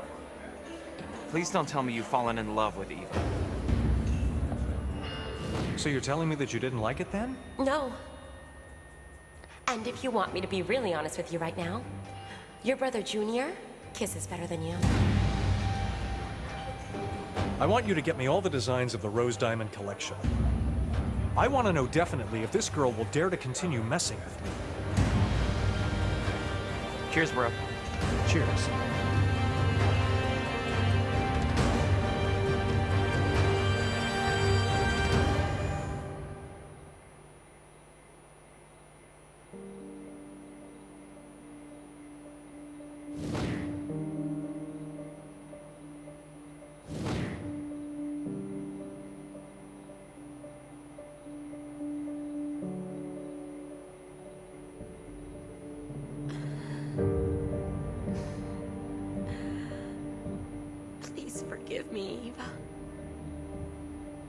forgive me for failing you like this.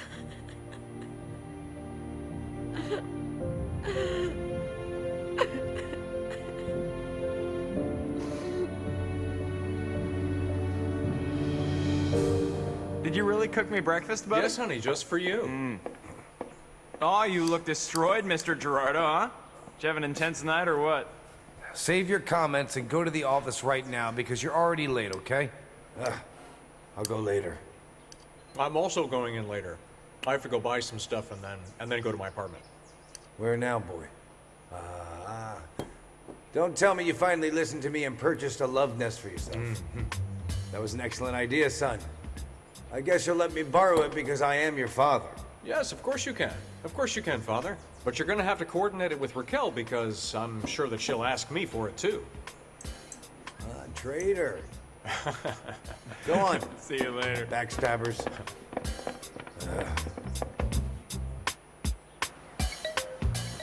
Wake up, girls. Showtime. Let's see. Come forward.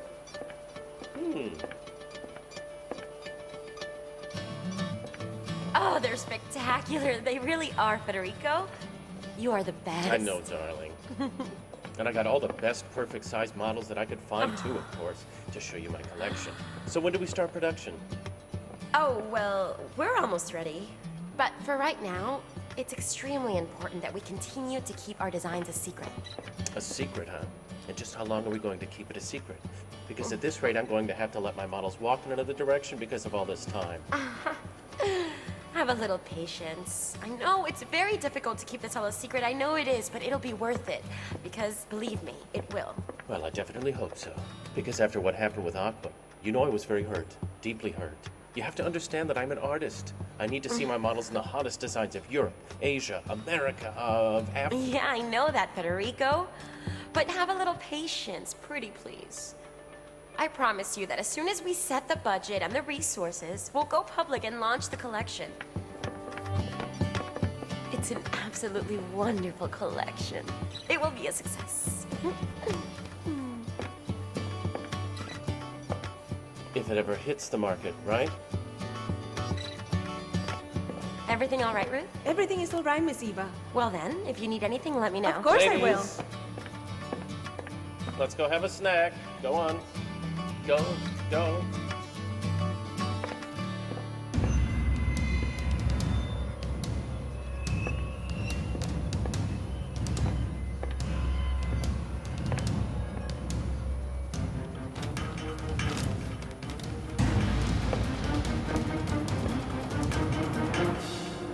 I miss him so much, Dolores. I can't wait to have him with me and never be away from him ever again. He misses you too, darling. I also think it's better that Eduardito goes to your side. Far from Miss Margaret's reach. What are you saying? Why do you talk about that woman? Has she gone to see him? Did you let her get close to him? No, my child, you need to calm down now. I told you that Casimiro and I didn't let her come into the house. But she has been around a few times, asking if the baby is here, if you have come by. I don't know, but I think that that woman is up to something. NTV, turning on your world. Wanna make some cash? Just dial *185#. Pay your bills, load data over airtime. You could also send some cash. Come on, use Airtel money. You could win a lot of cash. All you gotta do is dial *185#. Then you get to Yola, Yola, Yola. Yola. Dial *185# and Yola. Yola Maja with Airtel money. Dial *185# and transact. Airtel, the smartphone network. Brave woman. That woman, she called her again, didn't she? I need to know. No, Aunt Berna, okay? Zoe. I'm not saying that she did, but I'm not saying that she didn't either. I'm just saying that I don't know where she is. Listen to me. You have no idea what this woman is capable of. But I do. I do. Go and dance with her. You should let Zia see how the eyes of every single man in that restaurant are looking at you, the way they look at her. I'll do it. I will, Grandma Farid.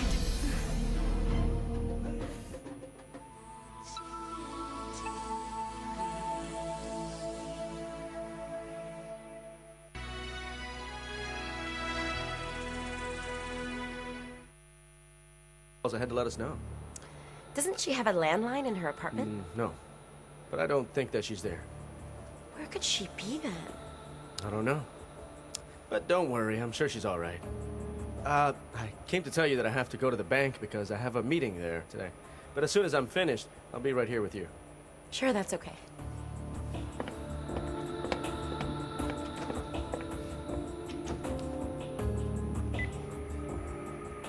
Hello, you've reached Andrea Fernandez. Please leave a message. Andrea, where are you? Please give me a call as soon as you get this message, okay?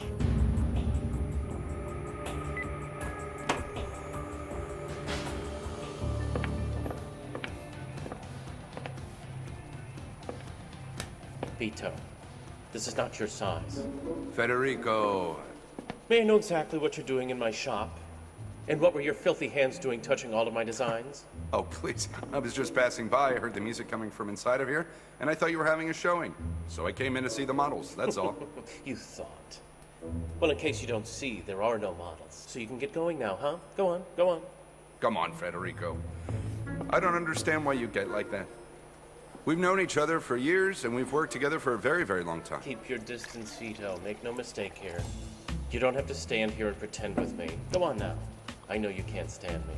But I have news for you. The feeling is mutual. Well, actually, I have as much or more of a right to be here than you. Don't forget that this is my family's company. I don't think I could forget it. It's very clear to me. But what do you think?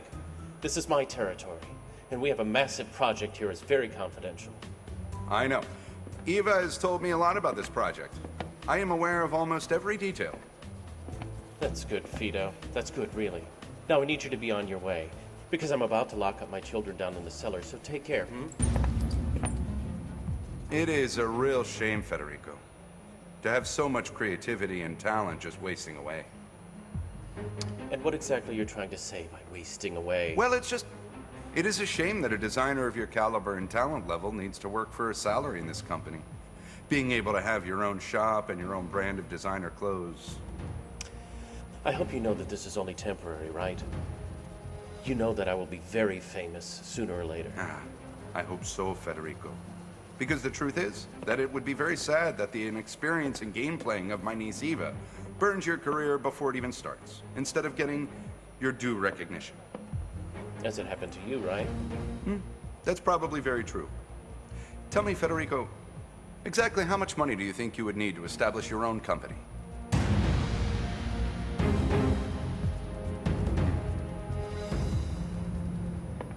Andrea! Andrea, it's me, Eva. Ah, so this is why. This is why you didn't go to work today. Eva? Jose Ignacio? What are you doing here? What happened? What are you doing? I'm gonna call the police. What? I am reporting you for trespassing. No, give me that. You've got to be Give kidding me my cell No. phone. I won't give it to you until you calm down. Get out of here right now. This apartment belongs to Andrea Fernandez. No way, it's mine. I bought it from Andrea. I can show you the title if you want. This is impossible. Andrea will have to explain this to me. No, hold on. Wait, Eva, don't go like that. You and I still have to have a conversation. I have nothing to talk to you about. Eva, please now. What is it? What are you so afraid of? Of dealing with your feelings? Of being back in my arms again? I felt you in that kiss. You gave in to me. Why can't you accept what is happening to us?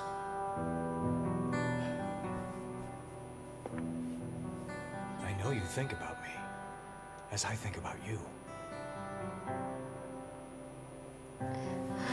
Let go of me. Eva, come on, please. Why do you treat me as if I were some kind of garbage? What have I done to you? What have I done to deserve this?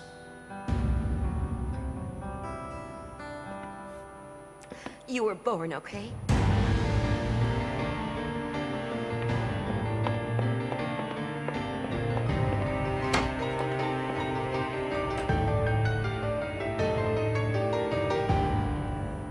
Federico, I asked you a question. How much money would you need to become independent to start your own business? Well, listen, Fito. To establish a boutique, a small one, petite, I would need, I guess, $200,000, $300,000 maybe. Obviously, in due time, I'll be needing more. Now I'm the one who will ask the question, Fito. Are you trying to buy me here, Rodolfo? What are you saying, Federico? If it is so, get off that horse, baby, because you're not going to ride in this parade. Fito, I don't have a price, because you wouldn't be interested in anything I sell. Unless, of course, you want one of my models, because one never knows now, do they? Stop talking nonsense. Why would I want a collection of yours, huh? I'm just thinking of the future, Federico. I have some savings, and I thought that I could invest in a business, maybe, and include a partner. Fito, don't make me laugh. Now you happen to have $200,000 cash to invest in a little business. Huh. I have that and more. And it's too bad we don't get along. We could have been partners in the business, and you would have stopped being a mere peon in life. By the way, sir, your coffee is terrible. Fito. Yeah? Save up all your little dollars. Well, because if the black cloud that is always above your head plays a trick on you again, it is you who will continue to be a mere peon. Go on now. We'll see about that.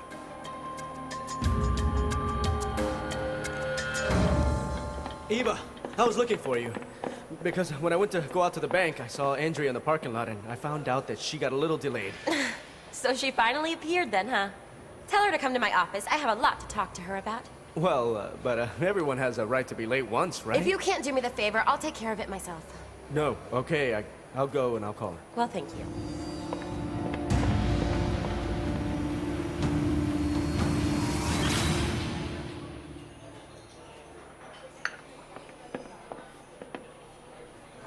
Hello. Hello. What's new? Do you have the collection? I'm one step away. But my contact is asking for $500,000. How much? That is absolutely crazy. Sergio, calm down, boy. That's nothing compared to what you're going to make in profit from that collection. Nobody knows that. And what does your contact want with the money? To open a bank or something? I don't understand what you're so worried about. I know very